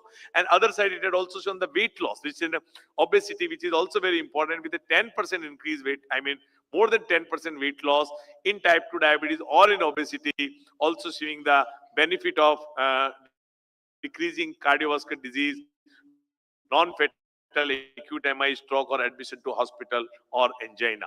So the targeted weight loss, we all know about the 5% weight loss, lot of risk factors which can be significantly decreased with the 5 to 10% of the weight loss. Even the PCOS, MSLD, prevention of type 2 diabetes or lipid profile can be significantly improved with 10 to 15% significant decrease in like obstructive sleep apnea, even GRD. These are the mechanical issues with the persons with obesity, definitely decrease in cardiovascular disease, but other these mechanical issues like obstructive sleep apnea, urinary stress incontinence, and knee osteoarthritis. With 15 to 20%, there is a decrease in CV mortality with type 2 diabetes remission, that we know that with a more than 15% of weight reduction, there was a significant remission for type 2 diabetes, and even hepatic stenosis also been reversed. With more than 20% weight reduction, even preserved ejection fraction, the benefit was there with advanced type 2 diabetes remission and even postural instability too. This more than 20% definitely is more difficult, but if we can achieve even 10 to 15%, there is a significant benefit to the people with diabetes or with the persons who are getting cardiovascular disease. So what's the multifactorial intervention that reduce the risk of complication in people with type 2 diabetes? We know that UKPDS with the recently newly diagnosed patient with a tight glycemic control, not only decreasing microvascular complication, but macrovascular complication was also decreased, but not very significant. But if we do multifactorial, which is other than glucose control, if we take care the blood pressure, if we take care of the cholesterol, and if we take care of the weight management, that is what the Steno-2 data, it's shown that it's a multifactorial intervention. So now we are no more only glucose centric, we have to have the control for blood pressure, we have to have control for the lipids, we have to have control for weight management, and that can decrease the mortality by 45%, increasing survival by 7.9 years, time to first CVD event. You are almost postponing, it's delaying by 8.1 year, and that is what this meeting is for World Congress of Prevention of Diabetes and Diabetes Complications. So you can understand that, if you are taking care of multiple risk factor or multifactorial approach with along with ABCD, the weight management, you can postpone the cardiovascular disease even by 8.1 year, with microvascular complication reduced by 33 to 48% in patients who are put on a multifactorial approach. This is what Steno-2 data after 21 years of follow-up. The ADA 2024 that recommend adults with type 2 diabetes, we all know that a persons with a established cardiovascular disease, first thing we have to see the comorbidity. The best choice for them is GLP-1 with proven CVD benefit or SGLT2 with proven CVD benefit. So this is what ASCVD established or with an indication with high risk. So either of these molecule, if patient is not controlled with one, if you started with GLP-1, the second add-on will be SGLT2. If added with SGLT2, the second add-on with these people, again with GLP-1, but with proven CVD benefit. If heart failure is a primary issue, it is the SGLT2 with a proven heart failure benefit. With a CKD, again with the preferably other than what is ARB, which is to be given At present, with the SGLT2 primary evidence with the reducing CKD progression with the flow data. Now we have the GLP-1 also to be added, even with the people with established CKD and with micro and macroalbuminuria. Now a time will come that we will be adding them to MRA also, and then maybe in next year guideline we may find that too. And with the people with for glycemic management, because one part of a diabetes management is controlling glucose. That's most important, glucose-centric approach. But one more important is preventing the complications. So as I told you, the 2024 and are moving from glucose-centric approach to complication preventive approach. So one side you have to add the people with GLP-1, SGLT2. They have proven benefit for that. But if sugar is very high, we have to also add the glucose control too. That's also very important. And for that, we have a very high which can control the glucose, even the glucose is very high, which are again GLP-1. And then if GLP-1 is not, then the intermediate or high, maybe the sulfonylurea, and intermediate is DPP-4. So even DPP-4 is very famous in our country, but if you see their average HbA1c is not like a good control. They have around 0.5 to 0.8 HbA1c, while if you see the GLP-1 analog, their A1C control is around 1.2, which can be compared with like very high glucose control, which can happen with sulfonylurea. When you are choosing for a weight management, now that's very important because we want also the other part. Once the glucose is controlled, the cholesterol is controlled, blood pressure is controlled, with established cardiovascular disease, you have to use accordingly drug, with CKD, you have to use accordingly a molecule. But the weight loss is also very important. For that, the semaglutide or tirzepatide, after that intermediate weight reducing agent, are other GLP-1 analog along with SGLT2 or with SGLT2, which also reduce the weight around 5 or even 5 to 10% too. So our multifactorial approach in reduction in risk of diabetes complication is definitely glycemic management. That's very, very important. Blood pressure management, that's equally important. Lipids, which are very, very important, and agents for cardiovascular and kidney benefits. So these are the pillars of therapy when you are treating a diabetic patient. One side is a glucose is to be controlled. That's what your glucose-centric approach. With that, a complication preventive approach with BP, lipids, and the molecules which will help to reduce the cardiovascular disease and kidney benefits too, along with lifestyle modification and most important thing, education. Education, because if you will not able to educate, you will not find these people to continue their medication, not to monitor, they will not monitor, not the screen for the complication. So these are very important recommendation. Also, among people with type 2 diabetes who have established cardiovascular disease, established kidney disease, SGLT2 inhibitor or GLP, with demonstrated cardiovascular disease benefit is recommended as a part of comprehensive cardiovascular risk reduction or glucose lowering treatment plans. The evidence A.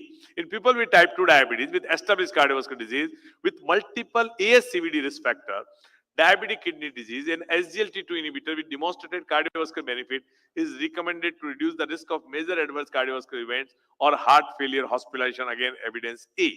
In people with type 2 diabetes with established ASCVD with multiple risk factor for ASCVD, a GLP-RA with demonstrated cardiovascular benefit recommended to reduce the risk of major adverse cardiovascular events. Again, evidence A.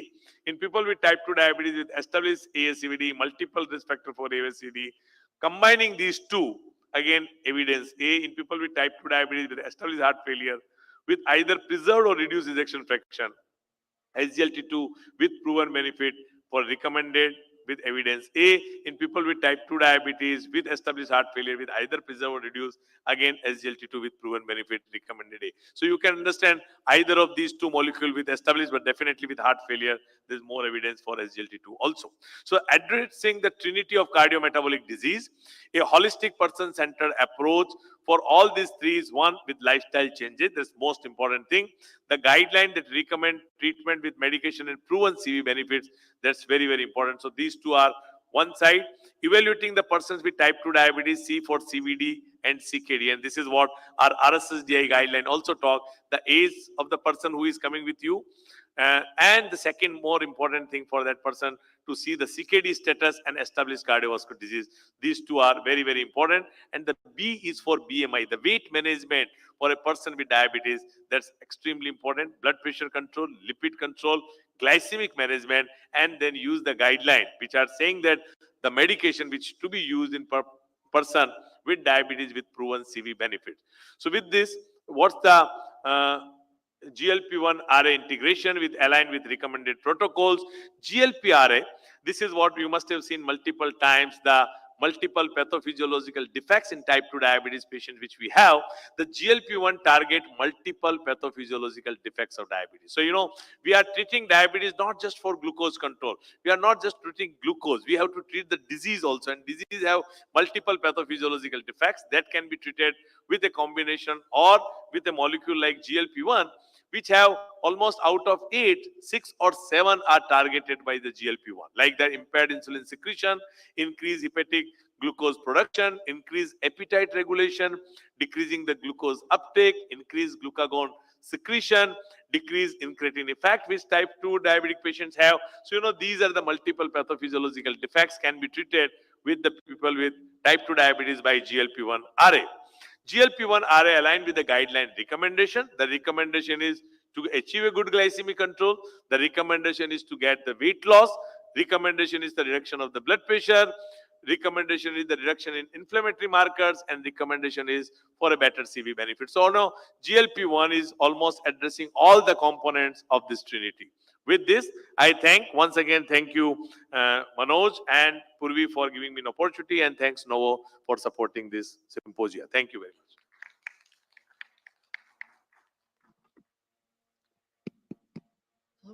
For the sake of time, I think we'll leave the questions for the discussion at the end. Okay. Is that all right? Fine.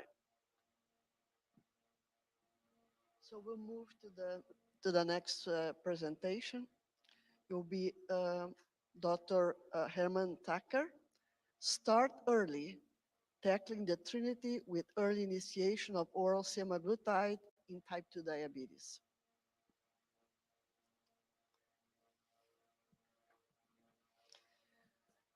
He's a well-known professional, and I just, for the sake of time again, I would like to call attention of one aspect of his CV, which I consider very important these days. He has a great experience in dealing with the media, which is Thank you, really a very chairpersons. important aspect these days. I'm really looking forward for your talk. Thank you, chairpersons. Thank you, organizers, and of course, Novo Nordisk. Now that Dr. Bansi Sabu has unraveled the game plan, how to play in the 5-day cricket match on the stadium, let's go to a particular player and let's see how he can tackle this trinity with early initiation. These are my disclosures. Now I'm going to take you on to cricketer Sudhakar's journey. 64-year-old, type 2 diabetes and obesity, 32 kilos BMI, a waist circumference of 97, uncontrolled A1C on multiple OADs, and unfortunately, a sedentary lifestyle. He consulted a local hospital. Significant cardiometabolic risk was not focused. Lifestyle modification was advised, along with suggestion for insulin, and it was followed for a good 5 years. What happened? He was referred to a specialist later after 5 years when he presented with chest pain and discomfort. The ECG showed an MI, an RFT done at that time showed eGFR of 30, and his creatinine was 1.8. 7 times increased risk of all-cause mortality. People with type 2 diabetes and obesity have an increased risk of mortality. Remember, 1 in 10 adults have type 2 diabetes. 20% of them are overweight and 67 of them are obese, 67%. And 4 in 10 adults are obese completely, so there is obesity. So 7 times increased risk of all-cause mortality in patients aged between 51 and 61 years of age, which is an extremely important age group.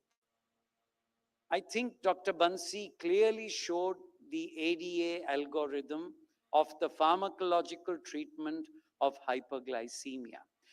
Diabetes now is not a focused endocrine disease alone. Diabetes is all across the stadium. We are playing cricket. The guy who is the 12th man who brings in water is as important as the batsman who has to hit sixes or the bowlers who have to bowl in the death overs. So pharmacological treatment of diabetes is not focused to sugar alone, because there's salt, sugar, butter, lifestyle, weight, and everything put together. And if you look at that, you have to choose drugs which attack all these things.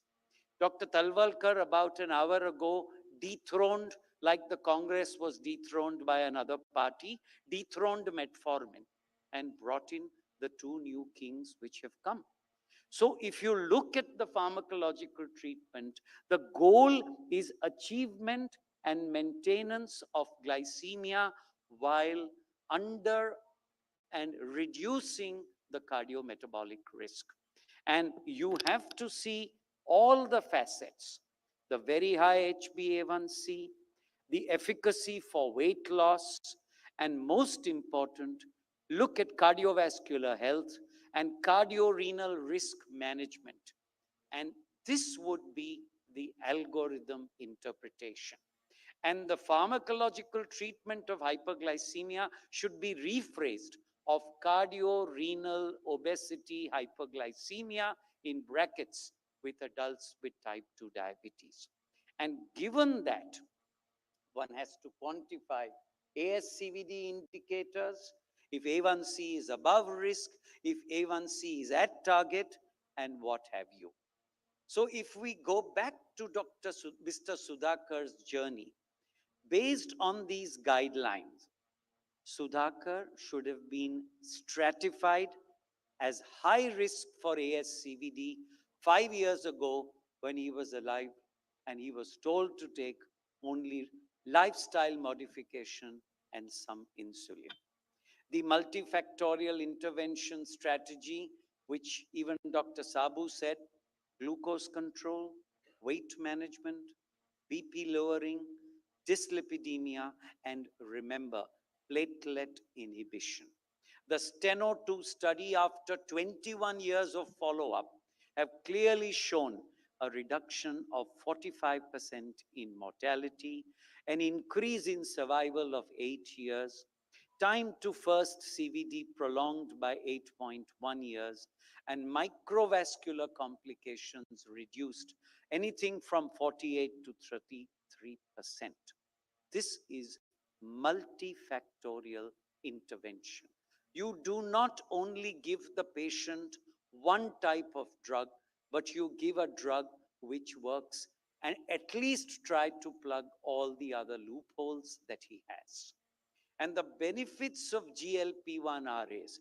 GLP-1 RA, especially in India, the oral molecule that we have is probably the molecule, at least now, of the century, because 25 years ongoing, we still don't have anything that touches, that works, and that alters almost all facets, wherein it increases satiety, reduces food intake, increases beneficial effects on the CV system by reducing gastric emptying, reducing glucose production, including and increasing insulin secretion and reduction in glucagon secretion.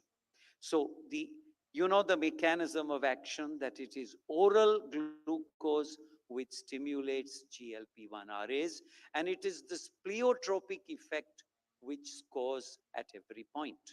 It has a very high efficacy in both glycemic and weight reduction.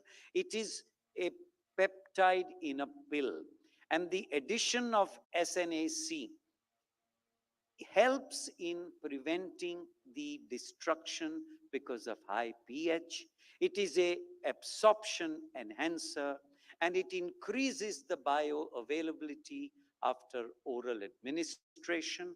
Of course, in the other places, you have once weekly injectable. We have once daily oral. They are effective in reducing A1C, body weight, and CV risk factors. This oral is available in India, and we are hoping that while this works very well, for better choice or other choice, we may also soon get the injectable if patients want to take it. So let's go back. What should have been done next for Sudhakar's journey? You will notice even my artist has got fed up and made Sudhakar into Sudha, but it's the same person. Efficacy of oral semaglutide in achieving A1C and weight targets.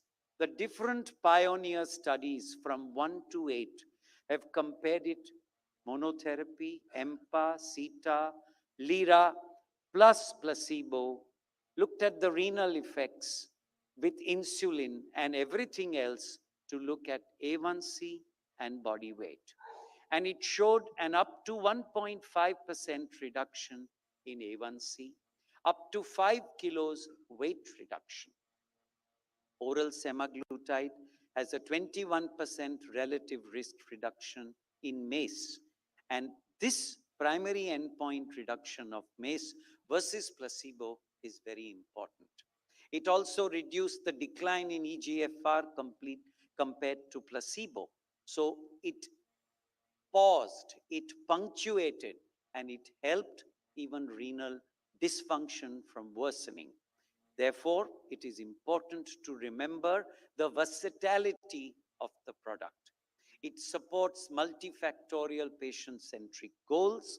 It reduces inflammation, improves lipid profile, reduces blood pressure, has anti-atherosclerotic effects, and is shown to be, as I said, renoprotective too. Oral semaglutide also supports multifactorial goals where 1.5% A1C, 5 kilos weight loss, providing the efficacy of a GLP-1 RA in an oral formulation. No matter how much the youngsters, for non-hyperglycemic cardiometabolic reasons, crave for injections, the true patients still want tablets. Why is it that insulin initiation is difficult? Because people do not want parenteral therapy. And oral semaglutide provides you this answer, provides you this chance. Unfortunately, the human body is made of avarice. Even Adam could not resist that bloody apple like you and I take Apple phones. So every time there is something better in the West, they say, humko wo bhi chahiye. पहला ये तो try करो, then we look at वो भी चाहिए. 21% reduction in MACE. Targeting cardiometabolic risk early in the course of the disease. No dose adjustment. You have renal problem, hepatic problem, don't you worry, parvaille. Take the tablet and see your weight drop, see your sugar come down, see your cardiovascular risk dropping, and very low risk of hypoglycemia. Very important. A diabetic agent with a low risk of hypoglycemia is extremely important. It is taken first thing in the morning, 120 ml of water, and a little period of fasting. It's done with. There are some side effects to begin with. You overcome them. You learn to live with them. Don't look at your glass 1/3 empty. Look at your glass 2/3 full.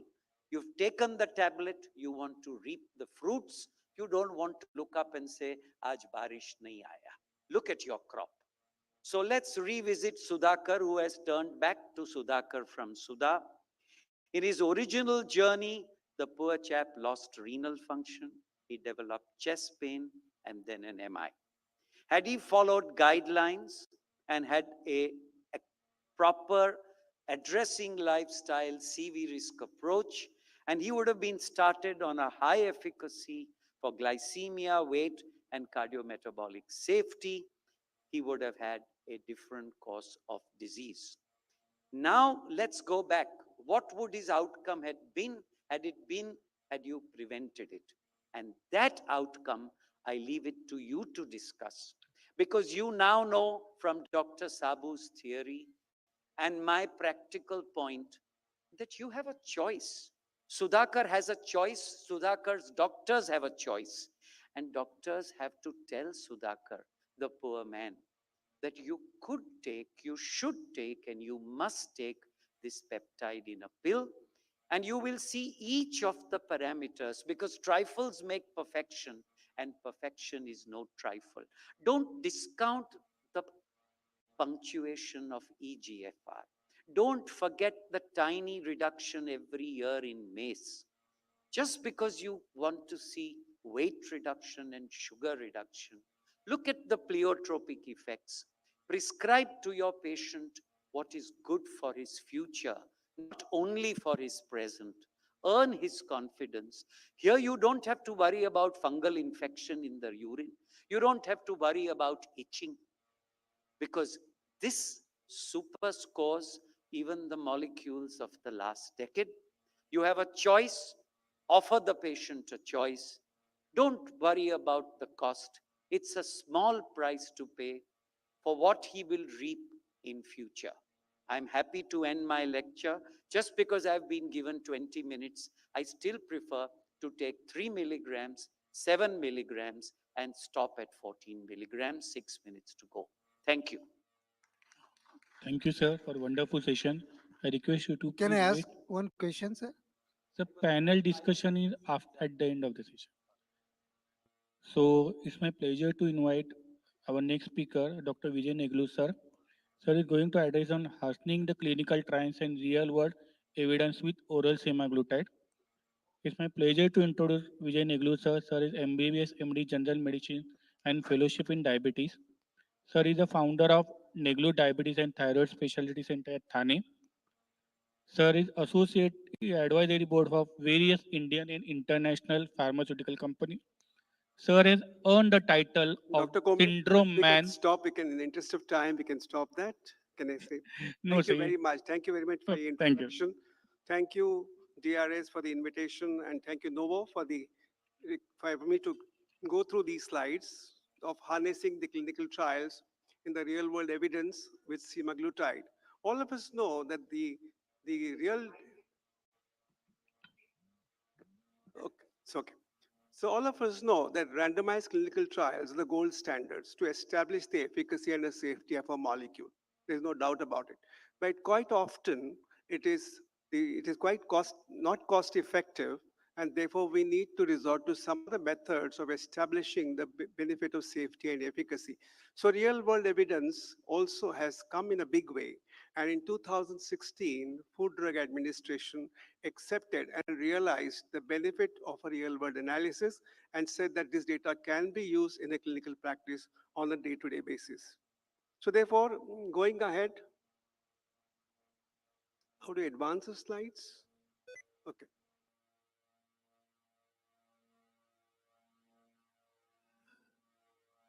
These are the disclosures, and this is the agenda we'll go through. The oral semaglutide, the pioneering GLP receptor agonist, the pioneer programs, then talk about beyond glucose and semaglutide, charting the course ahead. So this is the classification of GLP, which is based on the exendin 4 versus the human GLP. And we know that the exendin 4 has only 53% homology, and we have either once weekly injectable or either twice daily or once daily injection, where we have a human GLP-1 analog, which can be either used weekly or once daily. And we have a unique molecule which is available as an oral preparation, which is semaglutide. Now, if you look at the molecular structure of the GLP receptor agonist semaglutide, we have alteration at 3 places. At the position number 8, there's a change of amino acid. At the position number 26, there's a spacer, and there is a 18 fatty acid side chain. And at the position 34, there's a change of the amino acid, which prevents the binding at wrong site. And plus we have the absorption enhancer, which is a snack, which is the sodium and hydroxybenzoyl aminocaprylate, which is again a fatty acid, and it helps the absorption across the cell. And this is exactly what this snack has. It is the co-formulated with semaglutide. It improves the absorption, and the absorption enhancer is a snack. It is actually a fatty acid, which is 300 milligrams, and it's cleared by the liver in the next 4 hours. This is how the absorption occurs across the GI tract, especially in the stomach, It's a transcellular absorption. And what you can see, appreciate that the concentration of the molecule is maximum within the cell, and that is how the absorption occurs transcellularly. And only 1% of the drug is bioavailable, and that is enough to have the adequate action. Let's go on to the various pioneering programs. This gets stuck often. Okay, this is the trial programs. We have Pioneer 1, which is against the placebo, and 2, 3, 4, and 7 against the active comparator, like SGLT2, DPP4 inhibitor, or GLP receptor agonist injectable, and of course the Pioneer 7, which multiple doses of the semaglutide. Pioneer 8 in patients who were on insulin therapy. Pioneer 5 for those patients who are renal compromised, and Pioneer 6 is for the cardiovascular outcome. So if you look at all these data of Pioneer 1, 2, 3, 4, 5, 7, and 8 across the globe, you can see a data from 26 weeks to 78 weeks, the baseline A1C of 8% to 8.3%. You can see, depending on the dose, you have reduction of A1C to the tune of 1.5%. If we look at the number of people who achieved this goal across the trial program, you can see 70% of these patients achieved the goal in getting the A1C below 7%. And looking at the weight loss, which is again very important parameter, which all of us have been talking about. Again, the same studies, Pioneer 1, 2, 3, 4, 5, 7, and 8, which is 26 weeks to 52 weeks study, which says that dose-dependent reduction of weight after 5 kilograms. And number of patients who achieve both 5% weight loss is roughly about 50% of the patients achieve the 5% weight loss, and 20% achieve the weight loss of more than 10% in these patients. Talking about the CV outcome trial of the semaglutide, which is the Pioneer 6 trial, which had about 3,000 patients. 85% of the patients were above the age of 50 years with established cardiovascular risk, and about 15% of the patients were above 60 years with multiple CV risk factors. The A1C reduction in the body weight was also quite significant. There was a high retention of these patients, which is tune of 99%, and the status was available in 100% of the patients. And the primary outcome was cardiovascular death, non-fatal MI, non-fatal stroke, and 21% could achieve that, though it was not significant statistically for superiority, but the inferiority was achieved. So therefore, we have the semaglutide, which has shown the non-inferiority of the cardiovascular outcome trial, and the dedicated trial, SOUL trial, will be released soon. We'll talk about the superiority of this particular molecule. Now, moving ahead, we have to look beyond the glucose and the weight. And here we know that semaglutide does a lot of benefits besides glycemic control. It improves the weight. It also has the benefit on lipid action. It has got improvement in the waist circumference, inflammation, and also the blood pressure control. Now look at this. This is looking at the waist circumference, which is nothing but a visceral fat. If we look at the Pioneer 2 trial, which is compared with empagliflozin, we have reduction of waist circumference. Same we can see in Pioneer 3 and also Pioneer 8, where you see quite good amount of reduction of the waist circumference up to the tune of 4.7%. You'll be surprised. I'll have to pause here for a short while to explain to you why you get this kind of benefit. This benefit is because of the weight loss of the fat, not because of sarcopenia, but weight loss of fat. How this happens? This happens because there are a lot of receptors of GLP in the vasculature of the muscle. It's been shown that 40% improved vascular flow into the muscle, and therefore the muscle flow improves and the muscle health improves. At the same time, there are insulin receptors also in these blood vessels, and they also, with the improved insulin function, improve the metabolism of the muscle. And it's been believed that the cyclic GMP-mediated uptake of the glucose is also improved by the muscle. And therefore, it is believed that the GLP-1 analog is something like an anabolic hormone for the muscles. Therefore, muscles improve very well out of turn compared to the fat loss. So the fat loss is more and the muscle improves better. The one more important action, which was studied by Donald O'Shea from UK, what he looked at how this can happen, that the fat is lost out of proportion than the muscle. He looked at what is called a natural T cells in the patients with diabetes. What he realized was the natural T cells, natural killer T cells, were much less in patients with diabetes. This is a part of the immunity system which is called innate immunity. It means you are born with this immune system, which is defective in patients with diabetes. What this molecule does is improves the function of these natural killer cells. And that has important action on the M2 macrophage and also on the adipocyte. And because of this beneficial action, these patients tend to lose fat, but don't lose muscle. And that's the beauty of this molecule, which gives you benefit in reduction of waist circumference to the tune of 4.7 centimeters, a phenomenal weight reduction. This is the study which looked at how these people consume less calories. There are 15 patients who were randomized to receive, this is a double-blind trial, randomized to receive the breakfast first, and then the ad libitum lunch and the evening meal, plus a snack box was given to them. And those patients who received for 12 weeks the semaglutide versus the placebo was studied. And there was a crossover after that. And what it was noticed that these patients consumed less amount of food, both for at lunch and at dinner. So therefore, consumption of dinner was less in these patients, and the lunch was less by 35% less calorie consumption was seen by these patients. And this effect is primarily because of the action on the hypothalamus, where the patient consumed less amount of calories. If we look at the benefit in terms of reduction of blood pressure, there's a mean blood pressure was reduced by 6 millimeters systolic and a 2 millimeters in the diastolic pressure. And we know that the reduction of blood pressure of 10 millimeter mercury, that is mean arterial pressure, which gives you benefit in terms of any death in diabetes or myocardial infarction or a microvascular infarction, a tune of 10 to 15%.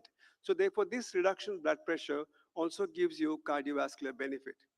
The lipids also improve, and the phenomenal drop was in triglycerides and also LDL. Dan Drucker did intensive trials on these aspects of how to get the benefit in terms of reduction of these lipids. He tried to study these animal model to see how this effect occurs.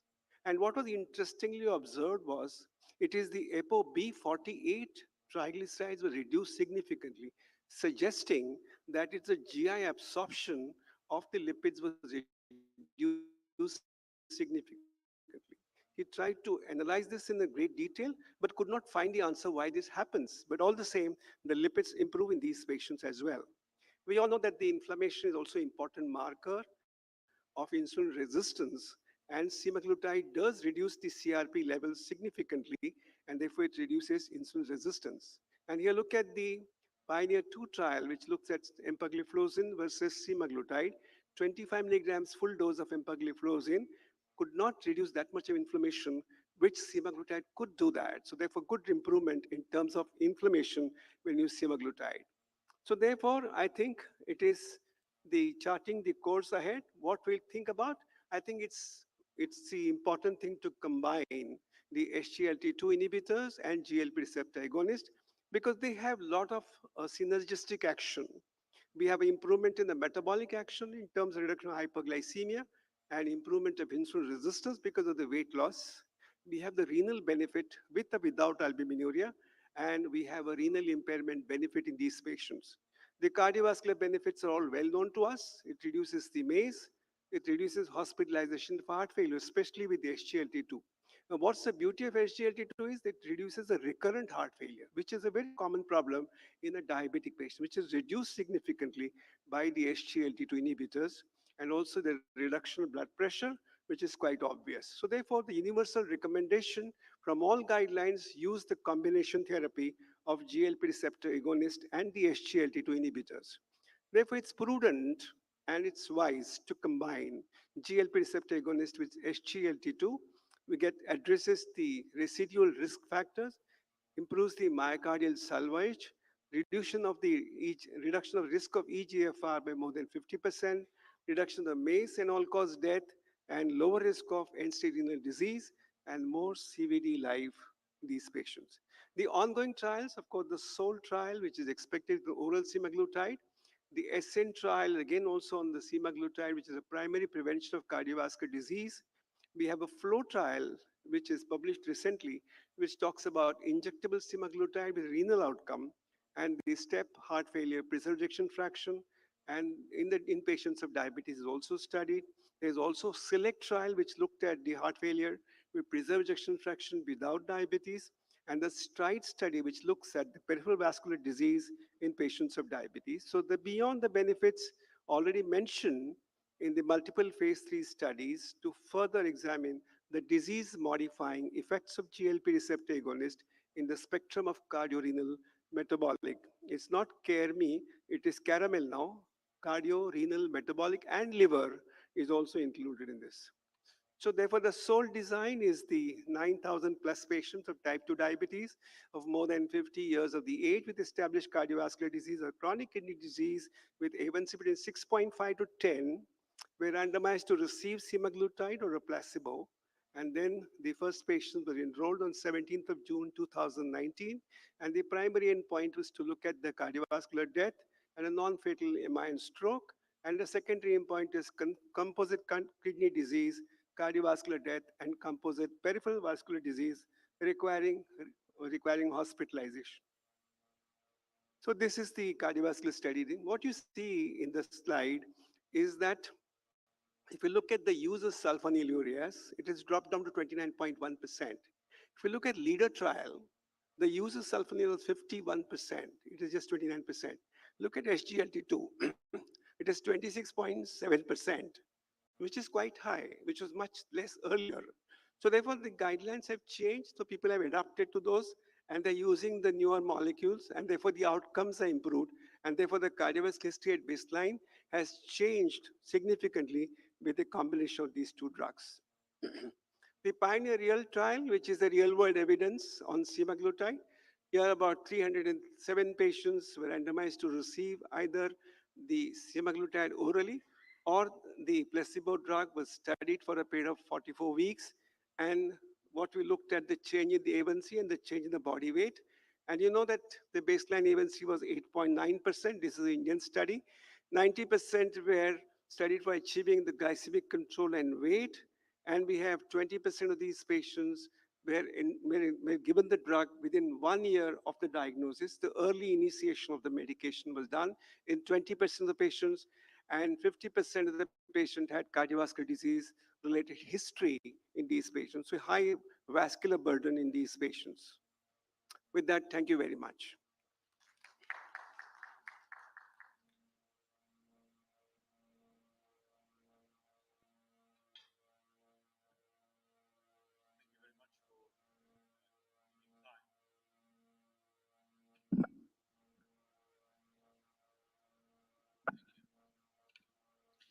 Thank you very much for keeping time. And as mentioned before, we'll have the panel discussion at the end. So now we move to Dr. Sanjeev Shah, an endocrinologist here from Mumbai, working at the Max Super Specialty Hospital. He's an academic with private practice and with many years of research and many publications in clinical research as well as chapters. His topic for the presentation is clinical experience with oral semaglutide in type 2 diabetes. Thank you, chairpersons. All of you had been listening very nicely, all the three speakers. Dr. Bansi highlighted Unholy Trinity so well, and the concepts, how we should be treating the patients. Also highlighted what we could achieve with an older treatment. Dr. Neglur also highlighted something similar, how the therapy has been changing. And we had been through Sudhakar's journey. So I take you further with additional clinical experience. And as all of us have been contracted by Novo Nordisk. So these are certain clinical challenges where we succeeded or we failed. I have only two simple cases. Mr. Mohan had a different history than Sudhakar.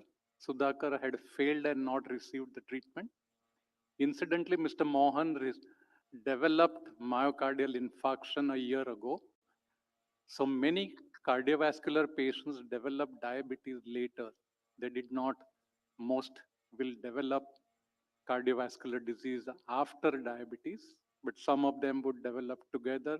Some people get diagnosed right when they get hospitalized for myocardial infarction or ACS. This gentleman apparently looks overweight with visceral obesity, has comorbidity of chronic kidney disease, which is a simple definition of microalbuminuria. He doesn't have kind of a low EGFR and obviously has dyslipidemia. 80% of diabetics would have lipid abnormality, and most of them are not at target with the kind of statin dose we use. As an initial journey in a year or so, has received metformin as per a standard algorithm, not looking at a new guideline shown by all the speakers. And he is uncontrolled on metformin with an 8.7% A1C. If we look at an ability of any single OAD to reduce A1C, it does not exceed more than 1%. So this gentleman would not reach 7% or less than 7 with addition of 1% A1C reduction. This pioneer study program was shown by Dr. Neglur. And if we look at the not the A1C reduction, here I show you the percentage of patients who achieved a target 7%. Though the baseline here is up to 8.3, you can see clearly with 14 milligrams semaglutide, you achieved 70 to 80% of patients reaching target of 7%. Even with 7 milligram, we are not so bad. 70% chances that patient could reach the target A1C7.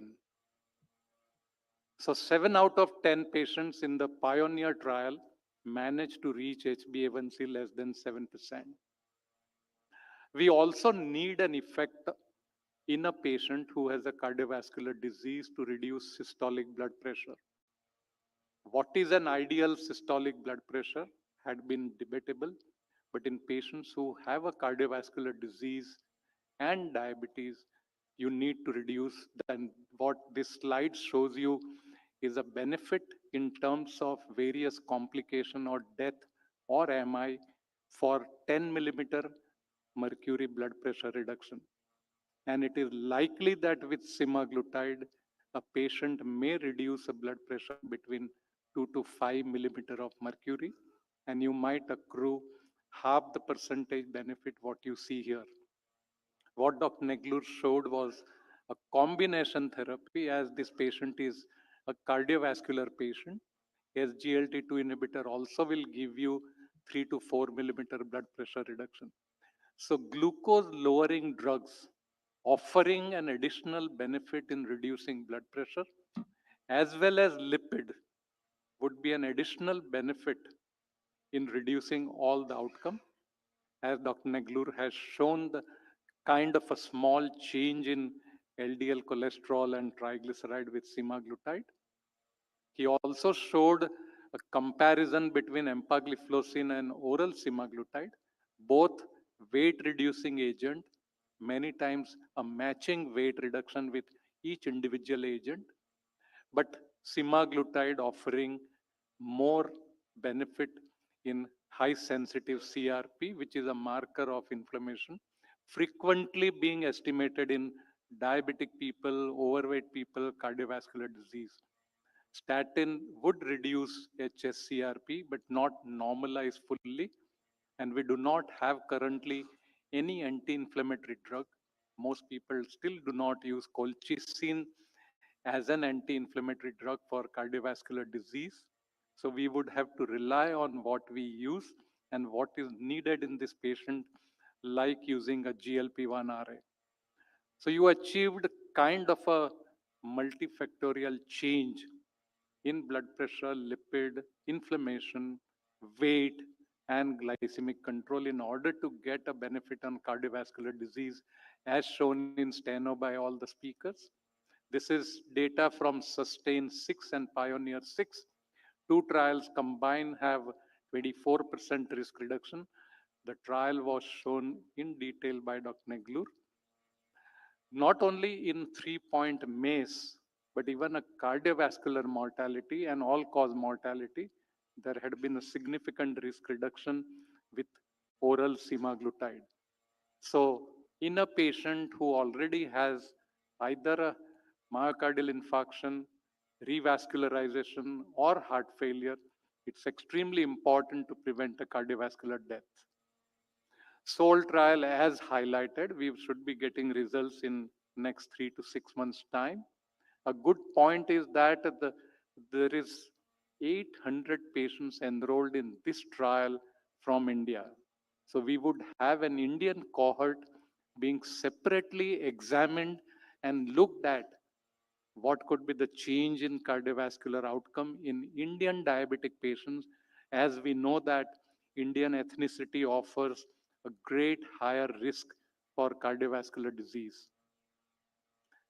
This has been seen quite frequently that as per guideline, we need to use GLP-1 RA right at the early stage. This patient qualifies as a cardiovascular patient for all the benefit of weight loss, HbA1c reduction of 1.5%, waist circumference reduction of 4.7 centimeter, 5 millimeter systolic blood pressure reduction, reduction in all cardiovascular parameters, and a proven safety. We hope he lives a better journey than what Sudhakar lived. Looking at a second patient, Mrs. Ria has an uncontrolled diabetes of 8.9%, higher BMI, EGFR already down to 60, which is exactly a cutoff for CKD by EGFR criteria. Already lost EGFR from 100 to 60 with a long duration of diabetes. By the time people develop CKD, many times it is 12 to 15 years or up to 20 years have passed. With diabetes, hypertension, and other comorbidities like dyslipidemia, the medication used here is both SGLT2 inhibitor, as shown to be renoprotective in multiple clinical trials, ARBs, diuretics of choice, insulin required for control because of a long duration of diabetes, and a history of a minor stroke from which a patient recovered, kind of a TI or ischemic stroke, well managed, has an additional vascular burden. Now, there are potential mechanism of action or a protection by GLP-1 RA, not only through glycemic control, blood pressure, and weight, as shown in Trinity. There are also direct effect of natriuresis and a non-visible effect on inflammation as a mediator of disease, whether it is renal or cardiovascular. A benefit in oxidative stress and inflammation is seen with most weight reducing agents. Chronic administration of such a drug would result into both parameters you desire in a patient with CKD. You want to prevent a decline in EGFR, which can be anywhere from 2 to 6 decline per year based on kind of a control level of therapy what you offer. But it was quite interesting to see when Dr. Hemant Thakkar showed what kind of a change in EGFR you would achieve. Even I was surprised to see that 1.5 EGFR decline had been something quite impressive in a placebo group. But that is well managed clinical trial where many times a patients in placebo group also does. But semaglutide offered much less than 1, between 0.5 and 1 ml GFR decline per year when treated in a flow kind of. We still have to wait for the flow trial data, but the GLP-1 RA is likely to reduce albuminuria much more significantly, as shown here. This is a data from where oral semaglutide has been investigated in Pioneer 5 with an EGFR in the range of 30 to 60. Patients reduced weight by 3.4 kilogram from baseline of 90. HbA1c reduction was 1%, and oral SEMA reduced decrease A1C even in patients with a long duration and a kidney involvement. So this is kind of a little heavy data of semaglutide versus placebo. This is Sustain 6 and Pioneer 6 together, and the decline in EGFR compared to placebo was 0.6 year. No significant interaction in any subgroups when you divide with 30 to 60 EGFR or a lesser EGFR or a higher EGFR. If we look at study design in this particular case, what is interesting was a reduction in albumin creatinine ratio.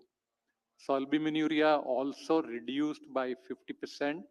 This is at irrespective of EGFR. The number of patients had been much less. But this is a Japanese study which justified the use of reducing albuminuria in a patient who has a normal EGFR of 80, but they have a positive albumin in urine of higher nature, both 107 at baseline, which reduced to 62. So finally, in the meta-analysis of GLP-1 RA CV outcome, this has been analysis done for EGFR less than 60.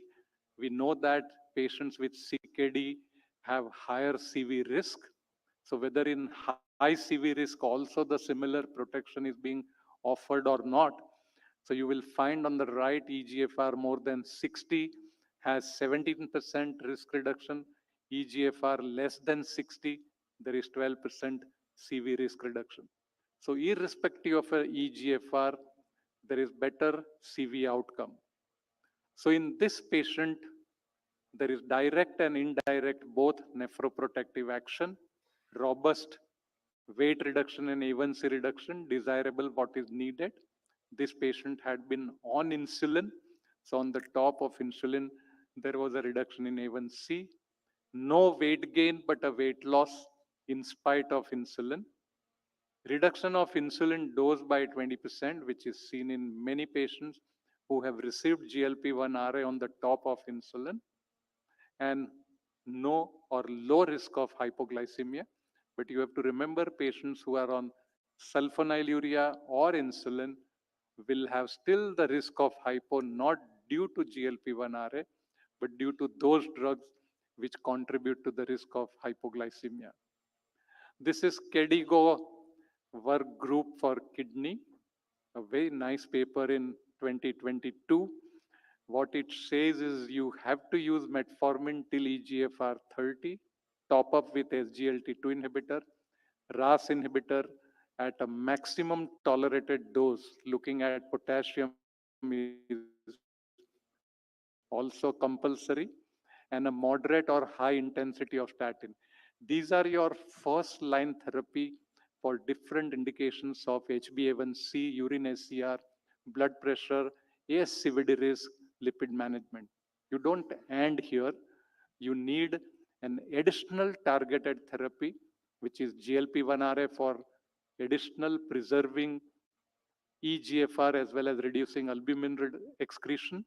You need a non-steroidal MRA, again, now in guideline for preventing a decline in EGFR and progression of renal disease. If hypertension is uncontrolled, you need an additional drug from either a CCB group or steroidal MRA if required.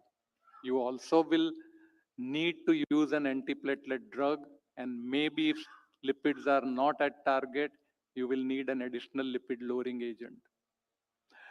The last part of my talk is when a patient is uncontrolled on insulin. You are lost, you have no more to add, you have bolus insulin, and half of insulin treated patients are not also at goal. They are still uncontrolled, and doctors struggle with CGM, multiple monitoring, multiple titration, frequent intervention. So what are my options? When you look at a Pioneer 8, which was a randomized controlled trial in 730 patients who were being treated with basal insulin or basal bolus or premixed insulin. They were uncontrolled up to A1C of 9.5, 7 to 9.5, significant wide scatter. HbA1c was achieved in almost 59% of patients in Pioneer 8, no body weight gain and no hypoglycemia per se in comparison to a placebo group. If we look deeper into this particular trial, because GLP-1 RA and insulin is getting popularized, we have a combination related talk happened about an hour back when I was chairing that session. So combination has been frequently suggested. You can see clearly in spite of insulin, you have a change in body weight with semaglutide added here, oral semaglutide, 3.7 kg weight loss, A1C reduction of 1.3%. When you look at Pioneer 8 semaglutide in 3 different doses and 3 different colors, if you track by 14 weeks, patients have reduced A1C close to 7, either between 7 to 7.5 with 7 milligram dose and less than 7 with 14 milligram dose, which has been sustained for 52 weeks. Similar, exactly what you would desire to be sustained.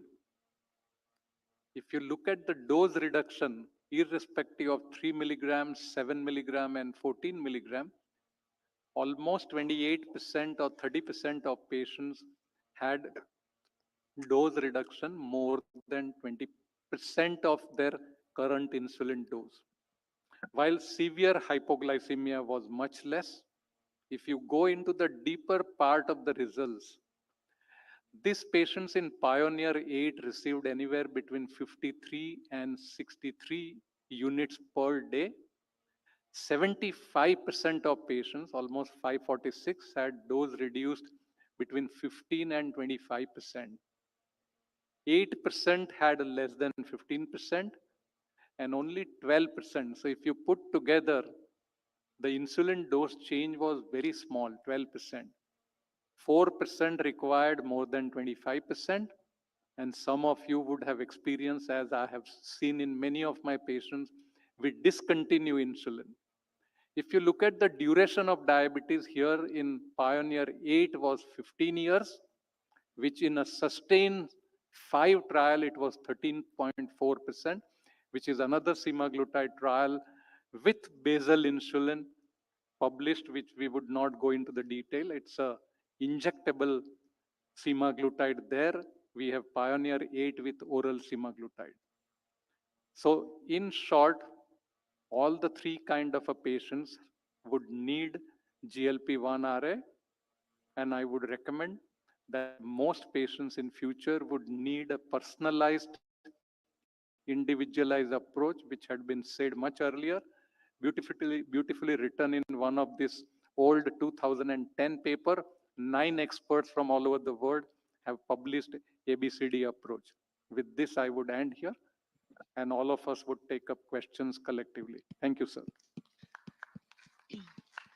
Thank you, Dr. Shah. Please, I'll ask all the presenters to come here for the discussion. Thank you for wonderful sessions. I have 1 or 2 questions for the panelists. The question first is, sir, what is the advantage, side effect advantage as compared to injectable and oral semaglutide? Second thing, those who are not getting a side effects at the beginning of the doses, how you can titrate such cases? So first of all, advantage between oral versus injectable, weekly injectable semaglutide. Results are clearly evaluated for both products. Both products contain same drug, but in our country, we don't have injectable by and large to be used in large number of patients. Small number of patients manage to get injectable from overseas. So we and most of our doctors will use oral semaglutide. So Dr. Neglur is going to add some points. Yeah, if you look at the data of sustained trial and the oral pioneer trial, the reduction of A1C was achieved in 70% of the patient with the injectable, which was about to 60% with the oral, saying that injectable is slightly superior compared to oral. But if you look at the Dan Drucker study, which looked at the equivalence of the oral therapy with the injectable, he has shown that it's almost similar. There's no difference. He has studied very carefully and said that 14 milligram per day is equivalent to 1 milligram dose of subcutaneous semaglutide per week. So as per the study, it is similar, but the data in the trial is different. One other is the compliance point of view is also the people who are on oral semaglutide, in compared to the injectable. I'm not saying that we don't have, so that's the reason. But Indian people are very fussy as far as injectable is concerned. So I mean, it is easier for us to motivate or convince them to take the oral in compared to the injectable. What the second question, those who are tolerating, the dose with the lower, then how you titrate. In my clinical practice, because sometimes what happens, you start patient as per the recommendation, 3 milligram you give for 1 month, then you give 7 milligram for another 1 month, and then you up titrate. But some patients who are tolerating very well, I mean 3 milligram, there is no point for them to wait for 1 month, because what happens if you just ask them and you convince them to start a semaglutide, and after 3 milligram of 10 days, they don't have any side effects, they don't have any heaviness. I do in my clinical practice to increase the dose of 7 milligram. Maybe after 10 days or 20 days, maybe another 20 or 30 days, we may give them 7 milligram. If they are tolerating well, then we can give it 14 milligram also. So this is what I do in clinical practice. But recommendation is 1 month, 1 month, and Sir, what about the once a day, this and once a week injection? Is there any difference? the same, The same product? We answered already the question. Huh? Injectable. Yeah, I No, no, efficacy. I wanted to ask the efficacy difference and the choice of the patient, because once a week, patient will not have to remember for 6 days to take. see when you take 14 milligram per day, the dose of semaglutide, yeah, you get about 1% of the drug is absorbed. If you calculate per week, it comes to 1 milligram. So 14 milligram per day is equal to 1 milligram subcutaneously per week. Now, the tolerance wise, many people with a GI disturbance find it difficult to take oral. But since we don't have injectable here, we rely only in the oral. And if you can educate the patient that this is going to behave like this, the patient accepts the possible side effects, and you gently escalate the dose based on the patient's response, then I think there should be no problem. Yeah, Usually the patient do not have problem if you tell them ahead of time. yeah, rightly pointed out by my dear friend Dr. Bansi Sabu. Start with 3 milligram every month or every 15 days. He can up titrate 3 milligram to 4 milligram, the 7 milligram, 7 milligram to 14 milligram. 2-3 patients, because to reduce the cost, 14 milligram, 3, 7 all remain same. You can give 14 milligram off the tablet or 14 milligram thrice a day also. It works out very well in my clinical experience. It's a experience. Once Three times a day, three times a week. Sorry, three days a week. So alternative day. 14 milligram alternative not day. the 3 milligram or 7 milligram. So then 14 still, I tell you, to reduce the cost, and this is completely off level. I'm sure this is not Off level, getting yeah. recorded, and no one or these people are not listening also it. The 3 milligram we start for the first 10 days. Suppose they are tolerating. You added the 7 milligram for another 20 days, and they are tolerating well. Then 14 milligram you start it, and then you can make it alternate day because of its longer half-life. You can think of getting the similar benefit, but at least don't break, because breaking it will not give you any benefit. You can do it alternate day, and sometimes we do it for that, but that's not off level completely, not to be used. Yes, Mohammed, your comment. Just as a caution for the audience that obviously this is wonderful experience from our local experts, but is not backed up with a study or with evidence that would be advisable or working. So the anecdotal evidence is different than the true evidence, and it's very important for people to understand that in our clinical practice maybe we do something different, but I don't want people to go from the conference to feel that a daily drug is recommended as an alternate days or we can jump doses. Very Would true, you very agree true, with that? very true. Yeah. Yeah, I think Some if you look at neuropathic side effect, if the patient develops, you stop for 2 months, again you restart like idiosyncratic reaction occurring in ATT, anti-tuberculous drug. Definitely it will be useful because only side effect is neuropathy. You have to stop and restart after 2 months. It will be beneficial. This is my experience. Thank you. Yeah, I think the Vanita Arora did a trial like this called Ignite trial. And what she started the patient on 3 milligram, then some patients remained on 3 milligram till the end of the trial and did show good results. But actually, 14 milligram is the right dose to get that much effect of Optimum 1 results milligram, also we optimum. get it. But you can't do it alternate because the half-life is long. That doesn't mean that you can use it alternate day or once in every third day or a fourth day, because you need to get that 1 milligram at the end of 1 week, which is only possible if you take every day. Otherwise, you can't get that much dose. So it's not right to make it alternate day or twice a week or thrice a week. Yes. Sir, question to you. Sir, what do you feel about the safety of semaglutide in a kidney and liver transplant patient? Like patient who are a diabetic, having a high BMI, obese patients, and having a diabetes, having undergone a kidney transplant and liver transplant. So post-transplant patients. The question is about a post-transplant patient. There's a data. I don't know about any data like that, but in patients who have impaired kidney function, right up to dialysis, the drug can be given. And if the patient has received a transplant, obviously he has a better Normal EGF. kidney. His GFR is expected to be normal. So it does not cause any post-transplant problem for these patients. But the disease itself, diabetes, can damage the new kidney as well. That can be prevented by using this particular molecule. But I don't know anybody has studied this, the post-transplant patient, whether the safety issue of semaglutide. But this drug is safe. Yeah, you're very right, Mr. Speaker, that there is no data on any drugs post-transplant because they were never been into a study. But we treat a post-transplant person according to his EGFR and renal function, and we apply the same of pre-transplant to post-transplant according to the level of the renal function, safety of the drug. And sir, one fair opinion of So, yours. sorry, give a chance for the following person because we have no time. So diabetic retinopathy is supposed to be a very sensitive marker of microangiopathy.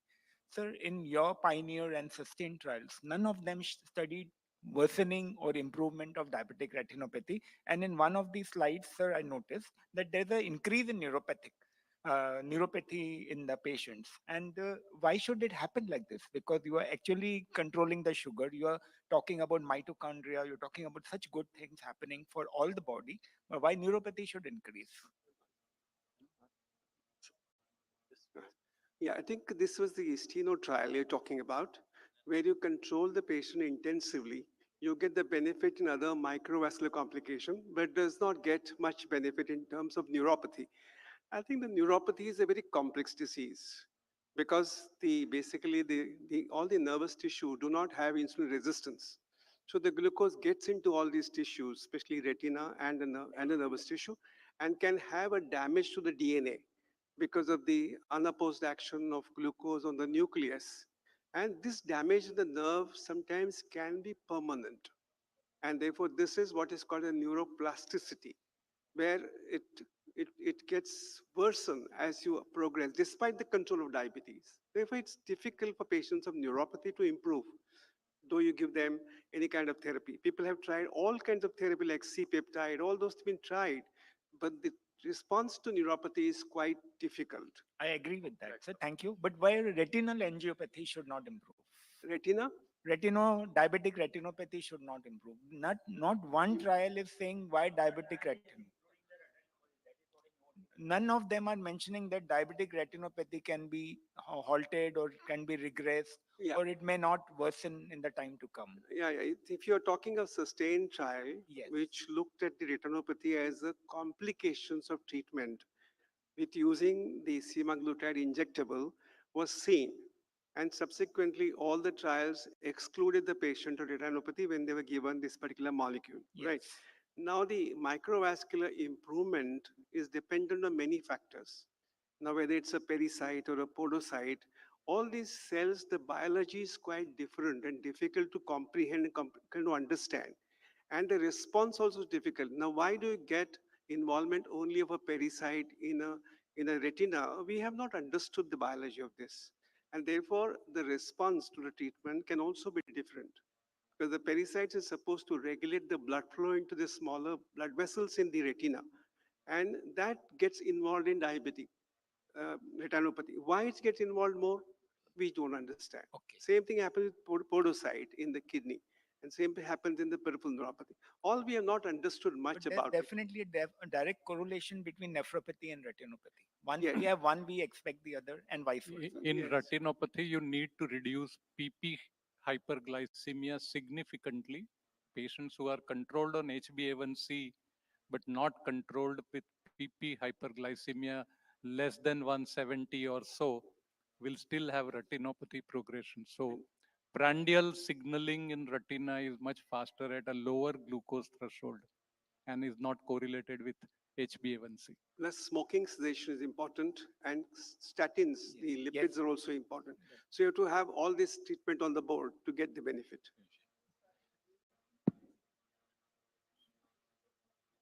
Can you come on the mic? I think every patient you have to screen for retinopathy annually, right? But if the patient has retinopathy, you need to screen them more frequently.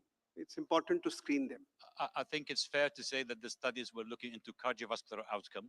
So they were not looking into microvascular complications. They were just looking into other issues in case there is worsening.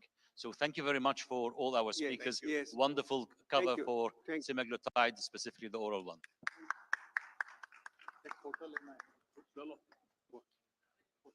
बंसी भाई के साथ photo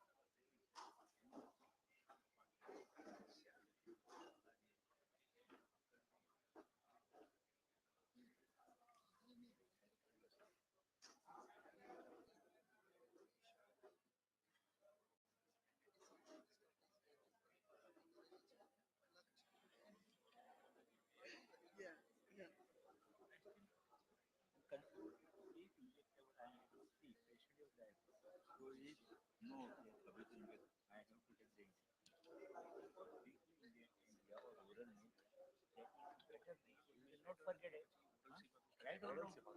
Logically, I'm asking. Right or wrong? You understood now my question? You have not replied, they have not replied. What is the Thank you so much, all the chairs and the speakers. For the next session, which is going to be a debate on pharmacotherapy for pre-diabetes, we have moderators, Dr. Arvind Gupta, sir, and Dr. Mayra Kale, ma'am. I welcome chairs on the dais.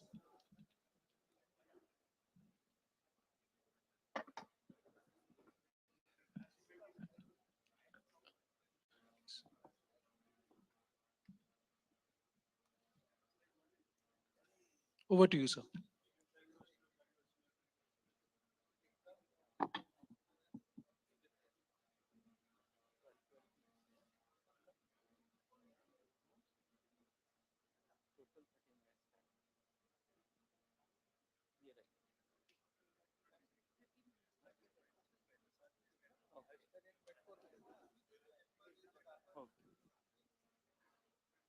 Good evening, and at the outset, I thank Purvi and Manoj for inviting us for the beautiful DRS WCPD conference.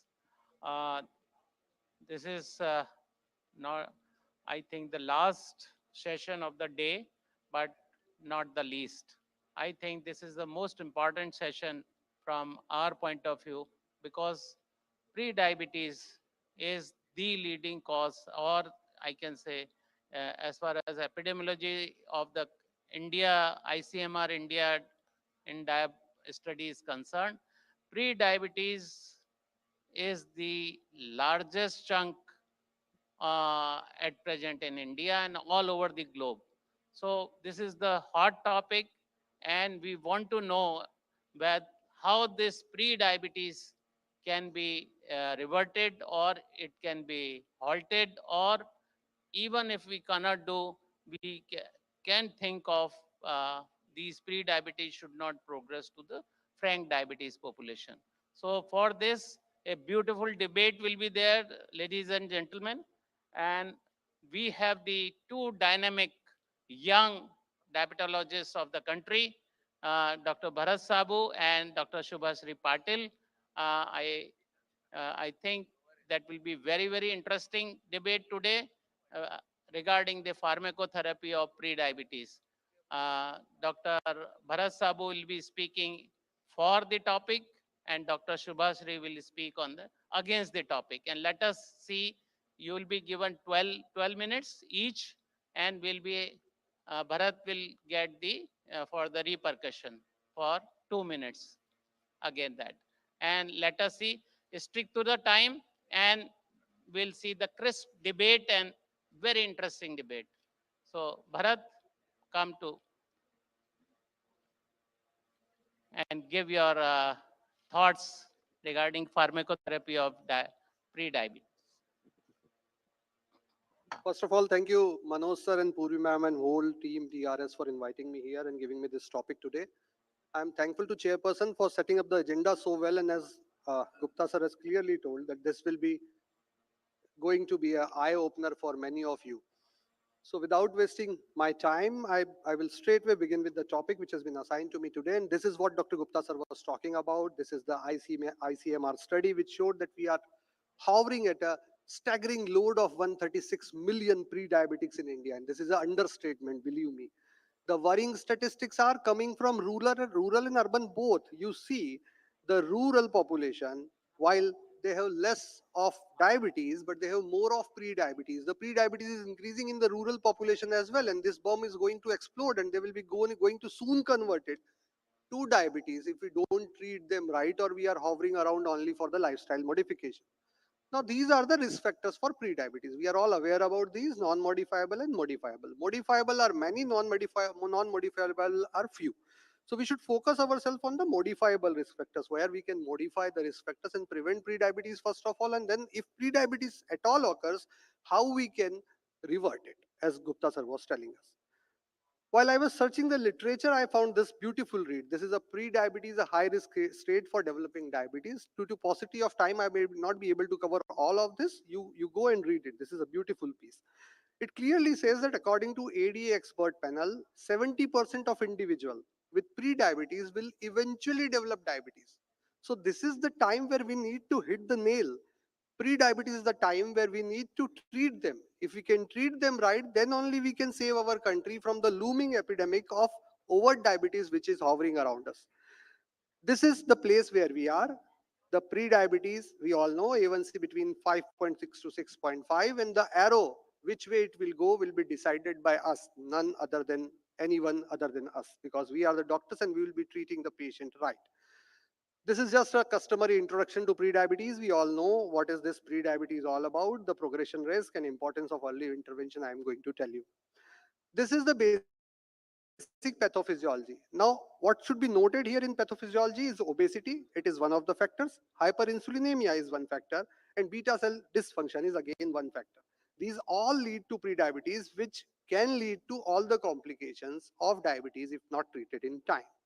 This is again a very beautiful read by Jonathan Shaw. Pre-diabetes, lifestyle, pharmacotherapy, or regulation. What amongst the three is most important? You go and read this, and then you will know what I am telling you is right. Moving forward, this is again a good read which I used in my presentation. Should pre-diabetes be treated pharmacologically? And it gave me the insight that yes, it should be treated pharmacologically. But before that, what is the criteria for diagnosis of pre-diabetes? These are the laid criteria for diagnosis of pre-diabetes. Anyone falling between these should be considered pre-diabetes and should be treated accordingly. Now, what are the pharmacotherapeutic options for pre-diabetes? While I was searching for this, I found this study. This is a DPP lifestyle change program. The modified DPP lifestyle change program included metformin into it, along with the lifestyle modification. So metformin was clearly used as a drug for treatment of pre-diabetes in this study. And this is the timeline from 1996 to present, how this whole study has modified itself by incorporating metformin and other changes into it.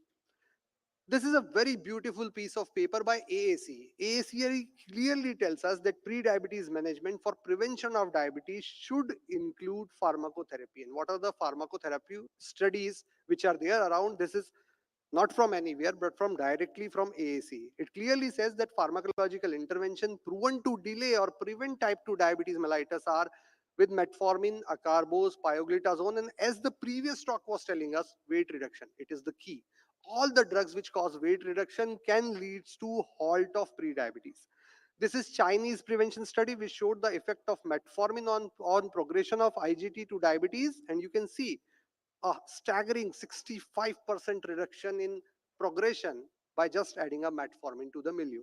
This is again the effect of lifestyle modification and metformin on cumulative diabetes incidence, the Indian DPP study, which again clearly shows that metformin, when combined with lifestyle modification, adds to the value of lifestyle modification. Effect of acarbose, because we are a predominantly carb eating society, we have high glycemic loads with us, and acarbose has been shown to prevent NIDDM in this stop NIDDM study, and it has been documented many times. Dream study, which was with rosiglitazone and new onset diabetes or death, clearly shows there is a 60% reduction in the cumulative hazard rate when we were using rosiglitazone. Unfortunately, we are not having that molecule right now, but this is again a troglitazone, and what we have with us is pioglitazone. Pioglitazone we can use, it has been proven that it can prevent IGT to become diabetes over a period of time. And you see, once we start pioglitazone to a patient, all the insulin resistance is taken care of, which is the main culprit behind prediabetes progressing to diabetes. We all know the effect of exenatide and lifestyle modification on body weight and glucose tolerance. The whole session before me was on that, the weight. We all know about it. I will not go into detail about this. The medical weight loss strategies has all been talked about. These are the pharmacological weight loss strategies.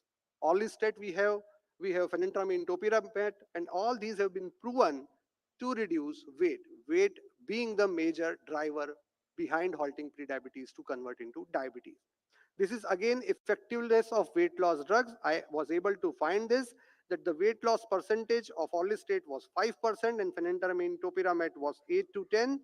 Tirzepatide, which is the talk of the town these days, is having a weight loss capacity of the tunes of 20%, which is way beyond what we desire in our patient, which is just 5 to 10% of weight loss in pre-diabetes to halt it to going to diabetes. Now, again, these are the development of diabetes after discontinuing anti-hyperglycemic drug. These are the various trials which I was able to found. And when drug was stopped, rosiglitazone group had 10%, pioglitazone has 11%, and glargine insulin had 30% increase in risk of developing diabetes. This is the effect of phenantramine topiramate, and this is the crux. You should take a snapshot of this. This is the AACE algorithm for pre-diabetes. AACE clearly says that goal are to prevent progression to diabetes. Mind it, the goal is to prevent progression to diabetes by any means. We should prevent the progression of NAFLD. Any drug which we need to give to cure NAFLD or halt the progression should be given. To improve the cardiovascular risk factors, prevent excess weight or weight reduction should be the key. Improve functionality and quality of life. So first, definitely, always would be lifestyle intervention. But if we have done this, we are not successful, then cardiovascular risk reduction. And again, overweight, if it is there, we should target a weight loss of 7 to 10% with all the available possible therapies. This is ACE statement. GLP-1RA, phenantramine, topiramate. And if there is no obesity, the goal is to treat dysglycemia. Dysglycemia should be treated. We are treating dysglycemia by metformin, pioglitazone, and acarbose. So this is why I still advocate that we should treat pre-diabetes with pharmacotherapy if our lifestyle intervention have failed, and we should not say no to any medication. This is a position statement on screening and management of pre-diabetes in primary care in Australia. This again says that we need to treat it with pharmacotherapy. This is a meta-analysis, a beautiful meta-analysis for interventions of reversing pre-diabetes. It clearly showed that over a median follow-up period, more participants receiving GLP-1 receptor agonists and insulin sensitizers were able to reverse pre-diabetes. Again, moving forward, anti-obesity drugs, it has already been talked about in the past talk. A side-by-side comparison of the various popular weight loss drugs. You can clearly see all these drugs are beneficial in reducing weight, and that is why they are beneficial in preventing the progression of pre-diabetes to diabetes. These are the treatment guidelines for pre-diabetes. This is by ADA and this is by European Multidisciplinary Consortium. What I showed previously was by AAC. This is again a pre-diabetes algorithm by ACE. This again says that weight loss therapies, treatment of ASCVD risk factors should be done, and if the dysglycemia is not corrected, we should not be shy of giving metformin or acarbose to our patient. And with caution, we can even give TZD and GLP-1 RS. So we should not we should not be shy of giving medication. The biggest aspect, the economics of diabetes prevention, the last one. If we treat it right, we reduce the cost burden by a hovering 3 times. If a patient converts to diabetes and goes into complication, we are giving him a 3 times cost burden. And these are all the cost effectiveness studies which I have followed to come to these conclusions. And they all have shown that it is better to prevent pre-diabetes, even if it involves pharmacotherapy. These are the future therapies which are in pipeline developing for treatment of pre-diabetes. And there are many which are all focusing on insulin resistance and inflammation. This is the evolving landscape, snapshot of what I have talked today. The key summary points are here. And this is how we can treat actually pre-diabetes, and pharmacotherapy being one of the pillars. Thank you, Dr. Bharat. I request Dr. Shubhashri Patil to come on the dais. She is going to speak for the lifestyle modification.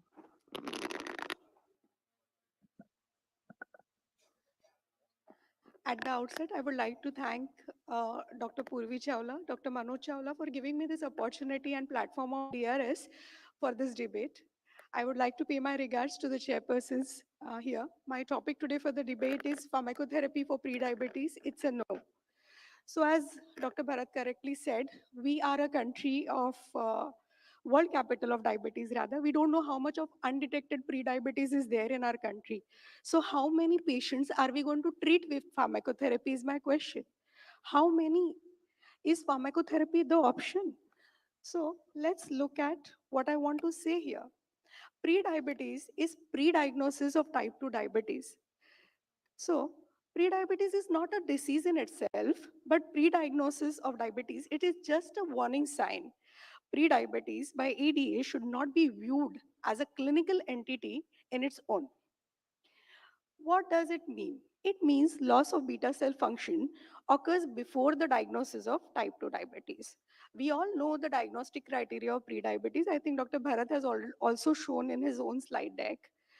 So we have no genetic or biomarker research which tells us that which kind of pre-diabetic patients are going to progress to type 2 diabetes. Most of the study tells us that pre-diabetes, out of the pre-diabetes lot that we get, almost 2/3 of the patients do not progress to become type 2 diabetes. Then why treat them? Only 1/3 are likely to progress to type 2 diabetes, but we have no genetic or biomarker research to tell us which patients deserve treatment. So management of prediabetes is chiefly non-pharmacological. Non-pharmacological management chiefly involves 5 to 10% of the weight loss, moderate physical activity, 6 to 8 hours of sleep, and healthy lifestyle. And I think that is where we need to intervene. There is no point in discussing pharmacotherapy right at the start. Lifestyle changes such as weight loss, which is about 7% with moderate physical activity, can reduce the risk of diabetes by as much as 58%. So almost 58 to 60% patients we are able to reverse without any interventions pertaining to pharmacotherapy. Now, The cumulative incidence of diabetes during a 4-year period in patients with pre-diabetes who engaged in lifestyle modification versus no lifestyle modification, as we clearly see the statistics and data out here, definitely a large number of patients do respond to it. There is a lot of evidence to what I'm trying to convey here. The evidence of effectiveness of medical nutrition therapy, almost the A1C reduction of 1% can be achieved only on medical nutrition therapy. There is no need of pharmacotherapy over here. Prevalence of disordered eating varies, affecting 18 to 40%. Is pharmacotherapy going to target the disordered eating pattern that we Indians have? No. It's only the education. It is only the awareness about what should be the eating pattern, what should be the lifestyle interventions, what should be the dietary measures a patient is going to take is ultimately going to pay off in long run. Even if we start these patients on pharmacotherapy, once we stop it, the incidence of developing type 2 diabetes remains same as that of placebo. So it hardly matters. What is the evidence for specific eating pattern to manage prediabetes? We have a PREDIMED trial over here. It is a RCT, and it says that diet interventions just does the needful. Nutrition therapy supports 7 to 10% of weight loss. Lifestyle intervention programs are important. We have to have anti-obesity medications and pharmacotherapy only and only in selected groups where it is necessary. Let's look at certain trials like this AHEAD trial. It resulted in about partial diabetes remission in 11.5% of participants as compared to 2% in the control group. Direct trial. Within this, there are innumerable trials which support the use of medical nutrition therapy for reversal of pre-diabetes. Now let's look at this study. It says that lifestyle intervention reduce the incidence of diabetes by 58%, whereas metformin reduces it only by 31%. It clearly underscores the superior efficacy of lifestyle over metformin, which is the only FDA approval drug for treatment of prediabetes. Metabolic improvements and remission of prediabetes and type 2 diabetes. Now let's look at this multi-domain lifestyle intervention clinic study. It also tells us the same data. 20% among the participants with prediabetes reached remission. Finnish diabetes prevention study also gives us similar statistics. Why don't we look at the economic analysis of pharmacotherapy versus lifestyle? Are we the doctors who are going to start medications right, left, and center? Are these medications don't have any side effects? Do you think a carpose is very well tolerated by the patients? Do you think pioglitazone, which is considered as one of the medication that may give rise to weight gain as well, tackling the insulin resistance, is it going to tackle the various pathophysiological pathways which type 2 diabetes evolves? We are not going to do that with only pharmacotherapy. Definitely, lifestyle interventions and dietary measures is going to take the patient long way. Now, there are certain risk factors which are associated, and we call them modifiable risk factors. The very fact that they are called as modifiable, that means we need to intervene at particularly those places. Most studies identify diabetes as a significant risk factors. Limited evidence on the link between prediabetes and cardiovascular disease. The studies which quotes that cardiovascular disease, prediabetes is just one of the risk factors. There are many other risk factors which includes metabolic syndrome, wherein there is obesity, where there is dyslipidemia, there's smoking, there's alcohol. There are a number of things which are also contributing to cardiovascular disease. It is not only the prediabetes. So modifiable risk factors can be modified, in short.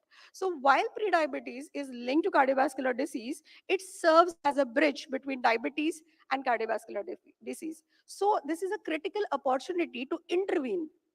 We need to intervene not by pharmacotherapy, by imbibing diet and lifestyle measures.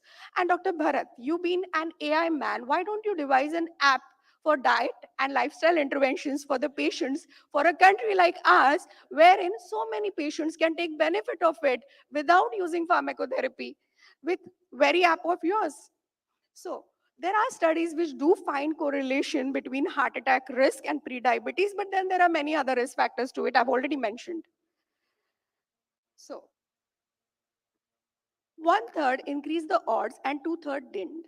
What I mean here is when only in the pre-diabetes lot, only 2/3 of them are going to progress to become type 2 diabetics, and one third are going to progress to become diabetics and two-thirds may not progress, then why intervene?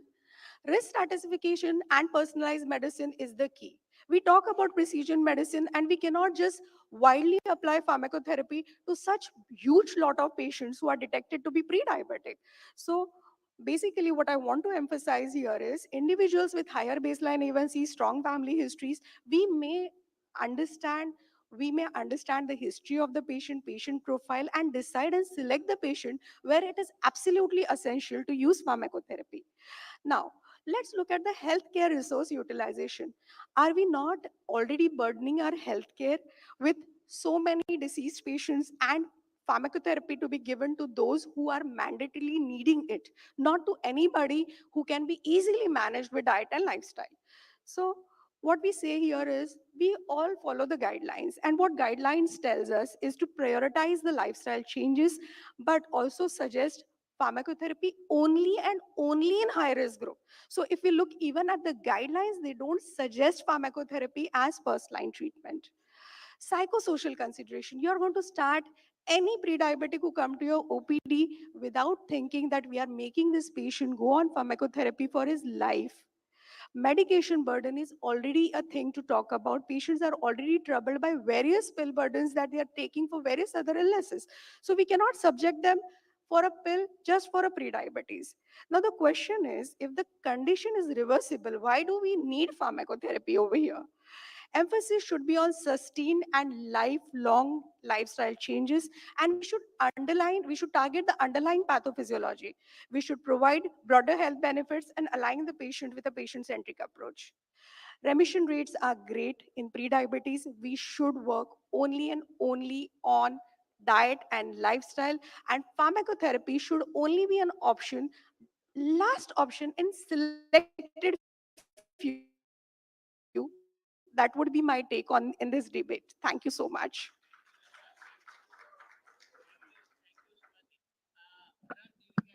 One minute only. Sir, first let me load my slide, then start your clock.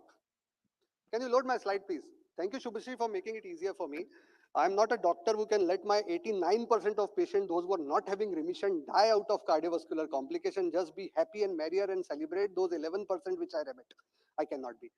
So if you just put my slide, I will just like to tell that why these lifestyle interventions are not the cup of the cake.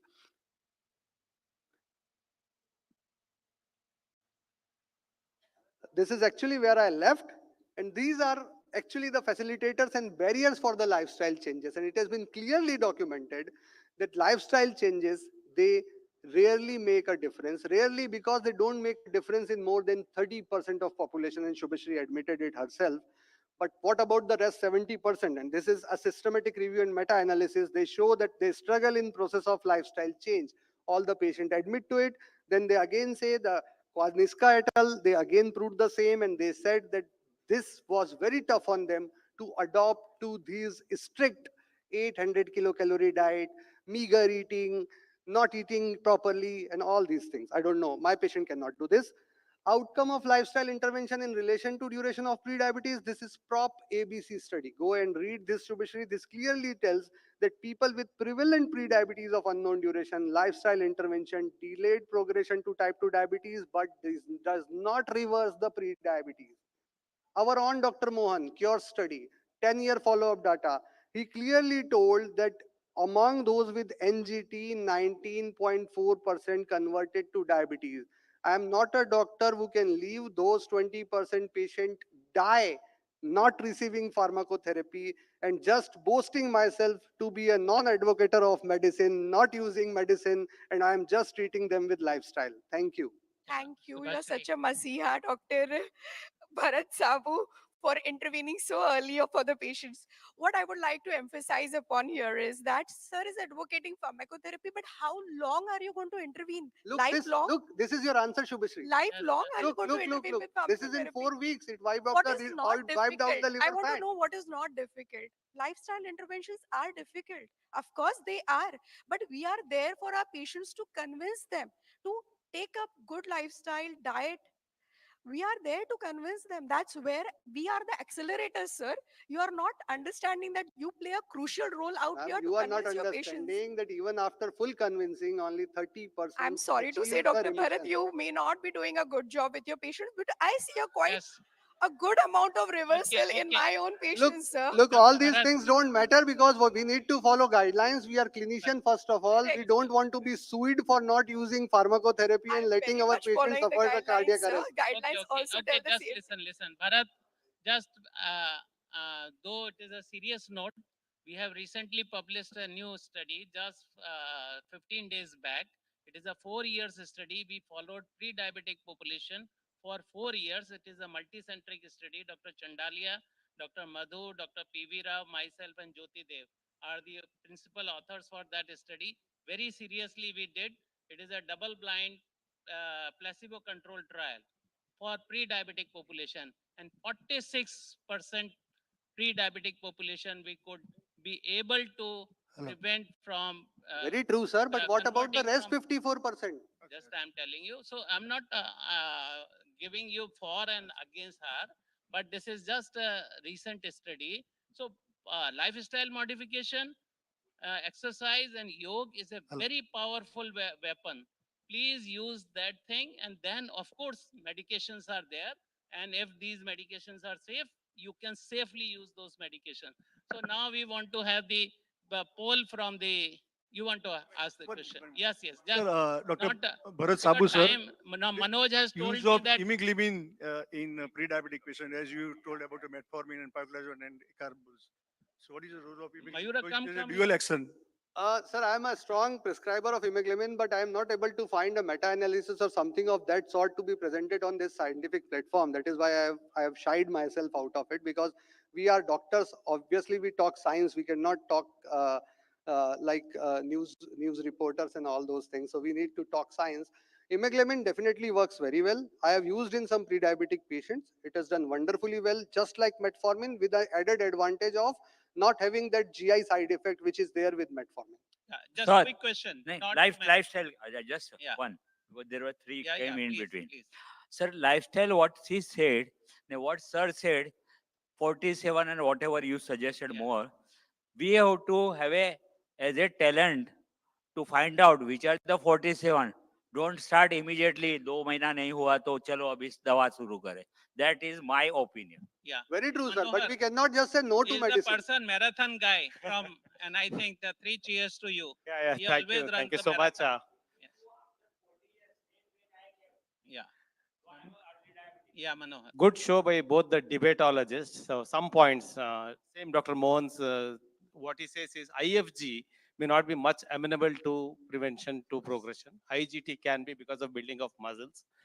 Secondly, yes, lifestyle measures are important. Precision care, I will be talking tomorrow. ADA ESD position statement says that precision care for prevention is not for all. They have said that you have to select only people with pre-diabetes and high risk. And if you look at the systematic meta-analysis, lifestyle versus drugs during the intervention process, 35% both equally reduce the relative risk of progression of diabetes. But once the intervention is over, only the lifestyle arm wins over the other intervention arm. Thank you. Thank And you, great Manohar. doctors Your prevent point. disease, average doctors treat the complication. So I go for prevention and treatment. How both can decide, But on, the jury can be out. but Dr. Manohar, can you remit all 100% with lifestyle? Even with medications, 100% is not going to happen. Even with medication, it's not going to happen. Sir, one comment. One We want comment. to give Just this one space comment. to Dr. Manoj Chawla. Manoj has. Sir, one comment. With lifestyle, the drug is also required. It is not so only lifestyle will conquer the thing. Sir, what I So want to say the here only is- thing is there, judicious use of the drug, and throughout the period you must stress over the lifestyle. Sir, look at the choices over here of the medications. That is Okay, So please. just one comment. So one comment. Yes.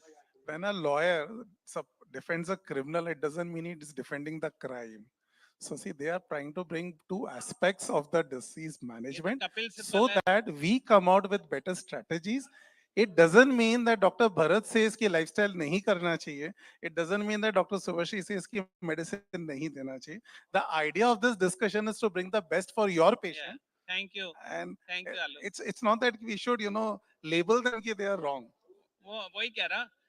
Let us have the vote of the house and we'll have a poll. And who has just raise your hand who wants to give the medication for pre-diabetes? And who wants lifestyle modification? So I think No, not with no, the Dr. clear, Amit, okay. guideline wins. Bharat, No one wins. not with the clear mandate, but little bit better lifestyle modification, but not too much of. So both wins. And Both are winners. and on a lighter note, just a last Thank take you. to everyone. Don't follow what me and Dr. Thank Shubhashri you. is saying. Thank you. Always follow the guideline because guideline will save you in the court of law. Me and Shubhashri are not going to come. Thank you, Bharat. Thank you, Subhashri. Excellent and very interesting debate. Ajo, Bharat. Come.